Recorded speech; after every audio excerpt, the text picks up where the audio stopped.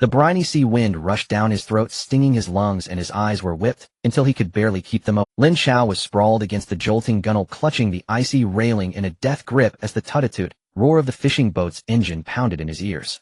His stomach churned as though overturned by raging tides, not only because of seasickness, but more because of the white speedboat doggedly chasing them from behind. That vessel was far faster than their shabby fishing boat, and mounted on its bow was a machine gun, its black hollow muzzle leveled directly at them. "Chao boy, get down." Lin Jiqiang's hoarse roar exploded beside Lin Chao's ear, and he almost instinctively pressed his body even lower. The next second, rattling gunfire tore through the sound of the surf as a burst of bullets shredded the stern wooden splinters flying. A few stray rounds clanged against the iron sheet of the canopy, striking sparks. Lin Chao's heart was so terrified it felt as if it would leap out of his throat. 5 minutes ago, he was no longer the teenage Lin Chao who had grown up in a fishing village by Shangjiang. His soul came from more than 50 years in the future. He had been one of the youngest researchers at the Institute of Automation of the Longhua Academy of Sciences, and his name was also Lin Chao. Yet the remnants of the original soul seemed still to influence him, giving him a natural closeness toward this father Lin Jiqiang. Lin Chao was familiar with precision instruments and complex code, not this life-and-death chase under real gunfire. Old man, who are they? Even the Marine police wouldn't go this far. Lin Chao lifted his head and shouted toward the burly figure in the wheelhouse. Lin Jiqiang held the wheel with one hand and drew a Haitian pistol from his waist with the other, barking, without even turning his head, "Shut up and hold on." He wrenched the wheel sharply, and the fishing boat carved an extremely unstable arc across the surface, trying to evade the speedboat's straight-line charge. The hull lurched violently, and muffled thuds and cries came from the cabin. Looking past his father's shoulder, Lin Chao saw the two passengers in the cabin. A man and a woman, middle-aged in appearance, dressed plainly. These two were the clients his father had taken on this trip to smuggle them back to Pengcheng. At this moment, the man was shielding the woman. Though their faces were pale, there was none of the panic ordinary people should have. Instead, their eyes held a peculiar calm. Lin Chao's heart sank. Something was wrong. Although his old man Lin Jiqiang had withdrawn from the Yuehai gang, he was still doing trades that licked blood from the edge of a blade, smuggling, human trafficking across the sea, things that could never see the light of day. Yet even in gang firefights, or when chased by the Marine police, he had never seen anyone open up with a machine gun like this. This kind of firepower was meant to turn everyone on their boat into a sieve. "Boss Lin, I'm sorry." The man in the cabin suddenly spoke. His voice was not loud, yet it carried with crystal clarity. "This job has dragged you into it." Lin Jiqiang spat a mouthful of bloody saliva and cursed. "What use is saying that now? Who on earth are you, and which immortals have you offended?" The man did not conceal anything and replied calmly. "We're from the mainland, and we're carrying a few things back on this trip." He paused, glancing at the speedboat looming ever closer behind. "The ones chasing us are foreign agents. They've borrowed a Marine police boat." Foreign agents. Those 4 words made Lin Chao's heart tremble. In an instant he understood. This was neither a gang vendetta nor a routine smuggling bust. This was an espionage operation. He and his father, 2 petty human traffickers across the sea, had actually been dragged into the covert war between 2 great nations' intelligence services. No wonder the other side was shooting to kill. In the eyes of these agents, he and his father were nothing more than expendable tools to be discarded at any moment. Damn it. Lin Jiqiang had come to the same realization, his weathered face darkened to the point it seemed about to drip ink. He suddenly fired a shot into the sea as if venting boundless fury. But the crack of his handgun was pathetically feeble beside the bellow of the machine gun. The speedboat closed in again. The gunner on the bow was now close enough for them to see his outline, a cruel cat-and-mouse smile on his face. Another burst of fire erupted, even more concentrated. Bullets poured down like torrential rain, riddling the canopy they had been using as cover with countless holes. A bullet grazed Lin Jiqiang's arm, trailing a string of blood droplets. His body lurched violently, and his arm slackened on the wheel. The fishing boat lost control at once. The bow almost slammed into a nearby swell. "Old man." Lin Chao's eyes reddened to the brink of splitting. "I'm fine." Lin Jiqiang clamped his other hand over his wounded arm, forcing it down, and seized the wheel again. The veins on his forehead bulged one by one from the agony and exertion. "Chao boy, listen. In a moment, I'll steer the boat into that reef area. You take the chance to jump into the sea. Swim toward the shore, and don't look back. Jump into the sea." Lin Chao glanced at the dark mass of reefs in the distance, then at the man-eating muzzle on the speedboat behind them. Under the machine gun's blockade, what difference was there between jumping into the sea and standing as a target? It was a dead end. No, absolutely not. He could not die here. At this critical juncture, Lin Chao could not help but cry out silently in his heart. "System, brother system, save me." In the novels he had read before, every transmigrator supposedly came with a cheat. Yet no matter how he called, there seemed to be no response at all. A faint despair crept over Lin Chao. It seemed his transmigration ticket came with poor benefits. Amid the chaotic thoughts, an image not belonging to this era surfaced in his mind. It was the Institute of Automation, his laboratory. He sensed, as if guided by fate, that the Institute of Automation where he had worked had transmigrated together with his soul.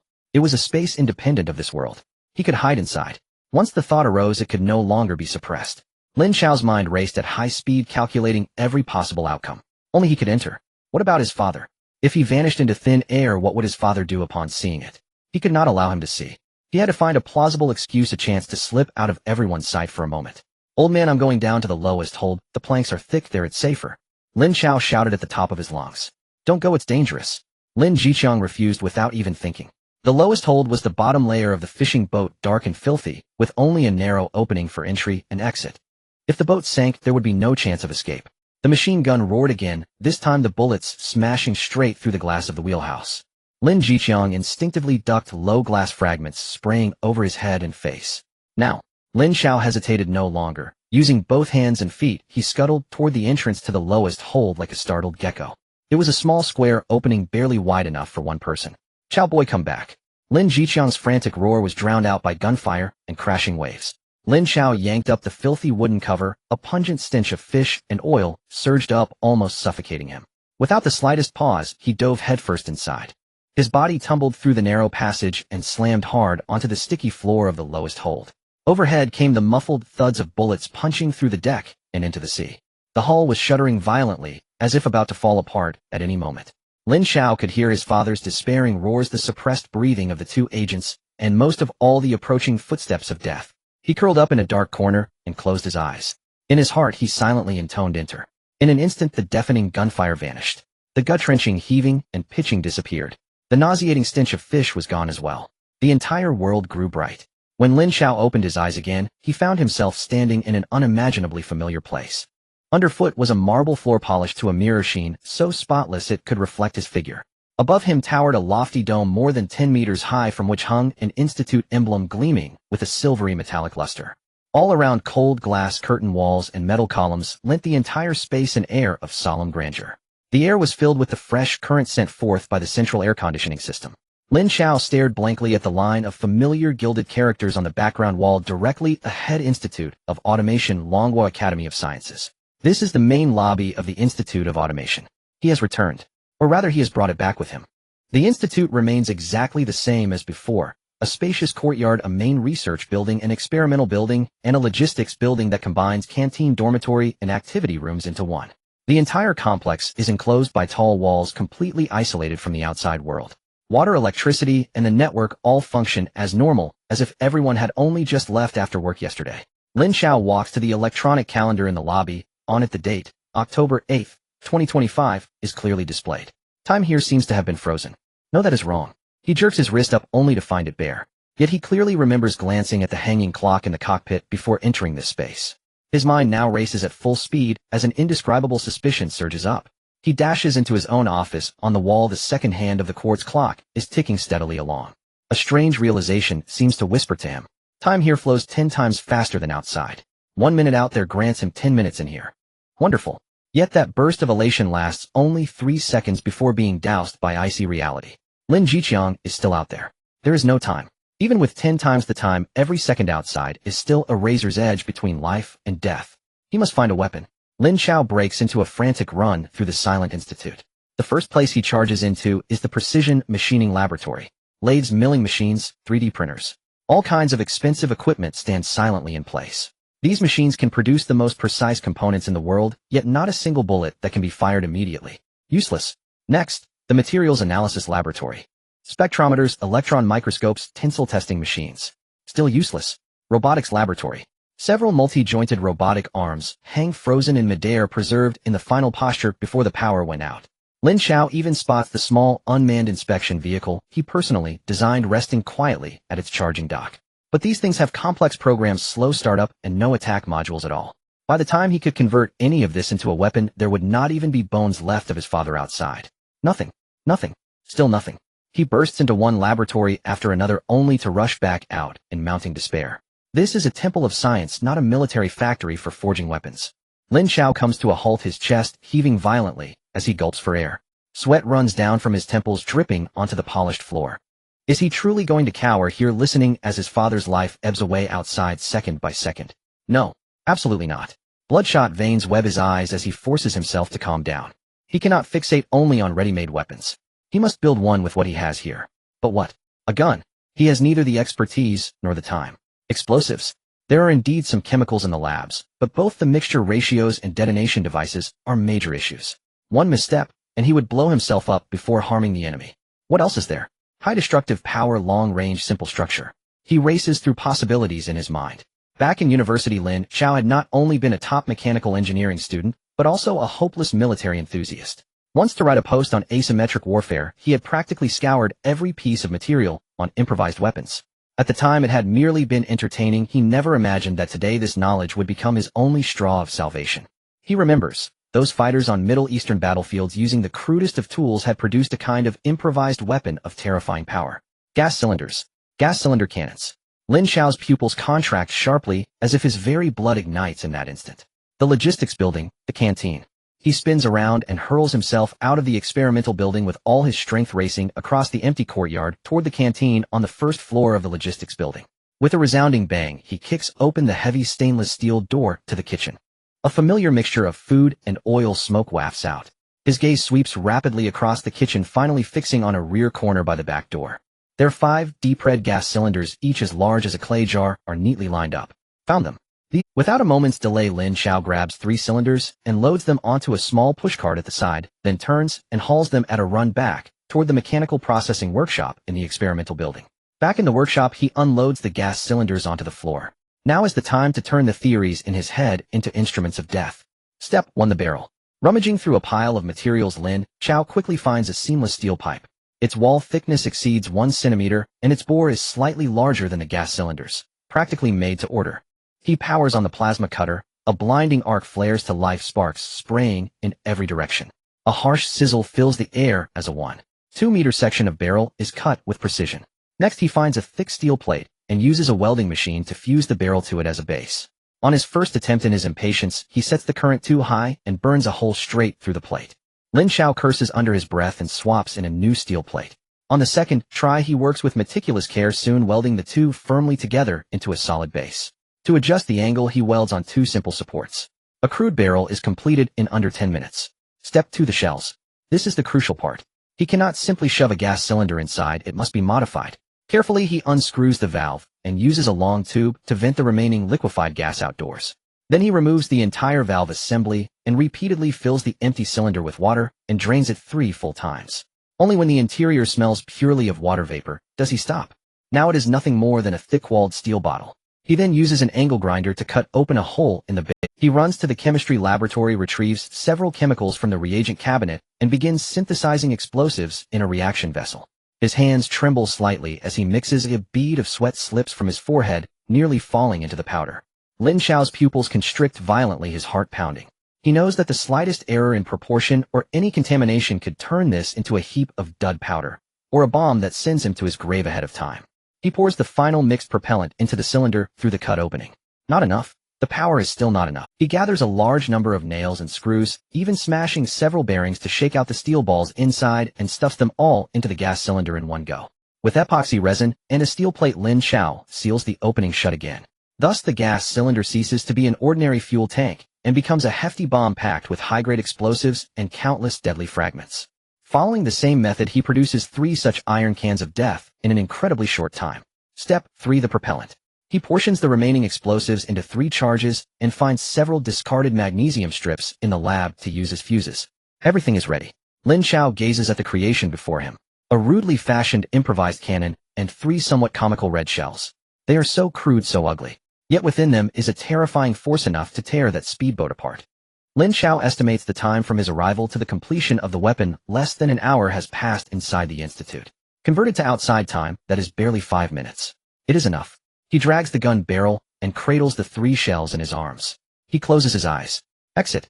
The rattling burst of a machine gun once again floods his ears as the stench of fish and diesel wraps around him anew. He is back. Chao Zai, you damned brat. You still dare come out. Above his head, Lin Jiqiang's roar erupts in a mix of shock and fury. Lin Chao ignores his father's anger. Using both hands and feet, he hauls the heavy barrel and shells up through the cramped hatch from the lower compartment. The deck is riddled with bullet holes and splintered what is seen of utter devastation.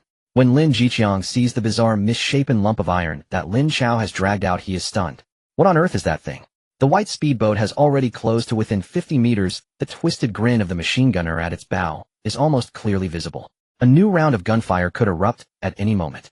Lin Chao braces the base of the barrel hard against the gunwale, his eyes bloodshot, his voice hoarse, yet carrying an unquestionable calm. Old man, don't ask. He rams one of the modified gas cylinders into the barrel with all his strength.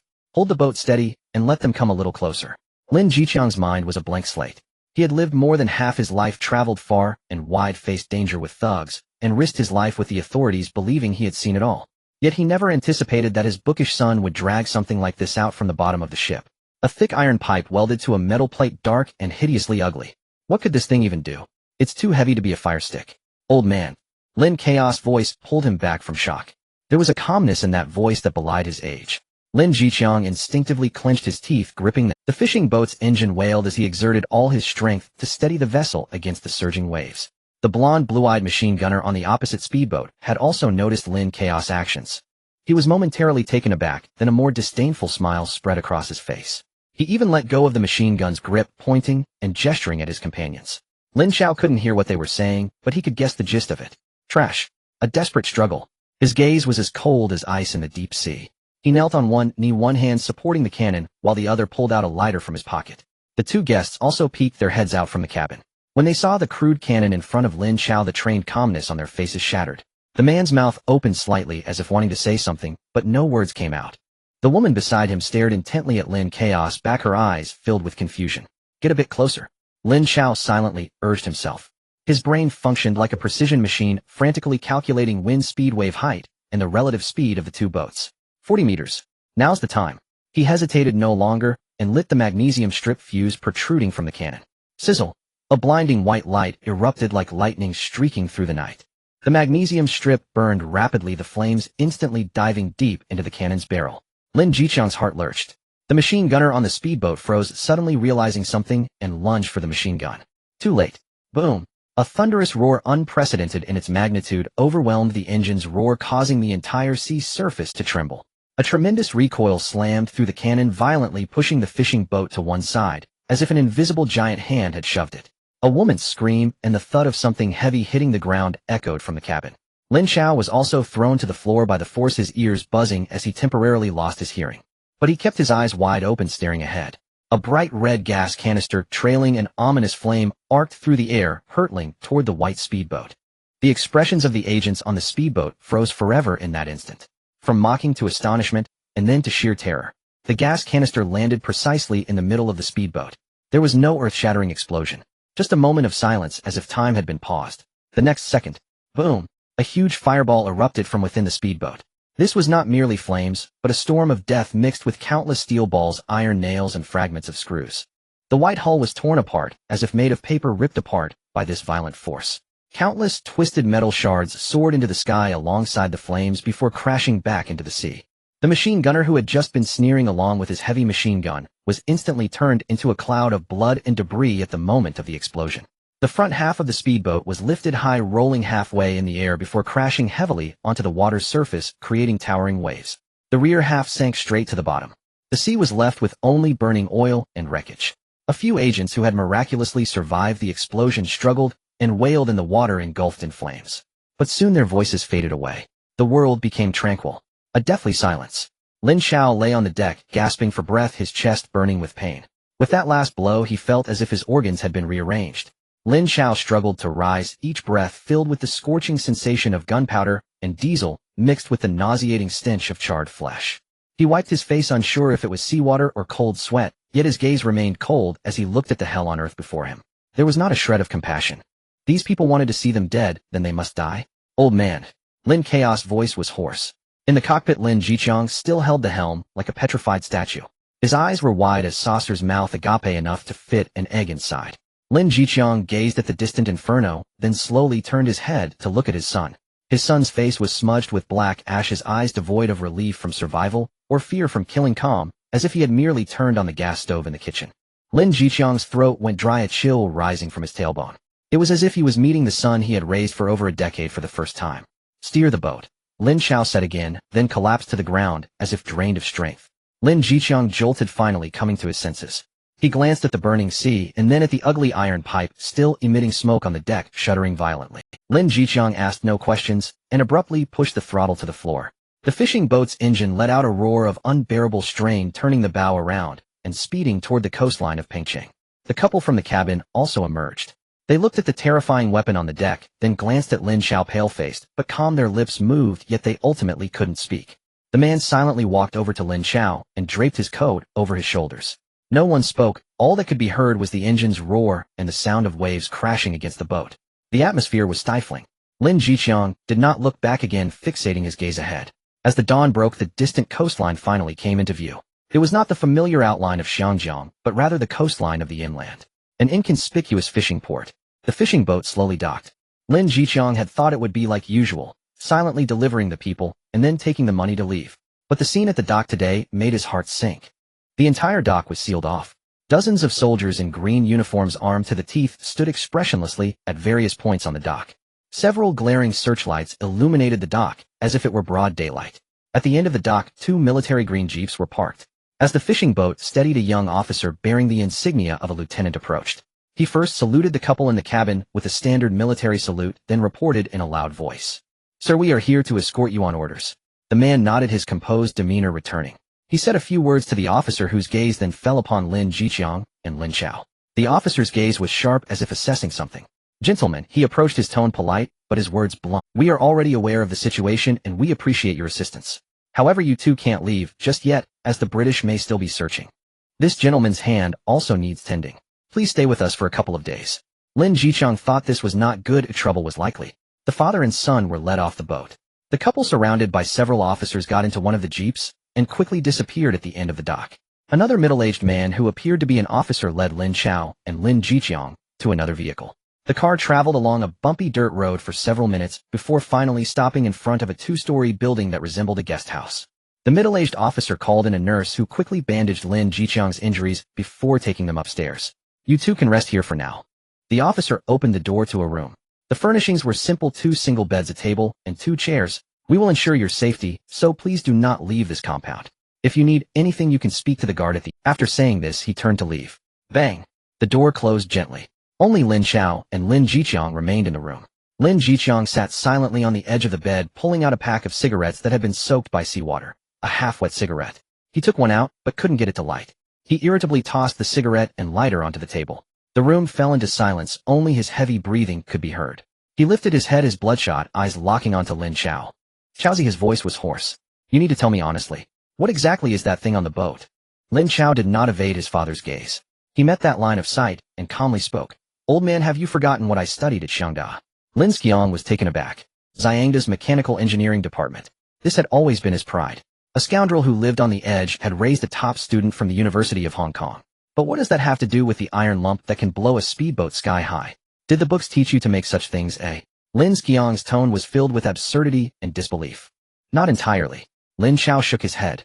"The textbooks teach theory. Fluid mechanics, material mechanics, thermodynamics, and an introduction to explosive engineering." With each word he spoke, Lin Xiang's confusion deepened. He recognized these words, but he couldn't understand them. "I just applied those theories in practice," Lin Chao said in a flat tone. "That was just a project experiment I recently conducted at school called the Research on High-Pressure Vessel Propulsion and Secondary Explosion Effects. I didn't expect it to be used in such a situation. High-pressure vessel. Secondary explosion." Lin Xiang felt his head spinning, and he abruptly interrupted his son's words. "Don't talk to me about things I can't understand." He suddenly stood up and paced back and forth in the small room. "An experiment? Can your experiment blow a foreigner's boat into pieces? Can it blow a person into a bloody mist? That thing is a weapon, it's a cannon." Lin Xiang abruptly stopped, turning to stare intently at Lin Chao, his eyes bloodshot. "Chaozi, tell your old man the truth.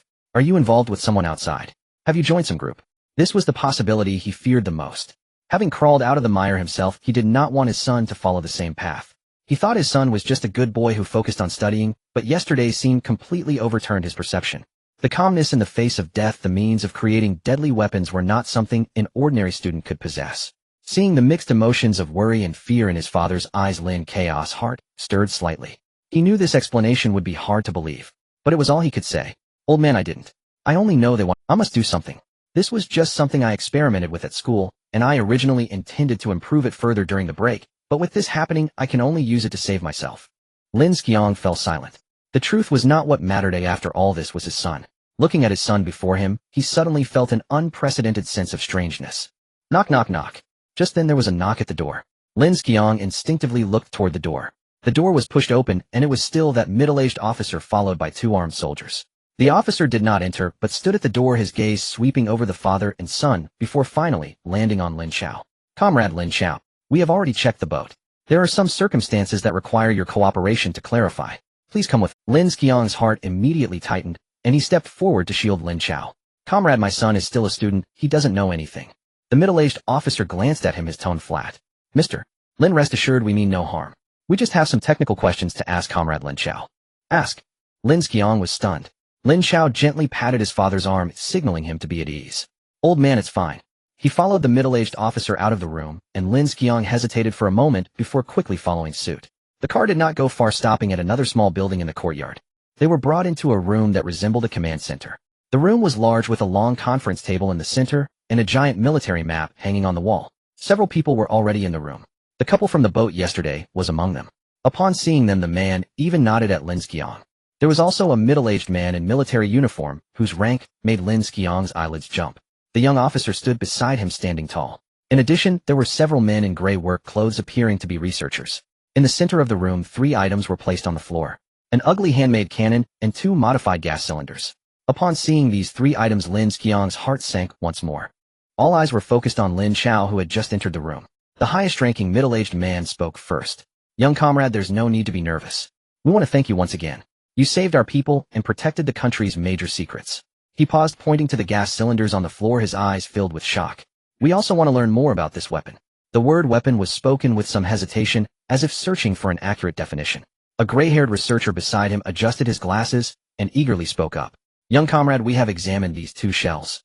The design concept is simply unfathomable. Utilizing commonplace gas cylinders as the projectile filled with homemade explosives and numerous shrapnel is a genius idea. Simple, crude, yet incredibly effective. Another researcher in work clothes nodded in agreement. We cannot imagine how you conceived and manufactured this weapon under such conditions. According to our comrades on the boat, a single shell completely destroyed a speedboat. This level of power exceeds our understanding of conventional homemade explosives. Lin Chao listened to their discussions, his heart already set. He knew this was his opportunity. An opportunity to elevate both his and his father's status, and to find the strongest support in this era. Lin Chao did not hide anything, recounting the same explanation he had given to his father, using more professional and detailed language. The more detailed he became, the more vivid the expressions on the experts' faces. From initial surprise to deep contemplation, and finally, to realization and uncontainable excitement. Lin Chao stood by, listening to his son's words, which sounded like some arcane tone, feeling as if he were dreaming. He could not connect the confident young man who had the military experts nodding in agreement with his son, who only knew how to bury himself in books. Theory is the foundation, but turning theory into reality requires detailed design and craftsmanship, Lin Chao said, looking at them. If you need, I can draw the complete design and manufacturing process. As soon as he said this, the entire room fell silent. The middle-aged man and several experts exchanged glances, seeing intense excitement in each other's eyes. Young comrade, is that true? Of course, Lin Chao nodded. Great. The middle-aged man slammed the table and immediately issued an order. Get paper and pen. Soon a large sheet of drawing paper was spread out on the conference table, with a brand new pencil and eraser placed in front of Lin Chao. Lin Chao hesitated not at all. He walked to the table and picked up the pencil. Everyone gathered around, their eyes. Lin Chao's hand was steady. The pencil's tip glided across the white paper, producing a faint and clear script. He was not drawing a version made with precision instruments in a research institute, but rather a version that could be replicated with the existing industrial level of the 1970s. The thickness and material requirements of the steel pipe, the welding method and reinforcement structure of the base, the modification details of the gas cylinder, how to safely drill holes, and how to reinforce the tank to prevent premature detonation. And the most crucial part, the gunpowder ratio, along with several stabilizers he added to increase the power. Although the raw materials were common in a chemical laboratory, they were considered extremely intricate recipes in this era. Finally, there was the fuse. He used a safer and more reliable delayed chemical fuse, replacing the crude magnet. His pencil tip moved swiftly across the paper with one part diagram after another, one piece of data after another, and one process flow after another clearly presented before everyone. The only sound left in the room was the pencil gliding across the paper. The researchers leaned in closer, their eyes wide, occasionally letting out suppressed gasps and whispers. So that's how you increase chamber pressure. This ratio is too clever, simply a stroke of genius. Look at this fuse design, simple, yet reliable, greatly enhancing safety. When the last stroke was completed, Lin Chao set down the pencil. A complete design diagram quietly lay on the table. It was ugly, crude, yet contained a heart-stopping power. The middle-aged man lifted his gaze from the drawing and stared intently at Lin Chao. Xiaozhong. He suddenly turned his head, speaking excitedly. Go to Factory 708 immediately. Bring that old guy Wang Jinhua to me. Tell him I, He Weihua, am looking for him. Bring the best craftsman from the factory here right away. Yes. The young officer straightened his body, executed a perfect turn, and quickly left. Lin Jiqiang stood in the corner, like an outsider, gazing blankly at everything before him. 708 Factory. He had heard of it vaguely. It was the largest military factory near Pengcheng. Lin Jiqiang watched as a group of officers and experts surrounded his son. A strong wave of dizziness washed over him. The developments had entirely surpassed all his life experiences. In less than half an hour, hurried footsteps approached from outside. An elderly man dressed in blue work clothes with graying hair, yet full of spirit, was brought in by a young lieutenant. Behind him followed two middle-aged men, also in work clothes and stained with machine oil. This man was Wang Jinhua, the factory director of 708. As soon as Wang Jinhua entered the room, his gaze fell directly on the blueprints on the conference table. As a veteran who had dealt with steel and artillery his entire life, he was instantly captivated by the sheer brutal beauty of the design. He hurried to the table, nearly pressing his face against the blueprints, and the more he looked, the more his expression became animated. Suddenly he raised his head to look at He Weihua, disbelief written all over his face. This is simply a stroke of genius. Using the simplest materials and the roughest craftsmanship, yet able to unleash such terrifying power. Minister, he give me 3 hours with this thing. I will produce 3 identical copies for you. All right. He Weihua waved his hand decisively. Take the people with you, use any materials you need, the entire factory will give you the green light. I want to see the live ammunition test for this thing before dark. The production workshop of 708 Factory was bustling with activity. Director Wang Jinhua personally took charge, leading the factory's top-notch craftsmen rallying around the blueprints to begin the time-sensitive manufacturing. The usually slow production line now seemed to be invigorated. The cutting machines emitted a piercing roar, and welding guns spat out dazzling sparks. Workers were drenched in sweat, exerting themselves with unprecedented efficiency. Director, we don't have this thickness of steel pipe in stock as required by the blueprints. The closest is 1 millimeter thinner. A worker hurriedly reported. Wang Jinhua frowned, but immediately replied, no problem, just use the thinner one, add 2 more circles of weld at the base connection and reinforce it with angle steel. Lin Chao was also invited to the scene. He did not intervene, merely watching quietly. Lin Chao understood that this was not a simple replication. This was about taking a concept that transcended time and space and manufacturing it with the industrial capabilities of this era. Wang Jinhua and his team were using their experience and technology to bridge the chasm between theory and reality. In just 2.5 hours, 3 rugged yet brand new makeshift cannons were rolled out. They were ugly but radiated a chilling aura of lethality. Wang Jinhua wiped the sweat from his forehead, looking at his masterpiece with excitement in his eyes. Young comrade, look, it's identical, even sturdier than what you made. He slapped the cannon body, producing a dull metallic sound. Lin Chao nodded, his eyes filled with admiration. Outside Pengcheng, at an abandoned quarry sealed off by the military, the setting sun painted the cliff face a golden red. 3 freshly produced makeshift cannons were fixed in position. Their black mouths exuded a primitive and savage aura of killing. Beside them, 9 modified red gas canisters were neatly stacked. 200 meters away, on the other side of the quarry, stood a scrapped liberation truck as the target. He Weihua, Wang Jinhua and several researchers raised their binoculars, standing in a makeshift observation post, their expressions tense. Lin Jiqiang was also brought here. He looked at the 3 iron lumps in the distance, his palms drenched in cold sweat. He felt as if he were trapped in an absurd dream, unable to awaken. Only Lin Chao stood at the edge of the observation post, his expression as calm as ever. Prepare. A soldier in charge of operations reported loudly. Fire. At the command of the officer, the soldier sharply pulled the cord connected to the chemical fuse. There was no earth-shattering sound. Only a faint hiss was heard. Everyone held their breath. 1 second. 2 seconds. 3 seconds. Boom.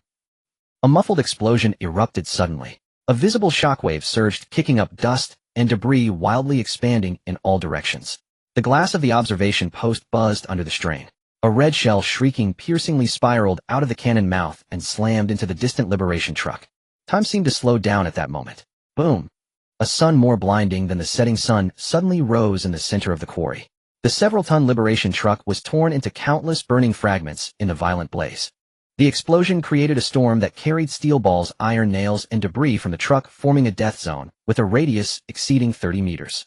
Countless fragments whizzed past the observation post, embedding deeply into the hillside behind. After a long time, as the aftershocks of the explosion dissipated, the flames gradually extinguished. The quarry was left with a charred crater and a ground littered with still smoking metal parts. That liberation truck had been completely erased from existence. Silence reigned in the observation post. Wang Jinhua's binoculars fell to the ground with a thud, but he remained oblivious. His mouth hung open, eyes glazed, murmuring to himself, "This is no makeshift cannon. Its power is comparable to that of a 122 mm howitzer." He Weihua slowly lowered the binoculars, his hands trembling slightly. He turned to Lin Chao. "This is far from a mere civilian-made weapon. This is clearly a subverter of the rules of war. A monster that can be produced in bulk by an ordinary mechanical factory at an insignificant cost, yet possesses firepower comparable to heavy artillery." He Weihua took a deep breath and walked up to Lin Chao. "Comrade Lin Chao," he said solemnly, "I represent the organization and the military to thank you once again. You have made great contributions to the country." He then turned to Lin Jiqiang, the captain he had overlooked all along. "Mr. Lin, we have investigated your matters thoroughly. Although your previous business conduct was somewhat irregular this time, you risked your life to protect our comrades and state secrets, balancing the scales. From now on, you and your son are free." Lin Jiqiang trembled, hardly believing his ears. "As for your ship," the minister paused. "It was severely damaged in combat. We cannot let heroes bleed and weep." He looked at the young lieutenant beside him. "Xiaozhang, go take them to Dock 3. "Yes." Military jeeps drove along the bumpy dirt road. Lin Jiqiang sat in the car, his mind still blank. The car finally stopped at a heavily guarded military dock. At the end of the dock, a ship lay quietly docked. When Lin Jiqiang saw the ship, his breath suddenly stopped. It was not a small fishing boat. It was a large, however, the weapons had already been removed, leaving only a few empty gun mounts. "This is a patrol boat decommissioned by the Navy, originally modified from a 50-ton medium fishing vessel used by the Japanese Army, later captured by us. Except for the weapon systems, all other equipment is still intact. It was originally decommissioned and stored, meant to be handed over to a nearby commune later. This ship will belong to you from now on." Lin Jiqiang stumbled out of the car. He reached out, trembling, to touch the cold and hard steel hull. He had spent his entire life dealing with boats, from sampans to small fishing vessels. But those boats were nothing compared to the one before him. He suddenly turned to look at his son. Lin Chao also got out of the car. He did not look at the ship, but at his father. The gaze between the father and son met in the air. Lin Jiqiang looked at Lin Chao. His Adam's apple bobbed slightly, yet he could not utter a single word. In his life, Lin Jiqiang had struggled through the muck, surviving on the edge of a knife, with the greatest dream being to exchange for a medium-sized fishing boat, leaving more assets for his child. But the thing before him had already surpassed his desires. This was not merely a medium-sized fishing boat. It was a fishing vessel that had been armed. He Weihua noticed Lin Jiqiang's despondency. Assuming the ship's background made the other party uneasy, he began to explain, "Mr. Lin need not worry. All records of this patrol boat have been destroyed. The new construction paperwork is complete, and its origins are clean. It is now just an ordinary civilian vessel." At this moment, Lin Chao spoke up. His voice was calm, breaking the silence of the dock. "Minister, this boat is too conspicuous." All eyes turned to him. Lin Jiqiang suddenly snapped back to reality, looking at his son. "We, father and son, are merely ordinary fishermen from Xianjiang." Lin Chaos gaze swept over the rugged lines of the boat and the empty gun mounts. "If we return with such a boat, we might be dragged away by the water police the next day." He Weihua raised an eyebrow, then understood Lin Chaos' meaning. "What do you have in mind?" "Minister," he asked with interest. "I would like to ask the masters at Factory 708 for assistance." Lin Chaos' tone was neither servile nor overbearing. "To revert it to the appearance of a fishing boat. Install a winch, fishing nets, and set up a catch hold. Repaint the exterior to make it look like a high-powered, deep-sea fishing vessel." Factory Director Wang Jinhua, listening nearby, nodded repeatedly, his gaze filled with approval for Lin Chao. This young man not only understood technology, but also the intricacies of human relationships and how to conceal his talents. "Minister," he laughed heartily. "Good, this is no challenge. Director Wang will leave this matter to you." However, Lin Chao shifted the topic. "It wouldn't be wise to remove the weapons from the ship entirely. The Xianjiang area is not peaceful, and we, father and son, need means of self-defense." The atmosphere instantly became subtle with this remark. Lin Jiqiang's heart raced up to his throat. "Minister," his gaze flickered. He stared at Lin Chao, seemingly trying to see through the young man's heart. A hero cannot bleed and cry. He certainly cannot be empty-handed. After pondering for a moment, "Minister," he made a decision. "We can leave you a machine gun on the ship along with 5 sets." He pointed to the largest gun mount at the bow of the ship. "Use the 53 type heavy machine gun in that position. Its power is sufficient." Lin Jiqiang gasped in astonishment. "A heavy machine gun? That thing is used on land. Oh, a burst can penetrate a wall." However, Lin Chao shook his head. "No. Moi." Minister, he was somewhat surprised. It's too obvious, Lin Chao said, gazing at the empty gun mount, slowly speaking. A machine gun mounted on the deck is too conspicuous. We do not wish to provoke trouble. What I need is the ability to instantly draw a knife when trouble comes knocking. He turned to Director Wang Jinhua. Director Wang, I would like to ask you to help design a hidden folding machine gun mount. The machine gun and its mount can be fully stored in the storage compartment beneath the deck, invisible from the outside. When needed, one person can set it up within 10 seconds and enter combat status. Wang Jinhua's eyes instantly lit up. This idea excited him even more than merely retaining a machine gun. Concealment, folding, rapid response. This was no longer just about hiding weapons, it was a tactical concept. No problem, Wang Jinhua exclaimed. I will personally lead a team to handle this for you, ensuring it's done perfectly. Minister, he did not ask further, simply nodding heavily. Let's do it as you said. Over the next 2 days, the dockyard of Factory 708 became the busiest place. Wang Jinhua truly took the lead, bringing along the best craftsmen to enthusiastically transform the... Lin Chao did not stand by idly. He drew detailed structural diagrams for the folding mount and even provided precise calculations for several key mechanical nodes. During these 2 days, Lin Jiqiang did nothing but quietly stay by the dock, watching as the ship transformed day by day in the hands of the workers. The original paint job was ground away, replaced with the blue and white paint commonly seen on fishing boats. A massive fishing net winch and a lifting crane were welded onto the deck. 2 days later, when all the renovations were complete, the once menacing patrol boat had completely vanished. In its place was a brand new deep-sea fishing vessel. No one would have imagined that this seemingly harmless fishing boat could instantly transform into a maritime fortress. Beneath the hatch of the concealed storage box at the bow, the Dark 53 type heavy machine gun lay quietly asleep. The moment of departure arrived. Minister He and Wang Jinhua personally came to the dock to see them off. Comrade Lin Chao, if you need anything in the future or have any new ideas, feel free to come to Pengcheng to find us. Minister He shook Lin Chao's hand firmly. Then he handed over a brown paper envelope.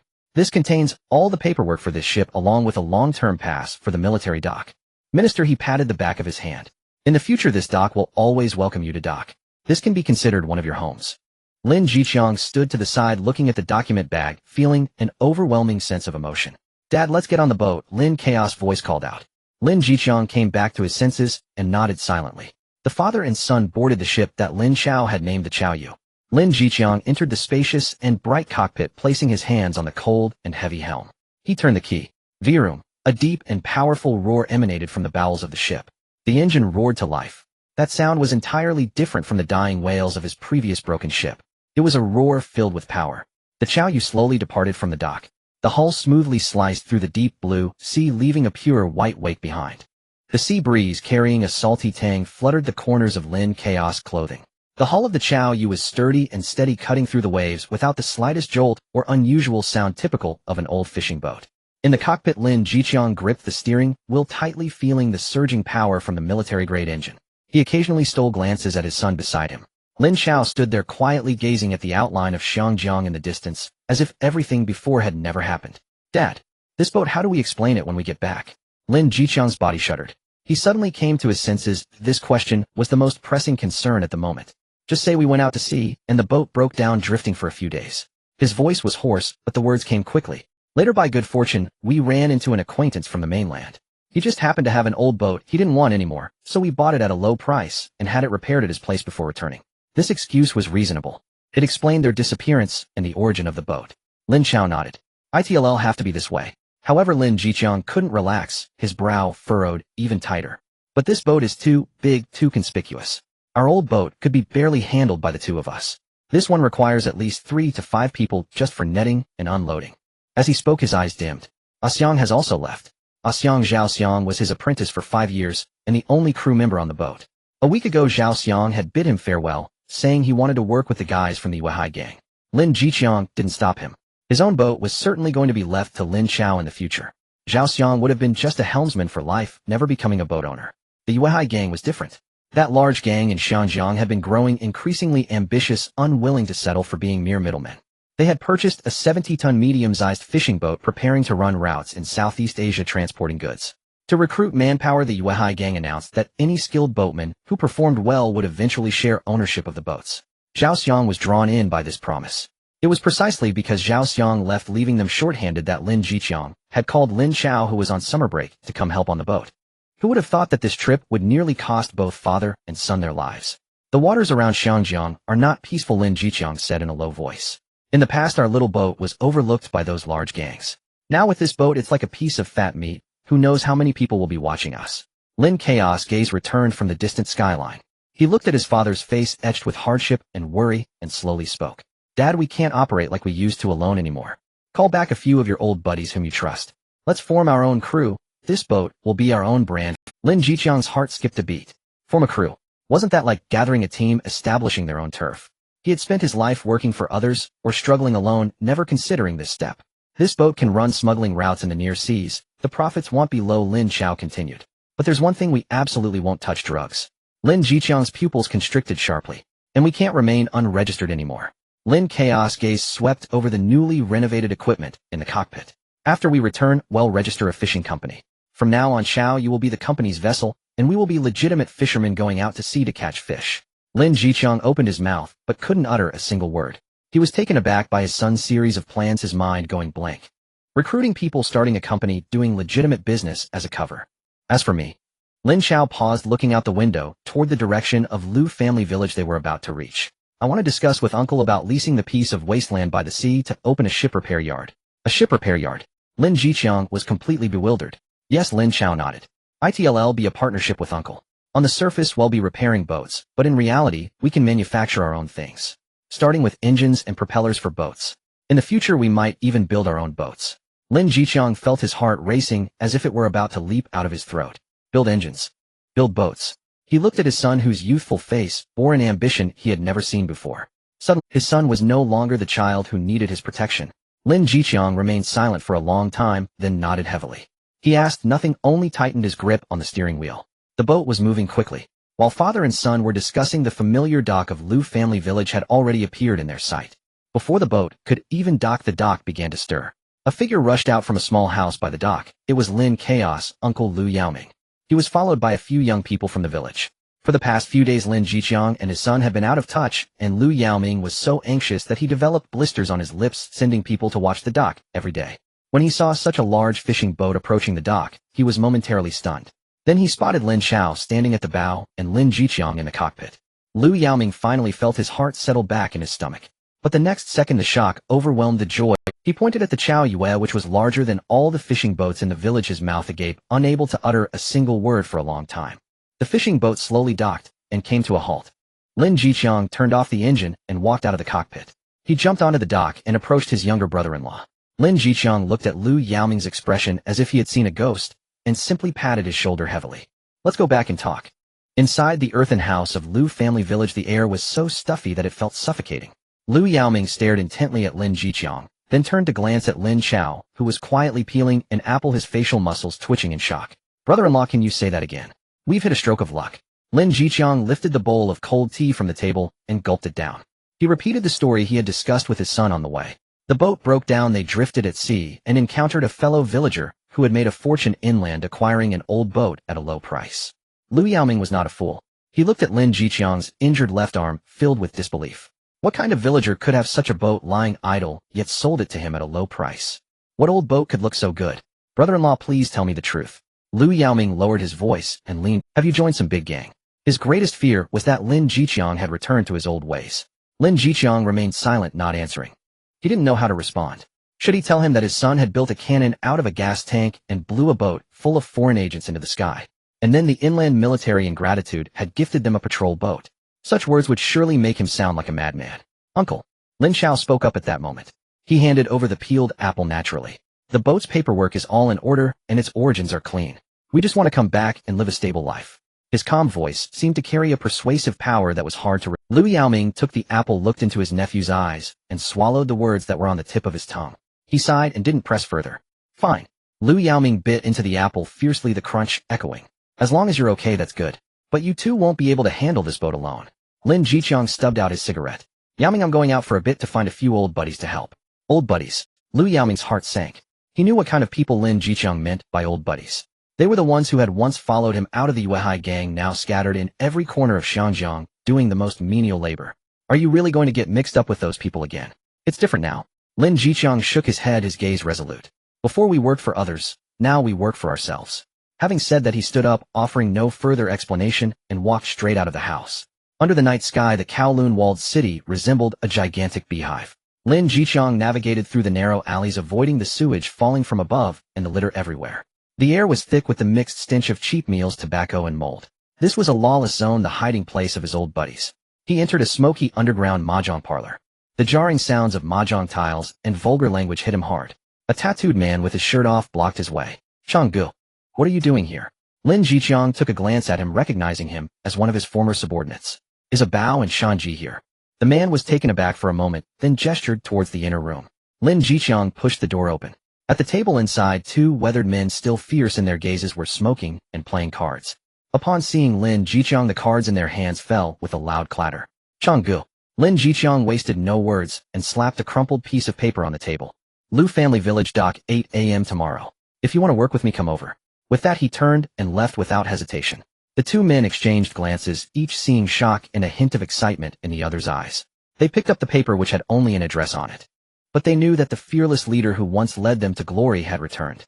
In the following 2 days, Lin Jiqiang visited the docks of Kuntong, the shanties of Sham Shui Po, and even the refugee camp in Tiu Konglong. He visited all those old brothers. Lin Jiqiang made no promises of money and painted no future. He simply said one thing. "I, Lin Jiqiang, have returned with a new boat, and I need a few brothers." While Lin Jiqiang was busy outside, Lin Chao was not idle either. He found his uncle Lu Yaoming, who was mending fishing nets at the village entrance. "Uncle, I want to discuss something with you." Lu Yaoming didn't look up, continuing his work. "I want to take over that abandoned selenialkali land on the east side of the village." Lu Yaoming paused, raising his head in surprise to look at Lin Chao. "What do you want that land for?" "That place can't even grow grass. The ground is too soft for building houses. I want to open a ship repair factory." Lin Chao's tone was calm. "What? A ship repair factory?" Lu Yaoming thought he had misheard. "Yes." Lin Chao nodded, his expression serious. "Our village, along with a few nearby villages, has over 100 fishing boats. Every time a boat breaks down, it has to be taken to Aberdeen or Shaoquan for repairs, which is far and expensive. If we open our own, we won't worry about business." Lu Yaoming fell silent. He was taken aback by Lin Chao's bold idea. Opening a ship repair factory would require a lot of money. What about the skills? The workers? As for money, I'll figure it out. Lin Chao seemed to see through his uncle's concerns. "I understand the technical aspects. As for manpower, there are so many young people in the village who are idle all day. Oh, why not train them in a trade so they can support their families in the future?" He paused, his tone becoming more persuasive. "Uncle, let's run this factory as partners. You provide the land and manpower and take 40 of the shares. In the future, when villagers come to repair their boats, we'll charge them the lowest price. Any profits will be distributed among the villagers at the end of the year." Lu Yaoming's heart began to race. He was not excited for himself. He was the village chief of Lu Family Village. He had to consider the livelihoods of the entire village. The prospect Lin Chao painted was too tempting. A venture that could benefit everyone in the village. "Can this work?" Lu Yaoming's voice sounded a little hoarse. "It can work." Lin Chao's reply was firm. "We don't need to start too big. Let's first enclose the land, set up a simple workshop and a gantry crane. We can begin with basic repairs and engine fixes. In the future, we could even build our own propellers and engines." "Build our own engines?" Lu Yaoming felt his. "Why not?" Lin Chao countered. "As long as we have the blueprints, the equipment, and materials, there's nothing we—" His confidence deeply infected Lu Yaoming. Lu Yaoming looked at his nephew before him, as if he were looking at a monster. He couldn't fathom how a university student could understand these things. But he chose to believe. After all, he was family, and besides, that selenialkali land had been lying idle. "All right." Lu Yaoming suddenly tossed the fishing net onto the ground. "Let's do it." That afternoon, Lu Yaoming gathered a dozen idle young men from the village. He pointed at the abandoned land to the east, speaking passionately. "From today on, all of you get moving. Flatten this land and build a wall. This will be our Lu Family Village's own ship repair factory. As Chaozi said, at the end of the year, the village will share the profits, and everyone will have a share, plus everyone will have work in the future." The young men were initially skeptical, but seeing their village chief personally take action, wielding a hoe to start working, they were all inspired and charged forward. In an instant, the long-abandoned selenialkali land was bustling with activity, dust flying everywhere. Lin Chao stood not far away, watching the lively scene, his expression rather subdued. This was just the first step. An industrial base belonging to him was quietly being established on this barren land. 2 days later in the evening, Lin Jiqiang returned. 4 men followed him. One was named Chen Bao, and the other was Li Shanji, both of whom had followed him out of the Weihai gang. The other two, one named Wang Datu, and the other Shou Ho, were tough characters who made their living by strength at the docks. Each bore the marks of time, but their eyes rekindled with light. Lu Yaoming's wife laid out a simple meal in the house. There was no wine, only meat. The men sat around wolfing down the food.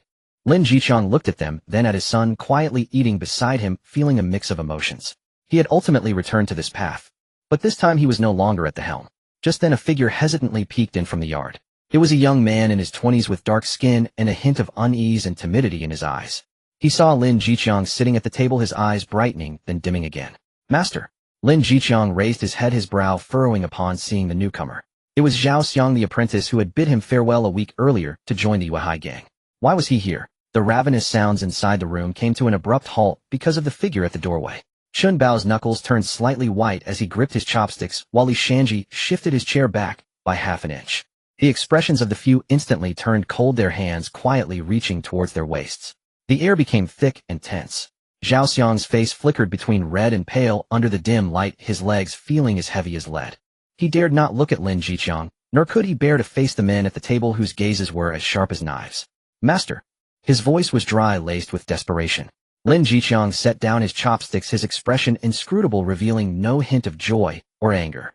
He remained silent, quietly observing the disciple he had raised single-handedly. Zhao Xiang felt a shiver run down his spine under Lin Jiqiang's gaze, and could no longer hold himself together, collapsing to his knees outside the threshold. "Master, the leader of the Yuehai gang, Long Gu, wishes to invite you to sit with him." "Yuehai gang?" Chun Bao let out a cold laugh, just as he attempted to stand, only to be halted by a single glance from Lin Jiqiang. Lin Jiqiang finally spoke. "I have long severed ties with the Yuehai gang." Long Gu said that the past is the past. Zhao Xiang lowered his head even further. "He said that you are a senior. Now that you have a large ship, everyone is brothers making a living on the sea, and we should get closer." "Closer?" Lin Jiqiang lifted his teacup, blowing on the non-existent tea leaves. "What kind of closeness?"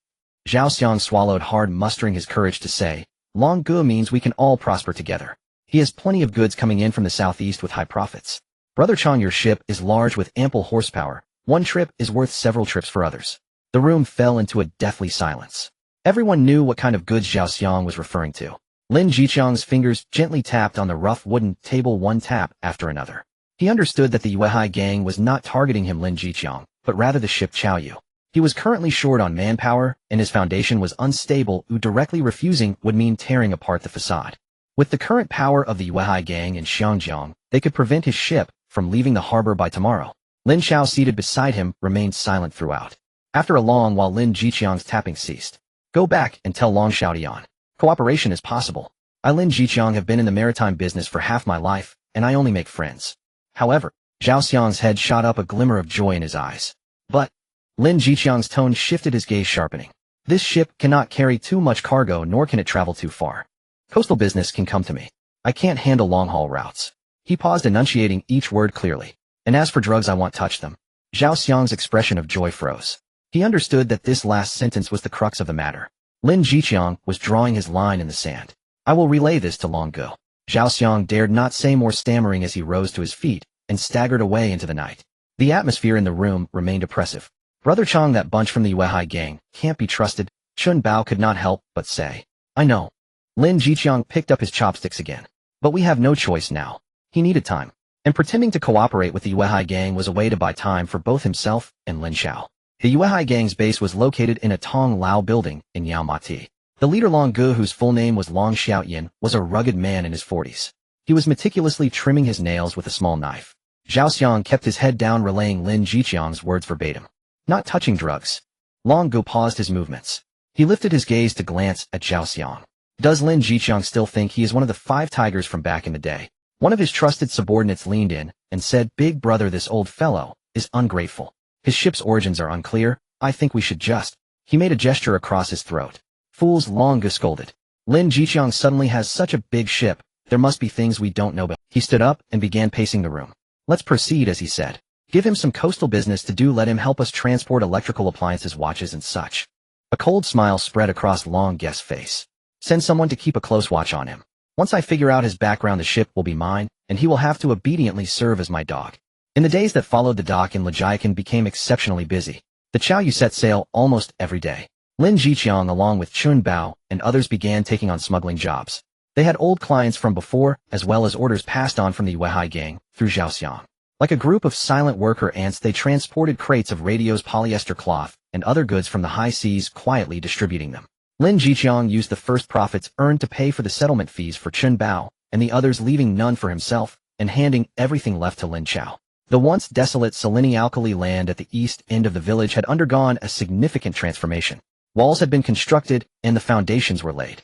The blueprints drawn by Lin Chao were gradually becoming reality. Simple steel-structured factory buildings rose from the ground, and a massive gantry crane framework was beginning to take shape. The village's youth worked with great enthusiasm, watching the ever-changing construction site, as if they could see a bright future. Yet Lin Chao himself was becoming increasingly anxious. Standing at the construction site and observing everything in front of him, his mind was filled only with a series of cold numbers. Reinforcement bars, cement, angle iron cables, welding equipment, lathes, drill presses. Each item required money. The meager earnings from Lin Jiqiang's shipping barely made a splash. The land belonged to the village, the people belonged to the village, but the materials and equipment had to be bought with real money. He was out of money. Not a single cent left.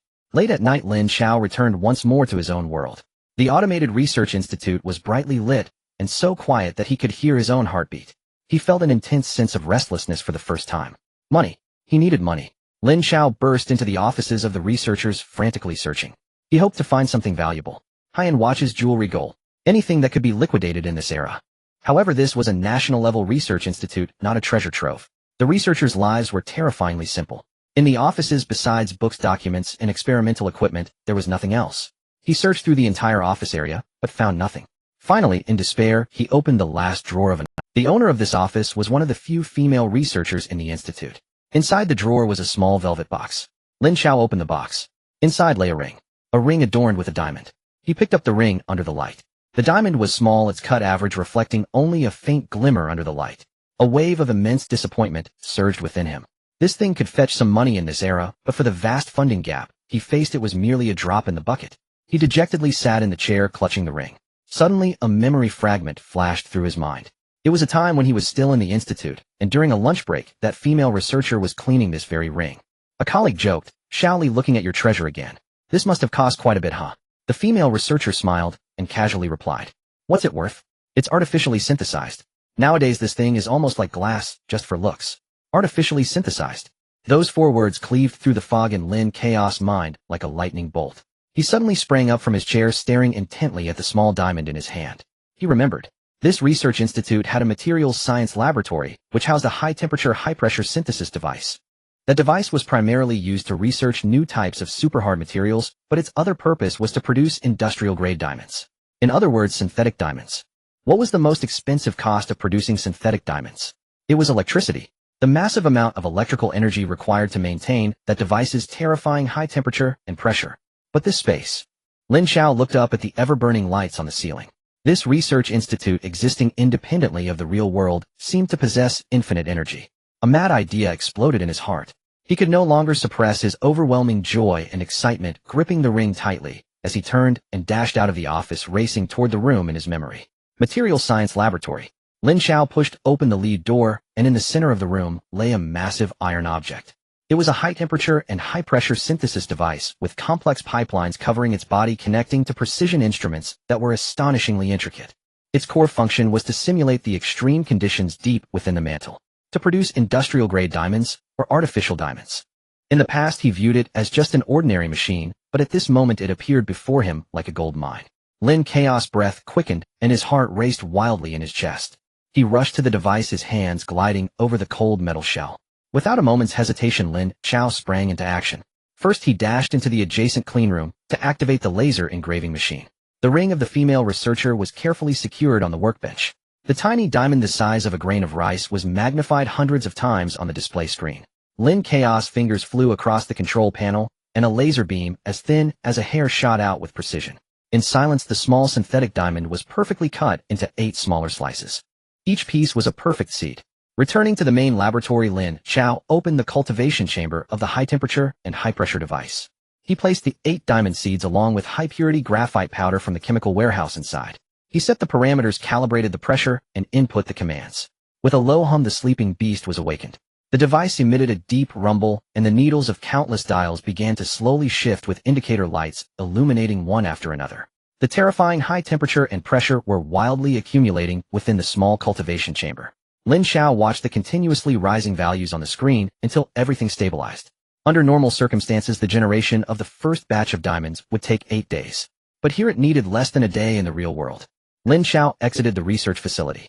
The next day, just as dawn broke, the construction site at the eastern end of Lu family village was already bustling with activity. Lin Chao stood before a pile of rebar directing the village's young men on how to tie the foundation. He shouted slogans, gestured dimensions, but his mind was filled with thoughts of the diamonds in cultivation. His uncle Lu Yaoming passed by with a bag of cement, sweat dripping from his face. "Chaozi, at this rate the factory building will be topped out next month." Lin Chao nodded and forced a smile. He knew that having just the factory building was useless. Without equipment and materials, it was just an empty shell. He toiled all day. When night fell again, he quickly returned to his room, eager to enter the research facility. He rushed to the device that was still rumbling deeply. The cultivation cycle had ended. Lin Chao's palms were sweaty as he took a deep breath and pressed the pressure release and cooling buttons. Hiss! The sound of high-pressure gas releasing was like a demon's sigh. Minutes later, the chamber door of the cultivation chamber slowly opened. A wave of heat surged out. Lin Chao leaned in to look, and his heart stopped instantly. The original graphite powder had vanished. In its place were 8 crystal-clear diamonds, shimmering with light. Each one was over 10 times larger than the original seeds, with the largest being as big as a fingernail of his little finger. It was a success. A wave of ecstasy surged through him like an electric current. He nearly burst out laughing. For the next few days, Lin Chao was like a mad alchemist immersed in the joy of making diamonds. He cut the harvested diamonds back into seeds and put them into the cultivation chamber. Once, twice, thrice. Like a snowball effect. In just a few days, Lin Chao had already harvested dozens of diamonds of various sizes. Looking at the pile of glimmering stones on the workbench, Lin Chao calmed down. These were still just stones. To maximize their value, the most important step was required: cutting. He plunged back into the machining workshop. Lin Chao focused on a 5-axis laser machine used for processing special ceramics. He spent 2 days and nights hardly sleeping, writing thousands of lines of code to reconstruct the machine's motion logic. During this time, 2 rough stones were burned due to parameter errors. It wasn't until the early hours of the 3rd day that the machine was debugged. Lin Chao placed the largest rough stone into the fixture. He started the program. Inside the machine, the mechanical arm moved with precision, alternating between the laser beam and ultrasonic knife, with fine diamond powder continuously falling. Several hours later, when the machine stopped operating, a perfect diamond with 57 facets lay quietly on the tray. Under the bright lights of the research facility, it refracted light so brilliantly that it was hard to look at. Lin Chao looked at this perfect piece of art, but there was little joy in his heart. A new problem arose: how to turn these into money. Just take them out to sell. 1 or 2 might be manageable, but dozens appearing at once would surely attract the attention of various factions in the region by the next day. Black market dealings were the most common plot in this era. Moreover, he needed a flawless cover story, a reason to explain why a poor student could produce so many diamonds. Lin Chao sat in the office, unconsciously tapping his fingers on the desk. Faces of various students from the university flashed through his mind.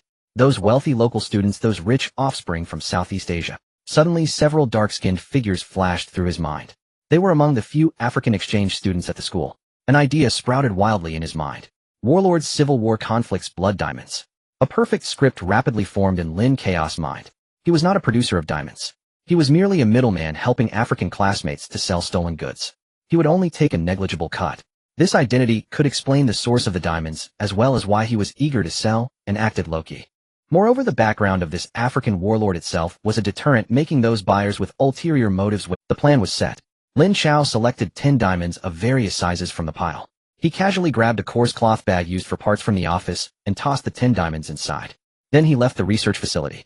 In the mud house of Lu family village, Lin Jiqiang was sitting at the table wiping a horn dagger under the dim light. This was the weapon that had accompanied him since his youth. Chun Bao and Li Shanji had already been arranged to stay in several vacant houses in the village. The fleet was taking shape, but Lin Jiqiang's heart remained uneasy. The shipyard his son was running was a bottomless pit. The little money he earned from running boats could not fill it. The door was pushed open and Lin Chao walked in. "Dad." Lin Jiqiang looked up at his son and put down the dagger in his hand. "Is there something?" Lin Chao said nothing but turned around to shut the door and locked it. Lin Jiqiang frowned, feeling a sudden tension in his heart. "What's wrong?" Lin Chao pulled out a stool and sat across from him, placing the dusty cloth bag on the table. Lin Jiqiang looked at the bag curiously. "What's this?" Lin Chao did not answer, only nodded with his chin. "Open it and take a look." Lin Jiqiang hesitantly picked up the bag, feeling its heavy weight. He untied the string and turned the bag upside down over the table. Clink, clink, clink. 10 crystal-clear stones rolled out under the dim light of the oil lamp. At first, Lin Jiqiang did not react. He thought they were just some nice-looking glass. But when one of the stones rolled close to the oil lamp, the rainbow light it refracted instantly shot into his eyes. Lin Jiqiang instinctively picked up the shiny horn dagger from the table. He took the smallest stone and fiercely scratched it with the tip of the knife. After a piercing screech, he focused and looked again, his pupils suddenly constricting. There was not a single mark on the stone, instead the tip of his proud dagger had chipped off slightly.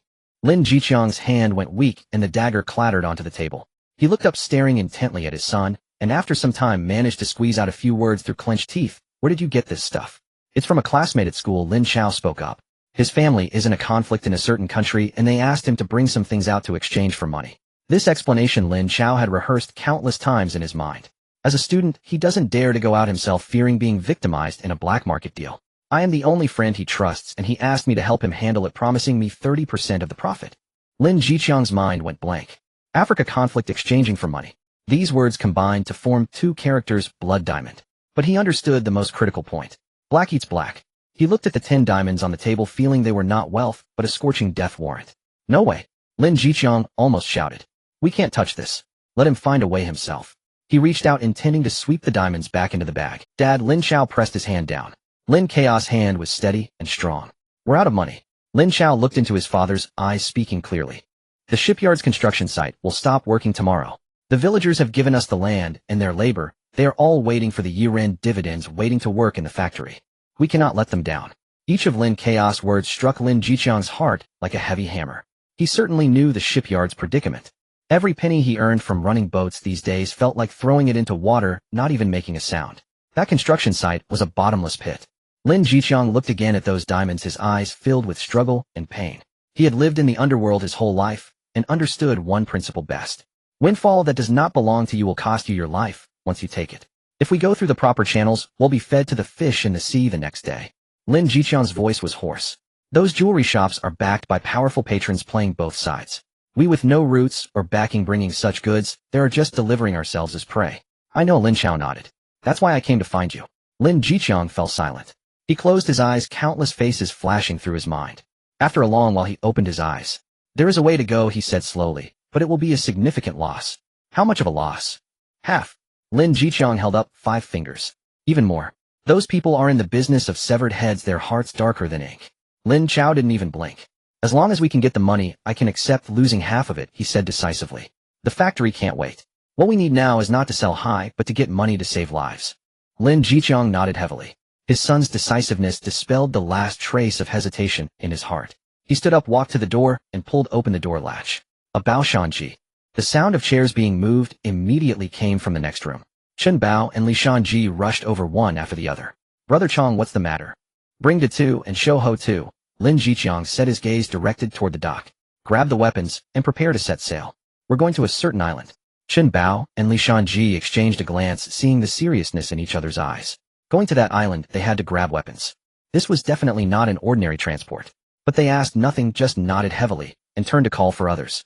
Lin Chao repacked the diamonds on the table into the bag, tying it securely, and handed it to Lin Jiqiang. Lin Jiqiang took it and placed it close to him. The night was as dark as ink. The Chaoyu ship silently slid out of the dock at the village, cutting through the pitch-black sea towards the direction of the island. In the cockpit, Lin Jiqiang personally steered the ship. Chen Bao, Li Shanji, Wang De Tu, and Shou Ho, 4 men, silently spread out around the ship, their waists bulging vigilantly, watching the dark sea surface. Lin Chao stood behind his father, watching the distant sky illuminated by countless neon lights. 2 hours later, the Chaoyu did not approach the brightly lit passenger terminal on the island, but anchored in an area of jagged reefs in the open sea. Lin Jiqiang lowered a small dinghy. A Chaoyu and De Tu and Shou Ho stay on the ship. He'll go with a Bao and Shanji. He instructed in a deep voice. Remember, if we don't return in an hour, or if you see anything suspicious, you must leave immediately, don't look back. Lin Chao looked at his father's face, sharply defined in the darkness, and nodded heavily. Understood, Dad. Lin Jiqiang said no more, took Chen Bao, and Li Shanji jumped onto the dinghy and quickly disappeared into the night. On the island in the inner harbor, in a back alley filled with the smell of fish and diesel, Lin Jiqiang walked into a mahjong parlor that didn't even have a sign. The parlor was filled with smoke and several bare-chested gamblers were shouting hoarsely. Lin Jiqiang walked through the hazy hall and stopped at a card table in a corner. A fat man with a face full of flesh, wearing a thick gold chain around his neck, was boredly watching the game while puffing on a cigar.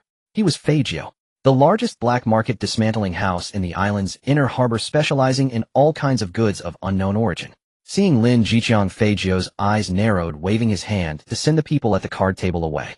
Brother Chong, what brings you here? Feijio stood up with a fake smile. He was half a head shorter than Lin Jiqiang, but his bulk was twice that of Lin Jiqiang. I have some goods I'd like you to take a look at, Jioyi. Lin Jiqiang got straight to the point. Fei Jiao's smile stiffened.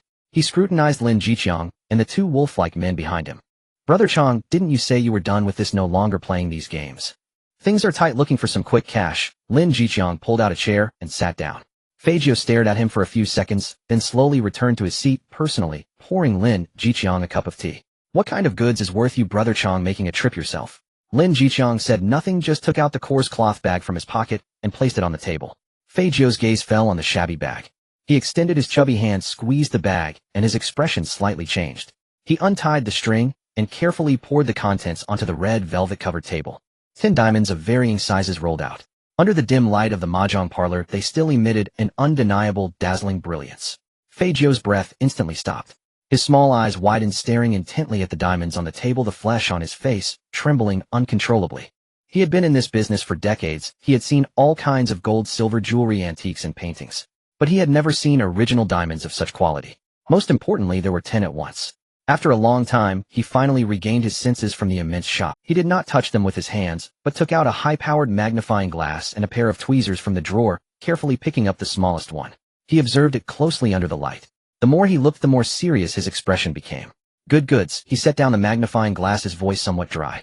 He raised his head to look at Lin Jiqiang, his eyes filled with deep caution and greed. Brother Chang, where did these goods come from?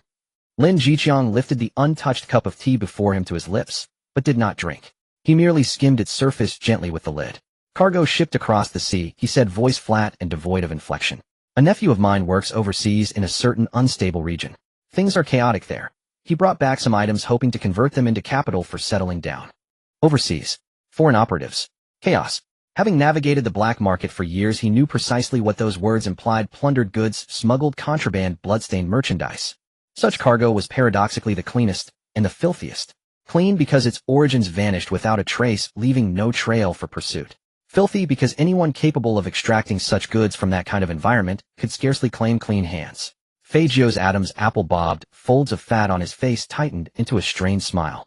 Brother Chang, your nephew possesses remarkable audacity and remarkably unorthodox connections.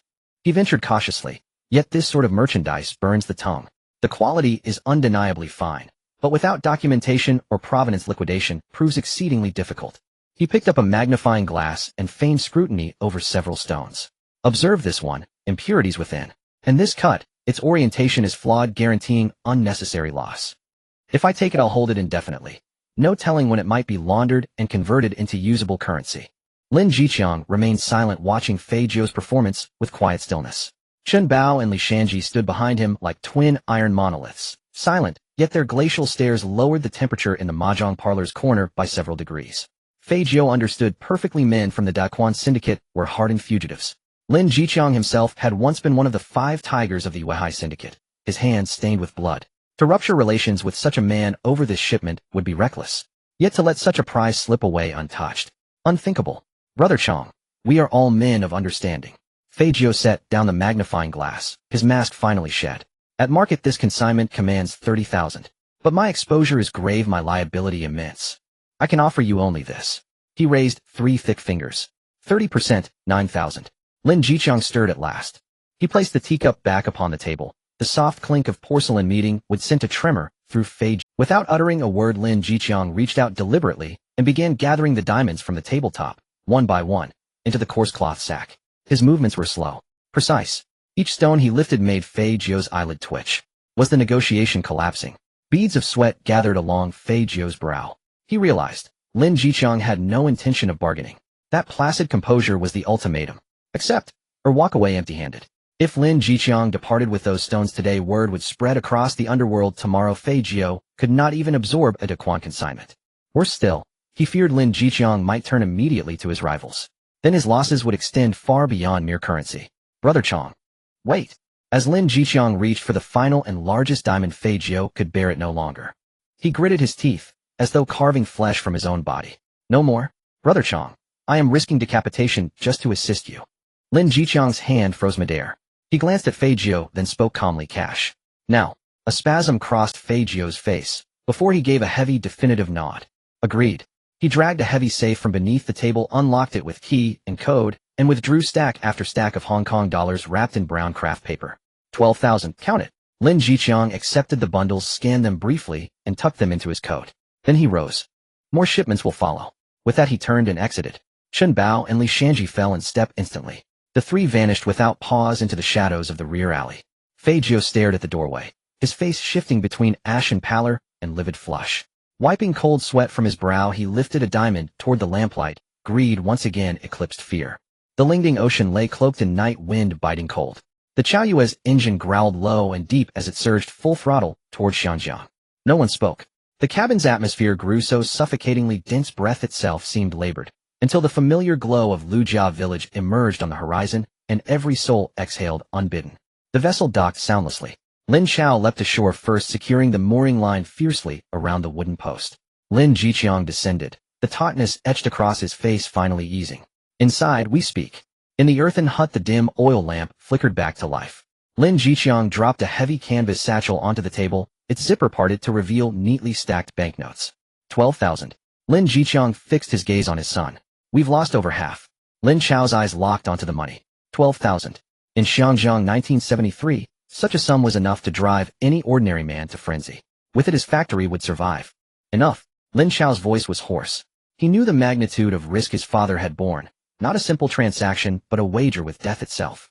From the pile Lin Jiqiang counted out 8,000 and pushed them aside. Bao Shanji Dada Shouho, you four, 2,000 each. For your families. Chun Bao and the others standing by the door held their breath. 2,000. On perilous human smuggling runs, where lives hung in the balance, they'd earned mere hundreds. Brother Chong, this is far too much, Chun Bao stammered, lips trembling. Take it. Lin Jiqiang replied, tone brooking no dissent. There will be many more moments demanding our lives. Chun Bao uttered no further word, only bowed deeply once, then led his brothers in a solemn full bow toward both Lin Jiqiang and Lin Chao before withdrawing with their shares. Only father and son remained. Lin Jiqiang withdrew another 2,000 from the pile, placing it beside himself. I retain 10,000. 8,000 goes to the brothers for resettlement. The remaining 2,000 covers fuel maintenance. Every expense demands payment. He slid the remaining 11,000, precisely, toward Lin Chao. Take this home. Lin Jiqiang studied his son, eyes layered with complexity. He could not decipher the blueprints his son sketched, nor fathom the intricate machinery he designed. Yet he understood his son's resolve. Lin Chao accepted without hesitation, packing the 11,000 into his satchel. Then, hurried footsteps echoed outside. It was Li Shanji. He burst in, forgetting courtesy, face tight with urgency. Brother Chong, Zhao Xiang of the Weihai Syndicate has returned. He waits at the village entrance. Says Brother Long has urgent cargo requiring your immediate presence. Lin Jiqiang's nerves just relaxed, snapped, taut once more. He rose, his expression hardening back into its familiar implacable mask. Understood. Stepping outside, he dissolved swiftly into the night. The Chaoyu ship departed again. At the dock of the Weihai gang, Zhao Xiang had been waiting for a long time. He directed a few underlings to load several heavy wooden boxes onto the deck of the Chaoyu.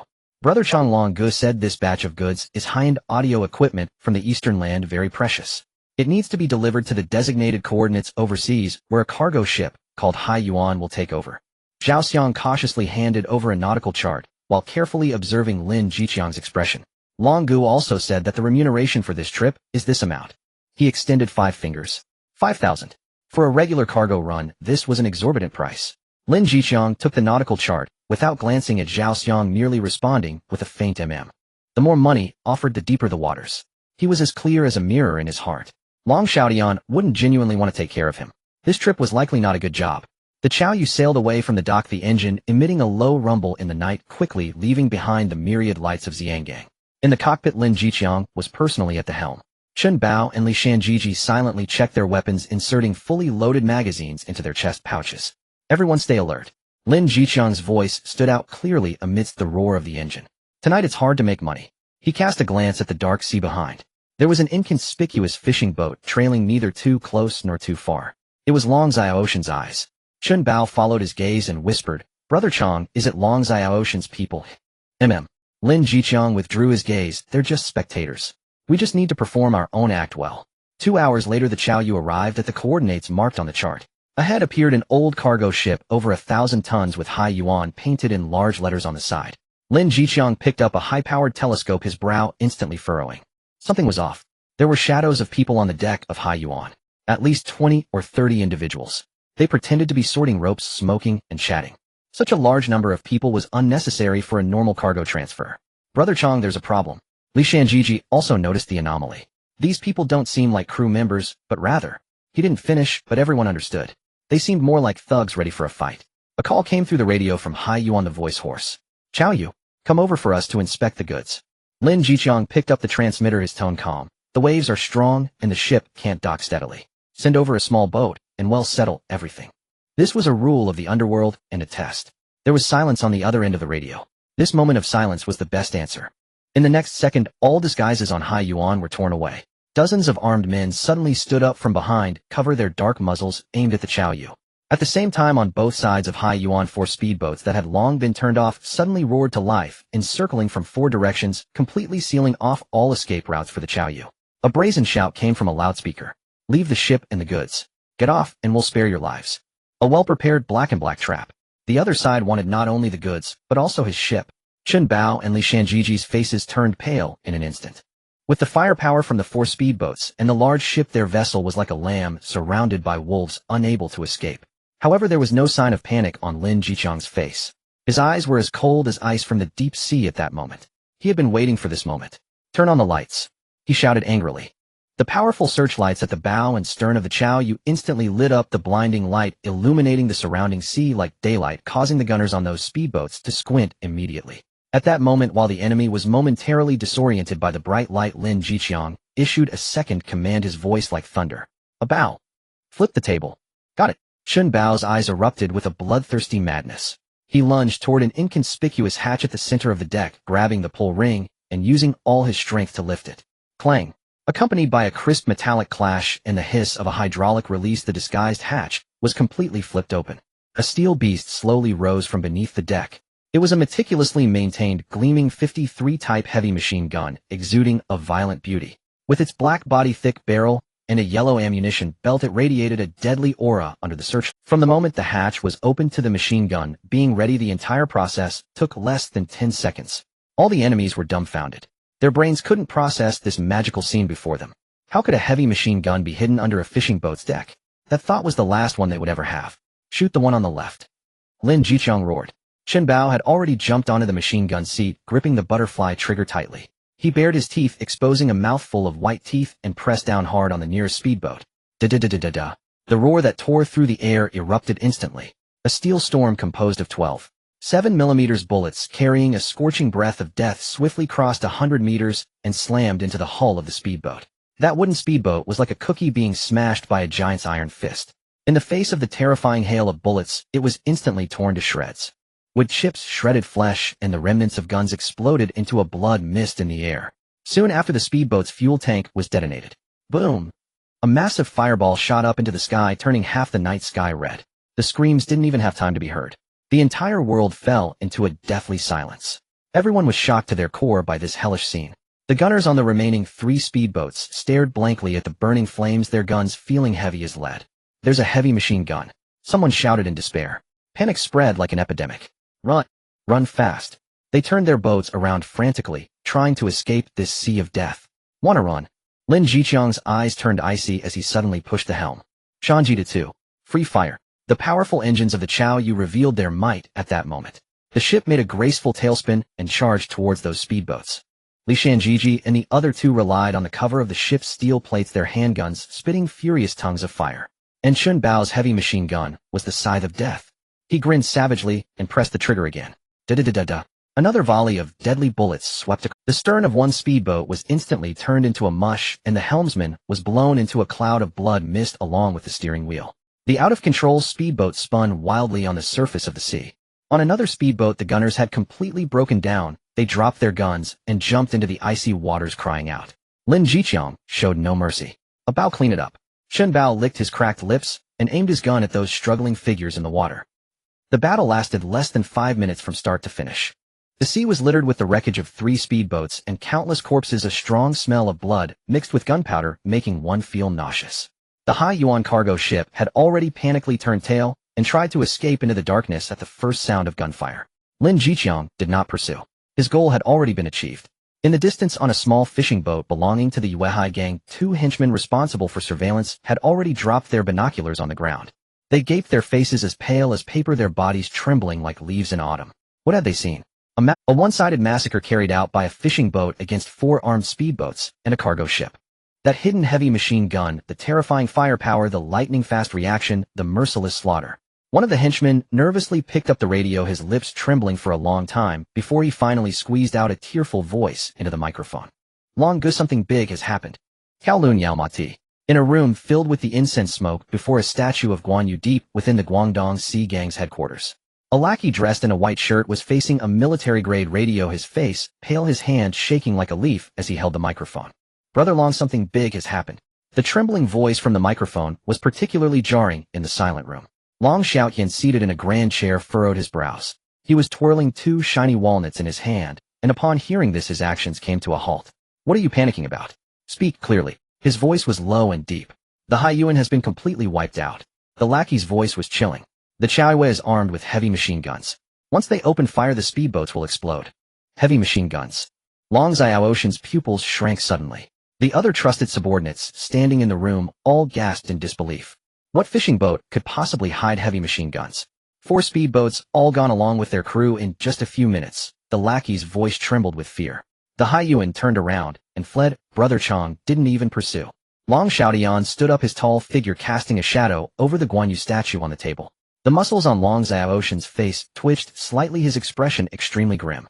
He had sent Lin Jiqiang to test the waters to gauge the strength of that gang of river-crossing dragons, and to see how much bite was left in Lin Jiqiang, the once mighty tiger. He had anticipated many outcomes, whether Lin Jiqiang would suffer losses, or perhaps even fall at sea, or a standoff where Lin Jiqiang would retreat. Long Xiaotian had never expected this would turn into a one-sided massacre. He had underestimated Lin Jiqiang. No, he had underestimated that ship. How could someone capable of hiding heavy machine guns beneath a fishing boat content themselves with being an ordinary captain? His earlier calculations had been somewhat naive. Brother Long, this Lin Jiqiang. A subordinate whispered beside him, his eyes filled with trepidation. Prepare a vehicle, Long Xiaotian interrupted, slamming the walnuts heavily on the table. Go to the dock. I want to personally pick up Brother Chong. He made a decision. Dealing with such a person, suppression and probing were no longer useful and would only lead to deadly enmity. The only way was to first win him over, to gradually plan ahead. The Chaoyue slowly docked at the Guangdong Sea Gang's pier, its sides still stained with dark red blood and the remnants of gunpowder. Lin Jiqiang stepped off the boat with Chun Bao and a few others. They were not stained with blood, yet they exuded a chilling aura of killing intent. Zhao Xiang watched Lin Jiqiang, his lips trembling, unable to utter even a polite word. Just then several black cars sped in and halted at the dock. Long Xiaotian hurried over, surrounded by a group of trusted subordinates. Brother Chong, you've worked hard, he said with a smile that was all too forced. He glanced at the Chaoyue, his gaze lingering for a moment on the scars of battle before returning to Lin Jiqiang. It was my brother's fault. I didn't expect the buyers to be so unreasonable, putting you at risk. The goods are all intact on the ship. I don't want the money, Lin Jiqiang replied calmly, preparing to leave with his— Wait! Long Xiaotian raised his voice. Brother Chong, are you slapping my face? He signaled to his subordinate, who immediately approached with a leather suitcase. 5,000 as agreed, not a penny less. Long Xiaotian opened the suitcase, revealing neatly stacked cash. The additional 5,000 is a token of apology from a brother. This matter regarding the shipment is hereby settled. A full 10,000. Double the agreed price. Chun Bao and Li Shanjie both found their breaths growing heavier. Lin Jiqiang silently regarded Long Xiaotian for several seconds. He knew this was not merely an apology. This was a means of drawing him in, and it was also a hush money. Long Xiaotian was using money to tell him that the past probing was now erased, and from now on they were allies. All right. Lin Jiqiang nodded, no longer refusing. Chun Bao stepped forward to take the suitcase. If there's any similar work in the future, Brother Long can call on me anytime. Lin Jiqiang dropped this line and turned to leave without looking back. Watching their retreating figures, a subordinate beside Long Xiaotian whispered, Brother Long, this person is too arrogant. He has the capital to be arrogant. Long Xiaotian squinted at the quietly docked Chaoyue, his eyes burning with intensity. Lujia Village Earthen House. The light of the oil lamp illuminated the faces of the father and son. Lin Jiqiang tossed down the 10,000 yuan on the table, his voice a bit hoarse. This is from Long Xiaotian. He recounted the events that had transpired at sea in detail. Lin Chao listened quietly. He understood the potential repercussions of this matter better than his father. Last night's battle exposed the armament of the Chaoyue, and it served to establish their authority. They announced their rise in the most violent manner, which would inevitably attract stronger enemies. Those intimidated by the displayed might of the Chaoyue were merely minor characters. The real sharks would only become more excited upon smelling blood. This time the enemy has long guns and speedboats. Lin Chao broke the silence. We caught them off guard this time, but if we encounter other enemies again, they will surely be prepared. That's right. Lin Jiqiang nodded, his expression serious. Lin Chao's gaze fell on his father's callus. How much longer could these hands steer? How many more times could they pull the trigger? Dad, we need to be faster and stronger. Lin Chao's eyes held a depth that Lin Jiqiang could not comprehend. The speed of the ship must be increased. If we can't fight back, we at least need to be able to escape. Our weapons must also be upgraded. There's a reason why thieves can operate for 1,000 days, but defenses can't last forever. Lin Jiqiang let out a heavy sigh, pushing the 10,000 yuan on the table towards Lin Chao. You can handle these matters. In the still of the night, Lin Chao returned to his room and locked the door. He closed his eyes, and the entire world instantly faded in color and sound. The next moment, he found himself back at the research institute. He logged into the local large language model platform deployed at the institute. Just before his travels, the large language model was at the height of its popularity. The institute had also followed the trend, deploying a fully functional large language model on the server usable within the local area network without needing internet access. Lin Chao typed quickly. Search queries 1970-1990, marine diesel engines, turbocharging technology, fluid dynamics, hull design proposals. Streams of data poured across the screen like a waterfall. One paper after another, one blueprint after another, and engine models far beyond this era were clearly presented before him. Lin Chao's gaze swiftly scanned, filtering out the technologies that were far too advanced and could not be maintained with the industrial foundation of the 1970s. Ultimately, his finger stopped on the blueprint of an engine. A classic marine engine that was finalized in the early 1980s. It may not be the strongest, but it is the most suitable. Its compact structure, powerful performance, and relatively simple maintenance alongside its fuel efficiency surpass all similar products of this era. Most importantly, many of its core components can be manufactured directly using the equipment available in the Research Institute. This is the one. Lin Chao did not hesitate, immediately retrieving the complete drawings and all technical parameters while also selecting a propeller tailored for this engine. The propeller's blades featured extremely complex curves and a variable pitch design capable of maximizing the engine's power into the vessel's thrust. Having completed all this, he walked towards the material smelting and precision manufacturing area. After setting the program, the most advanced industrial mother machine in the Research Institute silently began its operation. Metal powder melted at ultra-high temperatures, stacking and shaping at an imperceptible speed. This process would take factories months in the outside world, but here it was merely a matter of hours. 3 days later, when Lin Jiqiang piloted the Chao Yu back to the dock at Lujia village, Lin Chao was already waiting there. Dad, don't stop the boat at the usual place. Lin Chao said calmly. Dock at the shipyard. Lin Jiqiang was taken aback. The shipyard had just completed leveling the foundation and set up a few rudimentary metal sheds, and the water and electricity were not fully operational yet. What was the point of bringing the ship there? But he did not ask further. Over this time, the enigmatic feelings surrounding his son had grown stronger, and he had become accustomed to not probing for reasons, focusing only on the results. The massive hull of the Chao Yu gently approached the newly constructed dock made of thick cement at the shipyard for the first time. Lin Jiqiang turned off the engine, jumped ashore, and looked at the worksite that was just beginning to take shape, feeling a mix of emotions. This place had consumed all the money they had painstakingly earned, and now it was just an empty shell. A Chao Yu. He was about to ask something, but Lin Chao interrupted him. Dad, follow me. Lin Chao led him into the largest workshop at the shipyard. The workshop was dimly lit. However, the moment Lin Jiqiang stepped in, he was captivated by the two objects in the center of the room. One was a brand new engine. Its lines were smooth and exuded a sense of power. Every screw and connection was as perfect as a work of art, completely out of place with the clunky industrial products of this era. Beside the engine lay a propeller. The blades of that propeller displayed a peculiar curvature, still refracting a dazzling sharpness in the dim light. Lin Jiqiang was stunned. What is this? His throat felt dry as if it was on fire. This is a blueprint I drew during my spare time at school, and I had the school help me with connections to get it made. Lin Chao calmly threw out the explanation he had long prepared. This explanation was absurdly far-fetched. Yet looking into Lin Chao's calm eyes, Lin Jiqiang found himself unable to refute a single word. Indeed, what was so strange about a son who could construct a cannon out of a gas canister, producing an engine out of thin air? He had already given up on trying to understand the logic behind this matter. He slowly walked forward, reaching out to finally touch the cold shell of the engine. Do you want to replace this engine? Lin Jiqiang asked hoarsely. Yes, Lin Chao nodded. The hull of the Chao Yu is sturdy enough. However, there is room for improvement in the engine's power, and the efficiency of the propeller is too low. With them, our ship can be twice as fast. Lin Jiqiang's hand shook violently. Twice as fast. In this deadly sea, speed meant survival. All right, let's change it. Lin Jiqiang was a bit excited. However, Lin Chao changed his tone. We can't install it ourselves. He pointed at the empty workshop. The equipment at our shipyard has not yet arrived. The installation and alignment of such a precise engine requires absolute precision. Even a slight error could lead to major issues. The flame that had just ignited in Lin Chao was immediately doused with cold water. What do we do then? Lin Chao's gaze turned towards the dark coastline in the north. We will make a trip to Pengcheng.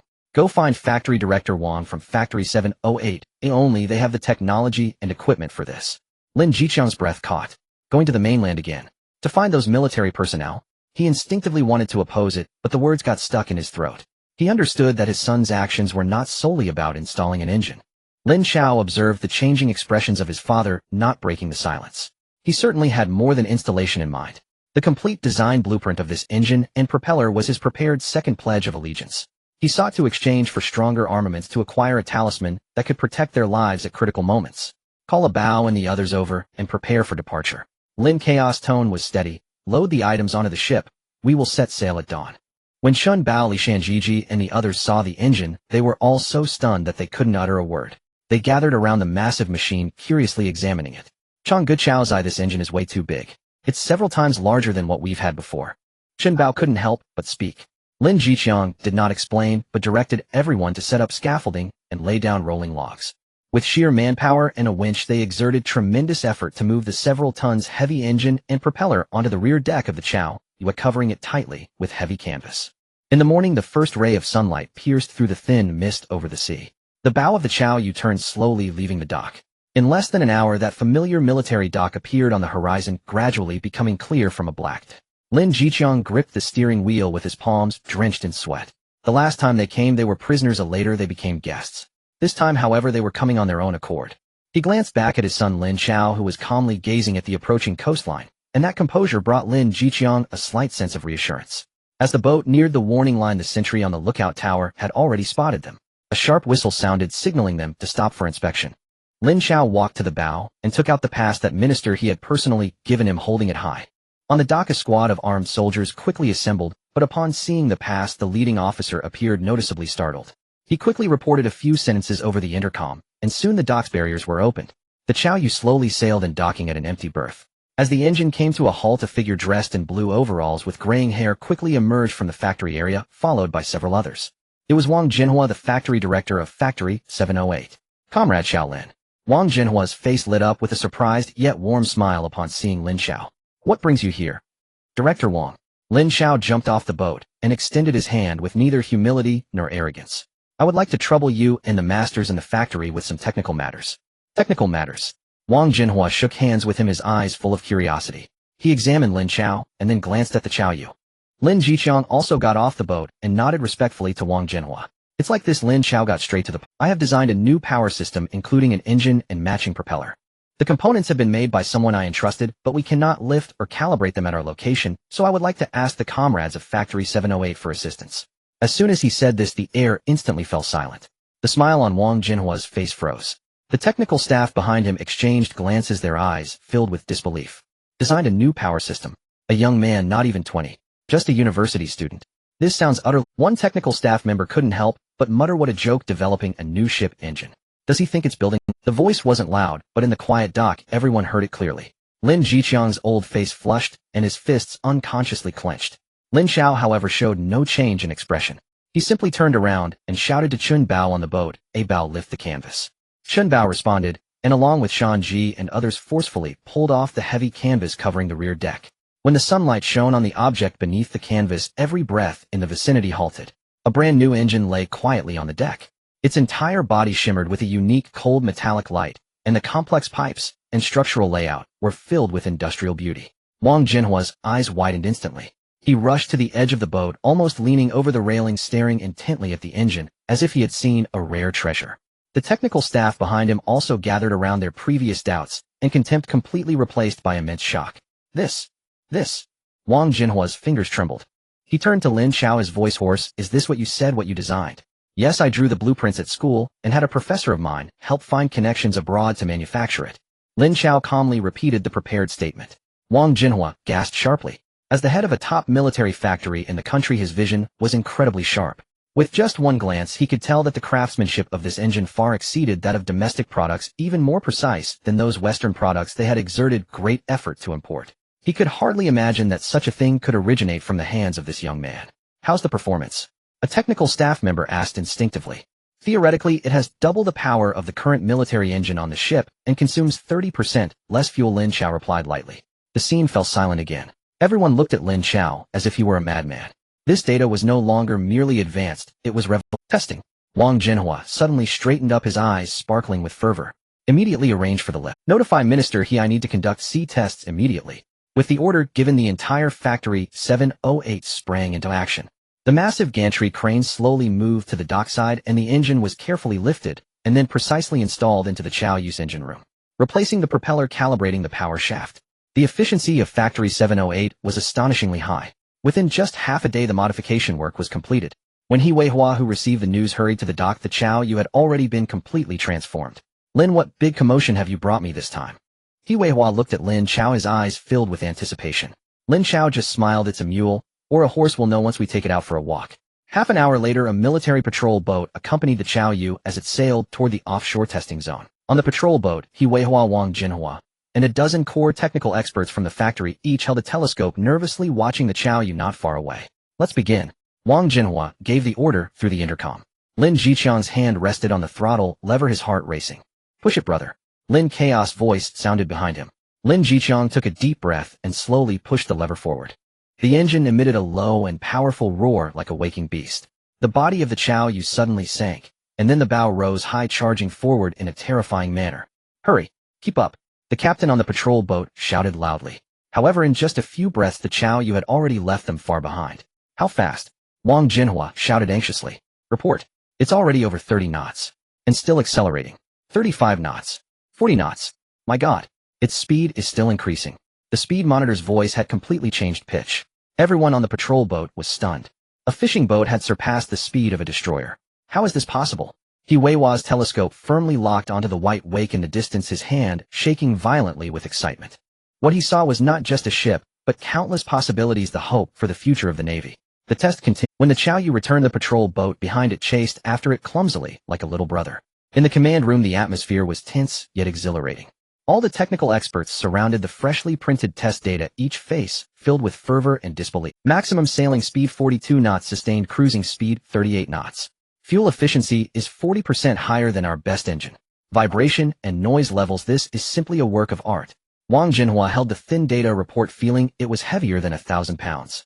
He looked up at Lin Chao, who was sitting opposite Minister He, his eyes filled with complete awe. Minister He looked at Lin Chao and finally spoke after a long pause. Comrade Lin, you have truly given us a tremendous surprise. Lin Chao stood up and took out a thick roll of blueprints from his bag, handing it over with both hands. Minister He, Director Wang. This engine and propeller were originally designed for our nation. Here are all its blueprints and technical materials. Today, I am handing them over to the country. This statement shocked everyone in the command room. Such valuable design blueprints were handed over so simply. He Weihua suddenly stood up, trembling hands accepting the heavy roll of blueprints. He looked at Lin Chao, his lips moving, but not a word came out. Lin Chao saw that the crowd was impacted by tremendous emotions and knew the moment had come. His face immediately revealed a hint of bitterness and fear. Minister He, to be honest, I rushed here not only to install the engine, but also to seek assistance. He briefly recounted the recent incident where Lin Jiqiang encountered a black-eat-black situation on the high seas, being surrounded by 4 speedboats and a large ship. That time we barely escaped thanks to the element of surprise and the heavy machine gun on the boat. But next time, if the enemy is prepared, we are afraid. He did not finish his sentence, but the meaning was clear. He Weihua's previously settled mood instantly surged again, and his expression became extremely grave. Lin Chao looked at him, his voice sincere. Minister, the situation over in Xinjiang is too chaotic. In order to protect ourselves and to do better for the country, I hope to receive more support. He Weihua's expression instantly darkened upon hearing this. A genius capable of designing such a national treasure, yet he was to use a heavy machine gun to fight for his life in the chaotic place of Xinjiang. How ironic this was. It is our lack of consideration. He Weihua's voice was hoarse. Comrade Shaolin, rest assured. The nation will never allow its meritorious citizens to bleed and cry. He suddenly turned to Wang Jinhua, his gaze sharp as a knife. Old Wang mobilized the best technicians and equipment in the factory. No matter what requirements, Comrade Shaolin has fulfilled them all at any cost.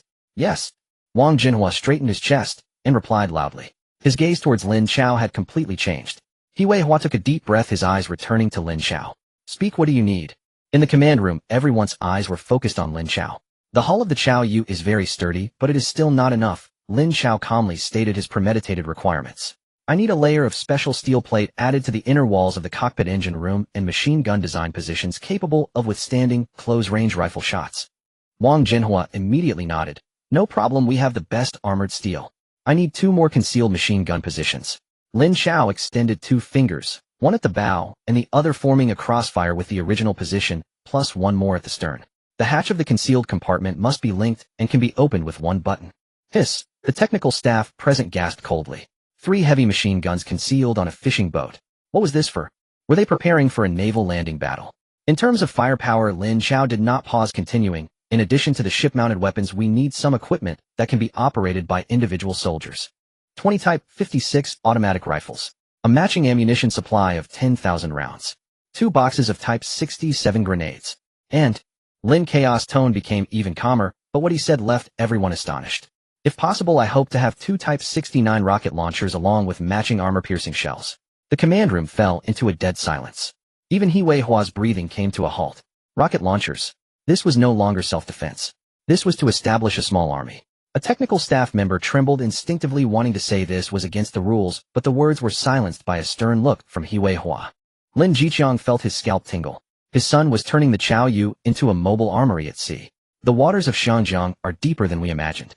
Lin Chao met He Hua's gaze, his tone sincere. I need these not to stir up trouble, but to have the ability to turn the tables and survive when others push us to the brink. It is also to protect myself, so that I can continue to contribute to the nation. He Hua fell silent. He looked into Lin Chao's clear and determined eyes, then lowered his gaze to the heavy blueprints in his hands. After a long while he exhaled heavily. All right. His single word was firm and resounding. I promise you. Old one, you go handle it personally. All weapons and equipment must be delivered to the ship within 2 hours. He made the decision. Compared to the value represented by these blueprints, a few guns and rocket launchers were nothing. As long as they could protect this young man, allowing him to continue creating value for the nation, what was the harm in equipping him with a battalion's worth of gear? Additionally, He Hua added, this dock will be your supply station from now on. Whenever you return, we welcome you. If you have any needs, feel free to mention them. For the next 2 days, the entire 708 factory operated at high speed for the Chao Yu. The best welders, the most precise machine tools, and the finest engineers all surrounded this ship. Thick special steel plates were accurately cut and seamlessly welded into the ship's inner walls. The bow was adjusted to create 2 brand new machine gun elevation platforms cleverly hidden beneath the deck, with an additional machine gun platform added at the stern. With just 1 button, 3 heavy machine guns could rise simultaneously from beneath the deck, transforming the fishing boat into a fortress of war. During this time, the factory's technical staff encountered many incomprehensible aspects while studying the engine blueprints. Some designs completely contradicted their established knowledge. Comrade Shaolin, why is the curvature of this turbine blade like this? According to our calculations, it will increase significant centrifugal stress. And this fuel injection system, its pressure value is too high, or our current materials simply cannot withstand it. Facing the top experts' questions, Lin Chao showed no signs of panic. He merely walked to the blueprints and picked up a pen. This curvature is designed to alter the laminar flow of the intake at ultra-high speeds, forming controllable microvortices to maximize intake efficiency. The stress issue can be solved by altering the crystal phase structure of the blade's root material. As for the injection pressure, it indeed requires special materials. However, its advantage is that it can achieve secondary atomization of the fuel, increasing combustion efficiency by more than 15%. He explained each design challenge clearly in a few words. The engineers listened enthralled. All remaining doubts in their hearts dissipated. This blueprint undoubtedly came from the hands of the young man before them. On the evening 2 days later, the sunset dyed the sea surface a golden red. The newly revamped Chao Yu quietly docked at the pier. Its exterior still resembled an ordinary fishing boat, but only those who truly understood it knew that beneath this harmless disguise lurked a ferocious steel beast. Lin Jiqiang, Chun Bao, and Li Shan's chicken, watching the weapons being loaded onto the ship, felt their legs go weak. Automatic rifles, grenades, and even rocket launchers. They had never dared to dream in their lives of being able to touch such things. Brother Chang, is this a fishing boat? Li Shan's chicken swallowed hard, his voice trembling. Lin Jiqiang did not answer, quietly inspecting a brand new rocket launcher with a complex gaze. He looked at his son, who was shaking hands and bidding farewell to He Hua and Wang Jinhua in the distance, feeling a tumult of emotions. This ship was no longer the Chao Yu of the past. It was a battleship disguised as a fishing boat. Take care. Be sure to stay safe. He Hua tightly grasped Lin Chao's hand, repeatedly reminding him. Rest assured, Minister. Lin Chao nodded. If needed, I will come back again. The Chao Yu slowly set sail from the dock. The bow turned, facing the fading sunlight cutting through the waves towards Shangjiang. The ship sped up and the coastline of the mainland quickly disappeared into the night. As the vessel traveled deep into the night, it was still dozens of nautical miles away from Xiangjiang. Suddenly, several high-speed moving lights appeared in the distance. "Brother Chang, there's a ship ahead," called the lookout. Lin Chao picked up the high-powered military telescope and looked in that direction. Under the night sky, a medium-sized fishing boat was fleeing in a panic. A familiar mark flashed on its side. It was a ship from the Weihai gang. Behind it were 3 modified black speedboats like 3 hungry hounds tightly closing in. The speedboats continuously spat fire. The dense gunfire was clearly audible, even from a distance. Someone on the Weihai gang's boat was futilely shooting back with a pistol, but was quickly suppressed by the overwhelming firepower. Each one struck down into the sea. The people on the speedboats seemed in no rush to sink the boat. They were enjoying the fun of cat and mouse. They accurately shot down every living thing on the deck with crossfire. A brutal massacre unfolded before their eyes. Chen Bao and Li Shan's chicken also picked up their binoculars, their faces turning pale. "It's a ship from the Weihai gang. Damn, who are these ruthless people? So brutal." Li Shan's chicken cursed. Lin Chao put down the binoculars, his expression cold. He glanced at his son beside him. Lin Chao was also holding the binoculars, calmly watching that scene of hell on earth, his face devoid of expression. Soon the gunfire on the Weihai gang's boat ceased altogether. The 3 speedboats slowly approached, and several gunmen jumped onto the deck, executing each fallen figure in the blood pool. Before long, they began moving some items from the cabin to the speedboats. A few minutes later, boom! A massive fireball erupted on the distant sea, illuminating the entire night sky with a ghastly white. The ship belonging to the Weihai gang was blown apart, slowly sinking into the dark, cold depths of the sea. A massive fireball engulfed the night sky, its scorching white light piercing the eyes of everyone present. The thunderous roar of the explosion reverberated across several nautical miles, dull and heavy, striking against the hull of the Chao Yu ship, leaving tremors that rippled across the deck. "Damn it!" Li Shanji nearly dropped the telescope from his hands onto the deck. His face turned pale, and his lips trembled as he muttered a curse. "That's brutal," blowing both ship and crew to smithereens. Chen Bao's expression was equally grim. He lowered the telescope, his eyes betraying an uncontainable horror. The opponent's methods were clean and decisive, leaving not a single survivor and finally sinking the ship without a trace. This was not revenge, this was a silencing. Lin Chao silently gazed at the remnants of the burning wreckage scattered across the sea. He had traversed these waters for half his life, witnessing countless acts of black crime. Yet he had never seen such brutality, such efficiency in slaughter. He instinctively glanced at his son behind him. Lin Chao still held the telescope, his face devoid of emotion, as if watching a silent film that had no relevance to him. The 3 black speedboats, having completed their task, showed no signs of slowing down. They extinguished their searchlights and melded into the darkness, speeding away in the opposite direction of Xiangjiang. "Chaoziwi." Lin Jiqiang's throat felt dry as he began to speak. "Turn around, turn off all non-essential lights, and leave here slowly." Lin Chao set the telescope down, his voice as cold as ice. Chen Bao and Li Shanji exchanged glances, both reading the fear in each other's eyes. If they had encountered those 3 speedboats at sea today before upgrading the Chao Yu, their fate would likely not differ much from that of the Weihai gang. Who are these guys really? Li Shanji couldn't help but ask in a low voice. The overpass dragons aren't this ruthless, are they? The last group was chased off by Brother Chang, so they shouldn't dare to return. They're not the overpass dragons. Lin Chao denied this guess. The overpass dragons seek profit and leave after a score. This group is here for lives. His gaze swept over everyone. The smuggling business in Xiangjiang is about to change. The Weihai gang has kicked a hard rock this time. Lin Jiqiang nodded, understanding his son's implication. To easily surround the Weihai gang's ship at sea, the opponent's strength and background could not be insignificant. The winds will be tight recently. Lin Chao continued, "We won't be going out to sea for a while, though all smuggling operations are halted." He looked at his father and Chen Bao. "The crew aboard the ship is still too few. Relying on just a few of us means we can't guard such a big ship or utilize the equipment properly.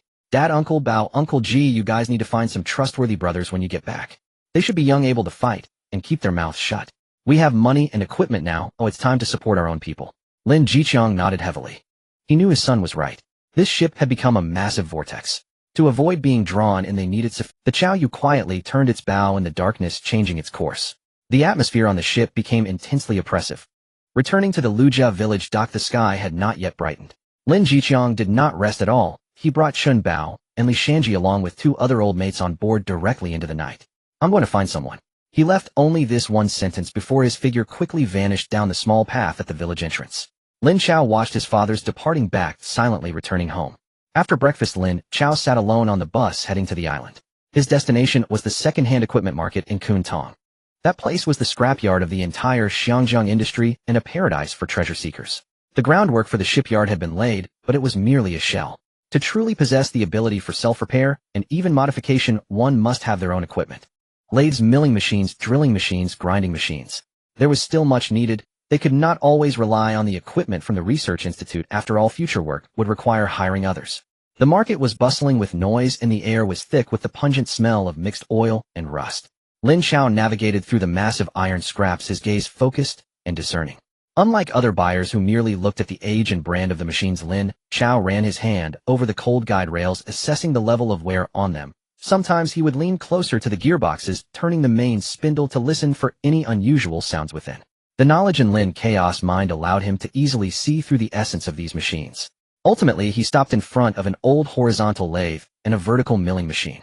Both machines were outdated British goods from the 1950s, bulky and unattractive, and were nearly overlooked by anyone. Yet Lin Chaos' eyes lit up. Because the cast iron bases of these machines were made with an astonishing amount of material, their stability far exceeded that of the new machines on the market that cut corners.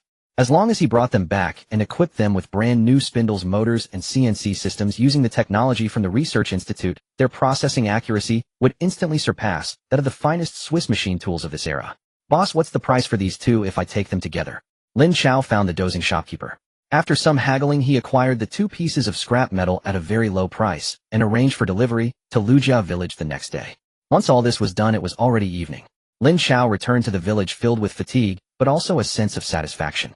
The newly hired workers at the shipyard were tidying up the site. Everything appeared to be in order. Just as he was about to enter the house, a figure suddenly emerged from the shadows at the door, blocking his path. His face was somewhat pale, his eyes bloodshot, and he seemed to carry a hint of unease. Ah Chao. Zhao Xiang's voice was a bit hoarse. Lin Chao halted, looking coldly at him. What's the matter? Long Ge has something urgent. He wants to see the master. Zhao Xiang took a deep breath, urgency lacing his tone. Lin Chao glanced at Zhao Xiang. He turned and walked towards the house. Follow me. Zhao Xiang paused for a moment before hurriedly keeping up. Pushing the door open, a wave of fragrant steam from the food rushed toward him. Inside, Lin Jiqiang was sitting at the main seat of an 8 immortals table, surrounded by 6 unfamiliar young men. These 6 individuals were all in their 20s, lean and short-haired, their eyes gleaming with a wildness. They wore simple vests and long pants, their bare arms muscular, faint scars and tattoos visible on their skin. These people were selected by Lin Jiqiang from the young men who had recently escaped from Kowloon walled city over the past 2 days. As Lin Chao and Zhao Xiang entered, the laughter in the room abruptly ceased. 6 pairs of sharp eyes fixated on Zhao Xiang. Their gaze was devoid of emotion, akin to wolves scrutinizing a wild dog that had intruded into their territory. Zhao Xiang's legs went weak instantly. He instinctively paused at the doorway, daring not to take another step forward. Old bean. Lin Chao called out. Lin Jiqiang raised his head, glancing at the pale-faced Zhao Xiang, and then at his expressionless son, already guessing the situation with a fair degree of accuracy. He waved his hand to the 6 young men. You all go out first, look around the shipyard, and familiarize yourselves with the area. Yes, Brother Chong.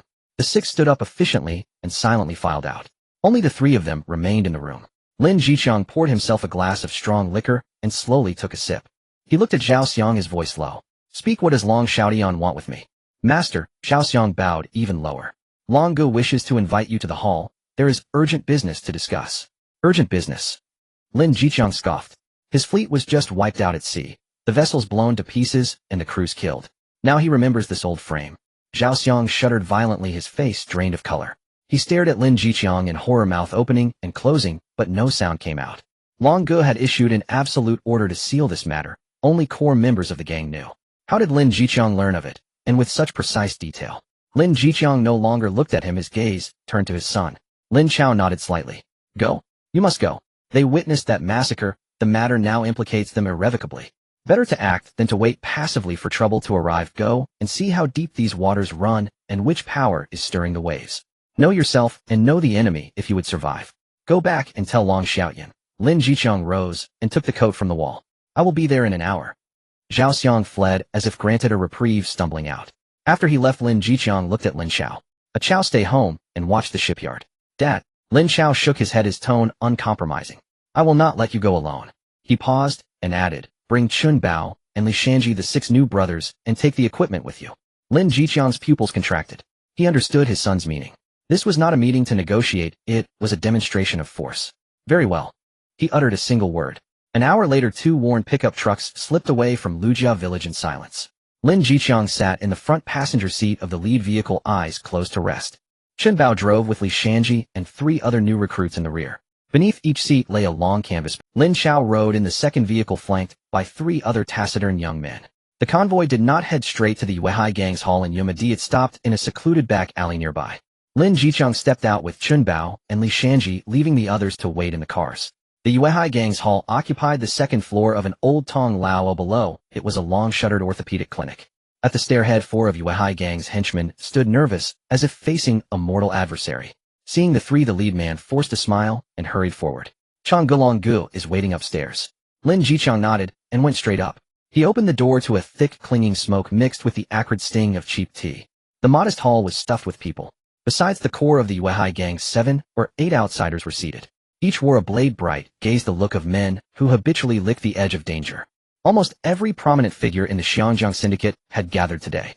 Guo Hu of the Hunan gang, Ba Mian Fo of Guangxi, Xiao Mian Sha of Fujian. These bosses, usually independent and often at odds, now sat in the same room. Every face was so solemn it seemed to sweat gravity. The atmosphere in the room pressed down to an extreme. Long Xiaodian sat in the central grand chair. His former swagger and dominance had vanished, replaced by an unmistakable exhaustion and gloom. When he saw Lin Jiqiang enter, he rose with effort. Changvi, you have come. Lin Jiqiang scanned the room and sat in an empty chair to Long Xiaoshan's right. Chen Bao and Li Shanji stood left and right like twin iron pillars behind him. When everyone was present, Long Xiaodian waved some henchmen back and personally shut the door. Brothers of the syndicate, Long Guest's voice was hoarse. I have called you to pass along information. The skies over Xiangjiang are about to change. He paused, gathering his words.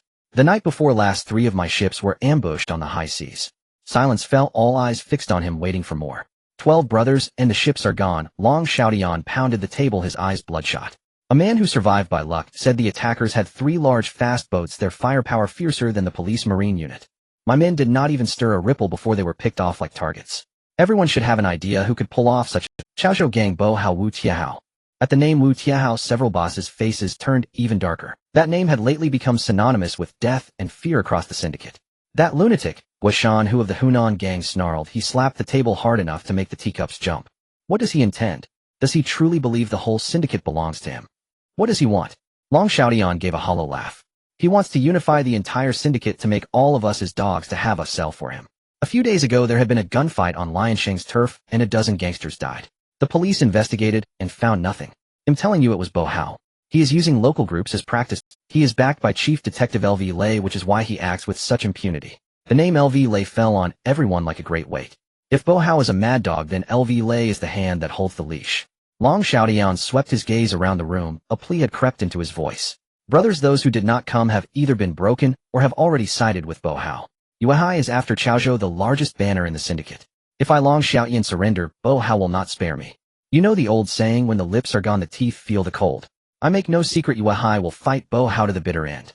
I hope you brothers will stand with me, bind together as one. Otherwise he will swallow us one by one.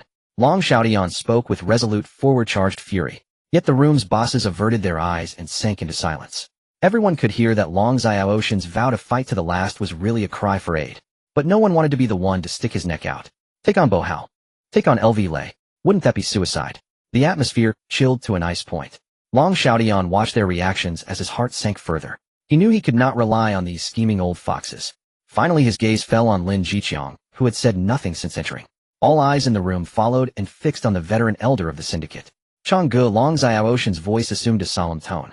You are our elder. If you had not retired when you did, no one else would be sitting in the syndicate's top chair. What is your view on today's matter? All eyes were focused on Lin Jiqiang. The atmosphere in the room became instantly oppressive, making it hard to breathe. The gang leaders, who usually dominated their territories, fell silent, waiting for the declaration from this elder of the big circle. Long Xiaoshan's eyes held onto the last glimmer of hope. Lin Jiqiang picked up the untouched cup of tea in front of him and gently stirred the leaves floating on the surface, yet he did not drink. He lifted his eyelids, glancing at Long Xiaodian, and then at everyone present. Under the gaze of all, he began to speak slowly. Brother Long, I withdrew from the big circle long ago and washed my hands of it. Now I am just a fisherman running a boat to make a living. What he said was not entirely wrong. When Lin Jiqiang withdrew from the big circle for Lin Chao, a ceremony to wash his hands of it was held. At that time the power of the big circle was at its peak, so no one dared to trouble Lin Jiqiang. So the grudges of the big circle and the conflicts in the martial world have nothing to do with me anymore. After saying this, Lin Jiqiang set down the teacup and stood up. What do you mean? One of Long Xiaoshan's trusted aides suddenly stood up, glaring angrily. The atmosphere in the room instantly tightened, and a few big shots instinctively reached for their waists. Lin Jiqiang did not even look at the shouting lackey. He simply adjusted his coat and turned to walk towards the door. Shen Bao and Li Shanjiji standing behind him followed closely, one to the left and one to the right. Their hands hung naturally by their sides, but everyone could see that their fingers rested on the long canvas bag. An invisible killing intent began to emanate from them. Long Xiaoshan's face turned ashen. He watched Lin Jiqiang's determined back and glanced at the two silent, yet dangerous followers beside him. He knew that the items those two held were definitely not fishing rods. If things escalated, this place would likely be drenched in blood today. Let him go. Long Xiaodian squeezed out 3 words through clenched teeth, his voice hoarse.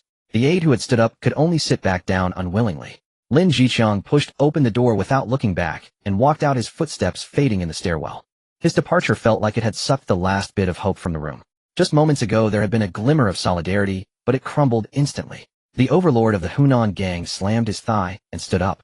Cough, I still have a shipment to inspect, Brother Long. Let's discuss this matter in detail later. After speaking, without waiting for Long Xiaoshan's response, he hurriedly left with his men. With the first one gone, the second followed. I have something urgent back home. Brother Long, it's my mother's birthday. I'll leave first. In the blink of an eye, the once crowded hall was left with only Long Xiaodian and a few of his core subordinates. The room was deathly silent. Long Xiaodian looked at the scattered cigarette butts and the empty chairs, his body trembling violently. It was not from fear, but from extreme anger and humiliation. Well, he chuckled softly, the laughter growing louder until it turned into a hysterical cackle. Wanna hide? Do you think you can escape? If I, Long Xiaoyan, cannot have peace, then none of you will have it either. He suddenly swept all the teacups off the table, the sound of shattering ceramics piercing the air. His bloodshot eyes glinted with a crazed and venomous light. In the night, 2 pickup trucks silently returned to Lajiakan. The village was quiet, with only a few lights shining from the distant shipyard construction site. No one asked about the outcome of the negotiation, but everyone understood everything from Lin Jiqiang's cold, hard face. Starting from the next day, the ship, Chao, you never set sail again. It quietly docked at the pier like a... Lin Jiqiang showed no signs of relaxation. He devoted all his time to the 6 new young recruits. At dawn, he dragged them out of bed and made them run around the village with weights. During the day, the deck of Chao Yu became a training ground. Disassembling, assembling, maintaining weapons, shooting stances.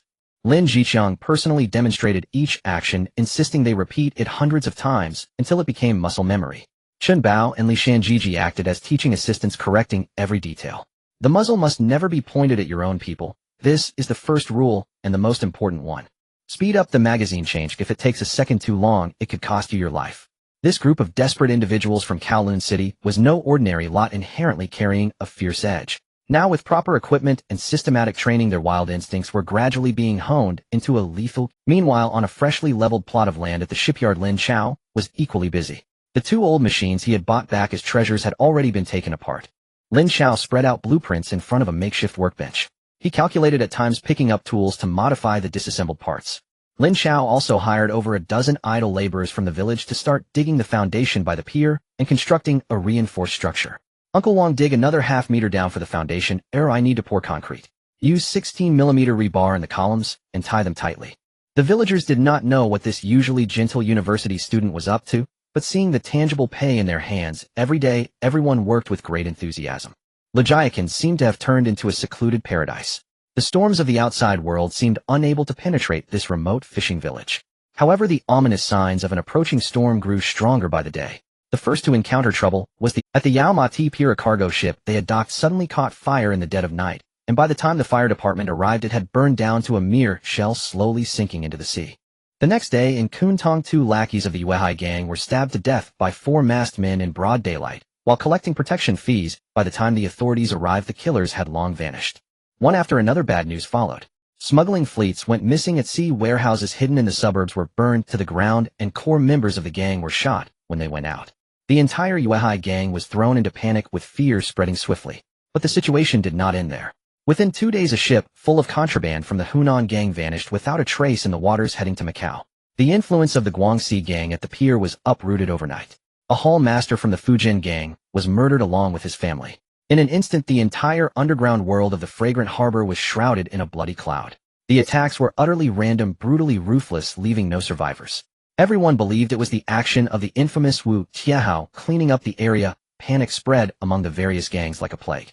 The entire martial world had descended into chaos. In the deep of night, the sea breeze laden with a salty and pungent humidity swept across the deck of the Chaoyu. 6 newly recruited young men had just concluded a grueling day of intense training, now sprawled haphazardly on the deck. Every bone in their bodies ached, yet none complained. The youngest among them, Ahui, was tasked with the night watch for the latter half of the night. He leaned against the ship's railing, his eyes closed in feigned slumber, yet his ears remained attuned to the monotonous rhythm of the waves crashing against the hull. Suddenly, an incongruous noise mingled with the sound of the waves piercing through to his ears. It was an extremely low rumble of an engine. The sound was faint, emanating from the direction of the ship's stern. Ahu's eyes snapped open, and he became acutely alert. He quietly stood up, bent down, and nudged each of his sleeping comrades awake. "Wake up," he urged, his voice low and tinged with anxiety. "There's something going on." The other 5 sprang up from the deck, almost in unison. The 6 of them lay flat on the deck, gazing into the darkness at the ship's stern, following Ahu's pointed finger. The moonlight was obscured by dark clouds, rendering the sea a pitch-black expanse.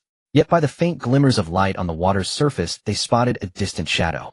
It was a modified speedboat, all its lights extinguished, silently approaching the stern of the Chaoyu. There appeared to be several dark figures on board. Their intentions were clearly nefarious. The assailants on the speedboat evidently believed that there were no people aboard, or that they could not be detected. Thus their movements grew increasingly audacious. As the speedboat drew within a mere 10 meters, one of the shadows stood up and received a glass bottle from a companion. He pulled out a lighter and ignited the cloth wick at the bottle's mouth. Whoosh! A burst of orange flame ignited in the darkness, illuminating his face twisted with excitement. It was a Molotov cocktail filled with gasoline. He grinned maliciously, raising his arm high, preparing to hurl the incendiary device onto the rear deck of the Chaoyu. Once ignited, their mission for the night would be deemed complete. However, he would not have the chance to throw it. At the moment the flame flared to life, it also completely revealed his position. Bang! A sharp gunshot shattered the stillness of the night sky. Without hesitation, Ahui, who had been aiming at that direction with his rifle, pulled the trigger. The bullet sliced through the air with precision, striking the arm of the thrower. Out!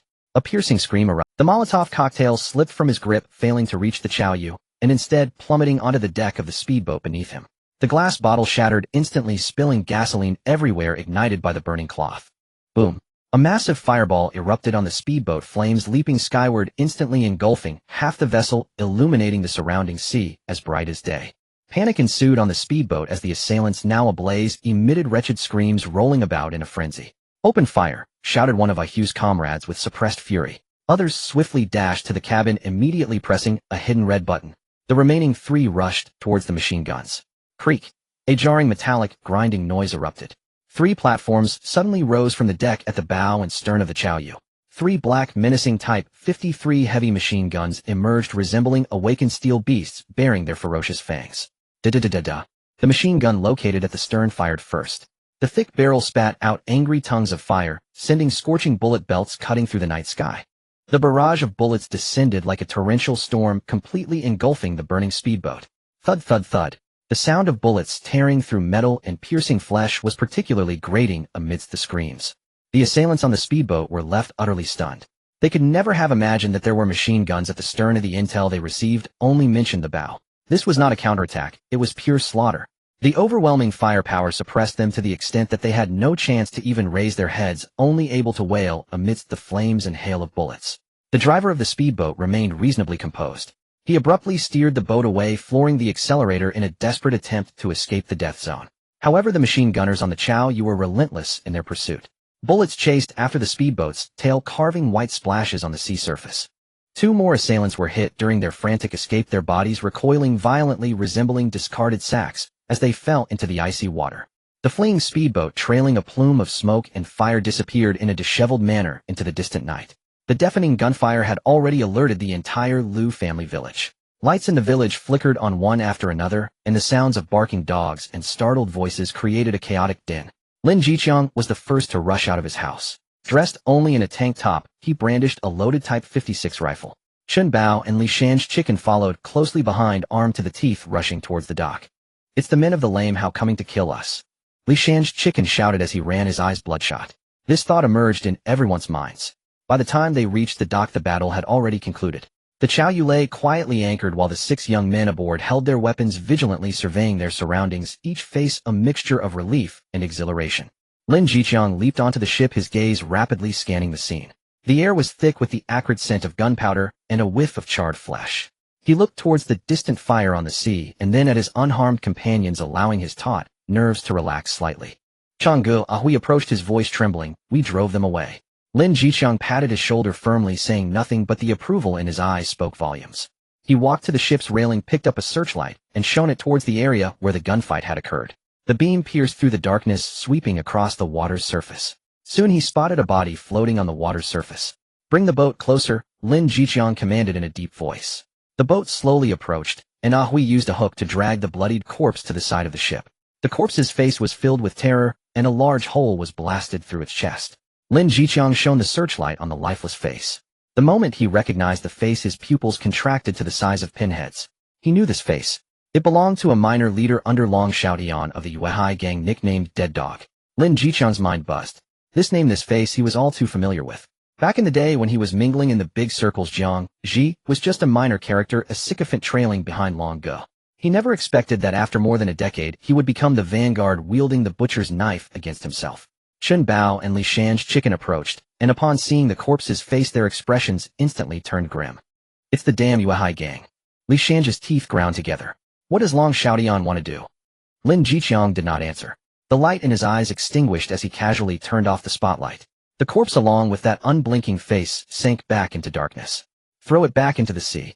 His voice was cold. Ahui untied the hook, and with a splash the corpse disappeared into the icy waters. At the Lin family ancestral home, the lights were bright, yet the atmosphere was as oppressive as a solid block of iron. Lin Jiqiang sat at the head of the main room, silent, his fingers rhythmically tapping on the table. Chun Bao, Li Shanj, and several other old brothers sat nearby, each face shrouded in a layer of gloom. The 6 newcomers had already tended to their minor injuries, and were now standing straight against the wall, as silent as 6 statues. The brief yet perilous battle had completely washed away their restlessness, replacing it with a true sense of murderous intent. Damn it! Chun Bao finally couldn't hold back, slamming his palm heavily on the table, causing the teacups to rattle. That son of a dog Long Xiaotian. Back in the day when Chang'e was dominating the scene, he wasn't even worthy to hold your shoes. Now he's grown wings and dares to bite back at us. Chang'e, say something. Li Shan's eyes were bloodshot. I can't swallow this anger. They'll take people to Yuma D right now and chop that bastard up. Chop him up. Lin Jiqiang finally stopped tapping on the table. He raised his eyes, coldly scanning each brother present, filled with righteous indignation. And then what? His voice was not loud, but it brought instant silence to the room. Chop Long Xiaotian, only to become the next target of that limping tyrant. Or end up being treated as the typical gang conflict by the cops, getting us all thrown into Chizhu prison. Long Xiaotian is now a mad dog. A mad dog pushed to the brink by the limping tyrant. Why would he provoke us? It's not that he's gone mad, he wants to drag us down with him. Lin Jiqiang stood up, pacing the room.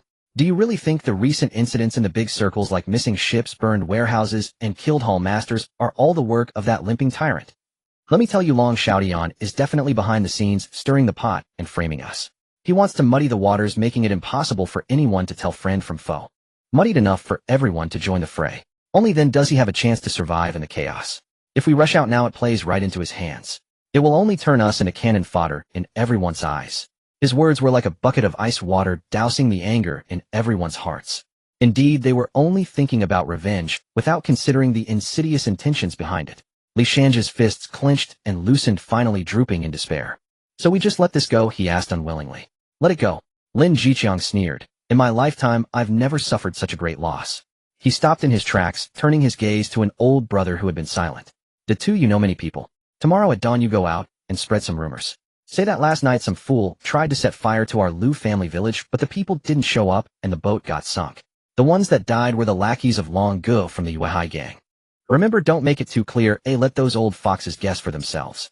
The man known as the Two nodded, a flash of brilliance in his eyes. I understand, Chang'e. This move is much harsher than directly storming in. This strategy was meant to nail Long Xiaotian firmly to the pillar of disgrace. During times of internal and external troubles, not only should they unite against the outside, but also refrain from attacking their own people. This is a grave taboo that could ruin a person's reputation in the big circles. After making all the arrangements, Lin Jiqiang felt a wave of fear. He looked at the 6 young men. If they hadn't slept on the boat tonight, and if his son hadn't insisted on installing those 3 machine guns, the consequences would have been unimaginable. Just then Lin Chao came out from the back room.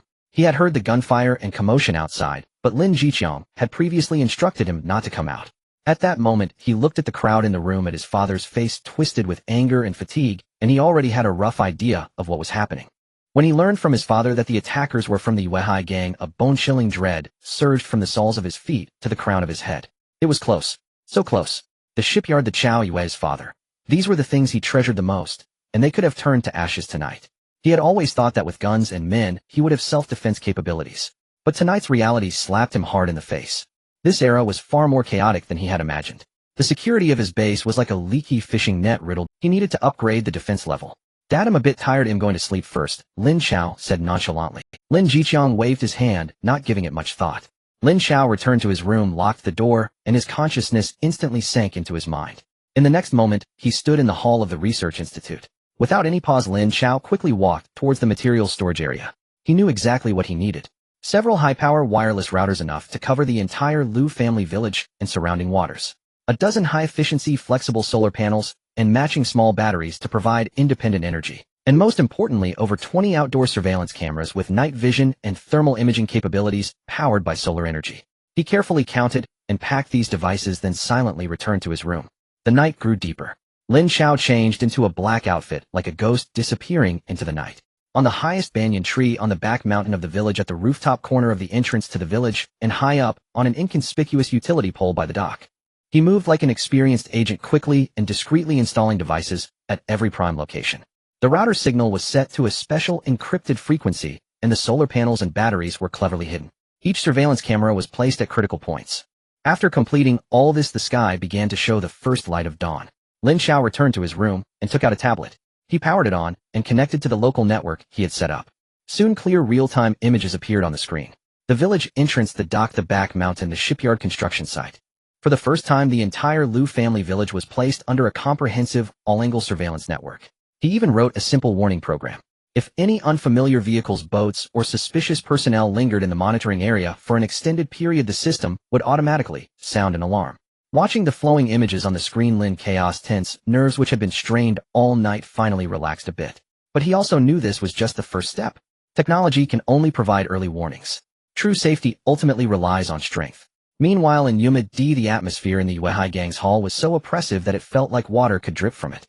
Long Xiaotian sat gloomily in the master chair, gripping a bill tightly, his knuckles turned white from the strain. Just moments ago, one of his dance halls had been inspected by the cops and ordered to cease operations for rectification. To get the dance hall reopened, he had to spend a significant amount of money to smooth things over.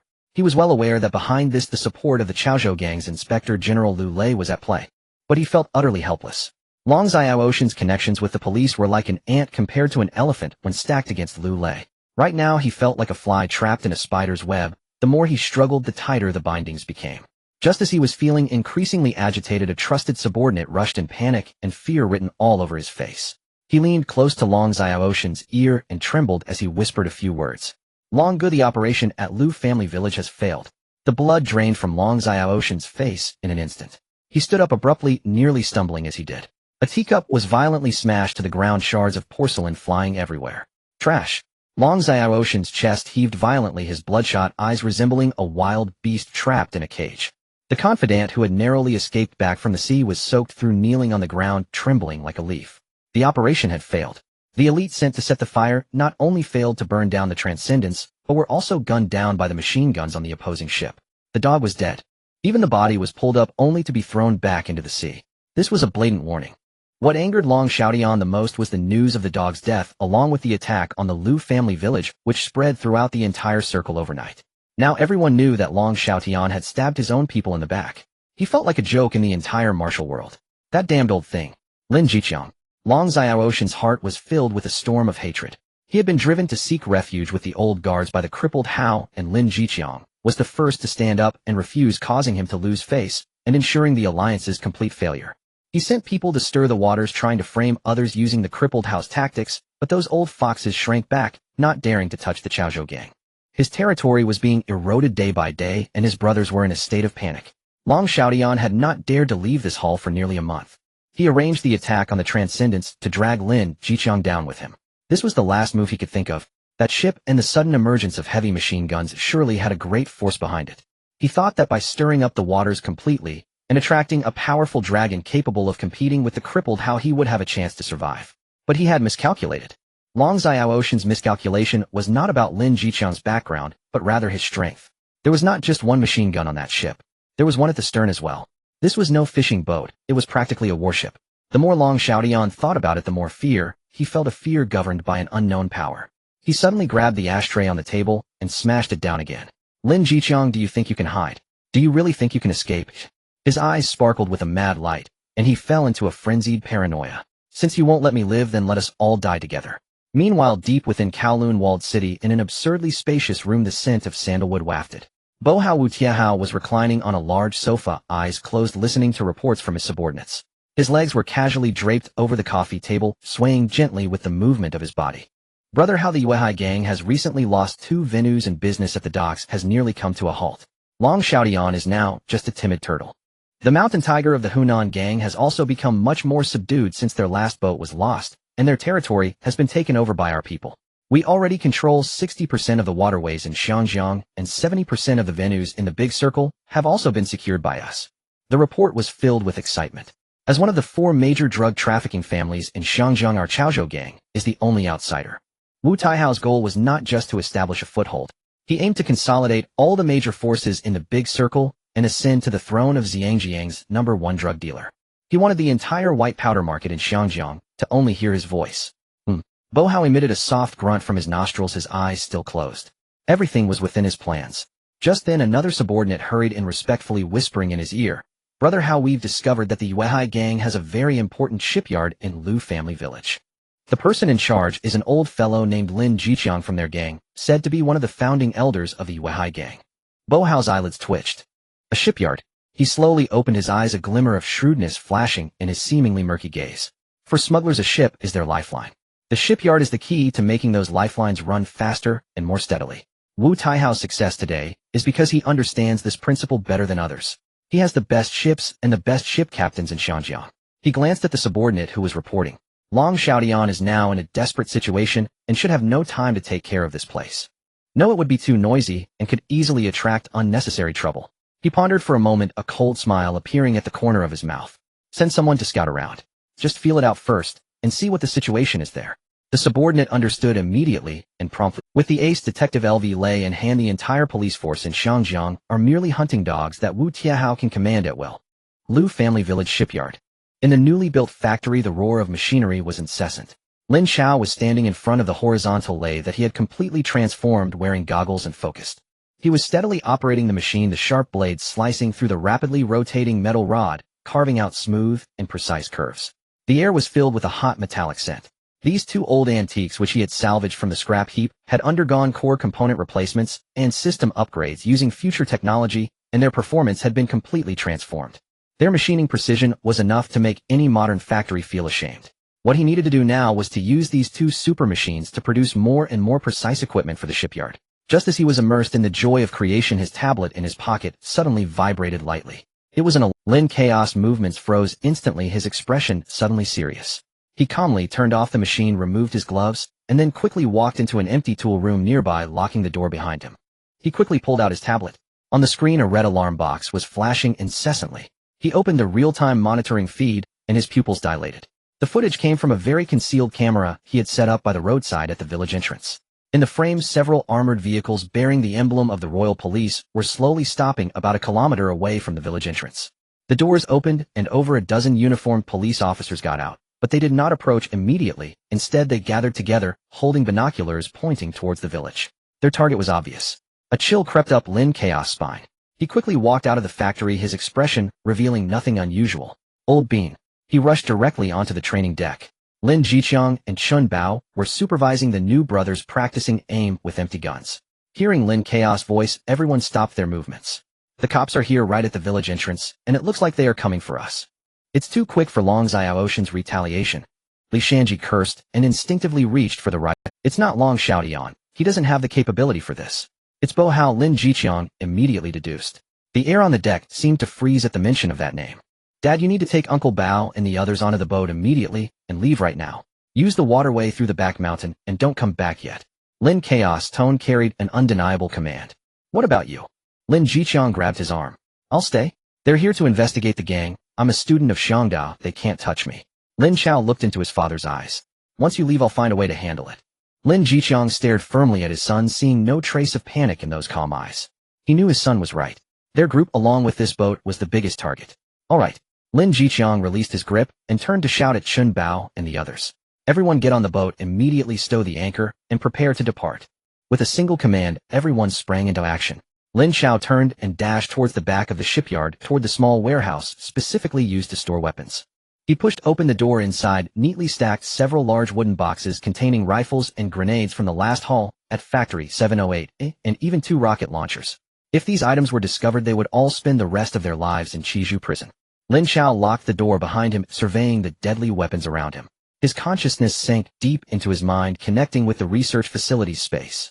In an instant, the heavy military boxes in the room along with all the weapons and ammunition inside vanished without a trace, as if they had never existed. Only after completing all this did Lin Chao let out a sigh of relief, quickly exiting the tool room and heading towards his uncle Lu Yaoming's home. When dealing with official matters, Uncle Lu Yaoming had far more experience than he did. Uncle. Lin Chao pushed open the door. Lu Yaoming, wearing reading glasses and reading the newspaper, jumped in surprise. What's wrong? You're in such a hurry. The cops are here at the village entrance, Lin Chao quickly replied. Lu Yaoming dropped the newspaper from his hands, his expression changing. However, he had been the village chief for decades and soon calmed down. Don't panic, he stood up. When soldiers come, we will meet them. When water comes, we will cover it. We Lu family village are a legitimate fishing village. Being upright, we have nothing to fear from shadows. He walked to the corner, took a thick envelope from a cabinet, and discreetly stuffed it into his pocket. Where are your dad and the others? They've already set sail, Lin Chao replied. That's good, Lu Yaoming nodded. Come with me. Remember, you are just a university student helping at the shipyard, knowing nothing. As they reached the shipyard entrance, several police cars lined up, blocking the dock's entrance. More than a dozen police officers wielding batons approached with serious expressions. The leading officer, Sha Zhan, had a face full of flesh and scanned the shipyard back and forth. Who is in charge here? Sir, I am the village chief, Lu Yaoming. Lu Yaoming immediately greeted him with a broad, I had no idea you officers were coming. Well, what brings you here? Cut the nonsense. Sha Zhan impatiently interrupted him. We received reports saying that this place is a gang hideout harboring arms and drugs. We need to conduct a search. A search? Lu Yaoming looked stunned, quickly replacing his expression with one of grievance. Sir, you must see clearly, we are just a small workshop fixing and mending for the village fishermen, making a little hard-earned money. Look at this place, it's dilapidated. How could we hide such things? Sha Zhan snorted coldly, clearly not believing his lies. Search. With a wave of his hand, the police officers immediately dispersed and rushed into the factory and several nearby rooms. They rummaged through everything, banging and crashing, turning the entire shipyard into a scene of chaos. But the results left them greatly disappointed. Inside the factory, aside from 2 old machines that looked ready to break down, there were only ordinary tools like wrenches and hammers. In the few rooms where workers lived, there were only simple bedding and daily necessities. They even searched the tool room that Lin Chao had just emptied, which was completely bare, without a single hair. Sha Zhan, nothing was found. Neither did we over here. One by one the police returned to report, all with the same result. Sha Zhan's face grew increasingly grim. Lu Yaoming had been by his side all along, and seeing that the timing was right, quietly moved closer and discreetly slipped the thick envelope into Sha Zhan's hand. Sir, it's so hot today, the brothers have worked hard. This little money is just a token of respect. Take it, and let the brothers have a cup of tea. Sha Zhan's fingers pinched the thickness of the envelope, and the flesh on his face relaxed a bit. He glanced at the small factory with only a few old machines, and a dozen workers, and doubt began to creep in. Is this all the people you have here? Yes, sir, Lu Yaoming replied with a pained expression. The fishing business is tough right now. The young people in the village have all gone out to find work, leaving only the old, weak, and sick. There's no gang here at all. Sha Zhan nodded, already convinced by 7 or 8 points in his heart. It seemed the intel was mistaken, or the other party had already moved their goods in advance. Searching further wouldn't yield anything new. He cleared his throat and waved his hand to his subordinates. Dismissed. A group of police officers arrived quickly and left just as fast. Watching the police cars disappear at the village entrance, Lu Yaoming finally let out a long sigh of relief, his back already soaked with cold sweat. Kowloon walled city. Bo Hao listened to the news relayed from his subordinates at the police station. Found nothing. He leaned back on the sofa, picking his ear with his little finger, his tone bland. Yes, Brother Hao. They said it was just a tiny maintenance shop with very rudimentary equipment and not many workers. Didn't seem suspicious at all. Bo Hao chuckled softly. It was perfectly normal not to find anything. He himself was the ancestor of dealing with such matters, knowing 1,000 ways to cope with police searches. But the police's description made him suddenly lower his regard for that place. It was small in scale and rudimentary in equipment. It seemed like just an ordinary maintenance shop, not capable of causing any storm. He had been too sensitive. Brother Hao, what should we do now? Send a few people tonight to take care of that place.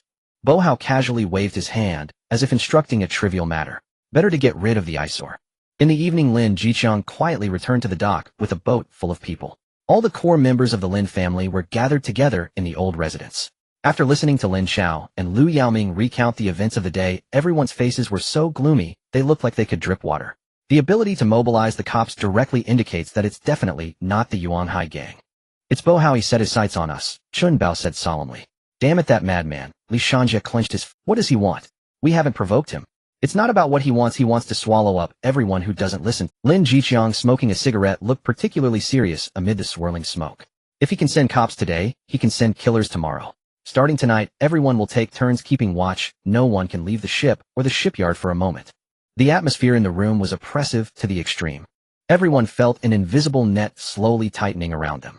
They were like fish caught in a net, left with no choice but to struggle desperately. Lin Chao did not participate in their discussion. He knew that passive defense would eventually wear them down. No more waiting. He had to find a way to break the deadlock. Returning to his room, Lin Chao locked the door and sank his consciousness into his mind. In the bright and clean hall of the research facility, he felt a chilling cold for the first time. He hurried to the computer, clicked an icon, and activated a dialog box. Taking a deep breath, Lin Chao typed in several keywords. Wu Tiahao Lu Lei 1973, conclusion. Data streamed rapidly across the screen.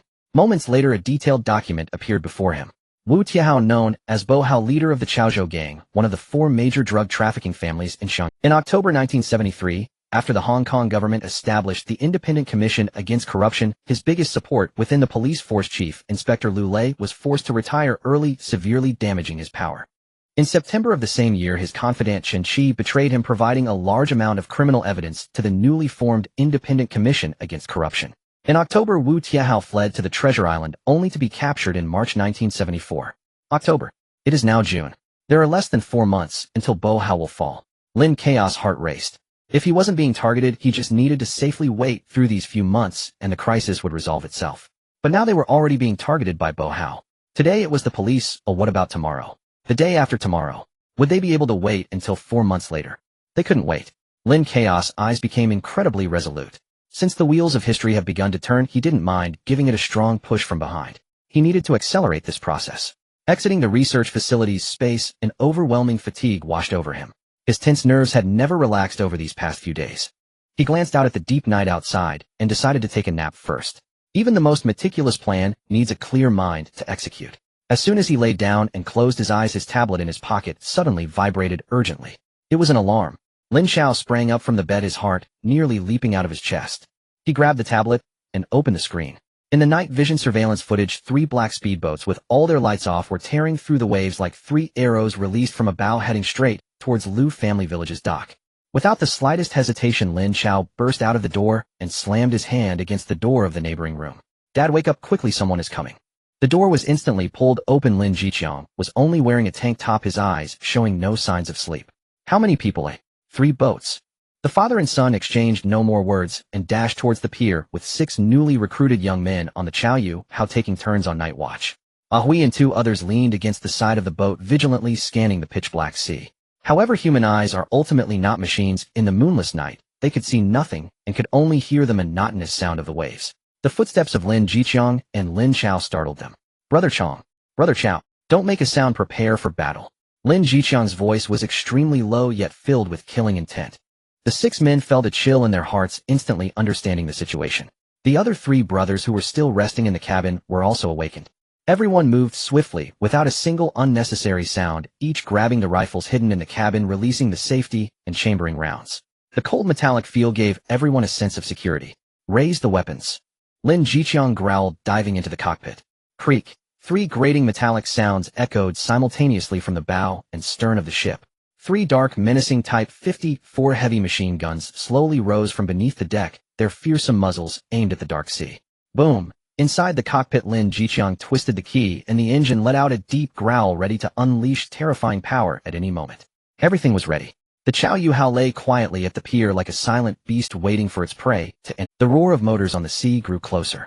The attackers on the 3 speedboats clearly did not anticipate. They maintained high speed, planning to rush to the pier in one go, resolve the battle as quickly as possible, and set fire to escape. Just as they entered the 200-meter range, swish! The military-grade high-power searchlights on the top of the Chao Hao suddenly lit up. The blinding beams pierced through the darkness like swords thrown by deities, illuminating the faces of the 3 speedboats, and everyone on board turning them pale. Damn it! It's an ambush. The leader of the speedboat, a scarred face, squinted against the bright light, instinctively raising his arm to shield himself. They were completely exposed to the light, while the enemy's boat remained shrouded in darkness, unable to see anything. Yet this group of desperate men did not retreat. Fire! Shoot them down! The scarred man let out a frantic roar. Fear sometimes gives rise to even more frenzied violence. Tat-a-tat. The submachine guns on the speedboat fired first bullets, spraying wildly towards the Chao Yuhao, hitting the steel plates of the hull, and creating a series of clanging sounds, sparking insignificant embers. They thought that as long as their firepower was strong enough, they could suppress the enemy. However, what they faced was actually hell. In the next second after they opened fire. Fire! Lin Chao pressed the button on the intercom in the cockpit. The command reached every corner. Tat-a-tat-a-tat-a-tat. The 3 Type 54 heavy machine guns roared simultaneously. This was not just gunfire. This was the roar of a steel storm tearing through the air. The searing bullet chains drew 3 intersecting lines of death in the night sky, instantly enveloping the foremost speedboat. PFF, PFF, PFF, PFF. The large-caliber machine gun bullets tore through the thin hull of the speedboat, as if breaking through with ease, shredding the bodies on board. Blood mist exploded under the harsh white light. The screams barely had time to emerge before they were drowned by the denser sound of bullets. The foremost speedboat was like a pile of scrap iron crushed by an invisible giant hand, instantly riddled with holes. The 7 or 8 people on the boat turned into blurred flesh and blood in just 1 second. Boom. The bullet hit the fuel tank. A massive fireball shot into the sky, blowing the speedboat and the remains of the bodies high into the air. This hellish scene left the people on the other 2 speedboats completely stunned. The madness and ferocity on their faces were instantly replaced by a profound fear. Heavy machine guns. Not just 1 but 3. What the hell kind of fishing boat is this? This is a warship. Withdraw. Quickly withdraw. The scarred man screamed in a pitchy voice, his spirit shattered. The remaining 2 speedboats hurriedly turned their bows, desperately accelerating to escape this sea of death. Trying to run. Lin Chau's voice was chilling.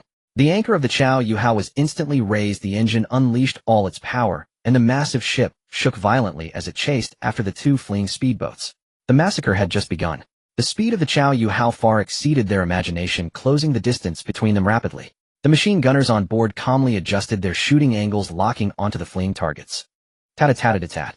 The tongues of flames erupted again. The hail of bullets chased after one speedboat's tail, sending up white splashes on the sea. The driver of the speedboat frantically maneuvered in a serpentine pattern, trying to evade. But everything was futile in the face of the crossfire formed by the 3 machine guns.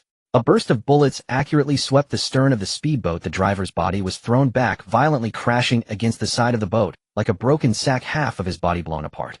The uncontrollable speedboat spun on the sea, soon being blown to pieces by another machine gun from the Chao Yuhao. Only the last speedboat was fleeing desperately across the Black Sea. The people on the boat had completely collapsed. They threw down their guns, kneeling on the deck, as if praying. But neither Lin Chao nor Lin Chao showed any mercy. To show mercy to the enemy is to be cruel to oneself. The Chao Yuhao pursued slowly like a cat playing with a mouse, locking onto them with its searchlights. In the midst of desperate wails, the 3 machine guns fired, sending the last speedboat to the depths of the sea. The gunfire ceased. On the sea there was nothing but 3 groups of debris slowly sinking. The air was thick with the acrid smell of gunpowder and the nauseating scent of charred flesh. The ship was enveloped in a dead silence. Ahui clutched the scorching machine gun shield tightly, his arms trembling slightly. He wanted to say something, but his throat felt dry. Next to him, a younger brother turned pale, leaning against the railing and gagging, but nothing came out. They had won, yet no one cheered for it. Every face was etched with a mixture of relief and the harshness of reality. They had won, but they all knew this was just the beginning. This was only the first wave of cannon fodder sent by the Bois How to test. They were too few. It was impossible to maintain such a high level of vigilance 24 hours a day. If this continued, just one moment of negligence could lead to irreversible consequences. Lin family's old residence. The atmosphere was stifling. Chaozi, you leave tomorrow. Lin Chao took a deep drag on the cigarette, the tip flickering in the darkness. Return to the mainland, go to Factory 708. It's the safest there. Dad, I won't go. Lin Chao shook his head, his gaze exceptionally firm. You must go. Lin Jiqiang's voice suddenly rose. Bois How has already set his sights on us. Staying here means you're walking to your death. Leaving is just waiting to die. Lin Chao looked at his father. If we leave, he will unleash all his fury on Uncle and the people in the village. Moreover, you can evade for a moment, but not for a lifetime. We can't hide in the mainland for a lifetime. He paused, speaking each word deliberately. Dad, we can't always passively take hits. We need to find a way to bring him down. Bring him down. Li Shanji chuckled bitterly. Xiaozi behind Hua Hao is Chief Inspector Liu Lei of the General Hua. What can we use to fight him? Lin Chao looked at the puzzled expressions of everyone. I had a professor in college who had good connections with the government over there. This might be our only leverage to tip the scales. Lin Chao said solemnly. I can try to approach through this channel to see if I can find a way out. If it doesn't work, we'll retreat to the mainland. If we fail, I will head to the mainland immediately without delay. Lin Jiqiang stared intently at his son from those calm eyes. He saw a kind of planning and decisiveness beyond. In the end, he nodded, extinguishing the cigarette. All right, I will gamble with you. The next day in Kowloon Walled City, Biao Hao listened to his subordinate's report, frowning slightly. The person sent to set fire to Liu family village had not returned all night. 3 boats, over a dozen people seemed to have vanished without a trace. Brother, how could something have happened? A trusted aide speculated cautiously. That mad dog Long Xiaoyan is capable of anything now. Perhaps his men are lying in wait there. Biao Hao pondered in silence. This speculation seemed quite reasonable. A rundown shipyard could not possibly make over a dozen people disappear without a sound. It could only be the main force of Long Xiaoyan. He lightly tapped his fingers on the armrest of the sofa. Since that was the case, continuing to entangle with that small shipyard was pointless. Rather than waste time and energy dealing with an insignificant repair point, it was better to cut off the source. Forget about that shipyard for now. A glint of ruthlessness flashed in his eyes. Send a few people to Yao Mati, Biao Hao said in a low voice. Confirm whether Long Xiaoyan is at the gang's base today. We act tonight.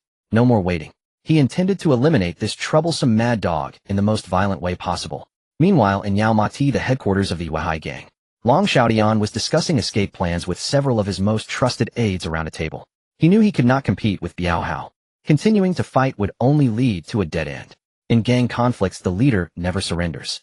If he surrendered, he would only face a more tragic fate. Is the money ready? Long Xiaoshan's voice was hoarse, his eye sockets deep set. Brother Long, most of the assets have been liquidated, and the cash and gold bars are stored in the basement of the safe house. A subordinate replied. However, the Chaozhou gang has been watching us closely, and we haven't found an opportunity. Tomorrow. Long Xiaoyan slammed the table. No matter what method is used, we must send the items out tomorrow. I've already made arrangements in Siam. As long as we get there, there will be a chance to rise again. He was utterly desperate, wanting to flee with the wealth accumulated over the years. Just then a piercing scream suddenly came from outside the house. Long Xiaoshan's body stiffened, and he suddenly sprang up from his chair. Who? Before he could finish, the heavy wooden door was kicked open with tremendous force from the outside. Boom. Amidst the flying wood chips, several men dressed in black tight-fitting outfits surged in like silent phantoms. They held silenced handguns, their eyes showing no fluctuation, as if looking at a group of already dead livestock. Several aides instinctively reached for their guns at their waists. But they were too slow. Pop, pop, pop. The muffled sounds almost merged into one. The aides, who had just been thinking about rising again, had blossoms of blood bloom at their foreheads, their bodies slumping down, their faces frozen in shock and unwillingness. The entire process took no more than 3 seconds. It was fast enough to take one's breath away. Long Xiaoyan felt as if the blood in his body had been drained in an instant, his hands and feet cold. He looked at the brothers lying in pools of blood, then at the approaching assassins, and his legs went weak, collapsing. The arrogance and dominance he once held shattered into worthless pieces in the face of death. Don't kill me. His voice cracked with extreme fear, tinged with a sob. They'll give you all the money. All of it. Please spare my life. The leading assassin walked up to him, looking down at him with eyes as if examining an ant. He said nothing, slowly raising his hand. Long Xiaoyan gazed at the dark barrel of the gun, his pupils shrinking to a pinprick, all pleas for mercy lodged in his throat. He realized the other party was not here to seek wealth. They were here to take his life. Pop. With a soft sound, Long Xiaoshan's body arched backward, crashing heavily to the ground, a charred blood hole appearing at his forehead. He died with his eyes wide open. The leading man glanced at the body scattered on the ground, kicked Long Xiaoshan's corpse to confirm that he was indeed dead. Then, like they had come, this group of people silently retreated, disappearing into the thick night. The room was left with a pungent smell of blood that could not dissipate. The next morning, in Yao Mati, the headquarters of the Weihai gang, a long yellow police line cordoned off the area beneath the old Tang building. Dozens of police cars surrounded the entire intersection, while a group of uniformed officers moved in and out of the building, their expressions grave. The remaining subordinates of the Weihai gang were like a swarm of headless flies gathered outside the cordon, chattering incessantly. Every face was filled with terror and confusion. Brother Long was dead. Several core leaders of the gang also died in the safe house.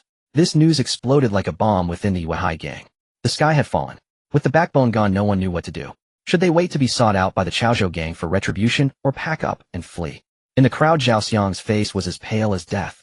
Brother Long was truly finished. They were also finished. Fear coiled around his heart like a vine. At that moment, a similarly young subordinate beside him trembled and asked Xiang Ge, what should we do? This question drew the attention of everyone in the vicinity to Zhao Xiang. This group of subordinates was mainly responsible for the waterways. Zhao Xiang was also the captain of a large ship holding the highest status among these people. What to do? Zhao Xiang's mind was a chaotic mess. Surrender. Would Biao Hao let them go? Escape. Where could these minor characters possibly flee to? A thought flashed through his mind like lightning. He remembered that day in Lu family village Lin Chao. He also recalled the rumors circulating after the failed attack on the superstar the previous night. Lin Chao. If anyone in the entire Xiangjiang dared to take them in now, it would probably be Lin Chao. We need to find my master. Zhao Xiang seemed to grasp the last straw of salvation, suddenly raising his head, his eyes bursting with the light of survival. Brother Long is dead. The Yuehai gang has fallen apart. Staying here is just waiting to die. The Chaozhou gang won't let us off. His voice was not loud, but it clearly reached everyone's ears. Now only my master can protect us. Those who want to live follow me. After saying this, he no longer hesitated and turned to leave. Behind him, dozens of similarly cornered young people silently followed after a brief moment of hesitation. Meanwhile, in Repulse Bay, in a hillside villa overlooking the entire sea view, Inspector General Liu Lei was leisurely trimming a precious orchid while wearing a loose silk robe. Wu Tiahao sat on the opposite sofa holding a cup of fine Longjing tea, a respectful smile on his face. How there was too much commotion in Yaoma tea last night. Liu Lei did not turn around, his voice flat, as if discussing something trivial. The files at the police station are piled higher than mountains. The reporters' calls are almost overwhelming the lines of the headquarters. This makes it difficult for me to operate. Biao Hao quickly put down his teacup and stood up. Uncle, it's my subordinates who did not handle things while causing you trouble. Trouble is secondary. Liu Lei put down the scissors, turned around, and his profound gaze fell upon Biao Hao. Recently the situation has been tense. There might be major movements from that side of the Britons. At this time the worst thing is to draw attention. He walked to the liquor cabinet and poured himself a glass of brandy. I've already retired and just want to go to Canada next year to accompany my grandson. Do you understand what I mean? Biao Hao's heart sank. He understood the warning in Liu Lei's words. Uncle, rest assured I understand. He bowed respectfully. From today on I will have my subordinates restrain themselves a bit. First let's consolidate those venues and channels and do business steadily. Liu Lei nodded in satisfaction. That's right, only by being harmonious can one make money. Biao Hao stepped out of the villa, got into his Rolls Royce, and the respect on his face was instantly replaced by a cold shadow. He knew that Liu Lei's boat was no longer reliable. He had to completely control the entire Xiangjiang drug trade before Liu Lei left and establish a kingdom of his own. Returning to his lair, he picked up the phone. Notify everyone to behave themselves recently and don't cause any fatalities. Focus all efforts on seizing the territory and waterways left by the Yuehai gang. Brother, how what about the shipyard in Lu family village? The person on the other end of the line asked cautiously. That rundown shipyard can be ignored for now. Biao Hao interrupted impatiently. He had more important things to attend to. At the dock of Lu family village, Lin Chao gazed at the group of despondent remnants from the Yuehai gang resembling lost dogs and remained silent for a long time. Zhao Xiang, accompanied by more than 30 people, was almost kneeling as he pleaded before him. Upon hearing the news that Long Xiaodian had been silenced by Bo, how even someone like Lin Chao, who had weathered many storms, felt a chill creeping up his spine. It was too fast. Far too fast. Just a few days ago the leader of the Yuehai gang was convening everyone for a meeting, and in the blink of an eye, he had turned into a corpse. Bo Hao's methods were even more ruthless and decisive than he had imagined. An unprecedented sense of crisis loomed over everyone's hearts. The atmosphere in the Lin family's old residence was oppressive to the extreme. Brother Chong, please accept them, Chun Bao said in a deep voice. We are severely short-handed right now. Every additional person adds to our strength. Lin Chao eventually nodded. He knew that from this moment onward there would be no room for reconciliation between them and Bo Hao. While everyone was discussing how to accommodate these people, Lin Chao walked alone to his father's side. Dad, this won't work, we must act quickly. Lin Chao looked at his son, knowing that he surely had some ideas. I want to find someone. Lin Chaos gaze swept over everyone present before finally landing on his father's face. A trusted aide of Bo Hao named Chen Qi. Li Shanjia was momentarily taken aback. What do you want with him? He is one of Bo Hao's most formidable enforcers, notorious for his cruelty. Everyone in the room displayed puzzled expressions. At this critical moment, seeking out Bo Hao's confidant. Wasn't that akin to walking into a trap? Only Lin Chao understood. This Chen Qi would later be the key figure who personally handed over all of Bo Hao's criminal evidence to the anti-corruption agency months later, leading to the collapse of Bo Hao's empire. Lin Chaos' face showed no signs of wavering. He met everyone's eyes, his voice calm and unwavering. The professor I know has connections within the Hong Kong government. He paused to give everyone a moment to digest this information. He is not someone like L.V. Lei. He is someone who truly wants to get things done. They have been watching Bo Hao for a long time, but LV protective umbrella is too large for them to act. They need a breakthrough, someone who can tear open this internal gap. Lin Chao's gaze swept over everyone, finally resting on his father Lin Jiqiang's face. They believe that Qin Shi is this breakthrough. This statement was partly true and partly false, yet it struck all present like a powerful tonic. The phrase power within the Hong Kong government. This seemingly nebulous term carried an irresistible sense of authority. Lin Jiqiang fixed his gaze firmly on his son. He tried to discern even the slightest hint of doubt or uncertainty in Lin Chao's eyes. But he failed. That pair of eyes held only a calmness beyond their years. He did not know who the professor his son spoke of was, nor where those who wanted to take action were located. But he knew his son would not joke with the lives of everyone. I don't care who your professor is. Lin Jiqiang extinguished the cigarette in his hand, his voice low. I just need to know whether this matter is reliable. It is reliable. Lin Chao replied with just 3 words. Lin Jiqiang did not ask further. He stood up and addressed Chen Bao. Ah Bao, I will leave this matter to you. Use all our connections to dig out this Qin Shi for me. I want to know his recent whereabouts. Yes, Brother Chong. Chen Bao nodded. Once this matter was settled, the atmosphere in the room eased slightly. But another more troublesome issue lay before it. Those dozens of Yuehai gang remnants who had just defected. Dad, how should we handle these people? Lin Chao took the initiative to speak. We accepted them, but how do we sustain these many mouths? We can't possibly raise the banner of the Yuehai gang. That would be like directly telling Bo Hao that we are his next target. Lin Jiqiang voiced everyone's concerns. Raising the banner of the Yuehai gang was equivalent to taking on the enmity between Long Xiaodian and Bo Hao. This is a burden they could not bear. We will not raise any banner. Lin Chaos' voice was clear and resolute. We are not any society. He looked towards the group of former Yuehai gang members waiting outside, led by Zhao Xiang. From today onward, they are no longer members of the Yuehai gang. They are employees of Lin's fisheries. We are not a gang. We are a legitimate fishing company engaged in proper business. It is only right for a company to support its employees. It is only natural for employees to protect the company's property. Upon hearing this, the room fell into stunned silence. Even Lin Jiqiang was taken aback. This move was brilliant. It severed all ties with the Yuehai gang and transformed this group of desperate individuals into employees within a legitimate company. All above board. From now on, even if the law enforcement comes knocking, they would still be law-abiding citizens with legitimate identities. Good. Let's do it this way. Lin Jiqiang slapped his thigh, and the gloom in his heart dissipated. He walked to the door and said to the apprehensive Zhao Xiang, Xiang, you followed me for 6 years before, and when you left it was a pleasant parting. Today you returned, and I can accept you, but this is the last time. Also, you heard it. From today onward, there is no more Yuehai gang. The brothers around you are now people of Lin's fisheries. Since you have joined us, I do not care what your past conduct was here, you must abide by my rules. You all go back and gather the remaining brothers who can still be called. Also bring over the remaining boats of the Yuehai gang. Those that can be sailed, bring them here. Don't let Bo Hao's gang benefit from it. Zhao Xiang felt as if he had received a reprieve, almost kneeling in excitement. He nodded repeatedly and hurried away with his companions, not looking back.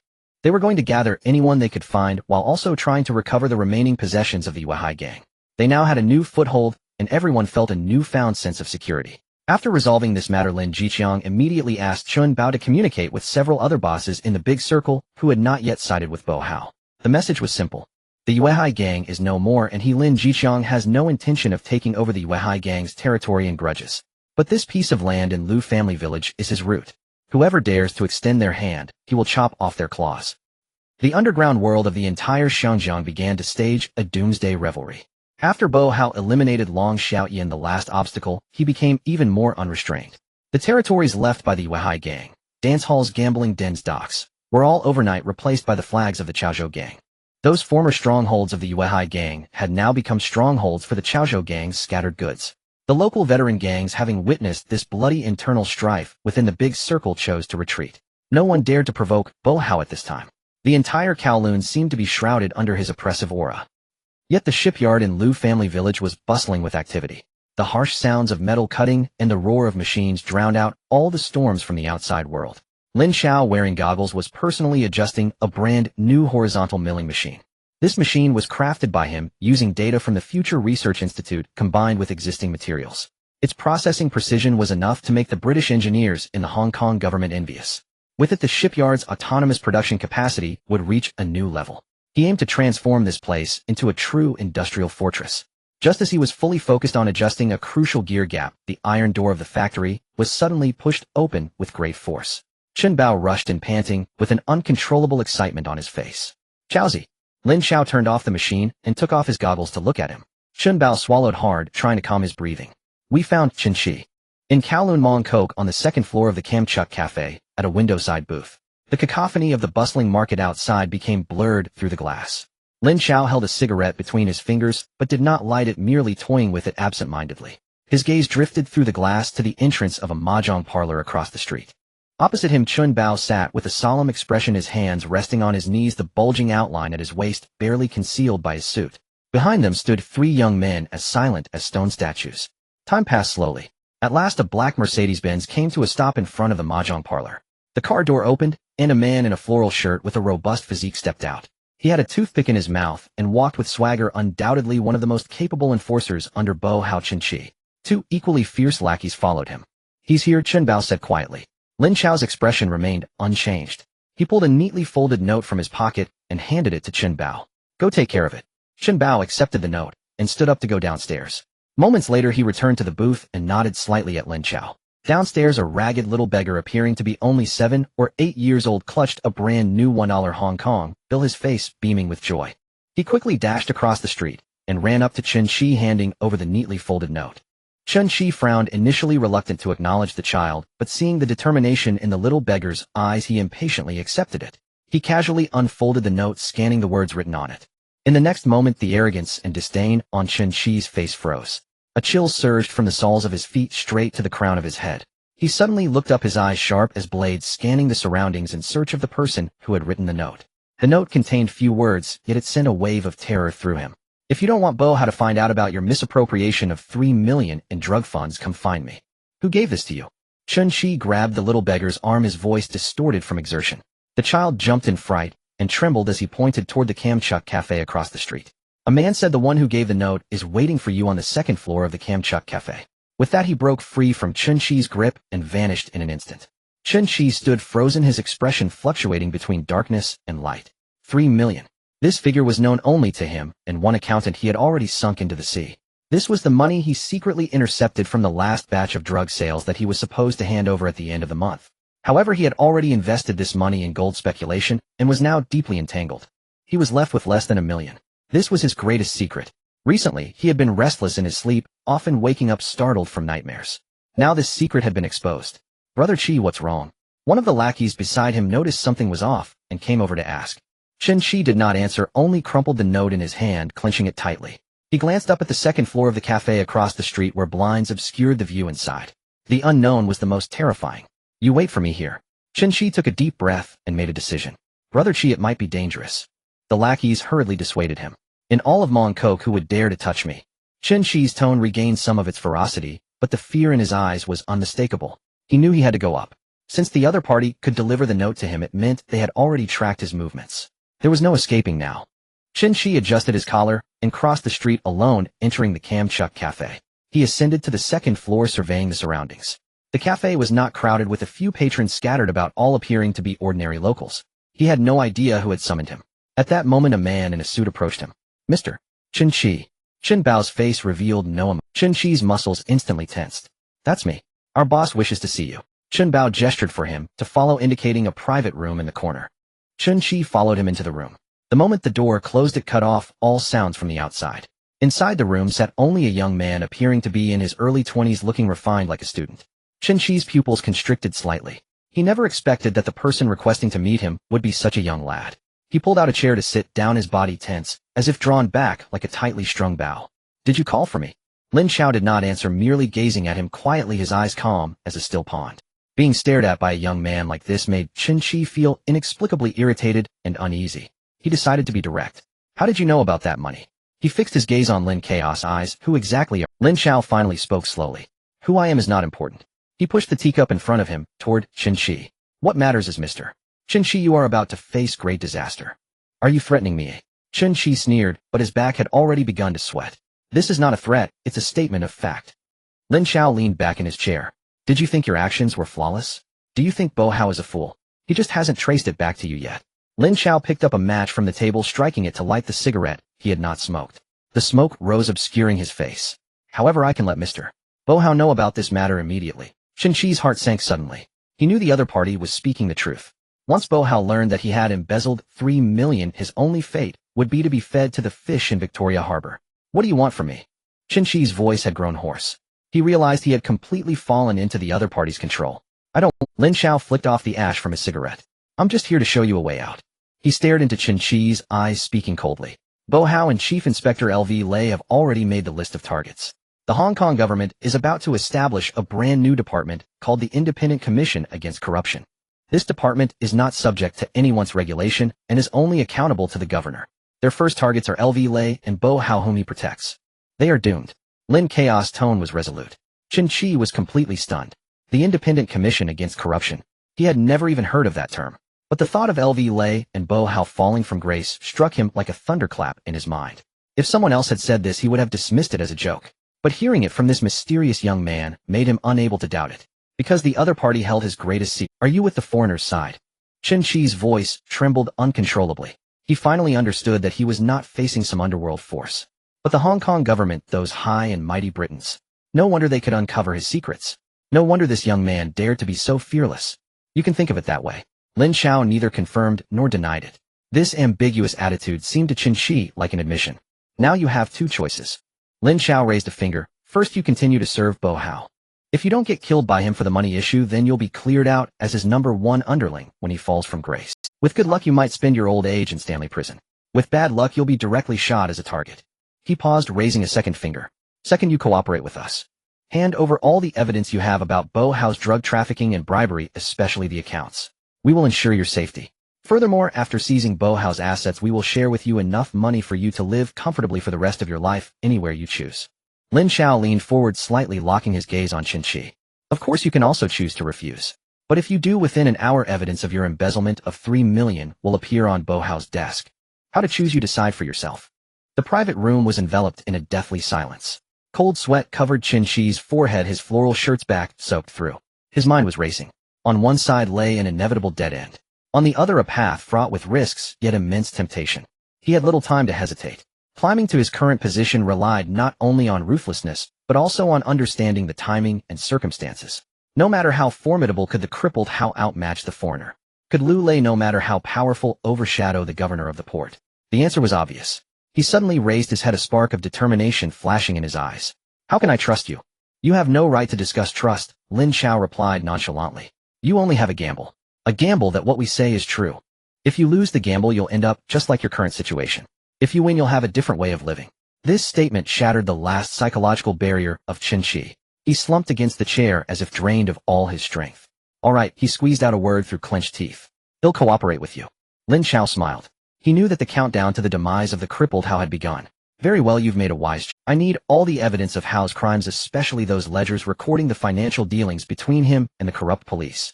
The ledgers are in the safe at his villa. It's hard to get to them. Qin-Shi set his face, showing difficulty. That's your problem. Lin Chao's tone was icy. I give you 2 days. He stood up and walked to the door.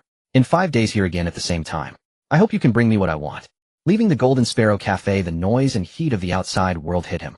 Chun Bao followed behind Lin Chao, his face still carrying a hint of lingering excitement. It's done. The most capable henchman of the crippled Hao was swayed by a few words from Chaozi. If this gets out, it would shake the entire underworld. However, Lin Chao, walking ahead, showed no signs of relaxation.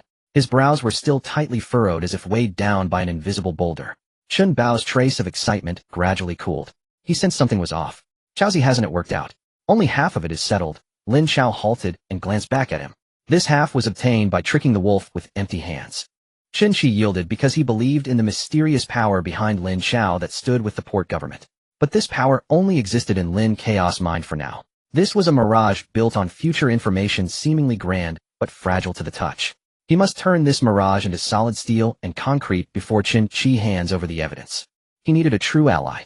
An ally from within the port government, someone substantial and equally eager to take down Lu Lei and the crippled Hao. The Independent Commission Against Corruption. This institution, destined to change the history of the fragrant harbor, was not yet officially established. Most people didn't even know of its existence. But Lin Chao knew. Not only did he know, but he also knew the future core personnel of this institution. The first Commissioner Ji Da and the Deputy Commissioner Pang Dinghua. These 2 names flashed through his mind and were immediately dismissed. They were both foreigners. As a mere student from Xiangdao with no background or connections, trying to directly approach such high-level figures was akin to chasing a pipe dream. Even if he met them, why would they trust an unfamiliar Chinese? Trust is built over time and requires a shared cultural background. He had neither of these. The only breakthrough could come from a Chinese. One who could hold the highest position in the future Independent Commission Against Corruption. Su Jiajie. This name surfaced from the depths of his memory. The Deputy Director of the Action Department of the future Independent Commission Against Corruption, the highest position among the Chinese. At this moment, he was merely a police sergeant in the anti-corruption unit. Though an official, he was far from being. Uncle Bao, you take the others back first, keep an eye on the shipyard and those newcomers. Lin Chao calmly made arrangements. I have something more important to handle. Chen Bao looked into Lin Chao's deep-set eyes, not asking further questions. He nodded. Be careful. Wanchai Police Headquarters. Lin Chao stood across the street, gazing at the colonial-style building. He did not rush inside. Taking out a few $10 bills from his pocket, he approached the dozing security guard at the entrance. Excuse me, may I ask for directions? The guard opened his sleepy eyes and glanced at him impatiently. Lin Chao casually handed over the cash. I'm looking for Sergeant Su Jiajie from the anti-corruption unit. Well, I have a personal matter to discuss. His voice was low. I don't want to make it too obvious, you understand. The guard pinched the thickness of the money, and his impatience instantly morphed into an understanding smile. Young man, you're quite thoughtful. He hasn't gotten off work yet, wait here. They'll point him out when he comes out. Lin Chao thanked him and sat down on a bed. He had plenty of patience now. Time passed tick by tick. The sun tilted westward and officers trickled out of. Finally, the guard gestured towards him. Lin Chao followed his gaze. A man in plain clothes of average build and appearance walked out. He looked to be in his 30s with sharp eyes, instinctively surveying his surroundings as he walked. This was him. Lin Chao took a deep breath, stood up, and walked straight over. Su Jiajie almost immediately noticed the young. His steps did not falter, but every muscle in his body instinctively tensed. His eyes were filled with vigilance. Who was this young man sent by which case's delinquent? Or was he a reporter trying to dig up information? A multitude of thoughts flashed through his mind in an instant. Lin Chao stood firm before him with no idle chatter. Su Sergeant, do you want evidence of Lu Lei's bribery? Boom. This single sentence was like a thunderclap resonating explosively in Su Jiajie's mind. His pupils constricted in an instant. His steps instinctively came to a halt. He stared intensely at this unfamiliar young man before him, his facial muscles stiffening in shock. Lu Lei. This name was a taboo within the entire police force. Everyone knew he was corrupt, everyone knew he was greedy. But no one dared to investigate, no one dared to touch him. Now a brash youth had the audacity to claim he had evidence against Lu Lei. This is not a place to talk. Su Jiajie, being a veteran of the anti-corruption unit, quickly regained his composure. After a brief moment of shock, he immediately calmed down. He glanced around and lowered his voice. Follow me. Half an hour later, in a private room of a high-end Western restaurant, soft lighting and soothing music cut off all external noise. Su Jiajie picked up the coffee in front of him, but did not drink. His gaze remained fixed on Lin Chao across from him. Now we can talk. He set down the coffee cup. Who are you? Why do you want to find me? My name is Lin Chao, a student of Shanghai University. I come from a small shipyard in Lijiakan, where we also engage in some fishing business. He calmly recited the prepared statement. Recently, the limping Hao from the Chaozhou gang has taken an interest in our shipyard, sending people to cause trouble multiple times.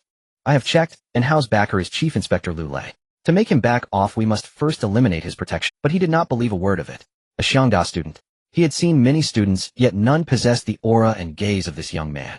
It was a calmness forged through experiencing great storms and having witnessed life and death. This kid most likely came from some kind of organization. The so-called shipyard business being bullied was merely an excuse for gang clashes. However, Su Jiajie did not care. He was indifferent to Lin Chao's true identity. Identity is not important. Evidence is what matters. He had already been summoned by his foreign superiors several times. Changes were coming from above. The governor was determined to establish an anti-corruption department independent of the police force. He was favored by his foreign superior and was being groomed to be one of the high-ranking Chinese officials in this new department. The transfer orders could arrive in the second half of the year. What he needed most now was a significant achievement, an accomplishment that would allow him to stand firm in the new unit and silence everyone. Taking down Lu Lei would be the best proof of loyalty. I will tentatively believe your story, Su Jiajie said, lightly tapping his fingers on the table.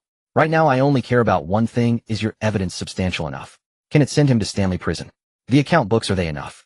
Lin Chao countered. Su Jiajie's breath caught. What kind of account book? Hao's account books, which record his bribes to Lu Lei and other corrupt officers. Su Jiajie's eyes instantly lit up. If such evidence truly existed, not only Lu Lei but half of the Kowloon police station would be implicated. Just having the account books isn't enough. He suppressed his excitement, maintaining a calm tone. We also need wit. You don't need to worry about that, Lin Chao smiled. I can not only secure the account books, but also get Hao's core subordinate Chen Qi to testify against them. Su Jiajie could no longer sit still. He suddenly looked up, his eyes burning with fervor. Physical evidence combined with witness testimony. This is a solid case. He imagined the scene of Lu Lei and how handcuffed and being sent off in a prison van by his own hands. He fixed his gaze on Lin Chao and asked the most crucial question. Why go to such lengths? What do you want? He did not believe anyone would do such a thing for free. Money, status, or something else. Lin Chao met his gaze and shook his head. He leaned back in his chair speaking in a nonchalant tone. I only wish to befriend Officer Su. Additionally, I hope the actions against Hao can be expedited. Su Jiaji's body leaned back in his chair, and after a long time he slowly exhaled. His expression changed. The way he looked at Lin Chao was no longer scrutinizing, but rather equal. Su Jiaji was no fool. He understood that the other party was not only presenting proof of loyalty, but also showcasing strength. Someone capable of persuading Hao's confidant and producing deadly evidence was certainly not an ordinary Shangda student. The power he represented behind him could far exceed his imagination. All right. Su Jiajie took out a notebook from his pocket, tore off a page, and wrote down a string of numbers. This is my office phone number. Contact me anytime after securing the account books. He pushed the note forward. Mr. Lin, I look forward to our cooperation. Lin Chao took the note, stood up, and replied, looking forward to our cooperation. After seeing Su Jiajie off, Lin Chao sat alone in the private room for a while, feeling the tension that had been stretched to the limit ease slightly. It worked. The most crucial step had been taken. Using a future information advantage, he successfully transformed himself from a passive pawn into a player capable of manipulating the chessboard. When Lin Chao returned to Lijiakan, it was already dark. The shipyard was brightly lit, and Chun Bao was familiarizing dozens of newcomers with the environment and assigning tasks. In the old Lin residence, Lin Jiqiang sat alone in the courtyard, smoking one cigarette after another with a pile of cigarette butts at his feet. Hearing footsteps, he suddenly looked up. It's done. Lin Chao walked into the courtyard and immediately shared the outcome. Lin Jiqiang's fingers, which were holding the cigarette, paused, and the tense lines on his face finally softened. That's good. The father and son exchanged unspoken words. They both understood that from the moment they sought out Chun-Chi, the war between them and Hao had entered a countdown. Now all they needed to do was to carefully endure until the day Hao fell. Dad, we have a big problem. Lin Chao pulled over a chair and broke the silence. Money. Lin Jiqiang also thought of this issue, and his brows furrowed once more. Zhao Xiang brought back over 50 remnants of the Yuehai gang this time. With these people and the original brothers at the shipyard, just the cost of meals alone was a massive expense. Previously, they relied on smuggling and illegal immigration for decent income. But now the entire underground waterway in Xiangjiang had been stirred into a mess by Hao, and all businesses had come to a halt. They couldn't expect this group of thugs who were more skilled with knives than nets to actually go out to fish and support themselves. How about another trip to Macau? Lin Jiqiang asked tentatively. Lin Chao shook his head. No way. The situation is too tense now. Hao spies are surely all over Hong Kong and Macau. Besides, we need too much money. Making too many diamonds at once would be too conspicuous and risky. Lin Jiqiang understood this logic as well and fell into silence. Suddenly Lin Chaos' eyes lit up. A bold idea rapidly formed in his mind. Dad, the martial arts world is in chaos right now and all smugglers are avoiding the limelight, right? Lin Jiqiang nodded, not understanding why his son suddenly asked this. Then they must be sitting on a large batch of goods that can't be shipped out. Lin Chao became excited. These goods are just piles of space-consuming trash in their hands. Over time, they will be more anxious than us. Lin Jiqiang's eyes also lit up. He instantly understood his son's meaning. Are you saying? That's right. Lin Chao took over the conversation. We want to sell diamonds for money. We will use diamonds to exchange for their goods. Now in the entire Xiangjiang, who else besides us has the guts and the ability to take in such a large batch of goods? We can use diamonds as a hard currency to sweep up all their inventory at the lowest price. Lin Jiqiang's breathing became somewhat rapid. This move is simply pulling the rug out from under them. But once we take in the goods, how do we ship them out? Now scattered goods are being washed by Hao's men. We won't go through the channels of Xiangjiang. Lin Chao chuckled and said. We will sell directly to the mainland. The mainland is currently lacking in everything. These radios, watches, and fabrics are all in high demand. We will supply them with goods, but we do not want money. Lin Chao looked at his father seriously and said, we will exchange for antiques, Chinese medicinal materials, or even hardwood furniture, trading for items that are hard to process on the mainland, but serve as hard currency in Xiangjiang. This statement completely opened up a new line of thought for Lin Jiqiang. He looked at his son with a complex expression. This was vastly different from the gang mentality he was familiar with. It resembled the tactics used by those engaged in international trade. Just in time, I plan to return to the mainland again, Lin Chao continued. Our manpower has nearly doubled, but we are severely lacking in weapons.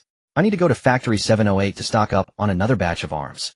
He was fully aware that he could not return empty-handed this time. The engine blueprints from last time had already yielded sweet rewards for Minister, he and the others. To gain greater support, he needed to present something of even more weight. Zhao Xiang and the others came over this time with more than 50 people and 7 boats. Aside from Zhao Xiang's medium-sized fishing boat, the remaining 6 were ordinary speedboats. Their speed was decent, but their carrying capacity and ability to withstand wind and waves were lacking. Lin Chao set his sights on these boats. That night he locked the door, delved into his mind, and re-entered the space. Upon returning to the office of the Research Institute, he opened his computer and retrieved the design blueprints of a classic marine outboard motor from the future. It was the type of motor often seen hanging off the back of a large flying boat in films. This type of motor is compact with a simple structure, yet it boasts immense power. The key feature is that it can be connected in parallel like building blocks at the stern of the boat. How fast a boat can run completely depends on how many of these motors are mounted at the stern. Lin Chao mobilized the automated machine tools at the Research Institute and began production. He not only manufactured a complete motor sample along with matching propellers, but also conveniently found a design blueprint for a larger, more fluid-dynamic flying boat. This type of boat combined with the new motors he created would be capable of becoming the fastest predator on these waters. After completing all this, Lin Chao exited the Research Institute. The next morning, the sky was just beginning to show the light of dawn. The modified Chao Yue loaded with the newly made motors and propellers silently departed from the Lujia village pier. It did not head towards the open sea as usual. Instead it turned around, heading straight towards the mainland against the rising sun. The Chao Yue slowly approached the military dock at Factory 708. This time the atmosphere at the dock was completely different. The guard on duty, upon seeing the silhouette of the Chao Yue from afar, not only felt no tension, but immediately ran off to make a phone call. As soon as the boat came to a stop, a hearty laugh rang out from a distance. Comrade Lin Chao, you finally made it. Minister He Hua strode over with a beaming face, looking 10 years younger than the last time. Wang Jinhua, who accompanied him, still wore a serious expression, but the excitement in his brow was unmistakable. Seeing the two of them so cheerful, Lin Chao felt reassured. It seemed that the engine blueprints he had sent over brought benefits far beyond his expectations. Feeling a sense of confidence, he knew that making requests today would proceed much more smoothly. Minister He Factory Director Wang. Lin Chao jumped off the boat and greeted them respectfully, yet confidently. He Hua warmly patted Lin Chao's shoulder, the force making the nearby guards widen their eyes in surprise. Let's go and talk in the conference room. This time you have made a tremendous contribution to our Southern Military District and Factory 708. Lin Chaos crew was arranged to rest at the guest house, while he was personally led by He Hua, smoothly entering that familiar conference room. As soon as the tea was served, He Hua could no longer contain himself. Comrade Lin Chao, I must sincerely thank you. He stood up with a serious expression. The marine power system blueprints you provided last time garnered significant attention after we compiled and reported them to the Ministry of Equipment of the Dragon Nation. The expert group at headquarters held an overnight meeting for evaluation, concluding that this power system is at least 10 years ahead of the world. He Hua's voice trembled slightly. Because of this, both the equipment department of our Southern Military District and Factory 708 have been collectively awarded a third-class merit. Do you know what this means? This is the first time in many years since our department was established that we received a research merit directly awarded by headquarters. Wang Jinhua added from the side, his tone filled with emotion. I have spent my whole life in the arms industry dreaming of creating something that would impress the higher-ups. I never expected to benefit from your brilliance just before retirement. He Hua sat back down, his gaze fixed intensely on Lin Chao. Therefore you cannot leave tonight.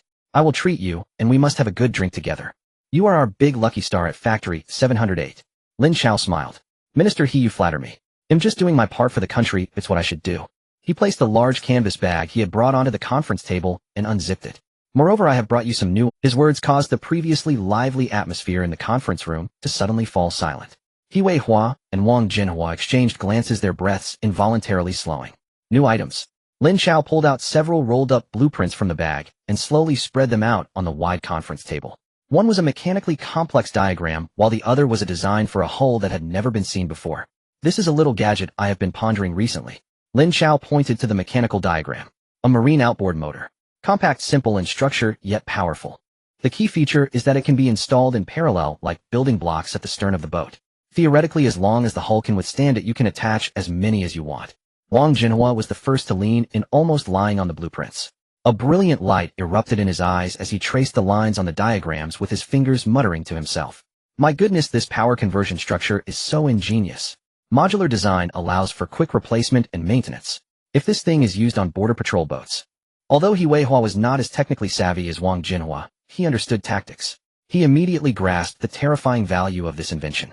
This meant they could easily retrofit any small boat into a high-speed pursuit vessel. Pursuit infiltration, rapid withdrawal. Countless tactical applications flashed through his mind. And this? Lin Chao pointed to the adjacent hull design. This is the hull that pairs with this outboard motor. I call it the Defay. Optimized for fluid dynamics, to minimize water resistance, and fully utilize the power of the outboard motor. He Wei Hua's gaze moved from the blueprints to Lin Chao's face, his expression filled with complexity. If the gas canister cannon was a brilliant idea and the diesel engine was a technological triumph, then this combination of the outboard motor and Defay was a mature piece of equipment capable of altering certain combat modes. What exactly is this young man thinking? Comrade Lin Chao, you. He Wei Hua was so excited that he stumbled over his words, struggling to articulate a complete sentence. Speak up, what do you want this time? As long as it's within our capacity to give, there will be no second thoughts. This was the moment Lin Chao had been waiting for. He wasted no time and got straight to the point. Minister I need weapons, more weapons. He briefly recounted the recent chaos in Xiangjiang, emphasizing the threat posed by Bo Hao and the downfall of the Weihai gang.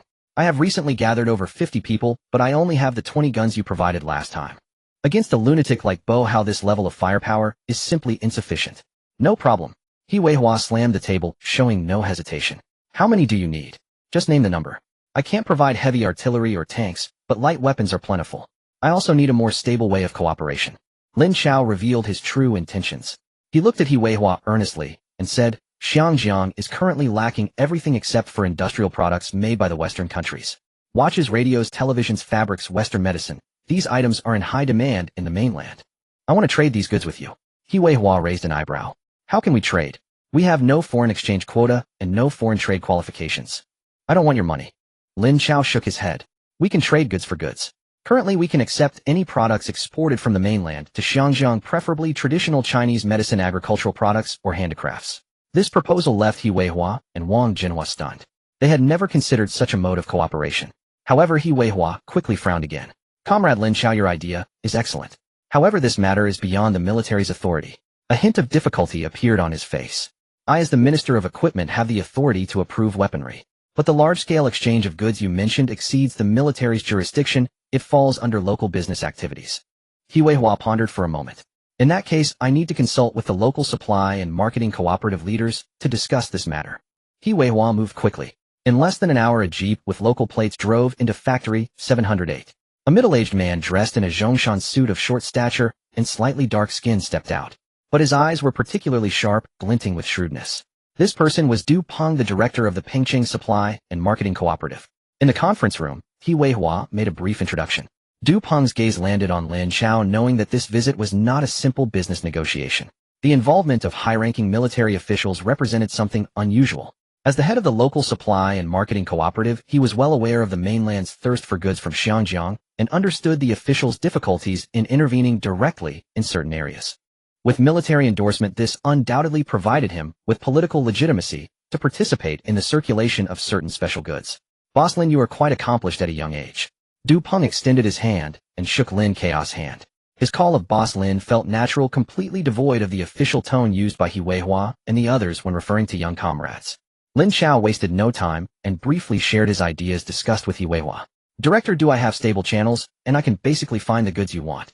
Lin Chao didn't even consider that his warehouse in Xiangjiang was completely empty, yet he began to boast. You know the value of these goods in the mainland market better than I do. Du Peng's smile remained, but his eyes lit up. He certainly understood. These are various urgently needed goods for the mainland populace, true hard currency, more useful than money. I can continuously deliver these sought-after goods to Pingqing. Lin Chao shifted gears, but I need a long-term stable partner to ensure that these valuable items can truly reach the hands of those in need. Du Peng raised his teacup, gently blowing on the steam, waiting for Lin Chao to continue. Therefore, I want to cooperate with the supply and marketing cooperative. Lin Chao stared directly at Du Peng and said seriously, I will be responsible for delivering the goods to the designated docks in Pingqing. You can also have your traded goods transported away by us. Lin Chao shifted the conversation and suddenly proposed, by the way, I heard that after you dismantled the 4 olds you seized many old items. Many people in Xiangjiang enjoy nostalgia. These old items are also in demand and can be used as exchange goods. This suggestion made Du Peng pause momentarily with the teacup in hand. Du Peng quickly calculated it. Currently, the goods truly used for export domestically are all quota controlled. There aren't many suitable products for export locally. Most need to be sourced from other areas. Whether it's tea leaves or purple clay teapots or industrial raw materials, coordinating on a large scale is not easy. If he could exchange those seized old items in the warehouse, it would be much simpler. These items are treated as garbage by everyone. If the leaders of the supply and marketing cooperatives in each city knew they could exchange these garbage for the sought-after goods from Xinjiang, they would likely deliver them enthusiastically. If this deal could be made, it would be like winning the lottery. More importantly, the military's recommendation and endorsement meant that his participation as an official entity wouldn't be politically problematic. Great. Du Peng's smile grew even brighter. Boss Lin, with military recognition, proves that you are an organization we can trust. This deal is on. He looked at He Weihua and Wang Jinhua, his tone laced with excitement. Minister He Director Wang, thank you for introducing us to such a great partner. Our supply and marketing system is indeed lacking these sought-after goods. Every time I see so many common people with unmet needs, I feel pained. Now with Boss Lin, I believe we can better serve the people of Pingqing and even the entire nation. He Weihua clearly understood Du Peng's mindset. He stepped in to help share the risks, but Du Peng reaped all the benefits. What was there for Du Peng to be unhappy about? Wang Jinhua was also pleased to see the cooperation established. After all, only with Lin Chao's success could he continue to receive better designs. Additionally, Lin Chao saw the timing was right and threw out another chip as he needed to ensure that the military also gained something. Aside from obtaining these daily necessities, I can also help you sell things. He pointed at the blueprint for the outboard motor on the table. For instance, this engine, as well as other machinery produced by Factory 708. I can help you find a market in Xinjiang, exchange it for foreign currency, or directly trade for other materials we need, such as high-precision machine tools and electronic components. This statement made Wang Jinhua's eyes light up instantly. Factory 708 produced quite a few items, but all were supplied to the mainland, and they had never engaged in exports. Although the military industry had no sales tasks, if they could generate some foreign currency, it would certainly make it easier for them to apply for quotas for equipment upgrades. Now Lin Chao essentially opened up a new avenue for them. Comrade Lin Chao. Wang Jinhua stood up excitedly. Don't worry, in the future you can pick anything from our production line. At cost price, as long as it can be settled in foreign currency. The cooperation was thus established. From this moment on, Lin's Fisheries, a relatively unknown small company in Xinjiang, possessed a terrifying sales capacity that the entire underground world of Xinjiang could not match. While other smugglers collaborated secretly with underground organizations in the mainland discreetly distributing goods, Lin's Fisheries had already connected with the largest sales network inland. And it was official. To celebrate this historic cooperation, and to thank Lin Chao for helping Factory 708 earn a third-class merit, He Weihua hosted a banquet that night at the military district's guest house, inviting several people to a grand feast. At the table, He Weihua raised his cup, his face flushed. Comrade Lin Chao, I am decades older than you. Today, I acknowledge you as my younger brother. If you have any difficulties, feel free to come to me. As cup after cup of Maotai was down, the atmosphere reached a fever pitch. The next day, Lin Chao awoke from the guest house, still reeking of alcohol. The deck of the Chao Yu was already piled high with the gifts that He Weihua had prepared for him overnight. A full 100 brand new Type 56 automatic rifles with ammunition measured by the box.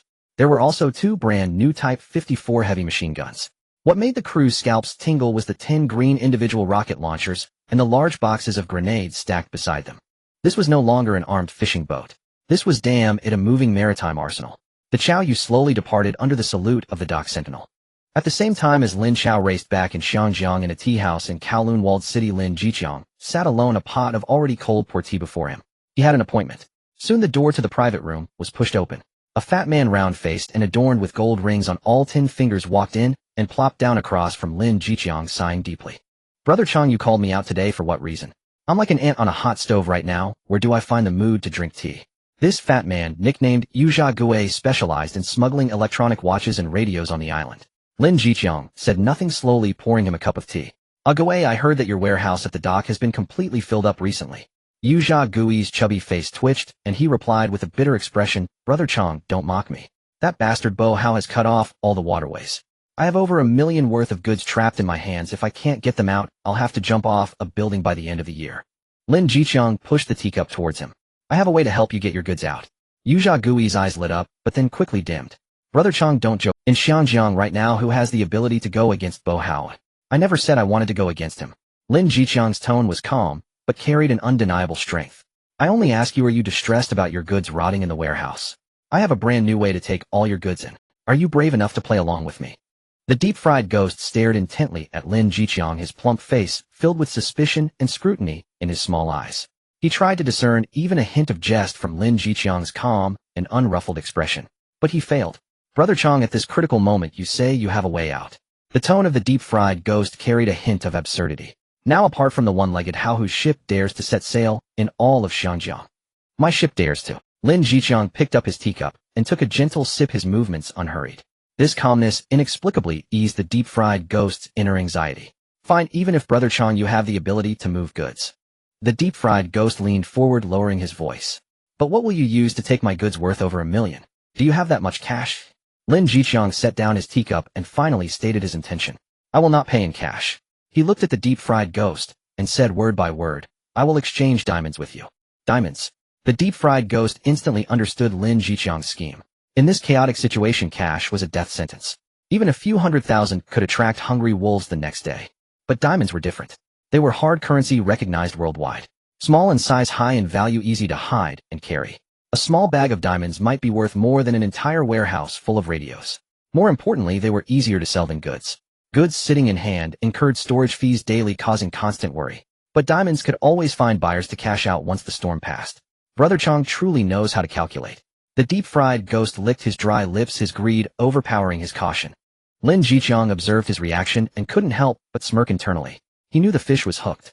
My way can handle all your goods. Lin Jiqiang extended 3 fingers. But the price can only be 30% of the market value. 30%. The deep-fried ghost nearly jumped from his chair. Brother Chang, you are robbing me. If I were to sell this batch of goods normally, I could at least make a profit of 100%. That was in normal times. Lin Jiqiang's gaze turned cold. Now they are just a pile of garbage. The longer you hold them, the more money you lose. No one knows when the one-legged howl will stop. Perhaps by the time he stops, your goods will be outdated and worthless. Each word pierced the deep-fried ghost's heart like a knife. He certainly understood this reasoning. Moreover, Lin Jiqiang continued to raise the stakes. The diamonds I used to exchange with you are not calculated at market price. He extended another hand, opened his 5 fingers, then closed 2 fingers. 70%. I will exchange my diamonds with you at 70% of the market price. The deep-fried ghost's breath halted. Buying his goods at 30% and selling his own diamonds at 70%. When he went to the black market to cash out the diamonds, selling them for 50% would be good enough. In this back and forth, Lin Jiqiang effectively paid nothing while he profited handsomely from the deep-fried ghost's fortune. His heart was blacker than ink. The deep-fried ghost's face turned a deep shade of purple, his chest heaving violently. Lin Jiqiang did not rush him, quietly sipping his tea. Though the conditions he offered were harsh, they were the only choice for the deep-fried ghost. Either accept these predatory terms, recoup some capital, and preserve his prospects, or hold on to the goods and wait for bankruptcy and despair. The private room was eerily silent. After a long while, the deep-fried ghost seemed to be drained of all his strength, slumping in his chair. Fine. He squeezed out a word through clenched teeth. Brother Chang, I will trade with you. Lin Jiqiang displayed no signs of triumph, merely nodding. You first need to inventory all the goods in your warehouse and provide me with a list.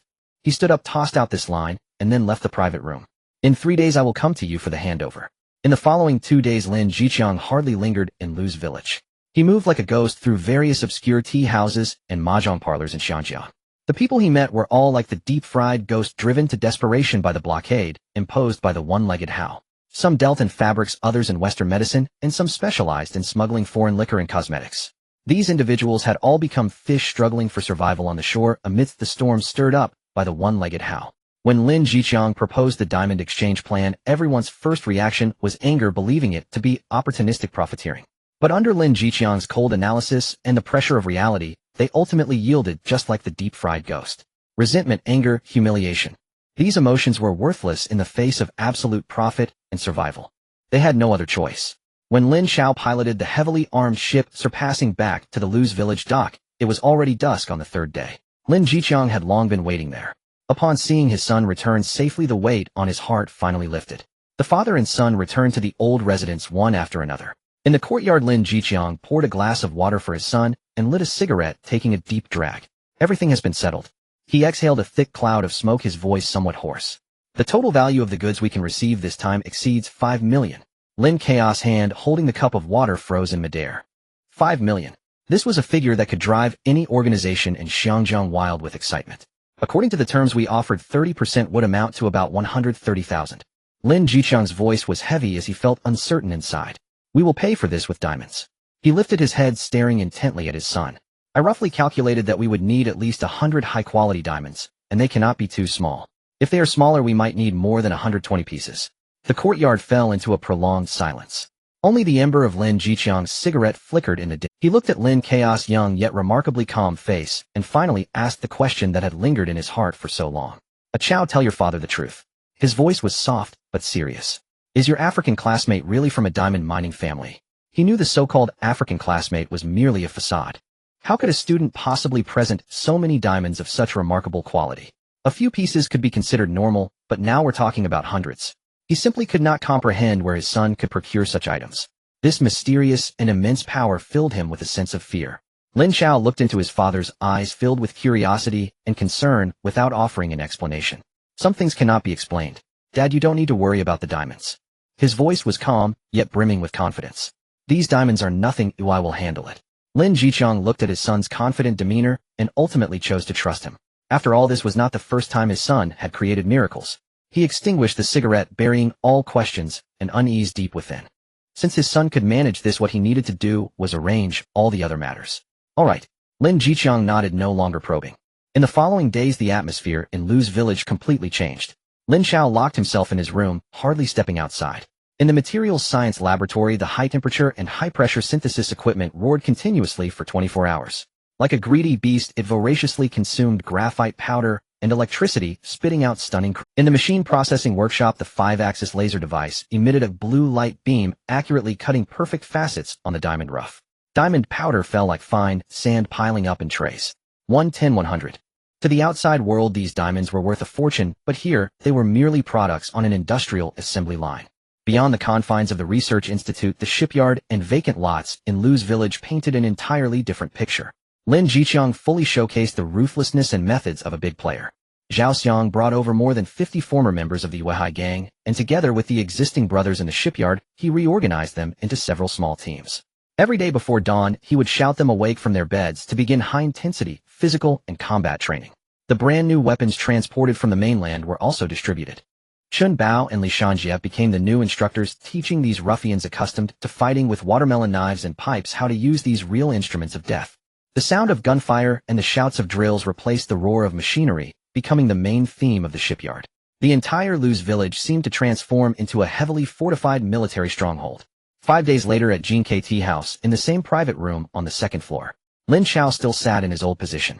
Chun Bao faced him sitting with his back straight. His eyes were fixed on the mahjong parlor across the street, not daring to blink. Betrayal and backstabbing were the eternal themes of this underworld. Would Chen Qi turn against him? Would he bring the limping Hao and set a trap here? Chun Bao dared not think, but he had to prepare for the worst. The 3 young men behind him kept their hands tucked in their suit pockets, not taking them out. The air in the private room was so quiet that they could hear each other's breathing. Oppressive and heavy. Only Lin Chao remained calm, as if he were not here for a life-and-death gamble, but merely waiting for a friend for afternoon tea. Finally, the appointed time arrived. A black Mercedes stopped punctually at the entrance of the mahjong parlor. The car door opened, and Chen Qi stepped out. He still wore a flashy floral shirt, but the arrogance on his face had completely vanished. His complexion was pale, his eye sockets sunken bloodshot, and his whole being exuded a sense of exhaustion and anxiety. He did not linger downstairs, nor did he say a word to his lackeys, but walked straight across the street into the tea house. Chun Bao's body tensed further. Soon there was a knock on the door of the private room. Come in. Chen Qi pushed the door open and shut it behind him. He glanced at the setup in the room, swallowed hard, then turned his gaze to Lin Chao at the main seat. He remained silent, taking out a hefty package tightly wrapped in brown paper from his pocket and placing it on the table. Everything is inside. His voice was hoarse, laced with a tremor. Lin Chao did not reach for the package. He merely looked at Chen Qi. What's wrong with you? Broke Hao is starting to suspect me. Chen Qi's forehead glistened with fine beads of sweat. The payment is due at the end of the month. I made excuses to delay for 2 days, and he sent someone to urge me yesterday. The implication is that if I can't deliver the money, my life is at stake. He looked at Lin Chao, his eyes filled with pleading and urgency. When do we act? I can hardly hold on any longer. Soon. Lin Chaos' tone remained calm. Once we have the goods, I will arrange everything immediately. He offered Chen Qi a reassurance. Be cautious these next few days. If you feel something is off, just don't get involved and hide first. If it comes down to it, go to Lu family village in Tunman. Say Lin Chao sent you, someone will protect you there. Chen Qi nodded heavily. Lin Chaos' promise was his only lifeline now. He dared not linger, opened the door, and left quickly without looking back. After Chen Qi left, Lin Chao picked up the package from the table. He weighed it in his hand, it was heavy. Chaozi, what do we do now? Chun Bao leaned in, lowering his voice. You all go back first. Lin Chao placed the package into the cloth bag. He'll handle the next steps alone. Chun Bao wanted to say something, but swallowed his words upon seeing Lin Chaos' cold gaze. Understood. He hurriedly left the tea house with his 3 subordinates. Lin Chao did not leave immediately. He first locked the door to the private room, then vanished into thin air. In the next moment he appeared at the research facility. Lin Chao wasted no time and took out a smartphone from the office drawer, extracting the account book from the brown paper package page by page. 3 thick volumes. Each one meticulously recorded every narcotics transaction by Broke How from his rise to the present, along with all the bribes exchanged with corrupt officers. Names, dates, locations, amounts, everything was there. Disturbing. Lin Chao activated the camera function on his phone, capturing each page of the account book. The high-definition camera clearly recorded every number and name, storing them on the phone. After finishing this, he repacked the account book and left the research facility. Back in reality, he adjusted his clothes and exited the tea house. Lin Chao walked to a public phone booth near the police station. He dialed the familiar number. The phone rang only once before it was answered. "It's me." Lin Chao's voice was low. "Good." On the other end was Su Jiajia, who replied with just one word. Still in the private room of that Western restaurant, Su Jiajia sat alone inside. When Lin Chao walked into the room and placed the heavy brown paper package on the table, Su Jiajia's breath He did not open it immediately, but looked deeply at Lin Chao. Su Jiajia reached out to unwrap the package, revealing 3 account books before his eyes. He picked up the top one and flipped through it quickly.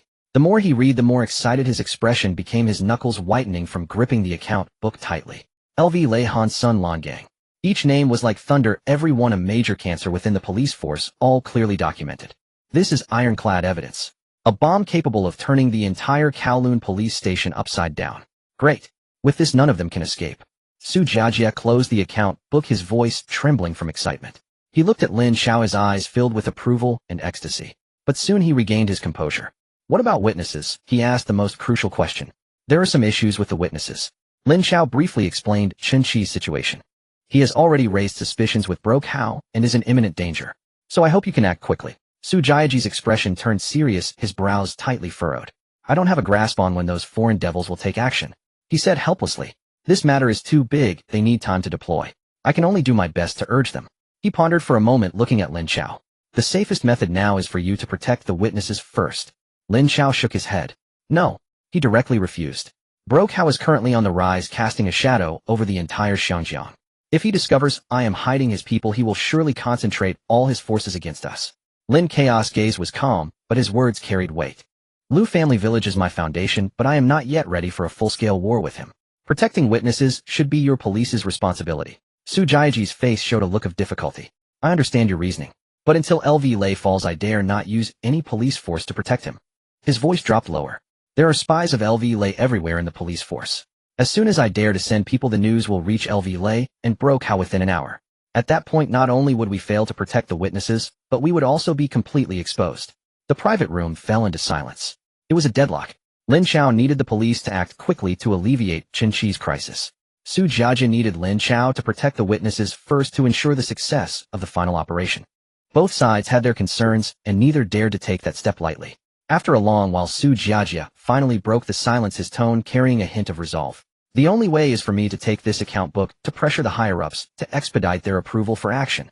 He looked at Lin Chao solemnly. "As long as the higher-ups are determined to act against LV Lei, Broke How will be just a mad dog to be cleaned up in passing. At that point, all problems will be resolved." Later that night, in Tunmun, at Lu family village, Lin Chao pushed open the door and placed a sturdy canvas tool bag on the stone table in the courtyard. The bag landed on the table with a muffled yet crisp sound. Lin Jiqiang, who was cleaning a handgun, paused. Lin Chao said nothing, simply untied the bag's rope and tipped it over. More than 100 perfectly cut diamonds of various sizes tumbled onto the stone table like cheap glass beads. The cigarette in Lin Jiqiang's mouth fell silently to the ground. He looked at the table full of diamonds, then at his son's calm face, swallowing hard, but unable to utter a word. Fear. A fear born from the unknown rose in his heart for the first time. He had navigated the underworld his whole life, believing he had seen it all. But he could not comprehend where his son had gotten so many diamonds. This exceeded his understanding. "Is this enough?" Lin Chao asked, breaking the silence in the courtyard. "Enough." Lin Jiqiang picked up the cigarette from the ground, relit it, and took a deep drag to suppress the tumult of emotions within. "Enough," he repeated, his voice returning to its usual steadiness. He no longer thought about the origins of these. In the early morning of the next day, before dawn, 3 large trucks procured from a second-hand market quietly parked in the empty lot of the Lu family village shipyard. Lin Jiqiang personally led the team. Shen Bao, Li Shanjie, Zhao Xiang, each leading a team. A total of more than 30 of the most elite men silently climbed into the truck beds. Each person had bulging waists and wore a murderous aura on their faces. The trucks drove out of Liu family village and vanished into the darkness before dawn. The Liu family village was unusually quiet throughout the day. It wasn't until dusk that 3 large trucks returned to the shipyard. The largest warehouse at the shipyard, which had previously been empty, was now filled to the brim with towering stacks of cardboard boxes. Lin Chao stood at the entrance of the warehouse, gazing at the packed contents, yet his face bore no sign of joy. The first batch of goods that had been exchanged primarily consisted of electronic watches and radios. These were all that the fried dough stick vendor owned. According to black market prices, these items could fetch $1 million in Xiangjiang. Lin Chao approached. He casually opened a cardboard box and pulled out a brand new radio. After turning the frequency knob, a crackling sound of static filled the air. "Dad, get ready to load the ship." He tossed the radio back into the box. "We're heading to the mainland." The engine of the Chaoyu vessel emitted a deep rumble as it once again split the route towards the mainland. This time the ship's waterline was noticeably deeper. The cargo hold was crammed with over 1,000 radios and nearly 10,000 electronic watches. By the time they reached the military dock of Factory 708, it was already the next morning. The sentry recognized this special fishing boat long ago, and a phone call later. Wang Jinhua was waiting outside. Lin Chao waited in Wang Jinhua's office for a while. Soon the familiar jeep drove into the factory. Du Peng jumped out of the car and immediately greeted Lin Chao with a broad smile. "Boss Lin, you are indeed incredibly swift." Lin Chao led him onto the ship and opened the cargo hold. When Du Peng saw the mountain of radios and electronic watches in the cargo hold, a fiery gleam erupted in it. "Good stuff, all good stuff." He picked up an electronic watch, turning it over and over in his hands, reluctant to let it go. These items were rare goods that could only be purchased with foreign exchange coupons in Pengcheng, or even in the entire mainland. "Director, do this is just the first batch." Lin Chao leaned against the ship's railing and said casually. "According to the prices that previous smugglers sold to the mainland, this cargo is worth at least 5 million. 5 million. Du Peng's breath caught. He was somewhat dazed by this number. The annual turnover of his supply and marketing cooperative was only about this much. He soon regained his composure, but a hint of difficulty appeared on his face. "Boss Lin, this amount is just, even if we emptied our supply and marketing cooperative's warehouse, we wouldn't be able to gather so many agricultural products and medicinal materials to exchange with you in such a short time." Du Peng rubbed his hands together, his eyes darting quickly. "Moreover, gathering such a large quantity of resources requires reporting to the provincial authorities and coordinating with other supply and marketing cooperatives, which would take at least a month to accomplish." "I can't wait that long," Lin Chao interrupted him directly. "Let's proceed as we discussed earlier." Lin Chao's gaze turned towards Du Peng. "First, let's exchange those useless items in your warehouse." "Useless items?" Du Peng's heart stirred, and he instantly understood what Lin Chao was referring to. Those discarded items that were seized. "Boss Lin, those are just scrap metal, not enough to make a deal." Du Peng's, "Let's exchange them first." Lin Chao smiled. "We don't need to price each item individually, that would be too troublesome." Lin Chao extended a finger. "For metals, be it copper or iron, 1 yuan per kilogram." He then extended 2 fingers. "For wooden items like those broken tables and chairs, 3 yuan per kilogram. Lastly, for those old books and old paintings, 10 yuan per kilogram. We will calculate based on weight." As soon as this pricing was announced, Du Peng's face, which was feigning composure, could no longer hold its facade. He looked at Lin Chao as if he were a living bodhisattva delivering fortune. To sell a pile of what he viewed as garbage soon to be sent off for destruction at such an exorbitant price based on weight. This was not merely doing business, it was outright robbery. Fearing that Lin Chao might change his mind, he blurted out, "Let's go with this price. Boss Lin, I'll take you to see the goods." Du Peng led Lin Chao to the warehouse specifically used by the supply and marketing cooperative for storing confiscated items. When the rusty iron door creaked open, Lin Chao's heart skipped a beat. The sight before him made his head buzz. He had imagined many scenarios, but never one quite like this. This was not a warehouse, it was clearly a dismembered historical graveyard. In the nearly 1,000 square meter vast space, various items were piled high. To the left was a small mountain made of assorted bronze and ironware thickly covered in dust, within which one could even see several deformed bronze tripods and incense burners. To the right were various wooden furniture pieces.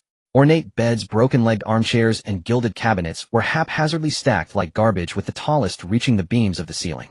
The innermost area contained countless scrolls, thread-bound books, and porcelain, all carelessly tossed on the ground. Many pieces of porcelain were already shattered, and yellowed papers lay scattered everywhere, trampled beyond recognition. The air was thick with a musty odor and the smell of dust. Du Peng looked at these items with a face full of disdain.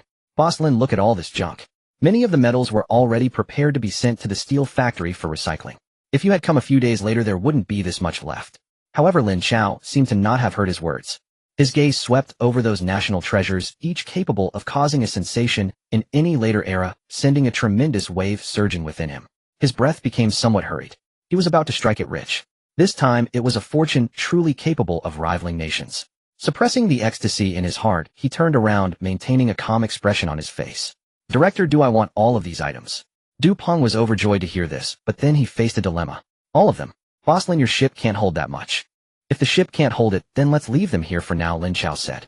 I need to rent a few large warehouses specifically to store these items. Rent a warehouse. Du Peng's face showed difficulty. I can't make that decision. Lin Chao smiled and patted his shoulder. If you can't make the decision, someone else can. He took Du Peng back to Factory 708. When He Weihua heard Lin Chao's request without saying a word, he slammed his hand on the table. What's the big deal? It's just a warehouse. We have several idle wartime warehouses in the suburbs. Not only can we accommodate your stuff, but we could fit 10 times that amount. He waved his hand and instructed the nearby guard. Go call old Zhang from the logistics department and have him take Comrade Lin to choose a warehouse right away. He Weihua was well aware. The larger Lin Chaos business grew, the more benefits it would bring him and Factory 708 in the future. Now simply renting a warehouse was an easy favor to ask, so why not do it? The matter was settled. Lin Chao rented 3 huge wartime warehouses from the military at an extremely low price, with a lease term of 10 years. In the following days, Du Peng mobilized all the trucks and personnel from the supply and marketing cooperative, starting a grand cleanup operation. Truckload after truckload of junk was continuously transported from the supply and marketing cooperative's warehouse to the military-managed wartime warehouses. Throughout the entire process, Lin Chao personally supervised. He categorized all the items carefully and stored them safely. After counting the last truckload, Lin Chao did not linger in the mainland. The cargo hold of the Chao Yu was emptied. This time, it only contained the most precious and easily transportable porcelain and paintings. He needed to bring these items back to Xianzhong first. The Chao Yu ship quietly docked at the pier, its hull deeply submerged in the water, as if it had returned laden with fish catches. Yet Lin Jiqiang knew that the ship was not filled with fish. He stood at the edge of the pier watching his son jump down from the ship.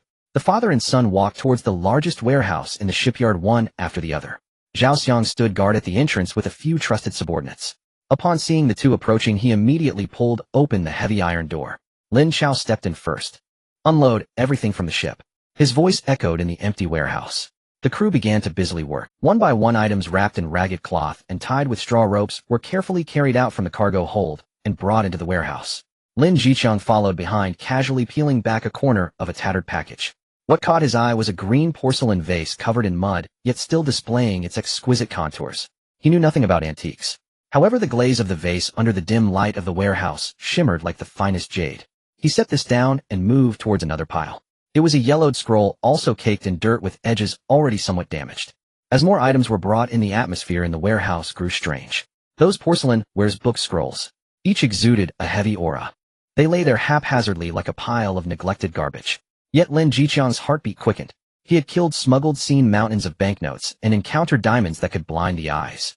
Lin Jiqiang thought he would never again feel such a thrill in his life. But seeing the warehouse full of antiques, he felt fear. He suddenly turned around and stared intensely at his son. The complexity of that gaze was 100 times more intricate than when he first saw the table full of diamonds. Xiao Zai. Lin Jiqiang's throat went dry. He could only utter a name and could say no more. He never expected that so many treasures could be exchanged from the mainland. How can we convert these to money? Lin Chaos' voice interrupted his wild thoughts. His son was calm, as tranquil as if he were asking what to eat for dinner. This calmness slightly settled Lin Jiqiang's heart. We can't sell everything at once, absolutely not. Lin Jiqiang quickly got into a focused state, his mind racing. Not just us, even the largest auction house in Xianzhong, if they were to present so many items at once, the entire market would collapse. Moreover, these items are too conspicuous. He pointed at a broken official kiln porcelain bowl on the ground. Every item in the regular market has its provenance and can be traced. If so many suddenly emerged, we would be on the front page of the Port Authority's news the next day, and collectors and museums worldwide would come knocking. Lin Chao nodded. His father's concerns mirrored his own thoughts. Therefore, we need to sell them in batches slowly. Not just in batches. Lin Jiqiang shook his head. These items cannot stay here. He looked around. Although this warehouse was discreet, there were too many people around. If even a hint of the news leaked, the Liu family village would become the center of a storm. I know. Lin Chao dusted off his hands.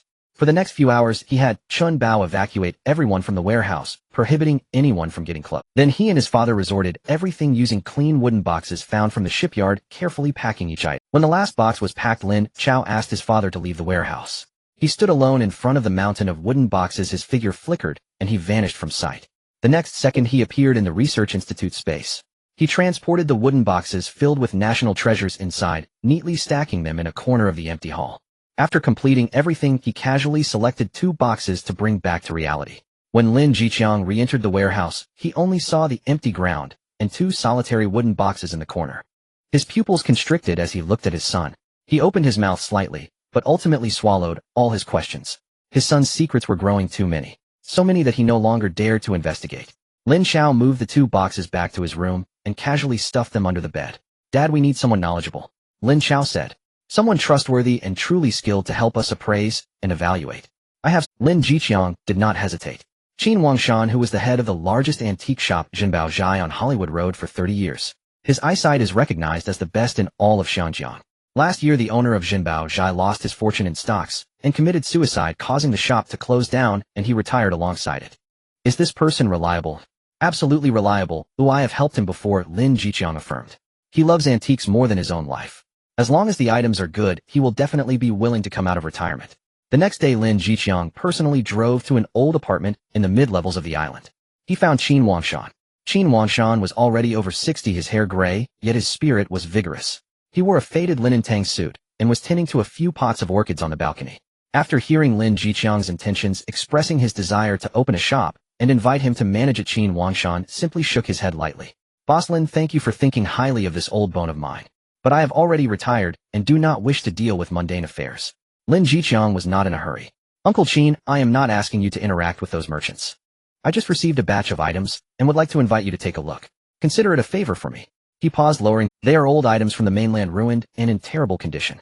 I fear if we don't rescue them soon, they might truly..." "Items from the mainland." Qin Wangshan's movements halted. He turned around, and a glimmer of unusual light flashed in his murky eyes. "Where?" When Qin Wangshan followed Lin Chao to the shabby earthen house in Lu family village, his brow was tightly knitted. What good things could there be in a place like this? But when Lin Chao dragged out the 2 dusty wooden boxes from under the bed and opened one of them, Qin Wangshan's breath stopped instantly. His eyes fixated on the items within the box, his body trembled uncontrollably. It was a 3-legged roux kiln dish from the Song dynasty. The glaze, meant to be sky blue, was now caked in black mud, and there was a noticeable chip at the rim exposing the dark clay beneath. Beside it, a scroll that had been soaked and was already somewhat moldy was carelessly stuffed in the corner. On the other side, a colorful enamel bowl depicting spring swallows in an apricot forest. Its beautifully depicted swallows were severed by a long scratch. Qin Wangshan's face turned pale instantly. Ignoring the other people in the room, he staggered towards the box, extending his trembling hands to touch the treasures, yet hesitated midair, afraid to make a move. "This is a sin. A sin." His voice was laced with tears, old tears streaming down his face. "This is the roux kiln granted by Emperor Huizong of Song. And this painting, this signature, this is the genuine work of Tang Bohu. How could it have ended up like this?"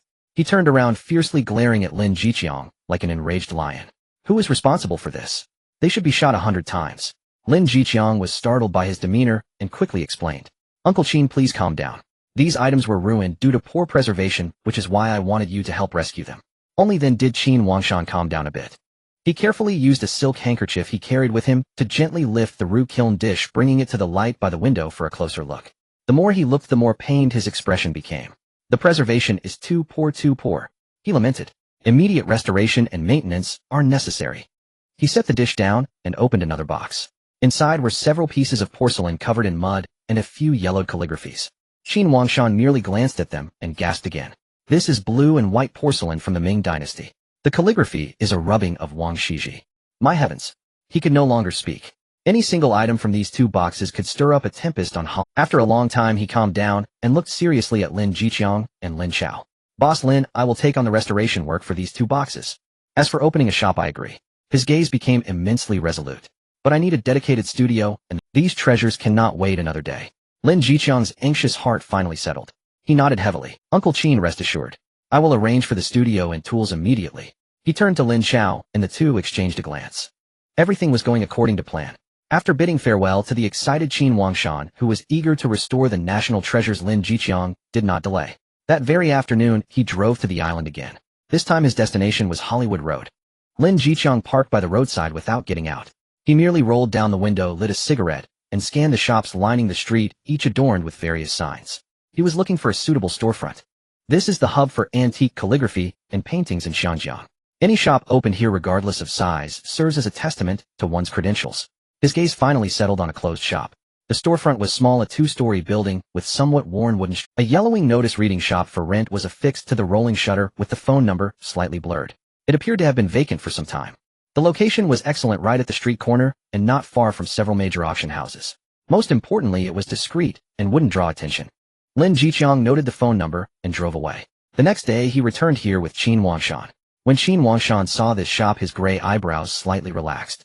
It's a good place to find peace amid the chaos, he nodded. There used to be a bookstore here run by an intellectual, but sadly, it closed 2 years ago due to illness. Lin Chao said little more and found a phone booth, dialing the number on the notice. The negotiations went smoothly. The other party seemed eager to close the deal, asking for a very low rent. Lin Chao decisively agreed on the spot, signing a 3-year long-term lease. Standing in the empty shop, Qin Wangshan looked at the dust-laden floor, yet a fire ignited in his eyes. Boss Lin, the shop needs a name. Lin Chao looked at him. Uncle Qin, you're the expert, you decide. Qin Wangshan pondered for a moment and slowly said, let's call it Boguzai. We do not seek riches, only a place for these dusty treasures to find their home. Alright, let's call it Boguzai. With the financial matter temporarily settled, Lin Chao's thoughts shifted to another more pressing issue: safety. Although the lame tyrant hadn't returned for now, Lin Chao knew it was merely the calm before the storm. That mad dog was only distracted by the affairs of Long Xiaodian, but once he found the opportunity, the next attack would undoubtedly be thunderous. He approached his uncle Lu Yaoming. Uncle, I want to buy a few houses in the village. Lu Yaoming, who was calculating, looked up at the words. Why buy houses? Isn't the old residence enough? I want those few houses by the village entrance and the dock. Lin Chao directly circled a few spots on the map. Those are the old houses of Uncle Asai and the others. Lu Yaoming frowned, instantly grasping the implications. Those houses were perfectly positioned to control all entrances and exits of Lujia village. They've been neighbors for decades, they probably won't sell. Offer them money and build new houses on that vacant land in the west of the village. They'll cover the costs. Consider it a welfare benefit for the elderly in the village. Lin Chaos' tone was calm. The new houses will be 100 times better than the dirt houses they currently live in.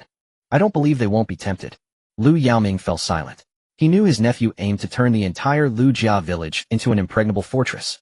He'll talk to them. In the end, he nodded. The process turned out to be smoother than anticipated. When Lu Yaoming approached those households, saying someone was willing to pay for them to build 2-story houses, all they needed to do was vacate their old dirt homes. They could hardly believe their ears. In this era, living in a brick house was an unimaginable luxury. Within a day, several families joyfully moved to their relatives' homes for temporary lodging, eagerly awaiting the construction of their new houses. Lin Chao received the keys to those houses. He immediately had Zhao Xiang take his most trusted group of brothers to begin secret renovations.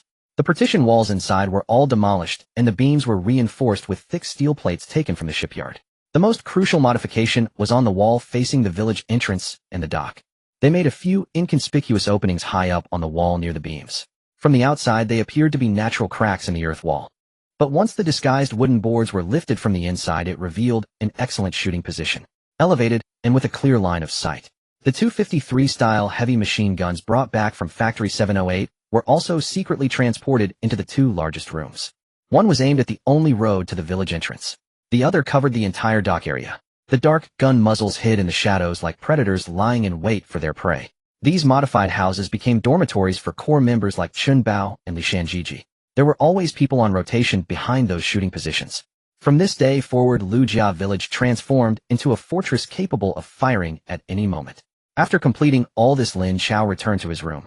He locked the door behind him, and his consciousness sank into the research facility. Lin Chao hurried through the hall and headed straight for the security room of the research facility. It was his first time entering. The security room was equipped far beyond this era. A row of black intercoms lined the wall with charging bases below and green indicator lights glowing. Lin Chao picked up one intercom, its cold metal feel and sleek design far more advanced than any he had seen in his previous life. He pressed the talk button. Z. Testing, testing. A clear voice came from another intercom. He looked at the instructions. This intercom set had 8 units with an effective communication range of 2 kilometers, and the signal was encrypted, making it impossible to eavesdrop. It could perfectly cover the entire Lujia village and the surrounding waters. However, the problem was that the design was too advanced. Just taking them out would make it obvious something was amiss. Lin Chao first searched for the most advanced portable intercom model of this era on the research facility's computer. Motorola HT200. That was the model used by the U.S. military during the Vietnam War, bulky and heavy, resembling a black brick. Then he used the 3D modeling software on the computer to conduct precise scanning and mapping of the advanced intercom in his hand. Using the Motorola HT200 as a template, he designed a perfectly fitting disguise shell. Adjusting parameters and inputting commands, the 3D printer began to work. A few hours later, 8 sets of convincingly deceptive brick shells were printed. Lin Chao carefully placed the research facility's intercom into this hefty shell. It fit perfectly. From the outside, it appeared to be an authentic antique, but inside it housed a heart from 50 years in the future. He wiped off all modern markings and text from the intercom, leaving only a few basic function buttons. Looking at the 8 new intercoms in his hands, Lin Chao nodded in satisfaction. Technology was his greatest trump card. Lin Chao laid 8 refurbished radios on the table. Lin Jiqiang, Chun Bao, Li Shanji, and Zhao Xiang gathered around, their gazes fixed on those heavy black machines. Military grade. Chun Bao lifted one, feeling its reassuring weight in his hand. The coarse plastic shell and bulky silhouette spoke of uncompromising sturdiness. They were used by a major Western power in a past regional conflict. I had someone procure them for us, Lin Chao explained tersely. He pushed 4 of the units across to Chun Bao and Li Shanji. Put one at the village entrance and one at the pier. Each of your squads gets one as well. He distributed the remaining 4 to Zhao Xiang and Lin Jiqiang. One at the shipyard command post, one with the pier patrol. You and Dad each keep one so we can communicate at a moment's notice. Lin Chao established a simple calling protocol. The village lookout at the entrance will use the call sign Eagle Nest. The pier lookout will be Fished In. No emergencies, report every half hour. At the first sign of trouble, call everyone immediately. Chun Bao and Li Shanji exchanged a look, excitement shining in their eyes. With these devices, the entire defense of Lijiakan would spring to life. They would no longer be blind and deaf, each fighting alone. With the defensive upgrade complete, Lin Chaos thoughts turned at once to Bo Hao. Passive defense was not his way. He needed to know what was happening at the police station. He left the village alone and walked several kilometers to a roadside phone booth, dialing a number he knew by heart. The call was answered on the first ring. It's me, Lin Chao said, his voice low. A few seconds of silence on the other end, then Su Jiaji's weary voice came through. What's happened? I want to know when you will move. Lin Chao went straight to the point. My witness is about to crack. Move?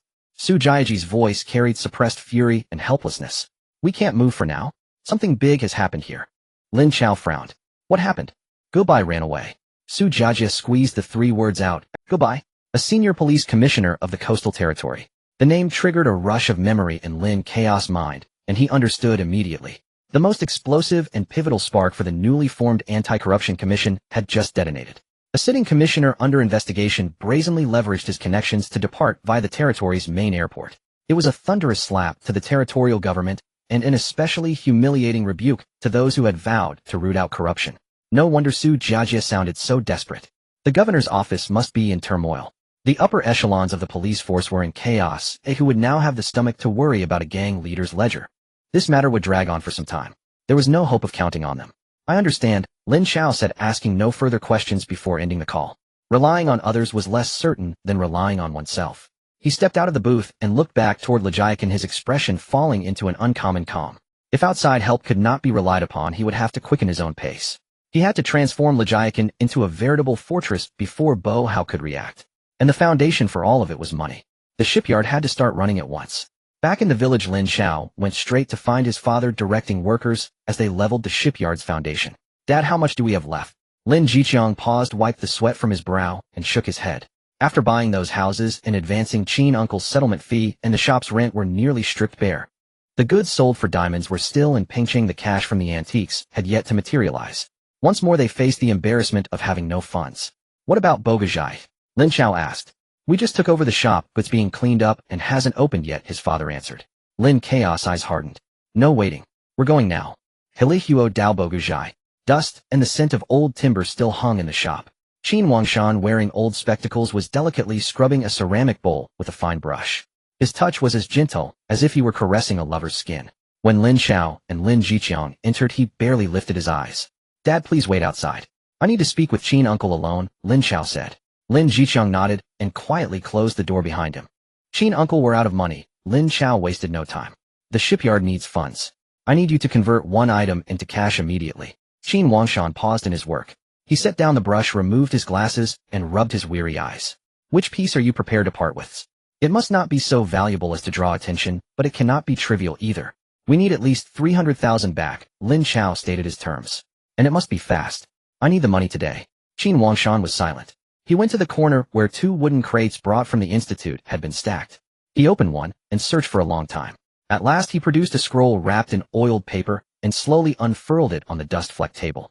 It was a piece of calligraphy. The brush moved with dragon serpent vigor, majestic and vigorous. Though the paper had yellowed and the corners bore small tears, the force that bled through the strokes remained undiminished. A rubbing of Wang Shiji, a Tang dynasty superior impression, Qin Wangshan said with reluctance. It is relatively well preserved, though it would not seem out of place in the market. There is an elderly Mr. Hua in the port territory who delights in collecting calligraphy across the ages. He is discreet, but generous with his purchases. If I approach him, 300,000 should not be a problem. Good, Lin Chao nodded. That's the one. Qin Wangshan did not hesitate. He picked up the old shop telephone and dialed a number. He said little on the call, speaking in the jargon of the trade, suggesting that his newly opened shop had received an interesting old piece and inviting the other party to come and appraise it. Half an hour later, a black Bentley rolled to a stop at Bogajai. An elderly gentleman in a Zhongshan suit, spry and alert, entered accompanied by 2 bodyguards. What followed was Qin Wangshan's performance. He traced the rubbing's provenance, the paper's age, the technique of the impression, citing authorities and anecdotes as he spoke with cultivated ease. Mr. Ho was clearly a connoisseur. The two traded remarks, nodding at times, disputing at others, while Lin Chao watched like an outsider, silent and attentive. In the end, the price was set at 300,000. Mr. Ho wrote a cash check on the spot. After seeing him off, Qin Wangshan looked at the check on the table and sighed deeply, his face a portrait of reluctant loss. What a pity, what a waste. If this rubbing were put up at Sotheby's, it could fetch 500,000 with ease, Qin Wangshan muttered. Qin uncle, there will be other chances at Sotheby's, Lin Chao said, picking up the check and patting his shoulder. For now we only need a little seed money. With the check for 300,000 in hand, Lin Chao and Lin Jiqiang returned to Lijiakan. A great weight that had pressed on his chest finally lifted. With that sum, purchases of raw materials for the shipyard could be set in motion immediately. The vehicle had barely come to a stop at the pier when Zhao Xiang, who was on duty there, hurried over with an odd expression. Brother Chang Chaozi, he said in a low voice. He lowered his voice. Someone came to the village asking for Chaozi. Lin Jiqiang frowned. What sort of person? I don't know him, Zhao Xiang replied. But he looked like someone from the road. He came alone and has been waiting at the old house for nearly an hour. Lin Chao and Lin Jiqiang walked into the old house's courtyard one after the other. Under the dim yellow light, a figure sat on a stone bench in the courtyard facing away from them with a hunched posture. Hearing the footsteps, the person suddenly turned around. With the light spilling from the house, Lin Chao recognized the face of the newcomer. It was Chen Shi. In just a few days, the once spirited and confident Chen Shi, who had been so lively in the tea restaurant, had completely changed. His complexion was waxy yellow, his eye sockets sunken, his lips cracked and peeling, and his hair, once meticulously styled, now resembled a disheveled bird's nest. The expensive suit he wore was wrinkled and stained with mud. Upon seeing Lin Chao, a glimmer of desperation surged in Chen Shi's bloodshot eyes, akin to a drowning man grasping for a piece of driftwood. He rolled off the stone bench in a panic, rushed a few steps towards Lin Chao, and with his knees buckling, he knelt down with a thud. Brother Chao, save me. His voice was hoarse and dry, tinged with a choking fear. This red Pole, who would kill without blinking an eye in Kowloon-walled city, now resembled a helpless child. Lin Chao remained silent, merely extending his hand to help him up from the ground. Lin Jiqiang's expression darkened instantly. He discreetly closed the courtyard door, his sharp gaze scanning the outside walls, one hand already reaching for his waist. Is something wrong? Lin Chao brought Chen Shi inside, his tone calm. He knows. Chen Shi collapsed into a chair, trembling uncontrollably, his teeth chattering. He found out about my embezzlement of 3 million. Chen Shi seemed intent on pouring out all the fear trapped in his chest. He came to see me yesterday and gave me 2 options. Either return the 3 million or take the fall for a murder case. Lin Jiqiang interjected coldly from the side. It's the 1972 dock shootout case. Chen Shi's voice trembled as he spoke. At that time the police were very tight-lipped and 2 people died. He has never found a scapegoat and now wants me to take the blame. The air in the room seemed to freeze. If I don't choose, he'll take care of me himself. Chen Shi gulped down a large mouthful of water before continuing. I pretended to agree to take the blame and told him I wanted to go home to see my wife and children before turning myself in at the police station. They were holding me, but I took the chance when they weren't paying attention and jumped out the window to escape. He lifted his head, despair filling his gaze. All my safe houses are known to the Chaozhou gang. I have nowhere to go. The entire Xiangjiang is hunting for me. I remembered you saying that if I ever found myself in dire straits, I should come to Lu family village to find you. Brother Chao, you have to save me. Lin Chao looked at him with a blank expression. Inside, however, he was rapidly calculating. Gubo had fled, and he couldn't rely on Su Jiajia. Chen Shi had run into trouble at this critical moment. Originally, he had planned to wait and see, letting the Independent Commission Against Corruption take down the Red Pole while he remained safe amidst the storm. Now it seemed he had been completely pulled into the eye of the storm, sinking deeper and deeper. There was no escaping this. Since escape was impossible, he had no choice but to endure. He glanced at his father, who stood at the door with a serious expression and had already made a decision. Zhao Xiang, Lin Chao called out towards the door. Zhao Xiang, who had been waiting outside, immediately pushed the door open. Brother Chao, take Mr. Chun to the empty room in the back to rest, Lin Chao calmly instructed. Prepare some food and clean clothes for him. No one is allowed to approach that room without my orders. Zhao Xiang nodded, walking over to the already bewildered Qin Shi. Mr. Qin, please follow me. Qin Shi looked at Lin Chao, his lips moving slightly, ultimately saying nothing, but he nodded heavily and followed Zhao Xiang out. Only Lin Chao and his father remained in the room. The atmosphere was unbearably tense. Brother Chao, do you know what this means? Lin Jiqiang walked to the table, pouring himself a glass of water, his voice low. Taking him in means we are officially declaring war on the Red Pole. Although he did not know the full extent of his son's plan, he had been in the world long enough to understand this principle. We have no choice. Lin Chao looked at his father. Qin Shi is the key witness to taking down the Red Pole. If he dies, the Red Pole will be able to clean up all the accounts, and even the gods won't be able to do anything about it. Lin Jiqiang fell silent. He knew his son was right. A mad dog like the Red Pole would never back down once he had set his sights on a target. Rather than passively waiting for the other party to come knocking, it was better to take the initiative. I understand now. Lin Jiqiang downed the glass of water, as if making a certain resolution. I will arrange it right away. From now on, everyone must keep their guns closed, and we will maintain a 24-hour watch. Lin Chaos' voice was as cold as ice. Notify the brothers at the docks that all ship engines must not be turned off. Be ready to set sail at any time. Lin Jiqiang gave his son a deep look, said nothing more, and strode out. In the courtyard, soon his low roars and commands echoed. The entire Lu family village awakened like a slumbering war machine in the depths of the night. Meanwhile, in Kowloon-walled city, the atmosphere in the luxurious office of the Red Pole was at a breaking point. A subordinate knelt on the ground, shaking like a leaf. Brother, how we've lost track of him. That guy Qin Shi has escaped. Smack. A precious purple sand teacup was smashed hard against the subordinate's head. Scalding tea mixed with blood flowed down his forehead, but he didn't dare move a muscle. Useless. The eyes of the Red Pole burned with a frenzied rage. He paced back and forth in the room. A bunch of useless fools can't even keep an eye on one person. He suddenly stopped, kicking the subordinate in the chest. Go find him. His voice echoed like a scream from hell. Send everyone out. Dig 3 feet into the ground to find that traitor. And a cruel glint flickered in his eyes. Go to his house and bring his wife and children here. I want him to know what happens to those who betray me. Wu Tiahao. The Red Pole gasped for breath, his chest heaving violently. He walked to the window, looking at the distant lights of Xiangjiang, his voice turning cold and sinister. Spread the word on the streets. Whoever can capture Qin Shi, I will give them 1 million. The bounty of 1 million swept through the underground world of Xiangjiang overnight. When the news reached Lu family village, the taut string in the air was pulled to the brink of breaking. Inside the modified houses at the village entrance and the dock, the brothers on guard gripped their guns, palms drenched in sweat. Every nerve in their bodies felt like it was being scorched by fire. Even the slightest rustle could make them explode. Qin Shi heard this news from Zhao Xiang's lips. His already pale face turned as white as paper in an instant. 1 million.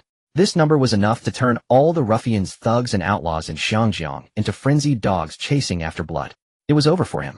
He suddenly sprang up from the bed and rushed out of the house like a madman, finding Lin Chao, who was checking the intercom in the yard. With a thud, he fell. Qin Shi knelt down again. This time he had no strength to rise, gripping Lin Chaos' pant leg tightly. Chao, go, I beg you. Save my family.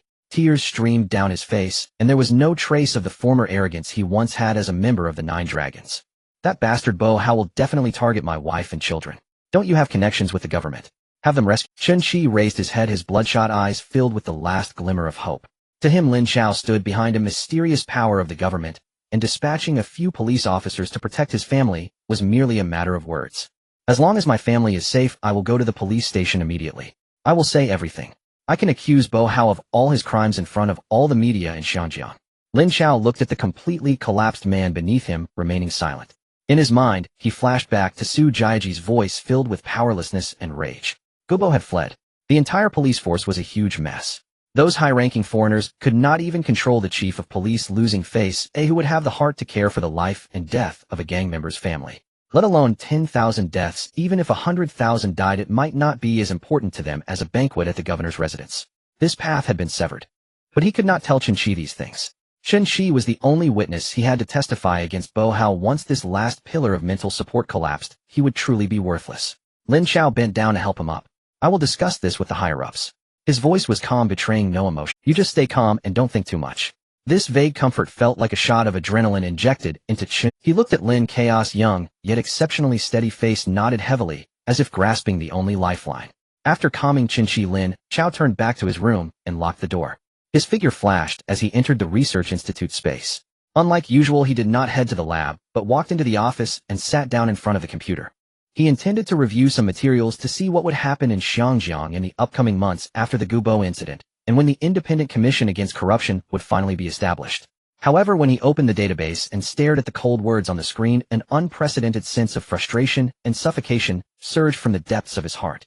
He suddenly realized that he seemed to be caught in a strange loop. Since his rebirth, everything he had done was almost a passive response. When Long Xiaodian came to him, he was in passive defense. When Bo Hao wanted to target him, he was still in passive defense. He placed his hopes on swaying Chen Shi, on Su Jiajia, on that yet-to-be-established Independent Commission Against Corruption. He felt like a chess piece being pushed forward step by the situation. Ridiculous. Too ridiculous. Lin Chao looked out at the constant sky in the Research Institute's space and laughed self-deprecatingly. He clearly possessed a treasure trove of technology that was 50 years ahead of this world. He clearly was the one holding the trump card. Why was he living like a person holding a pair of threes ready to flee at any moment? Still worrying about when Bo Hao would strike. Still thinking about how to hide. Why hide? A fierce wrath surged from Lin Chao's chest. He abruptly stood up from his chair. Since he couldn't rely on others, he would rely on himself. Since he couldn't avoid it, he would no longer hide. He would take the initiative to strike and solve this problem himself. Lin Chaos' gaze turned cold and sharp. He turned and strode out of the office, heading straight to a laboratory deep within the Research Institute. The drone laboratory. Pushing open the heavy metal door, a vast space unfolded before him. Various uniquely shaped drones were quietly displayed on their stands. Lin Chaos' gaze swept over those sci-fi styled reconnaissance aircraft and fighter jets, finally resting on a massive agricultural drone in the corner. With an octocopter structure and a pure black carbon fiber body, its expanded wings exceeded 3 meters, resembling a giant spider poised to pounce. Its design payload was 50 kilograms. That was sufficient. Lin Chao pushed the drone onto the workbench and connected it to the computer. The screen filled with dense lines of code began to scroll rapidly. He did not use the existing program directly. Instead, he modified the core control code of the drone, deleting all agriculture-related functionalities, transforming it into a more aggressive flying platform.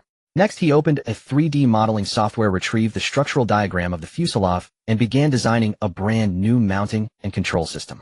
Several hours later, the industrial-grade 3D printer in the corner of the laboratory began to work. A bluish laser beam moved precisely through the liquid resin, quickly printing out various complex components. A specially made mounting bracket. A remotely controlled electric firing device. A set of shells that could fit tightly against the belly of the drone. After finishing all this, Lin Chao left the laboratory and went to the arms storage warehouse. He rummaged through a dark green wooden box and pulled out a rocket launcher. 40 millimeters. Simple, brutal, effective. He embraced this cold giant and returned to the drone laboratory. He securely fixed the rocket launcher onto the 3D-printed mounting bracket, connected the electric firing device to the rocket launcher's trigger, and linked the wiring to the drone's central processor. Finally, he found a set of small mobile signal base stations. This device could ensure that within a 2-kilometer complex urban environment, a stable and high-bandwidth encrypted data link could be maintained between the drone and the controller.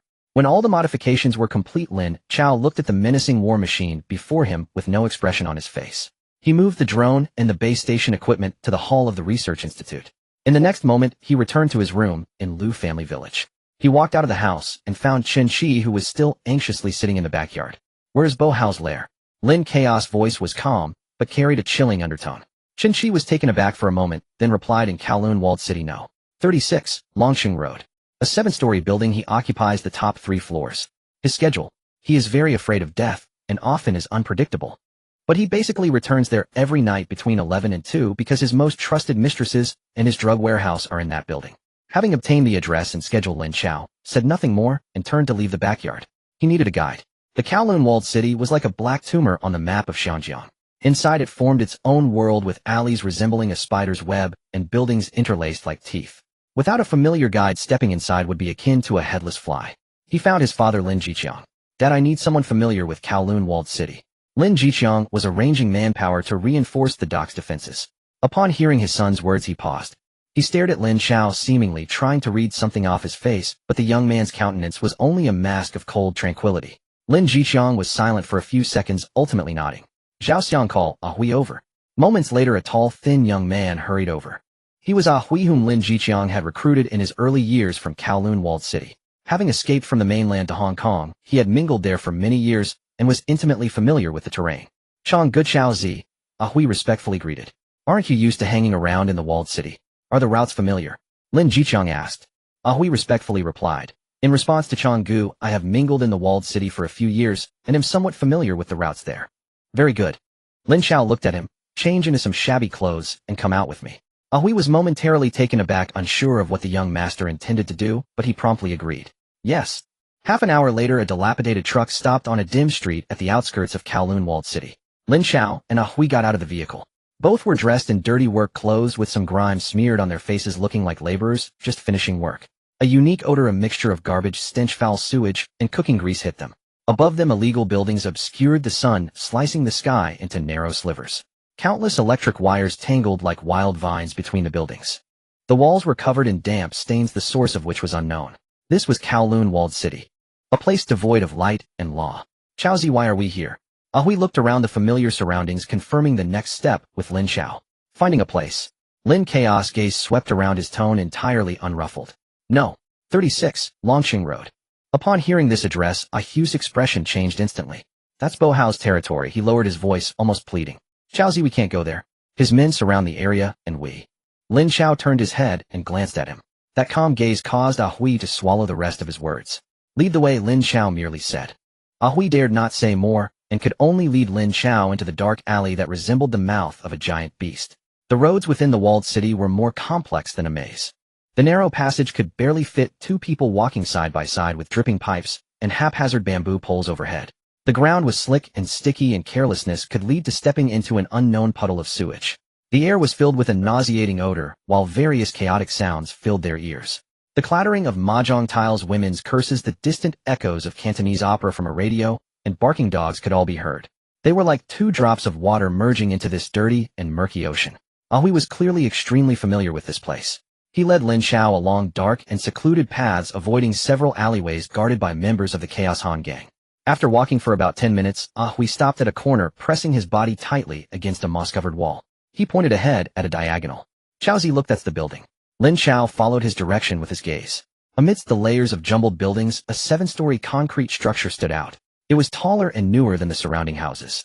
Although it was also stained with the marks of time, it was evident that it had been built with much more care than the surrounding shanties. At this moment, lights were shining from the windows on the top 3 floors.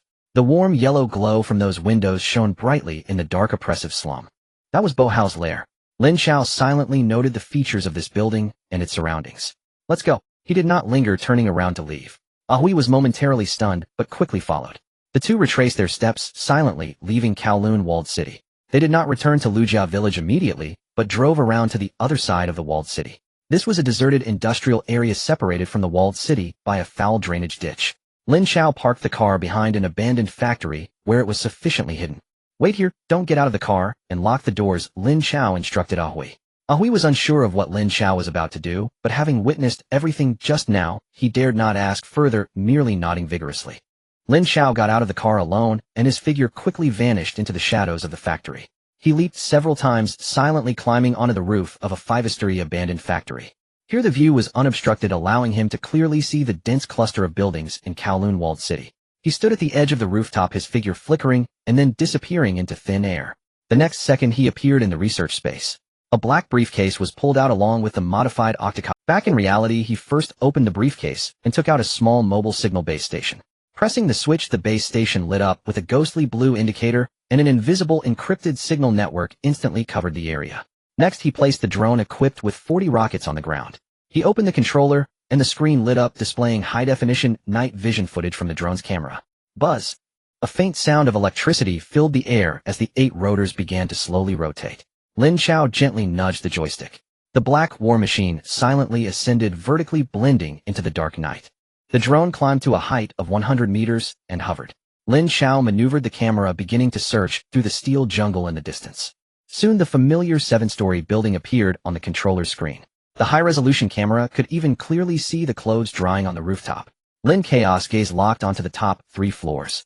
Just as Chen Shi had said, several rooms were lit. He did not know exactly which room Bohao was in, but that was not important. He was not here for a precise assassination today. He had come to deliver a grand gift. a gift capable of inflicting pain deep enough to keep that mad dog from biting for a long time. On the controller's screen, a red crosshair slowly moved, finally locking onto a lit window on the second to last floor, the 6th floor. It would be best to blow Bo Hao to bits. If he couldn't, at least he would understand one thing. His lair was not an impregnable fortress. Lin Chao's face showed no expression as he lightly tapped the controller. Fire! A burst of flames shot out from the drone's underbelly into the night sky. The rocket trailed a long flame, carving a deadly arc through the dark night as it accurately targeted the lit. A dull explosion sounded. Boom! The window and the surrounding wall were instantly blasted open, creating a massive hole. Orange flames surged from the breach, casting a bright red glow across the surrounding night sky. Next came the sound of shattering glass, the thud of heavy objects falling, and the sudden piercing screams. The entire Kowloon-walled city seemed to awaken from the unexpected explosion. Countless lights flickered on, and the chaotic shouts and barking filled the air. No one knew what had happened. Even fewer saw where the rocket had been fired from. On the rooftop, Lin Chao coldly watched the footage being transmitted back to him. He showed no hesitation and immediately maneuvered the drone to return at maximum speed. The black machine silently landed on the rooftop. Lin Chao quickly retrieved the drone and base station back into the research space, completing the entire process in less than 10 seconds. After doing all this, he dusted off his hands, turned, and walked down from the rooftop like a passerby who had never been here. He returned to the dilapidated truck, where Hui looked pale with fright. He too had heard the explosion just now. Let's go. Lin Chao started the car. The truck drove out of the shadows, merging into the city's traffic as if nothing had happened. The next day, the underground world of Xiangjiang was set ablaze by a seemingly absurd piece of news. The stronghold of the Chaozhou gang was bombarded. The news spread like a plague, wildly disseminating through every hall, mahjong parlor, and smoke stall. It was said that the moment of the explosion, Bo Hao was inside the building. His life and death remain uncertain. The already chaotic martial world instantly became even more filled with fear and anxiety. Everyone felt as if they were chickens with their necks squeezed, terrifiedly speculating about which celestial being would dare to use such a weapon, one that should only appear on the battlefield against Bo Hao. Rumors about the assailant emerged in an instant, with more than a dozen versions circulating. Some claimed it was a formidable figure crossing the river, while others suggested it was a vengeful enemy driven to desperation by Bo Hao, and even some speculated that the military was secretly clearing the area. On an old delivery truck, Hui felt his limbs go weak. He couldn't shake the feeling that the explosion from last night, which nearly scared his soul out of his body, was orchestrated by this young master. Just after pinpointing the location, Bo Hao's stronghold was blown up. What a coincidence could this be? But he dared not ask, not even a single word. Such an extraordinary tactic instilled fear deep within him. Upon returning to Lujia village, Lin Chao only spoke one sentence to his father. Dad, regardless of whether Bo Hao is dead or alive, he should be quiet for a while now. Lin Jiqiang looked at his son's eerily calm face, and the tumult within him could not be expressed in words. He remained silent for a long time before asking with a hoarse voice, "Did you do this?" Lin Chao smiled. "I fired a rocket at his headquarters." A rocket? The cigarette, but in Lin Jiqiang's mouth, flickered violently. He knew his son had indeed brought back military weapons that included such things. But the question remained, how was it launched? He was more than aware of what Kowloon-walled city was like. Not to mention carrying a rocket launcher, even bringing in a long knife, would mean not making it 2 streets out.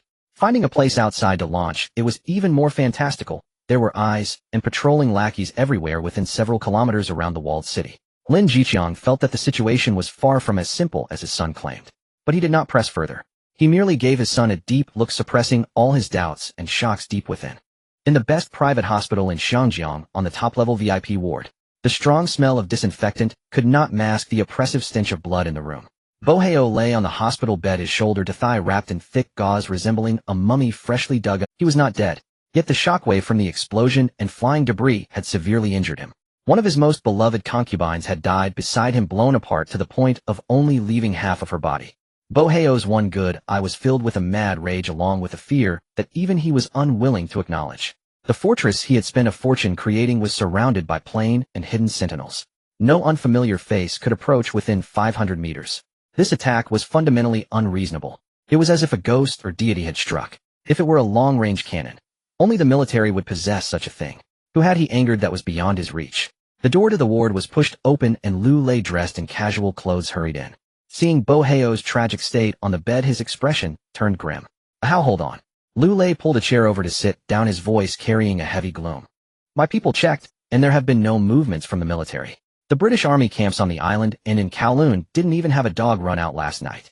Not the military." Bo Hao's voice was hoarse like a broken gong.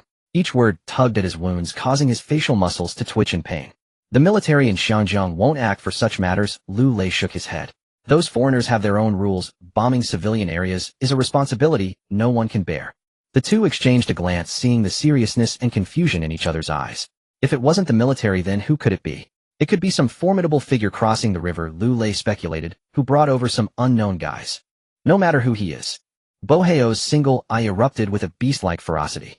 Once I'm healed, I will find him and chop him into pieces to feed the dogs. Now is not the time for threats, Lu Lei said calmly. You must immediately spread the word that you are fine, just lightly injured, to stabilize the hearts of your subordinates. But the news of you being here must never leak out. Otherwise, those who want to take advantage of your illness to end your life could line up from here to Tsimsha Sui. Boheo gasped heavily and nodded. He turned to the bodyguard stationed by the bed to give orders. Notify everyone to completely withdraw from all venues. From now on, only defense and no offense. We'll talk when I'm healed. Thus, an extremely peculiar peace emerged in the martial world. The gangs that had once shouted for blood and fought for territory quieted down overnight. Everyone sensed an unusual atmosphere. Even a mad dog like Boheo was forced back to his lair by a single shot. Who would dare to emerge at this critical moment? Lujia village thus gained a precious respite. Lin Chao could push forward with his base construction plans with confidence. Money remained the biggest problem, but it was no longer as urgent as before. The smuggler who had paused due to Boheo's suppression quickly became active again. Lin Jiqiang's acquisitions could no longer proceed. However, it had originally been opportunistic, and many had already been secured. In the short term, the resources that Pingxing Supply and Marketing Cooperative could exchange were limited, and these goods would need to be digested slowly. Lin Chao had Qin Wangshan contact several reputable auction houses. He sent over a few moderately valued collectibles from those two boxes, which had relatively good provenance, waiting for the funds to gradually return after the auction. This money would be enough to support the initial operations and expansion of the shipyard. But Lin Chao knew that relying solely on auctioning antiques was far from sufficient. The shipyard needed to start operating purchase equipment and support an increasing number of staff burning cash every day. He had to find a business that could quickly generate income and develop in the long term. Repairing ships. That was merely a guise to arm his own team. Trying to earn money from that would be too late. His current scale was not suitable for any earth-shattering moves. It had to be a small-scale but extremely profitable business. In the afternoon, Lin Chao lay in his room listening to the melodious and sweet songs of Teresa Tung drifting from the neighbor's radio. The song was gentle, yet it struck his mind like a lightning bolt. He suddenly sat up from the bed. The entertainment industry. One of the most prosperous and lucrative industries in Xinjiang for the coming decades. And right now this industry was still in its most primitive and chaotic rough era. A smile crept onto Lin Chao's lips as he thought of a brilliant business idea. Producing pirated tapes. The Research Institute could easily create the most efficient master tapes and production equipment with the best sound quality. These devices would allow his pirated products to even surpass the original in sound quality. Moreover, the smuggling team under his father's command was already taking shape, making them the best distributors. This business could not only resolve the immediate financial crisis, but also further train the team. In his past life, the pirated industry in Xinjiang supplied the entire Greater China region and Southeast Asia with a massive scale. He could build the distribution network along this route. This was a good business that could make money while also cultivating the Lin Chaos eyes ignited with flames. He immediately entered the Research Institute. The next morning, Lin Chao took the bus alone to Mongkok. By the 1970s, Mongkok had already begun to smell the essence of a future sleepless city. The crowds surged, and the neon signs stacked upon one another painted the sky in a kaleidoscope of colors. Lin Chao wove through the throng, deaf to the cacophony of street vendors heading straight for the largest record stores. Sam Hui Teresa Tung the winners. The popular hits blaring from the store's loudspeakers bombarded the ears of passers-by without restraint. Lin Chao casually bought a few boxes of popular cassettes from a music store. He then turned into a narrow alley specializing in electronic components where he purchased 10 boxes of blank tapes from an inconspicuous stall. Returning to Lujia village, he locked the door and placed his purchases on the table. In a flash, Lin Chao took the tapes into the research space. He walked straight into the audio laboratory. Lin Chao inserted a legitimate cassette of Teresa Tung into a precision audio capture device. At the core of this device was a high-precision audio capture card that would make any recording studio around the world go wild. He pressed the start button. The green waveform representing the analog signal began to pulse on the computer screen. The capture card converted the most minute magnetic signals from the cassette into a massive digital audio file without any loss. Step 1 complete. Next, Lin Chao opened the professional digital signal processing software. The waveform on the screen was magnified, revealing many subtle noises and flaws. These were unavoidable defects of the recording technology and tape materials of this era. But to Lin Chao these were all correctable. Noise reduction restoration, master-level post-processing. His fingers flew across the keyboard. The audio waveform once jagged was gradually smoothed out, becoming sleek and perfect. The processed digital source was even purer than the original master tape locked away in the record company's safe. After completing all this, Lin Chao opened a 3D modeling software. He aimed to design a perfect duplicating machine. This machine did not require complex functions, only needed to achieve 3 points. The first was efficiency. He designed a set of high-fidelity head arrays. One machine could parallel 30 recording heads, allowing for the simultaneous recording of 30 blank tapes. The second was quality. He discarded the outdated method of analog signal duplication, opting for direct digital engraving technology. The perfected digital source was recorded directly by driving the heads with digital signals, fundamentally eliminating any loss in sound quality. This ensured that every duplicated tape's sound quality was infinitely close to, or even surpassed, that of the original. The third was simplicity of operation. Lin Chao knew that in the future the ones operating these machines would be the villagers hired from Lujia village, many of whom could barely read. He encapsulated all the complex procedures, leaving only 3 large physical buttons on the machine's exterior: insert blank tape, start recording, remove finished product. Foolproof operation, clear at a glance. To prevent technical leaks, he sealed the entire interior of the machine tightly and set a safeguard. Before each recording, he needed to wirelessly transmit the audio files to the device using a tablet. Once powered off, it required him to connect via Wi-Fi on his tablet and enter a specific password to restart, otherwise the machine would be nothing more than scrap metal, unable to start. With the design completed and instructions input, the industrial-grade 3D printer in the corner of the laboratory began to work. Hours later, a simply shaped duplicating machine, looking devoid of technical complexity, appeared before Lin Chao. He stuffed the 10 boxes of blank tapes he had bought into the machine's slots. Pressing the start recording button, a dim blue light illuminated inside the machine, producing no noise. Minutes later, the indicator light turned green. Lin Chao pressed the remove finished product button. The 10 boxes of blank tapes had now transformed into completed products, sliding out neatly. He picked up one box, grabbed the corresponding legitimate tape from the table, and put on monitoring level headphones to compare. First, he listened to the legitimate version. The sound quality was top-notch for the 1970s, but there was still a faint background noise. Next, he listened to his own recording. The moment the music started, Lin Chao knew he succeeded. The sound was clean and transparent, with a high degree of separation between instruments and vocals, every detail clearly discernible. It felt as if Teresa Tung was singing right next to him. This sound quality overshadowed the original. Lin Chao left the research facility holding a legitimate cassette and one of his own recordings. He found his father, who was directing the unloading of goods at the shipyard dock. "Dad, come over here." He followed his son into an empty office, looking at the 2 cassettes in his hands, one packaged and one unwrapped. His eyes were filled with confusion, not understanding what Lin Chao was trying to do. Lin Chao first shoved the packaged cassette into an old tape recorder and pressed the play button. Teresa Teng's sweet voice immediately came out of the low-quality speakers. "Sounds pretty good," Lin Chao commented. However, he really did not understand what was so appealing about these love songs. Lin Chao said nothing. After one song finished, he switched to the unwrapped cassette. It was the same song played on the same old tape recorder, but this time the singing was noticeably clearer and louder. Lin Chao raised an eyebrow. Though he couldn't pinpoint why, he sensed that the sound from the second tape seemed better than the first. But he couldn't say exactly what was better. To him, they sounded about the same. "So what do you think?" Lin Chao asked. "They are the same." Lin Chao waved his hand impatiently, saying, "Just say it directly, don't beat around the bush." Lin Chao smiled, pointing at the 2 cassettes. "The first one is the legitimate tape selling for $20 to $30 in the record store. The second one is made by me, costing less than $1. Lin Chao's actions suddenly froze. He stared at the 2 cassettes on the table, his eyes filled with shock. "You mean this is a copy?" He knew that there was a business for selling counterfeit tapes in the underworld. Those products from small workshops had quiet and muffled sounds, starkly different from the originals, only able to fool students looking for a bargain. But what his son had made was indistinguishable from the original to this rough man. "What I made is more than just a copy." Lin Chao's tone was calm, but carried an absolute confidence. "My technology can make the sound quality of the copy better than the original. Moreover, the machine I make can duplicate over 1,000 tapes a day." Lin Chao gasped. Though not a businessman, he had lived in the underworld his whole life and immediately understood the implications behind this.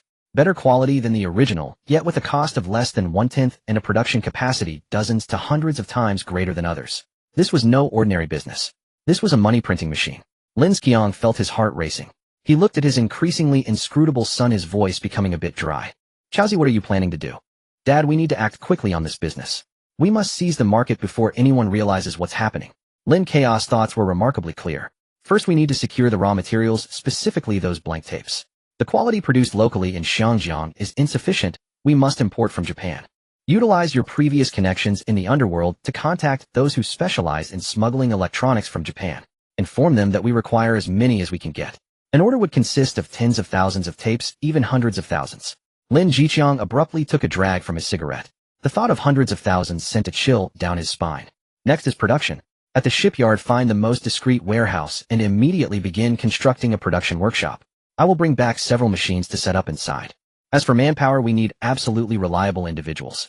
I'll consult with my uncle to recruit a group of discreet women from Lu village, preferably relatives.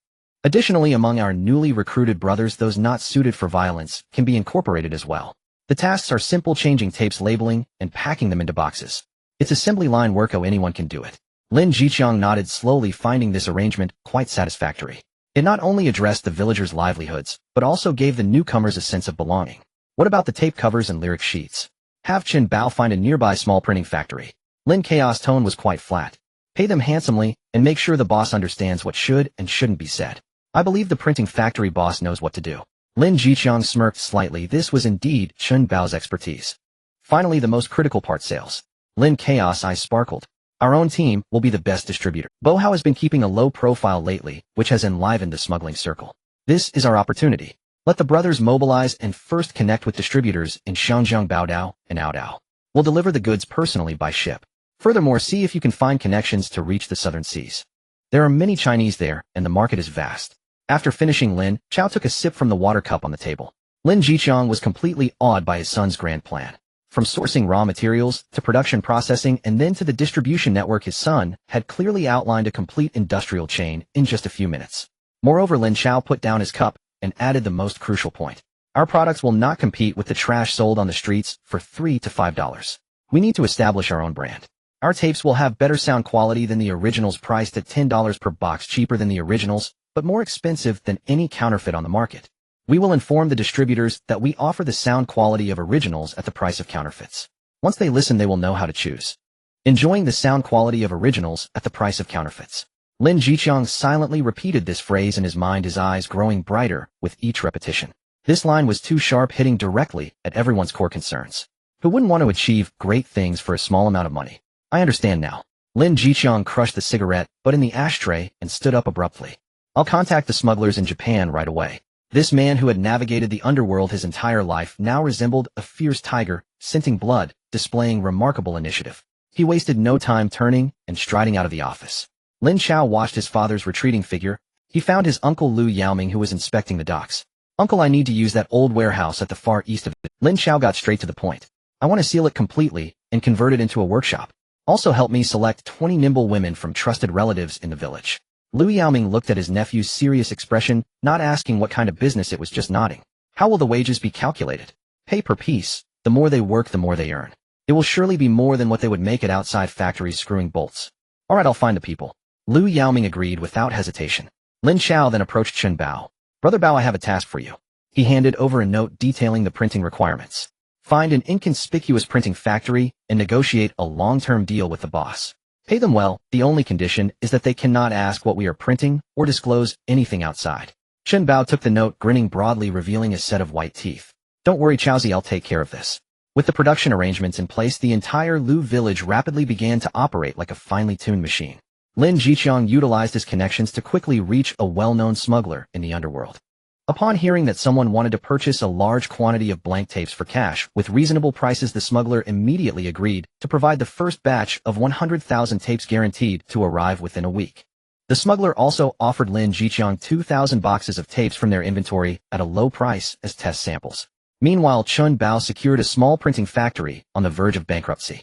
When the boss saw the thick stack of Hong Kong dollars and Chen Bao's intimidating scar, he immediately vowed to keep his mouth shut. Everything progressed in an orderly manner. The next day, Lin Chao once again ventured into the city alone. He needed to conduct a more in-depth market survey to determine which artists and albums were currently the most popular in order to finalize the list for the first batch of recordings. This time he did not go to Mongkok, but instead to Central and Causeway Bay areas with a higher concentration of young people. He sat on the second floor of a street-side cafe sipping coffee while observing the foot traffic at a large record store across the street. He recorded a dozen names in his notebook. These were the results of his morning research. Teresa Tung, Sammy Chung, the winners, undoubtedly the top stars at present. There were also some artists who were very popular in Baodao, but had yet to gain traction in Xiangjiang, such as Feng Feifei and Lu Wanzheng. These were potential investments. Just as he was about to close his notebook and leave, a sudden uproar erupted on the street below. Lin Chao furrowed his brow and walked to the window to look down. He saw a dense crowd gathering on the street, holding various banners and placards with black letters on white background. Against corruption, catch Gabo. Shame on the police. Severe punishment for corruption, restore integrity. The angry slogans resonated one after another, echoing into the sky. Countless citizens and students spontaneously took to the streets, merging into a torrent of anger heading towards the governor's office. It turned out to be a large procession triggered by Go Boss' escape. Lin Chao stood by the second-floor window, quietly watching the fervent sea of people below. He never expected to witness this moment in history firsthand. Su Jiajia must be in a terrible predicament right now. The angry torrent surged past downstairs. Lin Chao quietly observed the furious faces and the deafening shouts, all resembling the scenery of another world. He turned away from the window, placed the coffee money on the table, and descended the stairs to merge into the unrelated crowd on the other side, avoiding the boiling area. The place he was heading to was the hub for audio tapes located on Duck Lane in Shamshuepa. Here there was no politics in the air, only business. Each small stall was adorned with colorful tape covers. Powerful loudspeakers blared the most popular songs of the time without a care. Various melodies blended together, creating a cacophony of noise. Lin Chao stopped in front of the largest stall, having visited several smaller ones, and had an idea in his mind. He took out money and bought 5 boxes of tapes. Su Guangji's Iron Tower, Rising Cloud, Teresa Teng's 1,000 Words, and the original soundtrack of the film Dragon and Tiger Fight. A collection by Su Xiaofeng and a Mandarin album by Luo Wan. These 5 boxes nearly encompassed half of the current pop music scene in the fragrant harbor. Upon returning to Lujia village, he directly sought out Chen Bao. Lin Chao carefully removed the colorful paper packaging from the 5 boxes of tapes and pushed them in front of Chen Bao. Brother Bao asked the printing factory you contacted to reproduce these items exactly as they are. Chen Bao picked up a cover of Teresa Tung, glanced at it, and nodded. However, Lin Chao extended his finger and pointed at a blank area on the cover. Add these 3 characters in this position on every cover. He picked up a pen and wrote on the paper Liang Xingban. From now on, these 3 characters will be our brand. Chen Bao was momentarily stunned by the characters, then understood and grinned. He asked no further questions and turned to leave with the 5 thin sheets of paper. Lin Chao returned to his room with the 5 bare tapes. With the door locked, he swiftly entered the research space. He placed the 5 boxes of tapes into a high-precision audio capture device, perfectly converting the 5 segments of analog signals into vast digital files. Then he sat in front of the computer to begin noise reduction, repair, and enhancement of these digital audio sources. Soon the digital versions of the 5 boxes of tapes were completed. It was until the afternoon that his father Lin Jiqiang returned looking weary. Chaozi, the first batch of goods has arrived, he said, his voice tinged with excitement. The dealer said that things have recently been tense, and they don't have as much stock on hand, so they brought back 2,000 boxes first. The rest have already been arranged for purchase in Japan, and the next large shipment won't arrive for at least a week. 2,000 boxes are better than nothing. What about the factory? Lin Chao asked. It's also ready. Lin Jiqiang gulped down a large mouthful of tea. Your uncle personally supervised the construction, using brick walls to partition the warehouse, leaving only 1 iron door for entry and exit. I've arranged for 2 people to take shifts guarding the entrance 24 hours a day. No one is allowed to come near. Is the manpower sufficient? I trust your uncle to handle things. While Lin Jiqiang smiled. He selected 7 familiar ants from the village, all of whom are tight-lipped and quick on their feet. Additionally, I picked 3 of the most honest-looking individuals from Zhao Xiang's group. Lin Chao nodded, deeming that this manpower would suffice for the initial phase. So the 7 women will be responsible for packaging and trimming, as these are detailed tasks. The 3 young men will learn to operate the machines and record the tapes. I will teach them. He stood up and said to his father, let's go take a look. The father and son arrived at the transformed warehouse. In front of the heavy iron door stood 2 sturdy young men, standing straight.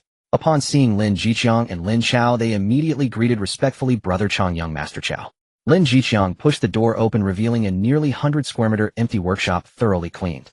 Lin Chao glanced around and said to his father, since the factory is ready, I will go retrieve the machines. Now. Lin Jiqiang looked at the darkening sky outside, a bit puzzled. Lin Chao offered no further explanation, simply nodding. He walked out of the village alone and rented a truck outside. Half an hour later, an old truck slowly drove into Lujia village, stopping at the back door of the renovated warehouse. Lin Chao jumped down from the driver's seat and shouted to the young man guarding the gate, come over and lend a hand, the items are a bit heavy. Lin Jiqiang and several sturdy men also hurried over at the sound. Inside the truck were 3 machines tightly wrapped in canvas, not small in size. Everyone worked together, using considerable effort to unload the 3 machines from the truck and wheel them into the workshop. Lin Chao instructed his father and the guards to wait outside. He walked into the workshop alone, closed the door, and then uncovered the canvas from the three machines, revealing their simple black exteriors. Lin Chao instructed his father and the guards to wait outside. He powered on the machines and connected them to a tablet, uploading a digital music file of a tape to each machine. He stepped outside and told the 10 workers waiting at the door, "Come on in." The group entered the workshop and looked at the three sleek black machines with curious expressions. "You three," Lin Chao pointed at the three young men, "come here." He began a simple training session. There were no complex theories, only the most direct demonstrations of actions. This slot is for blank tapes. This red button starts the recording when pressed. When the green light is on, press this green button and the recorded tape will come out. Did everyone understand? The three exchanged glances and nodded vigorously. This was simpler than moving bricks on a construction site. "You seven," Lin Chao turned to the women again. "Once the tapes come out, you're responsible for sticking the printed covers onto them and placing them in empty boxes. Be quick, but don't damage anything."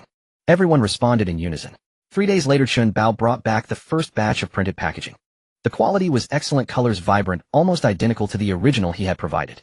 The only difference was the three striking bold characters added to the lower right corner of the cover. Liang Xingban. Everything was ready. Lin Chao issued the command to start production. The three machines began operating simultaneously. The three young men were initially a bit clumsy, but quickly familiarized themselves with the process. Insert, press the button, wait, retrieve. Blank tapes transformed into finished products carrying beautiful melodies. On the other side, the 7 women surrounded the table, skillfully packaging the tapes. The only sounds in the workshop were the barely audible hum of the machines and the soft clinks of tapes in plastic boxes. The first batch of 1,000 tapes was soon completed. Su Guanjie, Teresa, Tung Su Xiaofeng. 5 different albums, 200 boxes of each neatly stacked on the table. Lin Chao picked up a box of genuine tapes and a box of their own produced Liang Xingban version, placing them into a recording machine kept in the workshop. First, let's play the genuine version. The familiar melody began to play, the sound quality clear at the standard expected of the era.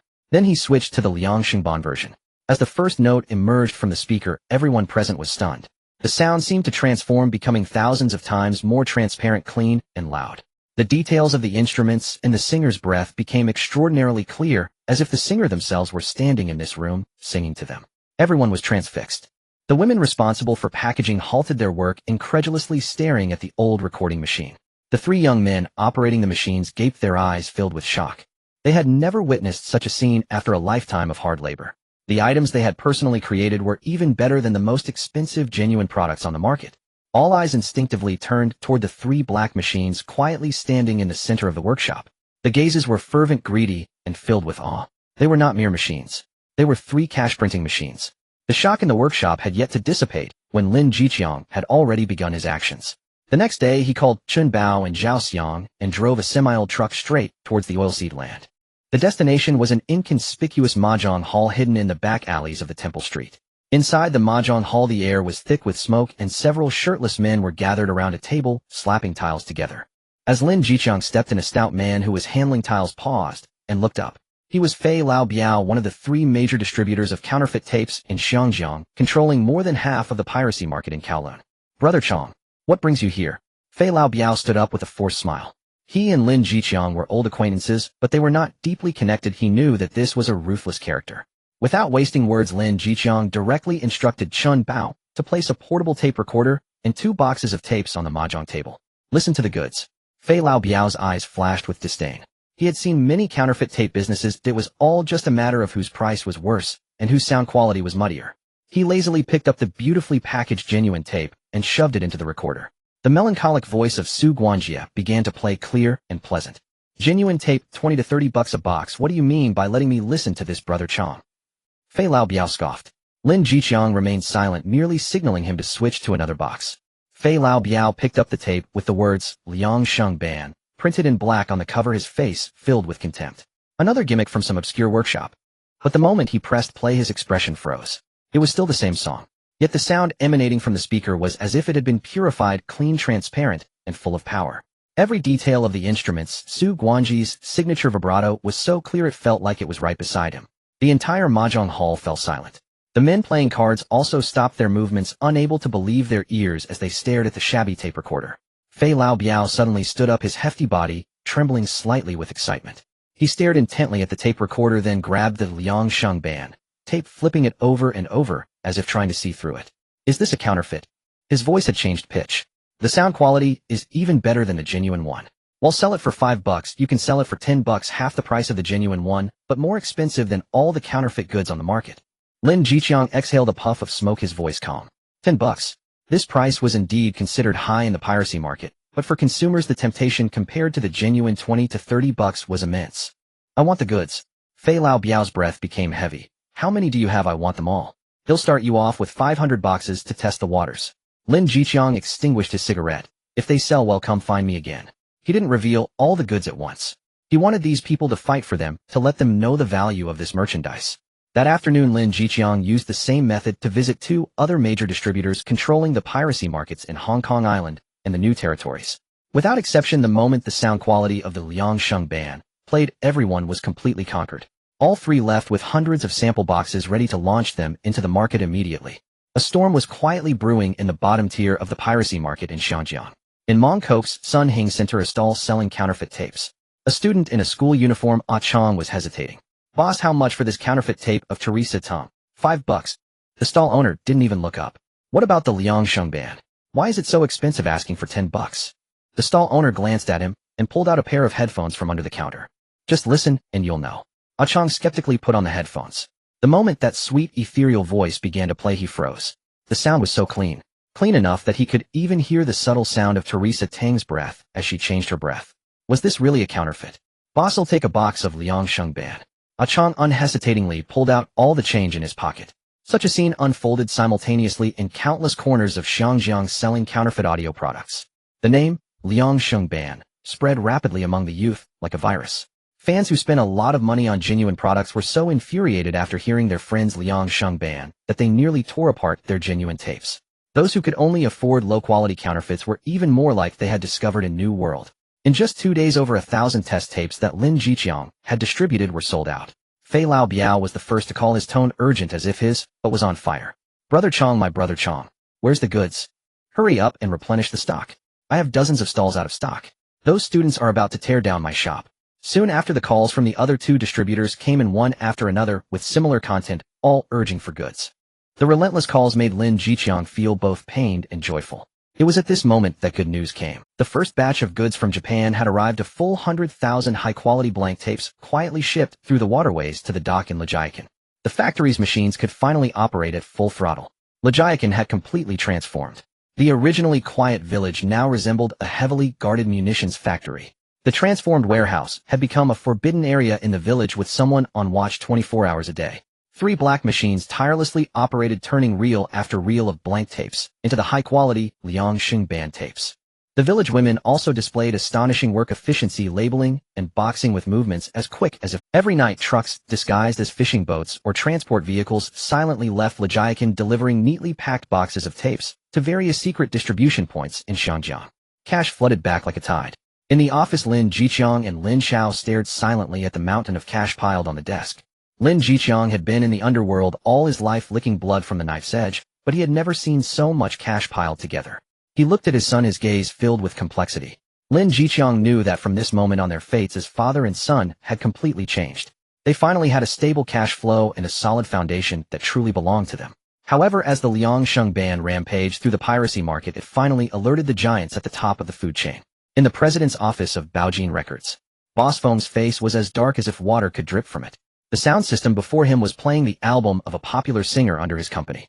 It was Liangsheng band. The sound quality was cleaner and more transparent than the master tape he received from the recording studio. This is outrageous. Boss Feng slammed his fist on the table, causing the coffee cup to jump. Find out. Is there a mole in the recording studio who sold the master tape? He was furious. Piracy had always existed and he had not taken it to heart.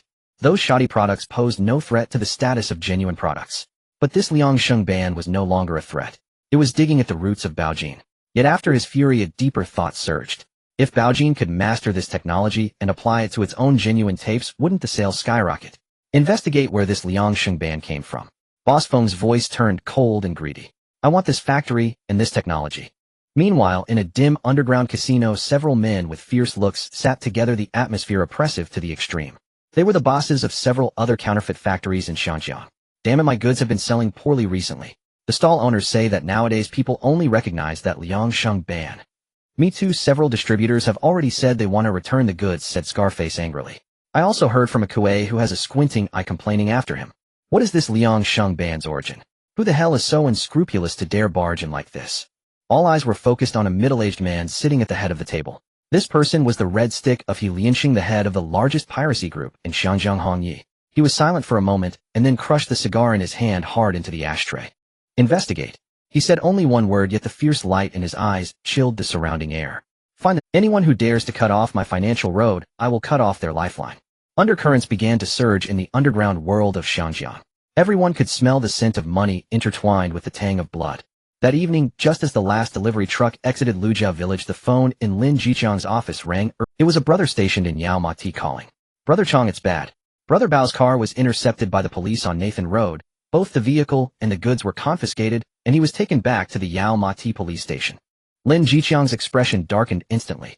He hung up the phone, called for Lu Yaoming, who was inspecting the shipyard, and without even greeting Lin Chao, he took a few of his most capable subordinates and drove straight to Yao Ma Ti.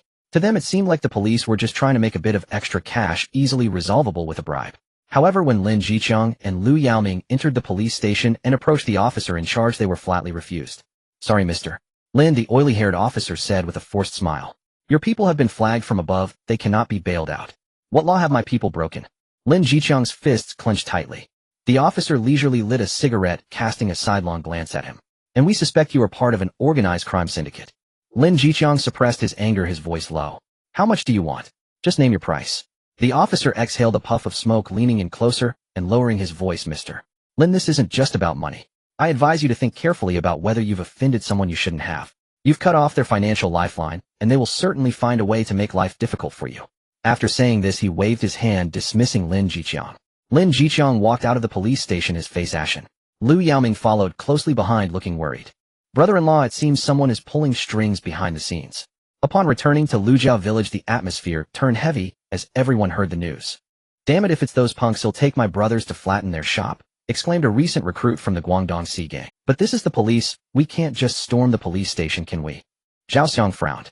If we really do that, we won't be able to survive in Xianjiang anymore. A moment of silence enveloped the group.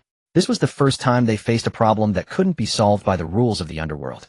Just then Lin Chao emerged from the back room. Dad, uncle, don't panic yet. His voice was calm, as if it were not his top lieutenant who had been captured. Lin Chao glanced at everyone and said, go eat first, I'll handle this matter. Everyone looked at Lin Chaos' young and serene face, feeling somewhat uncertain. But since Lin Jiqiang did not speak up, they could only disperse. Only the father and son remained in the office. Lin Jiqiang looked at his son and asked, Chaozi, do you have a plan? Lin Chao did not answer. Instead, he walked straight to the newly installed telephone, picked up the handset, and skillfully dialed a number. After a few rings, the call was answered. This is Lin Chao. On the other end, there was a moment of silence before Su Jiajie's slightly fatigued voice came through. What is it? Lin Chao replied, my people have been arrested by the Yao Ma Ti police station, and the goods have also been confiscated. His tone was very flat, as if he were discussing a trivial matter. I need you to help me inquire about this. Su Jiajie frowned at the other end. Recently, he had been overwhelmed with issues related to Gubo and had no energy to deal with such underworld troubles. But he couldn't ignore it. Shin Shi was still a trump card in Lin Chaos' hands, and if something went wrong on Lin Chaos' side, it would jeopardize their witness protection plan against Lu Lei. I understand, Su Jiajie said solemnly. They'll help you inquire. I'll wait for my call. After hanging up, Lin Chao leaned back in his chair, remaining silent. Seeing his son appear so confident, Lin Jiqiang's anxiety inexplicably eased a bit. After about half an hour, the phone rang again. It was still Su Jiajie. I've clarified the situation for you. His voice was somewhat grave. It was the boss of Baojin Records who contacted someone to find the Yao Ma Ti police station's foreign officer, spent some money, and specifically targeted you. However, I have already informed my contacts there. For my sake, they can release the person, but it won't happen again. I advise you to resolve the root problem as soon as possible. This time it was Yao Ma Ti, but next time it could be Mong Kok or Wan Chai.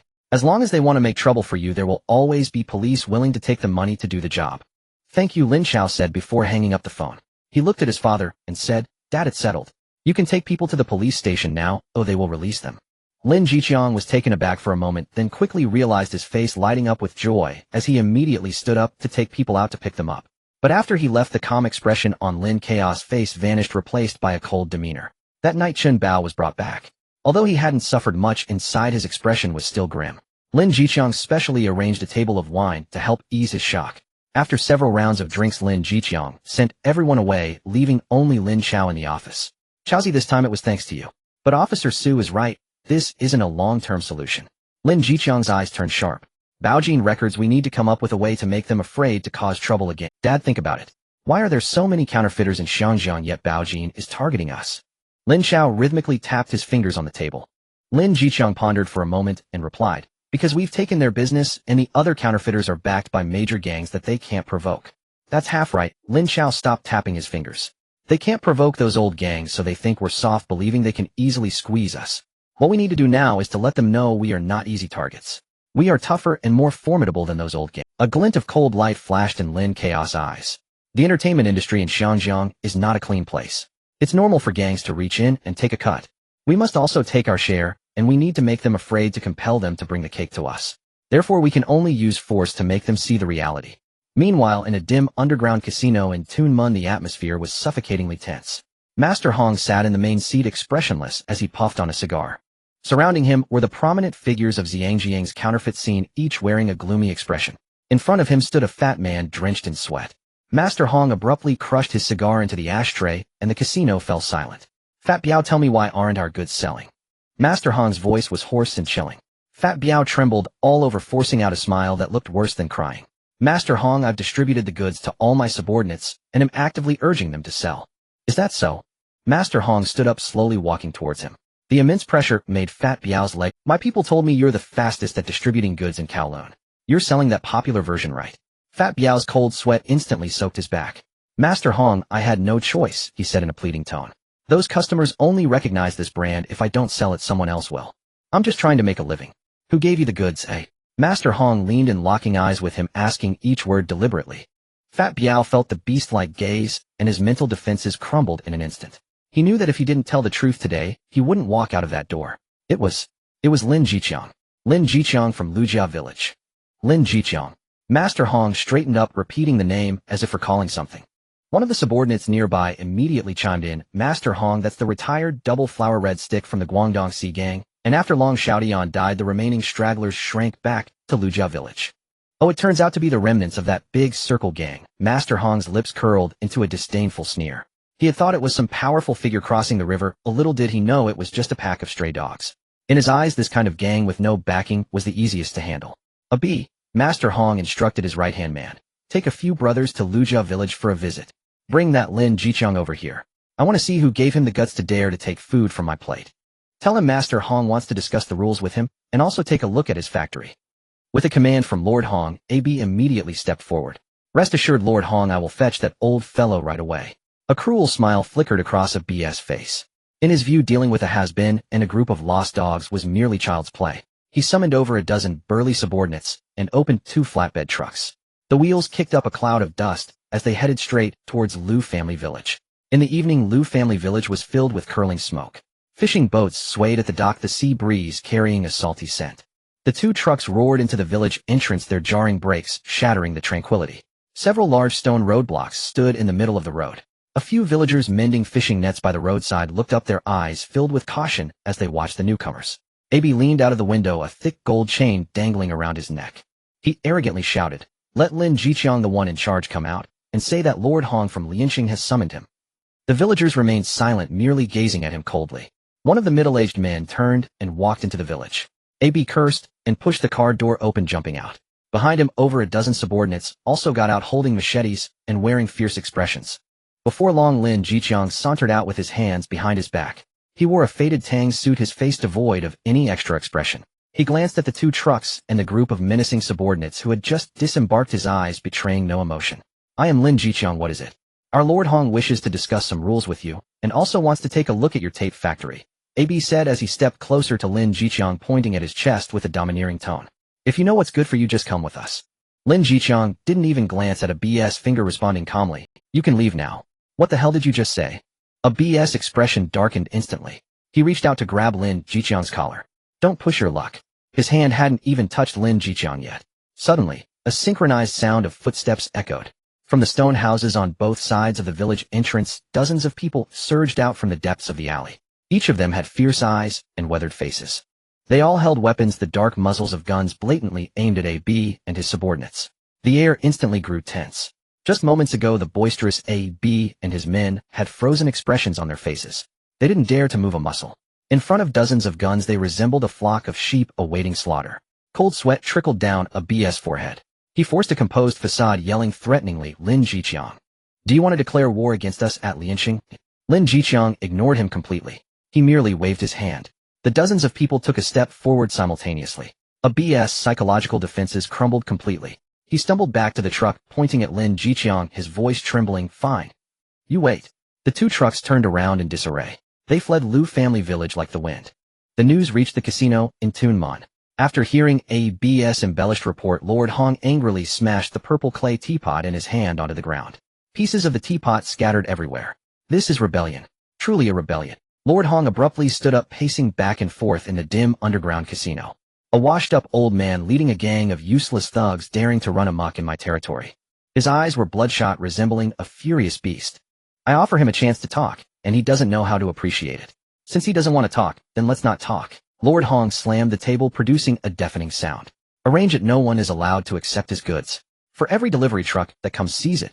Notify the smugglers. If they dare to supply that old man with tapes again, it'll have their heads. Just as AB arrived at Liu family village, Chun Bao was crouched in a shabby van across from Baojin Records with two subordinates. He held an unlit cigarette between his lips, his gaze sharp. He stared unblinkingly at the company's entrance. Night fell, and the lights began to twinkle. The city's clamor gradually drowned out the daytime noise. The boss of Baojin Records, Boss Feng, emerged beaming with joy, surrounded by his subordinates. He squeezed his plump body into a black Mercedes-Benz.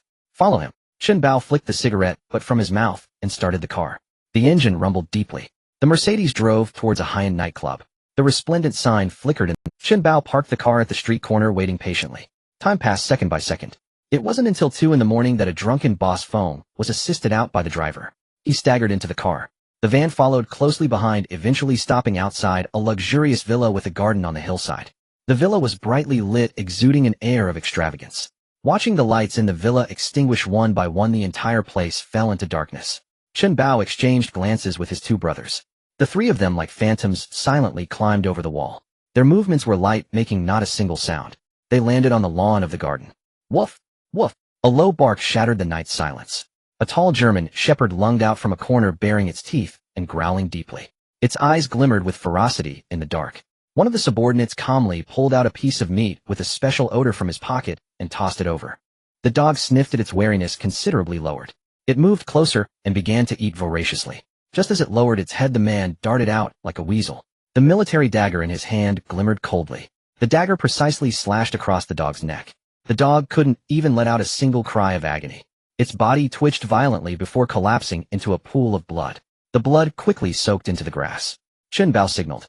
The three of them skillfully pried open the back door of the villa. The door lock emitted a faint click. They slipped inside. They moved through the luxurious living room like ghosts. The exquisite furniture loomed in the darkness. They headed straight up to the master bedroom on the second floor. Inside, Boss Feng lay on the bed, snoring thunderously. He was completely oblivious to the impending terror. Chun Bao hesitated not at all. He picked up the bloody dog's head and gently placed it next to Boss Feng's pillow. The dog's head was cold and reeked of blood. Another subordinate dipped his hand in the dog's blood. He scribbled a crooked character on the pristine white wall. "Death." The dog's blood flowed down the wall, leaving streaks of crimson. With everything prepared, the three men silently left the villa, blending into the night. The next morning, the first ray of sunlight broke through the curtains, illuminating Boss Feng's bedroom. He woke up from his drunken stupor. He turned over, instinctively reaching for the water glass on the bedside table. His hand touched something cold, slippery. He opened his eyes wide in shock. His gaze fell on the pillow. A bloody dog's head was staring back at him, its eyes wide open. "Oh!" Boss Feng let out a piercing scream. His body sprang up from the bed, knocking over the water glass on the bedside table. The glass fell to the ground, producing a crisp sound. He staggered backward, crashing against the wall. A character written in blood on the cold wall jumped into view. "Someone! Help!" Boss Feng's voice became hoarse from terror. His wife and child were awakened by this. When they saw the dog's head on the bed and the bloodied character on the wall, their faces instantly turned pale.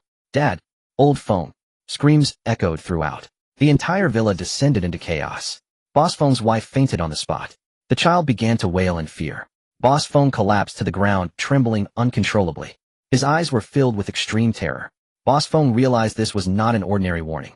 The mastermind behind this was far more ruthless than he imagined, showing no regard for rules. He had provoked the wrong people. Boss Feng tremblingly dialed the police station. Sim Sha Sui Police Station. In the office of the detective, a foreign inspector leisurely stirred his coffee with a small silver spoon. Boss Feng sat opposite him, his face pale, and his body trembling uncontrollably. Inspector Galvin, I beg you must capture those murderers. They are too cruel. He remembered the cold dog's head beside his pillow and the word death written in blood on the wall, making his stomach churn violently. Galvin put down his coffee cup and slowly said in broken Cantonese, Mr. Feng, we have already filed a case, and will investigate it. His tone held no seriousness, more like he was dismissing a troublesome citizen.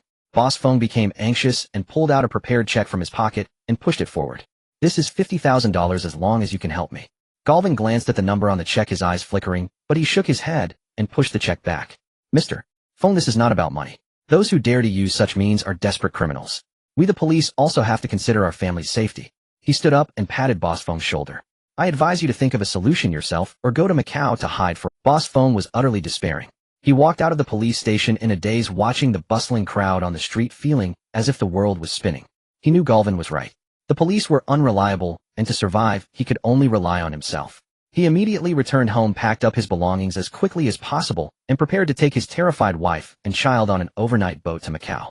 But before leaving, he was unwilling to let it go. He couldn't swallow this anger. Through a business partner, he managed to contact a boss of the Chaozhou gang nicknamed Mad Dog Quan.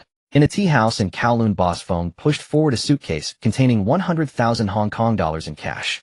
Brother Quan, help me get rid of someone or burn down his factory, either will do. Mad Dog Quan opened the suitcase, took a look, and nodded in satisfaction. What kind of opponent are we dealing with? Lu family village, a guy named Lin Chao, previously from the Weihai gang. Mad Dog Quan's face showed disdain upon hearing the name. So it's just remnants of that big circle gang. I thought it was someone important. Although Biao Hao issued orders not to provoke trouble, teaching these disorganized remnants a lesson and making some money shouldn't be a big deal. Rest assured, Boss Feng, I will handle it for you. Mad Dog Quan patted his chest and promised. Tonight I will let them know what rules are. Meanwhile, the retaliation against He Lianxing unfolded in a more direct manner. In Yao Mati at Fat Li, several fierce-looking men threw boxes of premium quality tapes onto the ground, smashing them with their feet. Biao Ge, Master Hong has spoken. Anyone who dares to sell this brand's goods will have their hands chopped off. Fat Lao Biao huddled in the corner, watching the chaos unfold, not daring to make a sound. The same scene played out at the stalls of all distributors in Hong Kong and Kowloon. Master Hong, using the most brutal methods, cut off all sales channels for premium quality tapes overnight. Soon after, Lin Jiqian's old associate, a dealer specializing in Japanese goods, called. Changgu, I'm sorry, Master Hong has already made it clear that if I continue to supply you, I'll end up feeding the fish in the sea. I can't do this business anymore. Worse news followed. A truck that had just left Lu family village preparing to deliver goods to the Treasure Island was intercepted by two cars on the way. If it weren't for the quick reaction of the brothers in the truck, drawing their guns, the other side wouldn't have dared to act, and they might have lost both the people and the goods. Various bad news flew back to Lu family village like snowflakes. In Lin Jiqian's office, the atmosphere was tense to the extreme. Master, this is the situation. After Zhao Xiang reported, his face looked grim. Damn it, He Lianxing has truly blocked all our paths. Lin Jiqiang slammed his fist on the table. He looked at his son, who had been silent. Chaozi, what do you think? Lin Chaos' face showed no panic. He simply analyzed calmly. The supply chain and sales chain have been cut off, or we have become an isolated island. If we follow the rules of the underworld, we cannot defeat a local tyrant like He Lianxing. To break the deadlock, we cannot play by their rules. His fingers gently tapped on the table, producing a rhythmic sound. Dad, we can't just sit back and wait.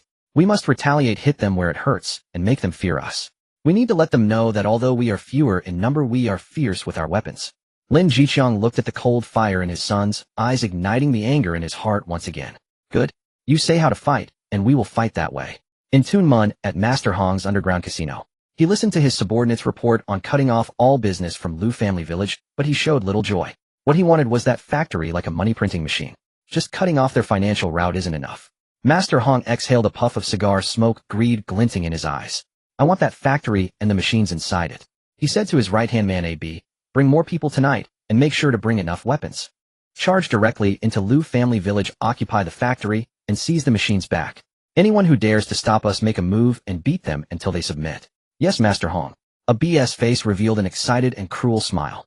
As night deepened, the sea breeze swept through Lu family village, bringing a hint of chill. The sentry posts at the village entrance were brightly lit, and several villagers on night watch vigilantly watched the only road outside the village.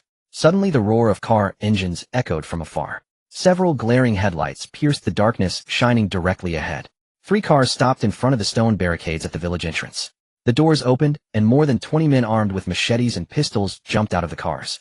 Leading them was Mad Dog Quan. He smoked a cigarette, arrogantly walked to the barricade, and shouted at the sentry behind it. "Listen inside, we are from the Chaozhou gang. Let Lin Chao come out to see me." Chaozhou gang. In the stone house at the village entrance, the guarding brother's eyes instantly turned sharp. He picked up the walkie-talkie beside him and said urgently, "There's a situation at the village entrance. The Chaozhou gang is here. Everyone immediately gather at the village entrance." The window of the stone house silently slid open a crack, and a dark machine gun barrel extended, locking onto Mad Dog Quan and his men. Lin Chang's subordinates received the orders and swiftly moved from various places. They rushed toward the village entrance with weapons in hand. The footsteps were hurried and dense with the night and sea breeze masking the noise. Mad Dog Quan saw that there was no response from inside, only a few sounds, thinking the other side was hesitating. He revealed impatience on his face. "What? Don't dare to come out. Let me tell you, if Lin Chao isn't handed over today, I will." Before he could finish his sentence, dozens of figures appeared from the darkness on both sides of the village entrance. They were armed, and their guns pointed in unison at Mad Dog Quan and his 20-something subordinates. The air froze. Mad Dog Quan's arrogant smile completely stiffened. Only then did he realize he had been surrounded by dozens of guns. At that moment, in the darkness further behind them, A.B. from Lianxing was quietly approaching with nearly 100 men divided among several large trucks. He saw the tense standoff at the village entrance and Mad Dog Quan's group of more than 20 men. A.B. froze for a moment, then a sinister smile appeared on his face. "Damn it, is there still someone who wants to rob food from us?" He thought Mad Dog Quan's group was also here to rob the factory. "Brothers, arm yourselves." A.B. drew his pistol from his lower back, pointed towards the village entrance, and shouted angrily, "Charge in. Take them all down." As roar instantly shattered the fragile balance. Behind him, nearly 100 subordinates drew their weapons, letting out beast-like howls as they surged toward the village entrance. At that moment, Lin Chao and Lin Chao arrived. As soon as they got close, they heard the arrogant declaration, "We want hand over Lin Chao today." The Chaozhou gang wants to capture Lin Chao. Lin Chao's gaze instantly sharpened. Why has the usually silent Boheo suddenly decided to act against them? Has Chun Chi's matter been exposed? Or has Boheo finally decided to eradicate the remaining remnants of the Yuehai gang? He glanced at his son beside him. Lin Chao's expression remained unchanged. He calmly watched the group of thugs at the village entrance, then cast a glance at another group that was rushing in from a distance. The newcomers were not friendly. Since they were sworn enemies, there was nothing to discuss. Lin Chao's gaze met his father's in the air. The father and son reached a silent consensus without uttering a word. Lin Chao showed no hesitation, making a simple gesture to his men in the darkness. "Open fire." The mad dog was shouting aggressively at the village. He paid no heed to the group of useless thugs huddled in the village. He thought they were merely bluffing, and that once his people charged and they would scatter like birds and beasts. He didn't even notice the machine gun muzzle peeking out from the window of the seemingly ordinary stone house at the village entrance. The next second, flames erupted from the window of the stone house. The heavy and oppressive gunfire instantly ripped through the tranquil night sky. It was the unique roar of a heavy machine gun. The arrogant smile on the mad dog's face froze forever. He didn't even have time to react before his body was torn apart by the stream of bullets shot at high speed. The bullet's tremendous kinetic energy sent him flying backward, creating a horrific blood hole in his chest. Several of his subordinates nearby were also almost simultaneously turned into a sieve, collapsing to the ground in a bloody mess. This was just the beginning. Dozens of flashes of fire ignited simultaneously in the darkness on both sides of the village entrance. Rifles and handguns intertwined to form a deadly net of fire aimed at the more than 20 Chaozhou gang lackeys. The gunfire was dense like rain. The screams, the dull thuds of bullets hitting flesh, and the sound of bones shattering merged into one. The Chaozhou gang members were instantly dazed. The machetes and small handguns in their hands seemed so ridiculous and powerless under this military-like firepower. Some tried to turn and flee but were knocked to the ground by the incoming bullets. Some attempted to raise their guns to retaliate, but before they could lift their hands, they were simultaneously hit by multiple bullets, their bodies collapsing like broken sacks. The entire process took less than 30 seconds. There was not a single Chaozhou gang member left standing at the roadblock at the village entrance. The air was thick with the smell of gunpowder and blood. On the other side, the leader of Lianxing was charging forward arrogantly with nearly 100 men. He had even thought about how to chop up the two groups in front of him to feed the dogs, and then seize the factory that printed money. But less than 50 meters into his charge, the devastating gunfire at the village entrance erupted. That was not the sound of a gang fight. It was the gunfire from a heavy machine gun that only appeared on the battlefield. O was left dumbfounded. He watched helplessly as the mad dog's group fell like cut wheat under the dense net of... There was no struggle, no resistance. It was a one-sided massacre. The battle cries behind abruptly ceased, and nearly 100 of Lianxing's lackeys stood frozen in place, as if they had been struck by a paralysis spell. The ferocity and greed on their faces were replaced by an extreme fear. Who are these people? This is not a gang. This is an army. As mind went blank, a chill raced up from his soles to the crown of his head. The gun in his hand felt as heavy as 1,000 pounds. Run. This thought instantly occupied all his thoughts. He didn't even issue any orders, turning and sprinting wildly toward the direction of the truck. His subordinates behind him reacted, letting out a strange cry, dropping their knives and guns, and turning to flee. The nearly 100-strong team that had come with such ferocity now scattered like lost dogs. They scrambled onto the truck using both hands and feet. The driver didn't even have time to turn the front of the truck around, directly engaging reverse gear, flooring the accelerator, and madly fleeing from this place that filled their souls with terror. At the village entrance, Lin Chao watched the few trucks fleeing in panic in the distance, frowning slightly. Those people shouldn't be from the Chaozhou gang. What the hell does it matter who they are? Lin Jiqiang spat out a mouthful of smoke-scented saliva, his eyes cold. If they dare come, we bury them together. Clean up the mess and leave not a single hair behind. Drag the bodies onto the ship and dispose of them in international waters. He glanced at the corpses scattered around and instructed Zhao Xiang. Yes, Brother Chong. The people from the big circle were already accustomed to such scenes and swiftly began to clean the battlefield. This was the most remote seaside area of Tunmen, with no signs of life for several miles around. In the village, it was all their own people, so there was no need to worry about anyone reporting to the police. In the office, Lin Jiqiang poured himself a glass of strong liquor and downed it in one go. Chaozi, I always feel that things aren't so simple. How could the Chaozhou gang's people arrive simultaneously with another group? No matter what their conspiracy is, it no longer matters now. Lin Jiqiang spoke calmly. Dad, the ones we took down tonight were just minor roles. I will deal with that Lord Hong from Lianxing tomorrow. Lin Jiqiang looked at his son. How will you deal with him? Lin Chaos lips curled into a cold smile. Perhaps I should launch another rocket. In Tunmen at Lianxing's underground casino, Lord Hong was leisurely savoring some newly arrived pure tea, waiting for A to bring back good news. In his view, dealing with a group of abandoned big circle lackeys and seizing their factory would be a piece of cake. The door to the casino was suddenly pushed open. A burst in rolling and crawling with no color on his face and trembling all over. Lord Hong, something's wrong. Lord Hong frowned. What's the matter that has you so flustered? They're all dead. As voice quivered. When we arrived, there was another group on the scene, and they were all shot dead. They had machine guns and dozens of rifles. As soon as we got close, they opened fire. This wasn't a fight, it was a massacre. Machine guns. Lord Hong's hand holding the teacup trembled violently, spilling the scalding tea, yet he didn't notice. He suddenly stood up, staring fixedly at her. What did you say? Machine guns. Yes, Lord Hong. I saw it with my own eyes. It was just like in the movies. It was terrifying. The casino fell into dead silence. Everyone was stunned by this news. Lord Hong's face turned pale, beads of cold sweat forming on his forehead. He finally understood what kind of lunatics he was dealing with. These big circle lackeys didn't follow the rules of the underworld at all. Gang fights are about giving respect and seizing territory. Who the hell uses machine guns? Lord Hong was in the business of piracy, a half businessman, who, although his subordinates had knives and guns, they were merely for show. To confront these desperate lunatics who casually wield military-grade arms, he didn't dare. He didn't want to. But he had already cut off their financial lifeline, and the feud had been established. With their way of doing things, if they came knocking tomorrow, it wouldn't be as simple as negotiating. Lord Hong paced back and forth in the room, his greed having long been replaced by endless fear. No, he couldn't confront them head-on.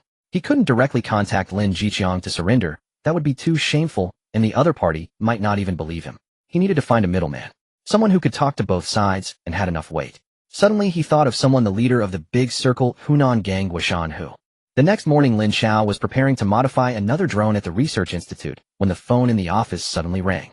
Lin Jiqiang answered the phone, listened for a moment, and his expression turned strange. In the office, the phone receiver was heavily placed back in its position by Lin Jiqiang. He looked at his son. Lin Jiqiang's voice was somewhat hoarse. He said that Master Hong from Lianxing wants to propose a toast to make peace. Lin Jiqiang frowned.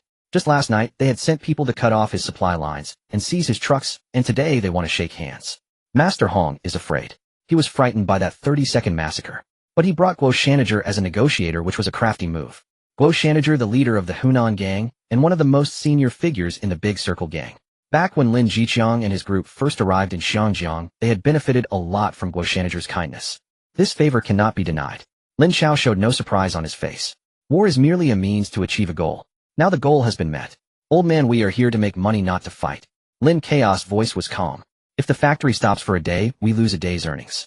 Since he wants to talk, then let's go talk. Lin Jiqiang suddenly gulped down a mouthful of strong tea, the scorching liquid sliding down his throat, easing the murderous intent in his chest. His son was right. fighting, and killing is ultimately a poor strategy. Selling the tapes for stacks of Hong Kong dollars is the foundation of their livelihood. Alright, Lin Chao placed the teacup heavily down. Then let's meet him. But the banquet could be a feast of hongs. Our people and weapons must be fully prepared. In Sim Sha Sui at an old restaurant named Felino which does not open to the public and only serves familiar guests, it is a preferred place for many big shots in the underworld to negotiate over drinks. 3 black sedans stopped at the entrance of the restaurant. The car doors opened and Lin Chao, dressed in a black tang suit, stepped out with a stern expression. Lin Chao followed behind him, still dressed as a student with a calm demeanor. Shun Bao and Zhao Xiang flanked them, their large suits bulging, clearly carrying weapons. The remaining dozen or so of the most formidable brothers got out of the car, silently dispersing to control all key positions outside the restaurant. A manager dressed in a long gown had been waiting at the entrance. Upon seeing Lin Chao, a humble smile immediately appeared on his face. Brother Chang Tiger and Master Hong are already waiting for you in the private room upstairs. Lin Chao slightly nodded and brought Lin Chao straight upstairs. Pushing open the heavy wooden door, the scene in the private room came into view. A burly man in his 50s with prominent temples sat at the main seat drinking tea. He was Guo Shantiger. Beside him sat a pale-faced, middle-aged man, Master Hong from Lianxing. Next to Master Hong stood a the head horse who had narrowly escaped the massacre last night. Upon seeing Lin Chao and Lin Chao enter, AB instinctively trembled and quickly lowered his head, not daring to meet their gaze. Brother Chang, it's been a long time. You still look impressive. Guo Shantiger set down his teacup, smiling as he stood up. Tiger brother, Lin Chao clasped his hands in greeting. Come, let me introduce you. Guo Shantiger pointed to Master Hong beside him. This is Master Hong from Lianxing. He then gestured towards Lin Chao and Lin Chao. This is Lin Chao, brother Chang. This is his son Lin Chao. Master Hong quickly stood up, forcing a smile that looked worse than a cry, and handed over a cup of tea that had already been poured. Brother Chang, previously I was blind to your greatness and offended you. I'll punish myself with 3 cups. Saying this, he grabbed a cup from the table and downed 3 shots of strong liquor in quick succession, choking and coughing, his face growing even paler. Lin Chao said nothing, simply pulling out a chair to sit down, coldly watching him perform. Lin Chao also sat down, pouring himself a cup of tea, as if everything happening before him was none of his business. Seeing this, Master Hong felt even more anxious and hurriedly signaled to AB. AB tremblingly placed a black leather case on the table and opened it. Neatly stacked Hong Kong dollars, a total of 500,000. Brother Chang Chao, Master Hong's voice trembled slightly. This is my small token of goodwill to compensate for your losses. Additionally, I have already sent back the goods that were previously withheld. The atmosphere in the office remained oppressive. Seeing this, Guo Shantiger stepped in to mediate. Hong, you were indeed in the wrong this time. Brother Chang's business is also business. Oh, everyone is trying to make a living in Xiangjiang, and harmony generates wealth. Lin Chao coldly snorted, not responding. Just as Master Hong was sweating profusely, about to collapse, the silent Lin Chao finally spoke. Master Hong. His voice was not loud, but it made Master Hong's heart clench. And then, oi. The simple 3 words left Master Hong momentarily stunned, but he quickly understood Lin Chaos' meaning. Offering money and apologizing was just the first step. What the other party wanted was a follow-up solution. Master Hong bent even lower, his face filled with a sycophantic smile. Chao, I have a proposal. From now on, all of your Liangsheng business in Xiangjiang will be handled by me. I will be your general agent in Xiangjiang. You supply the goods, and I will sell them. Whether it's distribution or dealing with the authorities, I will take care of it. You only need to collect the money in Lujia village. As for payment, I will settle immediately after selling each batch. There will be no delays. He glanced at Lin Chaos' expression and quickly added. Also, I know that your blank tapes are sourced from the smuggler. I have many dealings with the smuggler, and in the future when you source from him, I guarantee to give you a 10% discount on the original price. This was no longer just a proposal for peace. This was a pledge of allegiance. Master Hong was planning to abandon his piracy business and become the general agent. He understood very well that the counterfeit goods from his small workshops were trash compared to the Liangsheng version. Rather than being ruthlessly crushed by the other party, it was better to proactively ally and cling to this intimidatingly thick thigh. By taking charge of sales, he could not only share in the profits, but also monopolize the entire piracy market in Xiangjiang. All eyes in the office were on Lin Chao. But Lin Chao was looking at his son. He knew this decision should be made by Lin Chao. Lin Chao picked up his teacup, gently blowing on the floating tea leaves without answering immediately. Master Hong's heart was in his throat. After a long while, Lin Chao finally brought the teacup to his lips and took a gentle sip. Okay. The banquet at Fulin Tower came to an end, and the turmoil in the martial world temporarily subsided. Master Hong of Lianxing concluded this brief, yet perilous conflict in an almost capitulatory manner. The production workshop in Lujia village was once again brightly lit. 3 black copying machines operated day and night, resembling 3 money printing machines at work. One after another high-quality blank tapes were fed into the machines, and when they emerged they bore a perfect sound quality that surpassed the original. The village women gathered around a long table deftly affixing labels to the beautiful sound versions and placing the tapes into brand new plastic boxes. Their movements were quick and precise, their faces adorned with satisfied smiles. Their piece rate pay was significantly higher than what they earned elsewhere. Every night a truck sent by Master Hong would arrive punctually at the dock at the village entrance.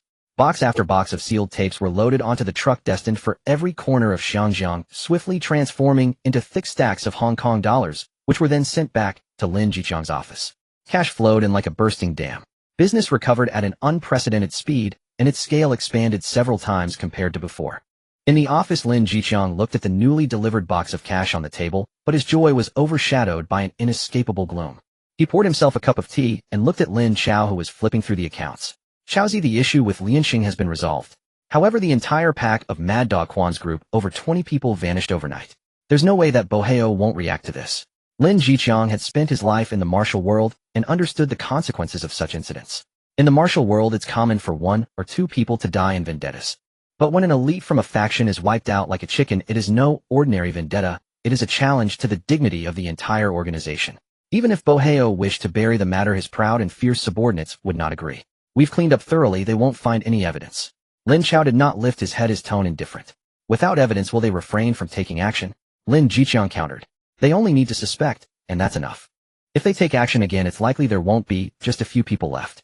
We can't keep waiting passively. Lin Chao finally closed the account book. He stood up and walked to the window, gazing at the busy and orderly village outside. Old Bean, you're right, we can. His voice revealed no trace of emotion. So we must be proactive. Deep in the village there was a small stone house isolated from the rest. It was very quiet, only the sound of the sea breeze rustling through the leaves could be heard. Chen Qi lived here. Since escaping to Lujia village he had been under soft detention. He lacked for nothing in terms of food and clothing, but he had absolutely no freedom. The door was pushed open. Lin Chao walked in. Chen Qi was sitting in a chair idly reading a martial arts novel. Seeing Lin Chao, he immediately stood up, a somewhat fawning smile on his face mixed with a hint of fear. Young Master Chao, you've come. Lin Chao wasted no time and tossed a newspaper onto the table in front of him. Take a look. The newspaper was today's edition, featuring an inconspicuous missing person notice for someone named Quan Go. Chen Qi raised his head in confusion. A group of people came to the village entrance 2 nights ago looking for my old bean. Lin Chao's voice was calm, as if discussing someone else's affairs. Their leader is a mad dog named Quan from the Chaoshu gang. Chen Qi's face turned pale. He knew Mad Dog Quan, the craziest dog under Boheo. Although Chen Qi was a red stick of the Chaoshu gang, he was cunning enough to handle some complex matters for Boheo, which led to his rise. In terms of ruthlessness and fighting ability, Mad Dog Quan was indeed the best. They. Chen Qi's voice trembled. They are all dead, Lin Chao said nonchalantly. However, they didn't really come to find my old bean. Lin Chaos gaze landed sharply on Chen Qi's face like a knife. They came looking for you. Boheo must have found out your whereabouts through some channel. With a loud bang, it felt as if a bomb exploded in Chen Qi's mind. He staggered back 2 steps, hitting the wall, and his body slid down to the ground. Extreme fear made him tremble all over, his teeth chattering. He knew that once Boheo's people found him, what awaited him would be a torment worse than death. Young Master Chao, save me. You must save me. He practically crawled to Lin Chaos' feet, clutching his pant leg, his voice tinged with tears. Save you? Lin Chao looked down at him. If I kill Mad Dog Quan, the Chaoshu gang will inevitably trace it back here. By then they will mobilize all their forces to overturn the entire Lujia village. Do you think you would still be alive then? Chen Qi's face instantly lost all color. He understood what Lin Chao meant. In a collapsed nest there can be no intact egg. What should we do then? Call the police or contact the Hong Kong government? Chen Qi's voice was filled with despair. Contact the Hong Kong government. Those lords are not that efficient. Lin Chao scoffed. By the time you are fed to the fish at the bottom of the sea, they might still be discussing it in a meeting. We cannot wait, we must take the initiative. Chen Qi suddenly raised his head, shock filling his eyes. Take the initiative. How to take the initiative? Fight with the entire Chaoshu gang. You should know the internal situation of the Chaoshu gang better than anyone else. Lin Chao squatted down to meet Chen Qi's gaze. How did Boheo rise to power? Chen Qi was momentarily taken aback by the question, his mind racing as he forced himself to calm down. Boheo is ruthless and loyal. But most importantly, he is lucky and has allied with the right people. Chen Qi recalled he started with a few brothers making a fortune from selling powder. His methods were vicious, and he quickly established a foothold. However, the reason he sits in his current position is mainly due to his connection with Lu Lei. Within the Chaoshu gang many follow him, but many also do not. However, he is currently in a strong position supported by Lu Lei, which is why those people do not dare to act recklessly. Now that Boheo has been severely injured and is lying in the hospital, his control over the lower ranks is certainly not as strong as before. Those years of accumulated wealth don't his subordinates envy it. In this situation, is there anyone capable of challenging his position? Qin Shi's eyes suddenly lit up as if he grasped something. Yes, there must be, he said excitedly. Before Boheo came to power, his greatest competitor was a man named Ma Shirkuan, nicknamed Ma Chao. This person is meticulous and ruthless. His reputation in the gang was not inferior to Boheo's. Later during the struggle for leadership, he lost to Boheo by a single move, and many of his followers were absorbed by Boheo. Over the years, he has remained low-key, guarding his territory in Mongkok, seemingly indifferent to everything. But everyone knows he must harbor resentment. He has been waiting for an opportunity. A perfect chess piece. Lin Chao revealed a cold smile. This was the kind of ambitious, capable person who harbored resentment against Boheo that he wanted. Very good. Lin Chao stood up. Now the opportunity has come. Qin Shi also stood up, his face marked with confusion and anticipation. Lin Chao looked at him and said slowly, I want you to contact this Ma Shirkuan. Me? Qin Shi pointed at himself, his face filled with disbelief. Yes, it's you. Lin Chao's tone was firm. Not in your own name. You need to assume a different identity. An identity he cannot refuse and dares not suspect. Lin Chao's eyes glinted with an insight into human nature. You must tell him that the Hong Kong government has made a firm decision to eliminate the cancer that is Boheo. However, the Hong Kong government needs someone from within to take over the power vacuum left after Boheo's downfall to stabilize the situation. And he, Ma Shirkuan, is that chosen one. Under the night sky, the neon lights of Central flickered. In the presidential suite of the Wenhua Hotel, the glow of the crystal chandelier softly illuminated the thick Persian carpet. Qin Shi stood alone before the huge floor-to-ceiling window overlooking the twinkling lights of Victoria Harbor. He wore a well-tailored suit that Lin Chao had specially prepared for him, yet the expensive fabric could not warm his cold heart. 3 days ago, Qin Shi had contacted Ma Shikin's right-hand man. Initially, the other party dismissed him with disdain, even threatening to capture him and present him to Boheo to take credit. With just one sentence, Qin Shi extinguished the other party's arrogance in an instant. Who do you think blew up Boheo's lair? This sentence struck like thunder, leaving Ma Shikin's right-hand man in silence. The explosion at Boheo's headquarters remains an unsolved mystery in the underground world of the entire Dragon Nation. Ma Shirkuan was already curious and fearful about this matter. Qin Shi's words precisely hit his pain point, allowing him to see some unusual signals. Thus tonight's meeting was arranged. The suite door was gently pushed open. Ma Shirkuan walked in. He appeared to be in his 40s, not tall, but his eyes were sinister. He was followed by 2 men. One was burly and had a hard expression, his top enforcer iron-faced tiger. The other was wearing gold-rimmed glasses, refined in demeanor, known as White Paper Fan. A Chi, long time no see. A smile hung on Ma Shikin's face, but it was cold. I heard you've recently come into some money enough to afford the Wenhua. What is betraying brother? How so profitable? This remark pierced Qin Shi's crucial point like a poisoned dagger. The faces of White Paper Fan and Iron-Faced Tiger displayed unhidden disdain. Qin Shi did not turn around. His gaze remained fixed on the night view outside the window, as if the 3 people behind him were merely air. He spoke in a cold tone. Ma Shirkuan, I am not here today as a traitor of the Chaozhou gang. I am here to offer you an opportunity, one you have waited over 10 years for. His voice was not loud, yet it instantly froze the air in the room. The smile on Ma Shikin's face stiffened. The 2 confidants he brought exchanged glances. They had anticipated that Qin Shi would beg for mercy, explain himself, or even resist stubbornly. But they never imagined he would adopt such a superior posture. White Paper Fan adjusted his glasses, wearing a sarcastic expression. Opportunity. All I know is that the entire Dragon Nation is currently hunting you down. You can't even ensure your own safety. What opportunity can you offer us, Brother Cohen? Qin Shi finally turned around slowly. Ignoring White Paper Fan, he focused directly on Ma Shikin's face and said deliberately, do you really think it was luck that Chief Inspector Gobo was able to escape safely from Kai Tak Airport? It was the higher-ups in the government who deliberately let him go to make room for someone. With the Chief Inspector's position vacated, shouldn't others start to move?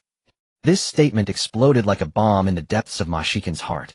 His expression remained unchanged, but deep within his gaze, turbulent waves arose. He immediately signaled to White Paper Fan. White Paper Fan understood and scoffed. Qin Shi, you can't just say things like that. All we know is Gobo has fled, the governor is furious, and the entire police force is under investigation. You claim this is a performance, where's the evidence? Evidence? Qin Shi's lips curled into a cold smile. Do you really think that a game of this level would leave evidence for you to see? I just want to ask you one thing, who benefits the most from Gobo's escape? Is it the foreign devils in the police force, or those Chinese detectives who have long wanted to rise to power? The ball was swiftly returned. Ma Shirkuan fell silent. He could not answer, for he knew in his heart that there must be a massive power reshuffle behind this. He began to truly examine Chun-Chi before him, and the doubts in his heart began to waver for the first time. Iron-faced Tiger stepped forward, pressing his palm against his protruding waist, his voice fierce. Whose man are you? If you don't tell the truth, do you believe I will make you leave this door sideways? Chun-Chi did not even glance at him. His gaze remained locked on Ma Shikin's face. You can try. But I remind you, if I lose a single hair today, tomorrow morning you, and every establishment in Mongkok, will vanish from the map of the Dragon Nation. This statement was pure bluster. However, in light of the previous discussion regarding Gubo, it carried significant weight, suffocating. Seizing the moment of Ma Shikin's wavering spirit, Chun-Chi pressed on, throwing out an even more astonishing chess move. Gubo was just the first step. Next we will settle accounts with Chief Detective Zhong Hua LV Lei. Move against Detective LV. White Paper Fan exclaimed in surprise. That's impossible. Who can touch him? Why can't they? In the Dragon Nation, there are plenty of people whose rank is higher than his. However, due to the rules, they cannot act directly. Chun-Chi's voice was filled with seduction as he began to employ the prearranged script to convince them. To act against LV Lei, we must first obtain solid evidence of his corrupt dealings. And Bo Hao is the biggest cash cow and the dirtiest glove for LV Lei. Therefore, bringing down Bo Hao is the most crucial step to taking down LV Lei. It sounded logically clear with interlocking arguments. The uncertainty in Ma Shikin's eyes was gradually replaced by a burning greed. Finally, he asked the most pressing question. Even if you want to move against Bo Hao, why come to me? Wouldn't it be cleaner for you to handle it yourselves? Chun-Chi knew the crucial moment had arrived. He slowly rose and walked in front of Ma Shikin, lowering his voice deliberately to create a sense of mystery. Because those above want a smooth transition. They do not wish for the entire Chaozhou gang to fall apart due to the downfall of Bo Hao causing chaos in the underworld. Thus they must support a new agent within the Chaozhou gang. He stared into Ma Shikin's eyes and delivered the remark that would make the latter's soul tremble. They have observed you for a long time. Bo Hao is an uncontrollable mad dog, only knowing how to bite. Yet you understand restraint, have the capability, and comprehend the rules. You are more suitable to be the new spokesperson than him. Ma Shikin's breathing grew heavy. However, he still clung to the last shred of rationality. Empty words can be spoken by anyone. Why should I believe this is true? And why is it me who has been chosen? Why should it be you? Chun-Chi smiled, a trace of pity in his expression. Because Bo Hao is a fool, and you are smart enough. He paused and presented the first piece of evidence. Bo Hao was bombed at his lair and is still lying in the hospital. Who do you think did it? Seeking revenge? Let me tell you, that was a warning. It was those above sending him a message to keep his head down. Rocket launcher. Ma Shikin's pupils constricted sharply. The incident of Bo Hao's lair being bombed shocked the entire Dragon Nation's underworld and above. No one could figure out how the attack was carried out, nor did they know who was behind it. Now Chun-Chi provided him with the most absurd yet reasonable explanation. Following that, Chun-Chi threw out the second piece of evidence. Think about the mad dog Quan. Why did he die? Without waiting for Ma Shikin to answer, Chun-Chi revealed the answer himself. Because he was stupid. He took money from Boss Feng of Baojin Records to target someone he shouldn't have touched. Lin Jiqiang from Lu. He didn't know that Lin Jiqiang was just a pawn placed by those above meant to take over a portion of the gray business and maintain the order of the underworld. Mad Dog Quan targeted the agent, disrupting the plans of those above, so he had to die. That was not a street fight, that was a purge. At this moment, Ma Shikin's psychological defenses had completely collapsed.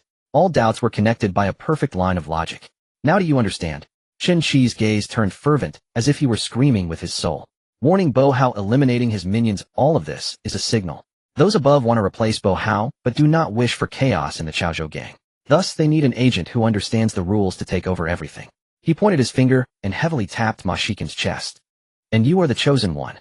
Ma Shikin's body swayed slightly. He felt his legs give way beneath him, losing his balance as he staggered backward and heavily fell into the sofa behind him. Cold sweat poured down from his forehead like rain. He raised his head and his gaze towards Chun-Chi had completely changed. Perhaps he was half believing just moments ago, but now he was convinced. The fates of Bo Hao and Mad Dog were not merely the result of a rivalry in the underworld. While he was still fighting for territory with a machete and pistol, they had already employed military weapons. Without the support of the local government, who would believe this? I believe it. Ma Shikin suddenly sprang up from the sofa, rushing forward, gripping Chun-Chi's arm tightly. What exactly does the local government want me to do? He had completely let go of all his dignity and posture, intending to board the grand vessel of the local government. Just when Ma Shikin thought he could receive further instructions, Chun-Chi abruptly withdrew his arm. He regained the haughty demeanor from their first meeting, not sparing Ma Shikin another glance as he turned and walked towards the door. Beside him, Iron-Faced Tiger and White Paper Fan watched their boss' dazed appearance, contrasting sharply with Chun-Chi's commanding presence, not daring to breathe a word. Chun-Chi stopped in his tracks and turned back. I will give you 3 days to consider. You need to demonstrate your stance through actions. If you decide to refuse or plan to play tricks, then I will go talk to Funzai Rong. I've heard he is quite interested in Bohao's position. With that he no longer lingered, his figure vanishing completely outside the door. Ma Shikuan stood frozen and placed the name, Funzai Rong, sending chills through his body. In Mongkok, inside a nightclub's private room, the seductive music and the revelry outside were completely blocked by heavy soundproof doors, yet inside the room there was an eerie silence. Smoke swirled, choking and nauseating. Only a dim table lamp remained on the table. The whiskey in front of Ma Shikuan had been sitting for a long time. The ice melted, yet he hadn't touched a drop. He was merely rubbing his temples in frustration. Brother Kuan, that Chen Shi is a traitor, not a word he says can be trusted. Iron-faced Tiger finally couldn't hold back, breaking the oppressive silence. His knuckles turned white as he clenched his fists, his voice filled with ruthlessness. This must be a trap, trying to use us as pawns to take us all down. Sitting next to Ma Shikuan, white paper fan, wearing gold-rimmed glasses, methodically wiped his lenses. He ignored Iron-faced Tiger's outburst and spoke calmly. Whether we believe it or not is irrelevant. What matters is whether we can gamble that everything he said is false. White paper fan put his glasses back on, and his gaze behind the lenses appeared exceptionally sharp in the dim light. Missiles leveled Bohao's stronghold, and dozens of elite members of the Chaozhou gang were turned into minced meat by machine guns. Ahu, tell me which gang employed such tactics. Iron-faced Tiger's expression stiffened, his throat moved, and he couldn't utter a word. White paper fan continued, this indeed reflects military tactics. Chen Shi's story sounds absurd, but it is the only explanation that ties all these events together. Ma Shikuan suddenly lifted his head, his eyes bloodshot. He picked up the glass, then slammed it back down. So we just jump in. If we guess wrong, and Bohao is still standing, we will be the ones diced up to feed the dogs. He was afraid of death. More so, he feared a fate worse than death after losing everything. So we can't jump in, White Paper Fan stated with an even tone. We can at least dip a toe in to test the waters. He leaned forward slightly, lowering his voice. Chen Shi's family is still in Bohao's hands. This is Bohao's last card to control Chen Shi, and it is also our best bargaining chip to knock on the door. Ma Shikin's eyes flickered. White Paper Fan's eyes glinted with a hint of brilliance. We should find a way to rescue Chen Shi's family. If what Chen Shi said is true, then rescuing his family would show our sincerity and capability to the powerful figures behind him. If Chen Shi was lying, then we would only be rescuing the family of a traitor. Bohao would be angry if he found out, but if we hold them in our hands, it would be equivalent to having Chen Shi at our mercy.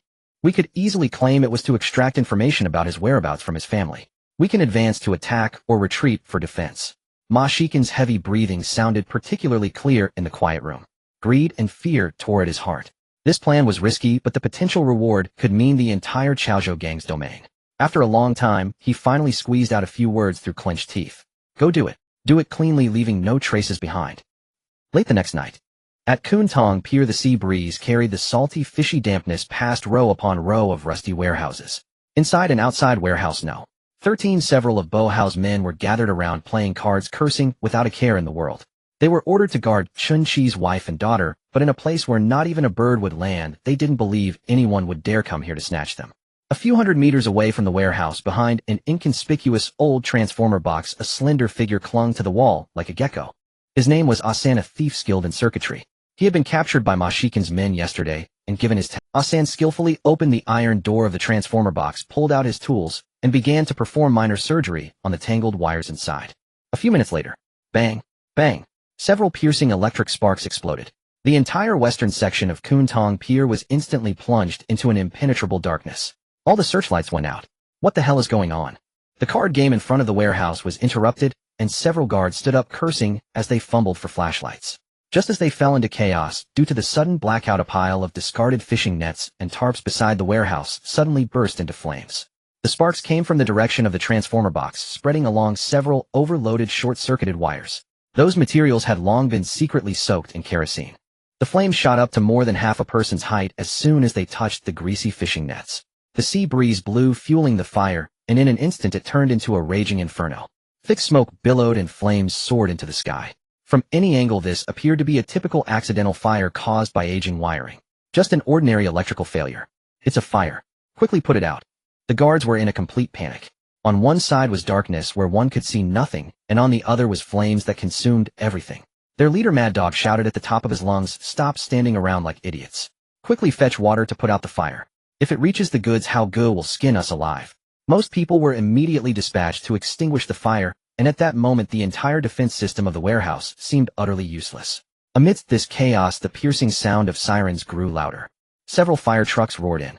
The doors swung open, and over a dozen firefighters in uniforms and gas masks rushed out. The leader shouted at the scene of the fire rescue first. "Is anyone still inside?" Dian Goqiang, seeing the fire brigade arrive, rushed over like he had found a savior. "Commander, there's no one inside, just some goods." "Nonsense. We've received reports that someone is trapped in warehouse 13. The fire chief shoved Dian Goqiang aside, raising his fire axe and yelling at the large iron door of the warehouse. "Saving lives is the priority. Chop it open." Crack. The heavy door lock was cleaved in two. The firefighters surged in their figures, quickly disappearing into the thick smoke. Dian Goqiang and his subordinates watched these professionals perform their duties so diligently that they not only had no doubts, but even felt a hint of gratitude. The thick smoke and darkness provided the best cover. The firefighters effortlessly located Chen Shi's wife and daughter, who were trembling in fear, in a corner. Without saying much, they quickly dressed the mother and daughter in firefighting gear and put on simple gas masks, then assisted them as they hurriedly made their way outside. To the chaotic eyes of the guards outside the warehouse, this was how the firefighters came and went. The mother and daughter were helped onto the red fire truck.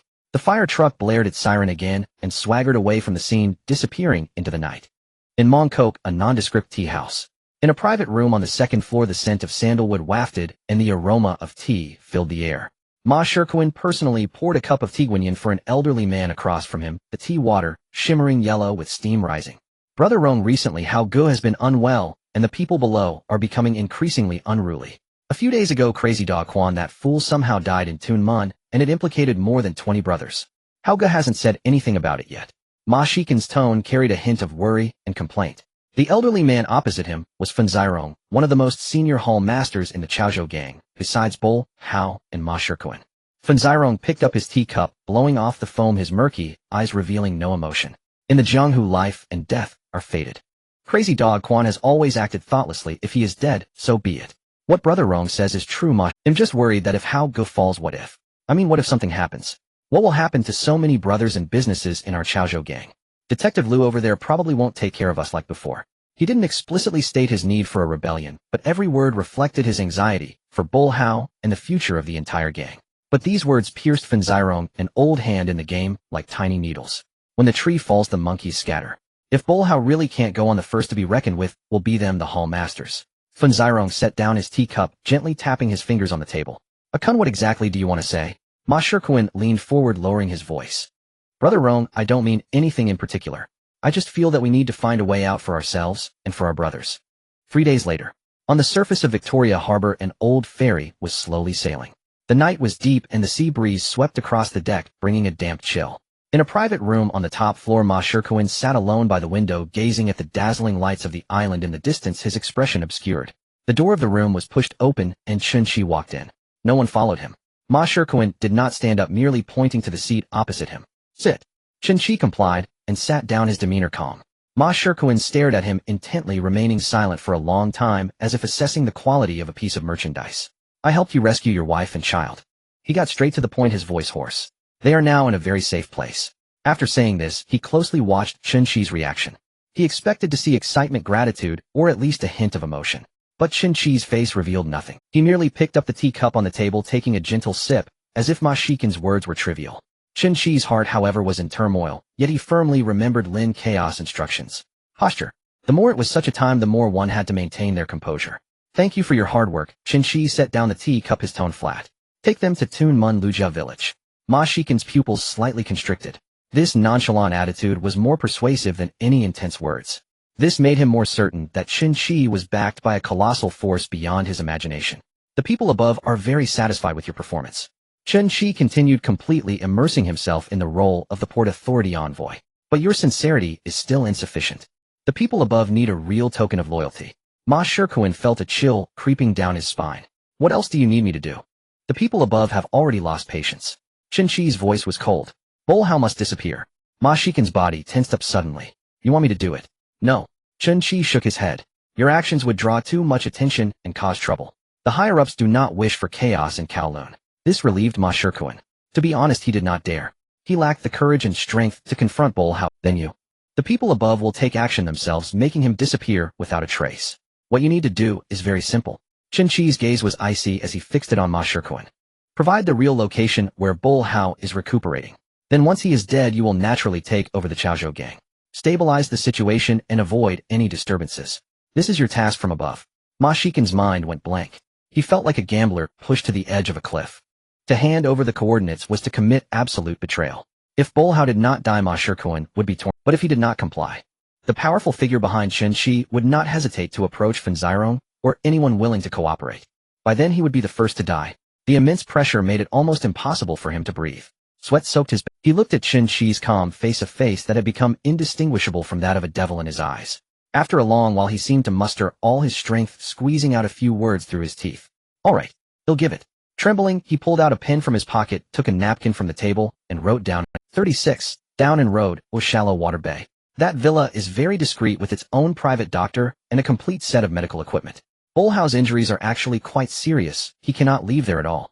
That place is his absolute forbidden zone. No one knows it except for a few people he trusts the most. He slid the thin napkin across to Chen Shi. That piece of paper was his token of loyalty. He exchanged Bolhao's life for his own future. In the deep of night, Lujiao village. An inconspicuous cargo truck quietly entered the village. When Chen Shi saw his wife and daughter step off the truck, the man who had been putting on a brave face outside could no longer hold it together. He rushed forward and tightly embraced the two tears streaming down his face. The sound of his wife's crying and his daughter's calls made him feel as if he had returned from hell to the human world. After settling his family, Chen Shi went to Lin Chao's office. He respectfully presented the napkin, placing it in front of Lin Chao on the desk. Chao, this is the address. Lin Chao picked up the piece of paper and examined it carefully. Then he turned his gaze to the pitch-black sea outside. Chen Shi looked at Lin Chao's calm profile, his respect deepening.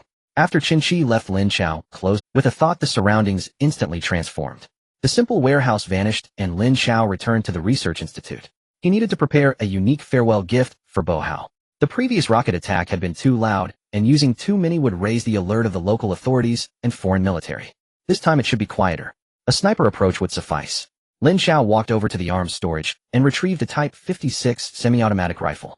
This was the most common infantry weapon of the era. Yet in Lin Chao's eyes it appeared crude and full of flaws. However, if equipped with a high-magnification scope and a silencer, it could become a terrifying long-range killing machine.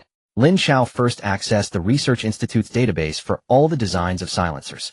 After a quick selection and comparison, he identified a spiral multi-chamber silencer that had only been introduced in small quantities by the military in the 2020s. He approached a large 5-axis precision lathe and secured a piece of darkly glowing special titanium alloy in the chuck. He set the parameters. The lathe started up, emitting a deep and steady rumble. The sharp cutting tool controlled by the computer program precisely shaved the metal. Sparks flew and debris scattered. Both the internal spiral grooves and the size of each buffering chamber were controlled to the micron level. An hour later, a perfect, deep black silencer compatible with the Type 56 rifle lay quietly on. Its internal structure was complex and precise, capable of reducing the immense noise from a bullet exiting the chamber to a negligible muffled sound. Next came the scope. Lin Chao entered the optical laboratory. What he intended to create was not a simple magnifying telescope of this era, but a killing terminal integrated with future technology. He personally ground the lens assembly and coated each lens with multiple layers of high-transmittance anti-reflective film in a vacuum environment. The most critical step was to encapsulate a miniature laser rangefinder module and a simplified ballistic computer into the body of the scope.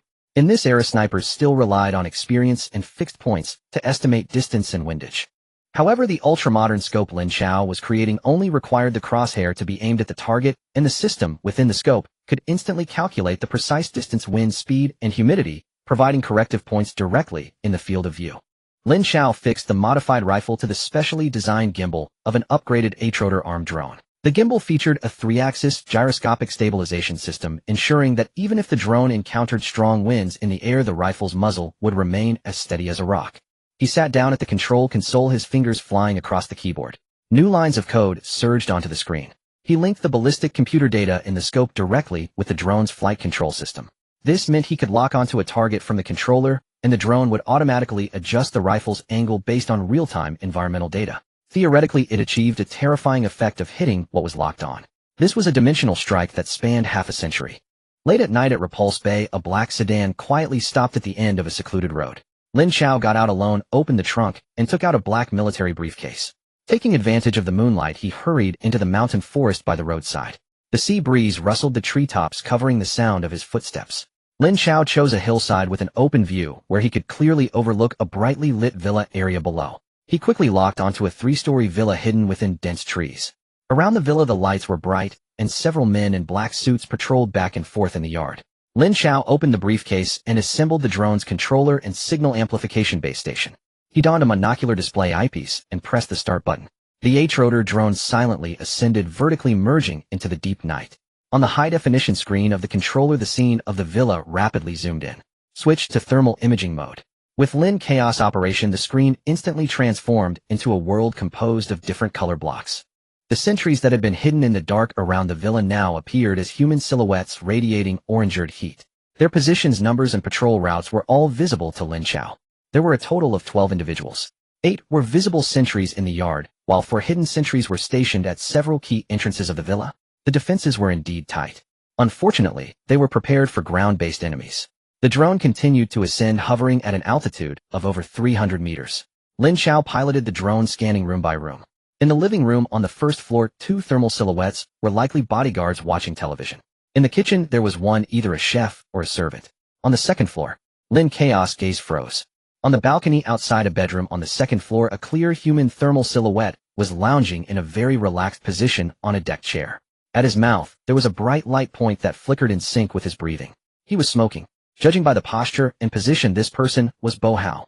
Lin Chao slowly moved the crosshair on the controller, finally locking onto the head of the thermal silhouette. A series of data sprang up in the corner of the screen. Distance 347. 4 meters, wind speed 2. 1 millisecond, northeast, ballistic correction applied. Everything was ready. Lin Chaos' face bore no expression, his gaze as calm as a still pond. He took a deep breath and slowly exhaled. His finger gently pressed the trigger button on the controller. Far above 300 meters in the sky, the drone, motionless like a black, had the rifle's bolt PFF.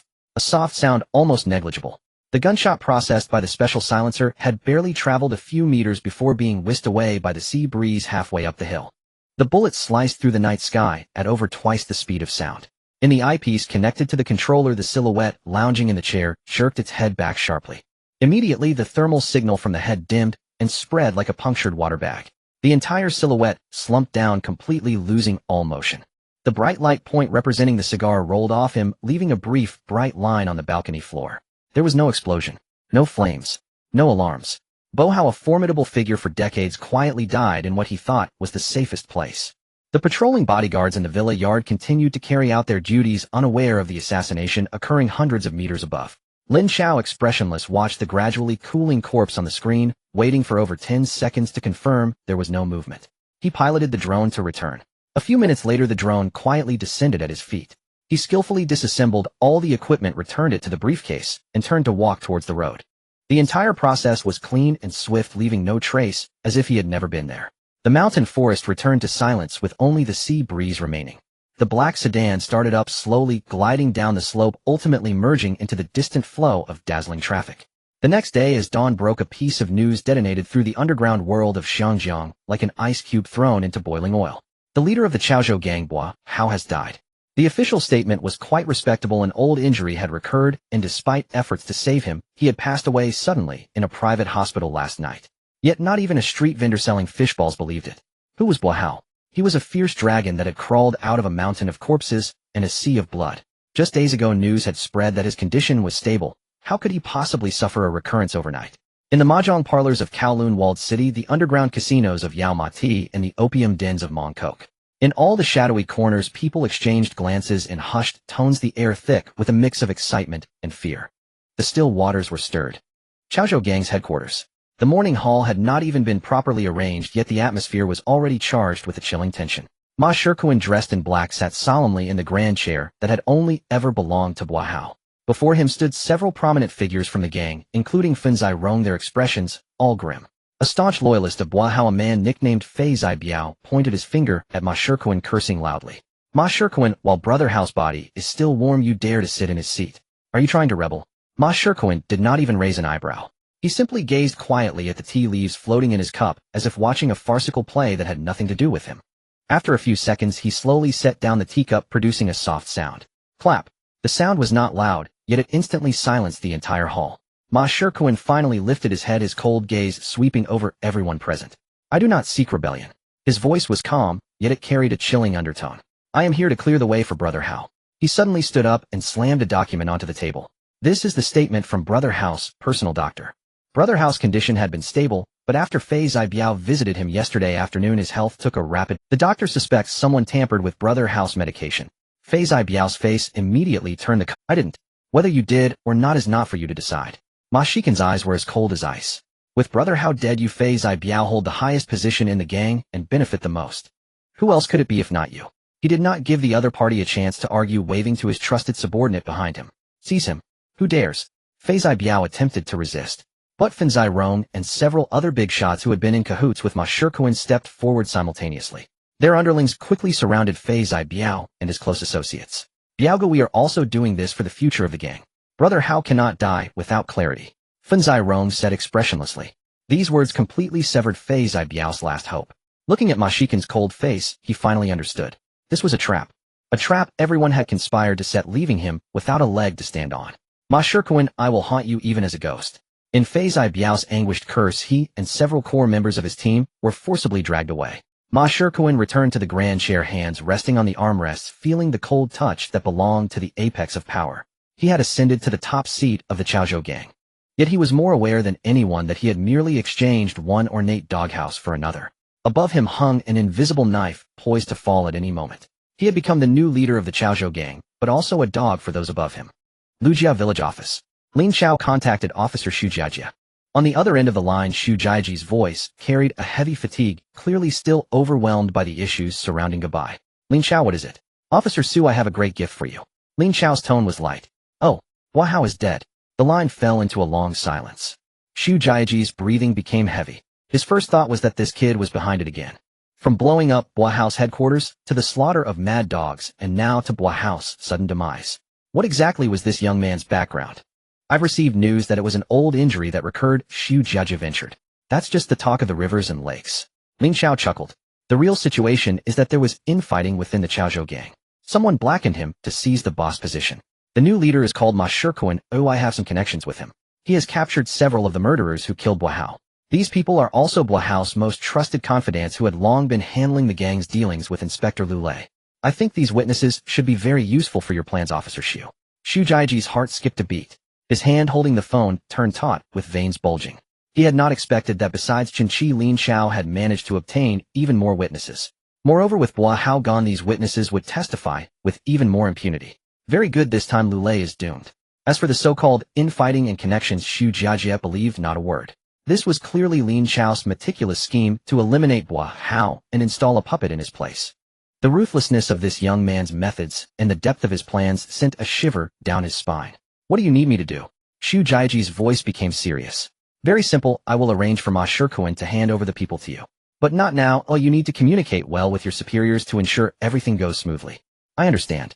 Xu Jiajie took a deep breath. If this matter succeeds, I owe you a big favor. Hanging up the phone, Lin Chao picked up his teacup and gazed out at the tranquil sea. The greatest threat had been resolved. Not only had he eliminated Hua Hao, but he had also buried a compliant pawn within the Chaozhou gang, the biggest cancer. A few days later, a black Benz quietly stopped at the entrance of Lujia Village. The car door opened, and Ma Shikuan, known as the White Paper Fan, stepped out alone. He adjusted the hem of his suit, wearing a humble and respectful expression, and walked on foot toward the office deep within the village. Inside the office, Lin Jiqiang and Lin Chao were present. After entering, the White Paper Fan first deeply bowed to Lin Jiqiang. Changgu. Then he turned to Lin Chao, lowering his stance even further. Chao Xiao. Lin Jiqiang looked at this refined scoundrel, feeling a mix of emotions. He could hardly believe that just days ago they had been in a fierce conflict with the Chaozhou gang, and now a core figure was coming to greet his son with such humility. After taking office, Brother Kuan has investigated the old accounts within the gang. The White Paper Fan got straight to the point, his tone sincere. He discovered that the Chaozhou gang had encroached on territory that originally belonged to the Yuehai gang brothers, due to some misunderstandings, which was wrong.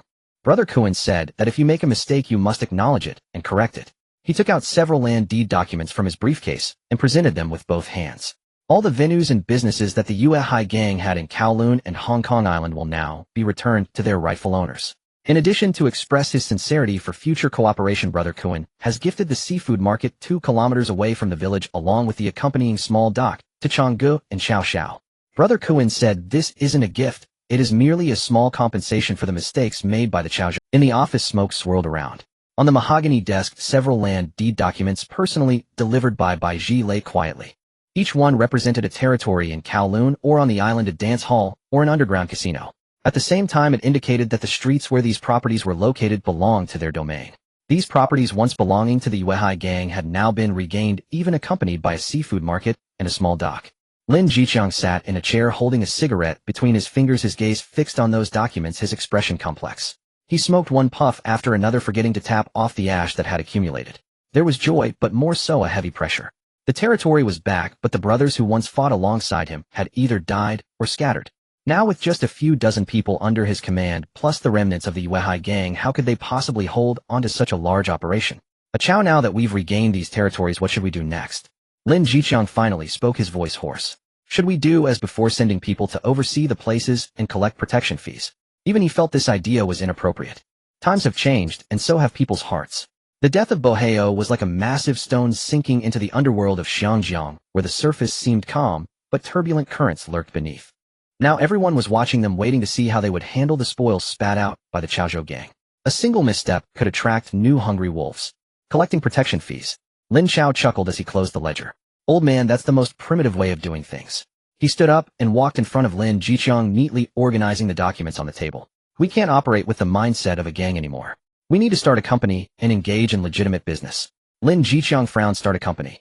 What can we do other than fighting and killing? So we need to learn, Lin Chao replied calmly. We can continue to manage these territories, dance halls and markets. But the merchants on the surrounding territories, we can't call it protection fees anymore. We need to register a security company. A security company. Lin Jiqiang felt unfamiliar with the term. Yes, Lin Chaos' thoughts were crystal clear.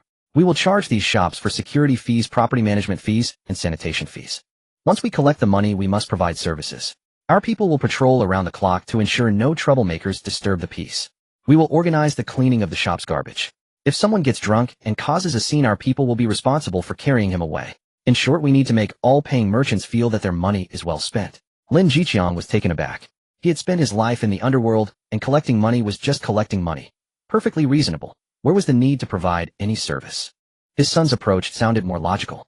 Just providing services isn't enough, but we also need an image. Lin Chao picked up a pen and quickly sketched on a piece of white paper. All personnel in our security company must wear a uniform. The clothing shouldn't look like those lowly thugs. It should appear more imposing and authoritative. His sketch quickly outlined a uniform. It was a set of dark gray attire paired with high black military boots and a wide-brimmed hat exuding a rugged and formidable style, vaguely reminiscent of the German army. The badge on the arm uniformly bore the word security. Equipment must also be standardized. Lin Chao drew a few small illustrations beside it. Rubber batons, small shields. When our people go out, this will be their appearance. At a glance, others will know we are professionals, not street thugs. Lin Jiqiang stared at the design, drawing, breathing a bit faster. He could almost envision a squad of robust men in such uniforms marching in orderly steps, patrolling the streets of Tunman. It was a presence far more respectable and intimidating than merely collecting protection fees. Among this batch of people, those who aren't on the boats can be arranged into this security company. Lin Chao planned. Let them have work and earn money, and they won't cause trouble. This sounds great. Lin Jiqiang slapped his thigh, and the confusion in his eyes cleared away. The fishing company should be the same. Lin Chao shifted the topic. Now that we have our own seafood market and dock, we can't rely solely on the Chaoyu boat. We need more fishing boats to expand our catch scale to truly develop the market. Lin Jiqiang nodded, but soon showed a worried expression. Buying boats requires a significant amount of money, and the shipyards around Xiangjiang don't sell new boats cheaply. So we need to make another trip to the mainland. A few days later, the Chaoyu boat once again quietly sailed into the 708 military dock loaded with radios, watches, and other industrial goods. He Weihua and Wang Zhenhua had long been waiting there, their smiles brighter than last time. Comrade Lin Chao. He Weihua immediately gave Lin Chao a warm bear hug. After a brief exchange of pleasantries, they returned to the familiar conference room. Lin Chao wasted no time and took out several blueprints from his bag. Minister, he Director Wang, I didn't bring gifts last time because I was in a hurry, but this time I have something good for you. Wang Zhenhua eagerly took the blueprints, and after just one glance his hands began to tremble uncontrollably. They were blueprints for various types of firearm silencers, each intricately designed. This is... Wang Zhenhua's eyes widened like saucers. As an old expert at the arms factory, he immediately recognized the value of these blueprints. If these were fitted onto the weapons of reconnaissance troops, they would be silent harbingers of death. He Weihua leaned in to look as well. Although he didn't understand the technology, the clear label on the blueprints stating reduces noise by over 90 had already made his heart race. Lin Chao had brought another treasure that could change the tactical landscape. Minister Director, consider these as my gift for the factory's visit. Lin Chao smiled. and then stated his purpose for coming this time. In addition to delivering goods, I also want to discuss a new business deal with you. He briefly explained the plans for the security and fishing companies. I need ships a large number of fishing boats. He then looked at the cooperative director, Du Peng, sitting next to him. Director Du, the total value of the goods I brought over in the last 2 trips is considerable. Using medicinal materials and old items to exchange, I'm afraid it will take a while to gather that much. I have a suggestion that could be convenient for everyone. Du Peng quickly nodded. Please go ahead, Boss Lin. I want to use the remainder of my payment to directly order fishing boats from Factory 708. Lin Chao's gaze shifted between Wang Zhenhua and Du Peng. You, the supply and marketing cooperative, will directly pay the money to Factory 708. This way Director Wang will have profits. Director D will clear your accounts, and I will get the urgently needed ships. A threefold gain. This proposal stunned the 3 men in the conference room. Soon joy filled their faces. This deal was too advantageous.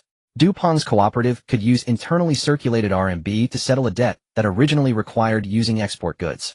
Wang Zhenhua's Factory 708, besides producing military goods, had its civilian production line mostly idled. Now they had an unexpectedly large order, and it was cash settlement. No problem. Wang Zhenhua excitedly slapped the table. Comrade Lin Chao, how many boats do you want? Just name a number. Our factory's production line will be cleared immediately and will ensure the best materials and the fastest speed for you. Director Du was also grinning from ear to ear. Boss Lin is truly a business genius. Our supply and marketing system will fully cooperate. Lin Chao extended 1 finger. I first want 10 30-ton trawlers. He then extended 3 fingers. Additionally, I need 3 large. Build them according to the set of blueprints I provided last time, and use the engine design I previously created with 4 engines on each boat. Great. Wang Zhenhua made the decision on the spot, without any hesitation. Upon returning from the mainland to Xiangjiang, Lin Chao could clearly feel the village of Lijiakan becoming more lively. In the clearing at the entrance of the village, dozens of strong men were practicing formation training under the roar of Chun Bao. These individuals had various expressions. Some wore the shrewdness of seasoned veterans, while others displayed the arrogance of newcomers. However, under Chun Bao's cold gaze, they all stood straight and obedient. Lin Jiqiang was seated beneath a makeshift wooden shelter with a table in front of him, displaying several thick registration books. With a cigarette dangling from his mouth and a furrowed brow, he was sketching notes in the registration books with a red pen. He looked less like a gang leader and more like a stressed construction foreman. This scoundrel used to be a double-flower red stick, ruthless and unscrupulous. Let him lead the night patrol team. This one used to run a gambling den. Clever enough. Let him go to the seafood market first and learn to collect debts from his brother-in-law. Lin Jiqiang muttered to himself as he wrote. The news of Bo Hao's downfall and Ma Shikin's rise to power spread like wildfire throughout Xiangjiang. Those remnants of the Yuehai gang, previously scattered by Bo Hao, as well as some small fry trying to survive in the cracks, all sensed an opportunity and came to seek allegiance. Lin Jiqiang welcomed them, but only accepted those whose backgrounds could be verified, outright rejecting those with no roots. In just over 10 days his crew expanded from a few dozen to nearly 200. With the increase in numbers came more trouble. Lin Jiqiang spent his days either mediating conflicts between newcomers and veterans or establishing rules for this unruly group, leaving him no time to rest. Seeing Lin Chao return, the fatigue in his eyes eased slightly, and he casually tossed the registration book to a subordinate. Chaozi, you're back just in time.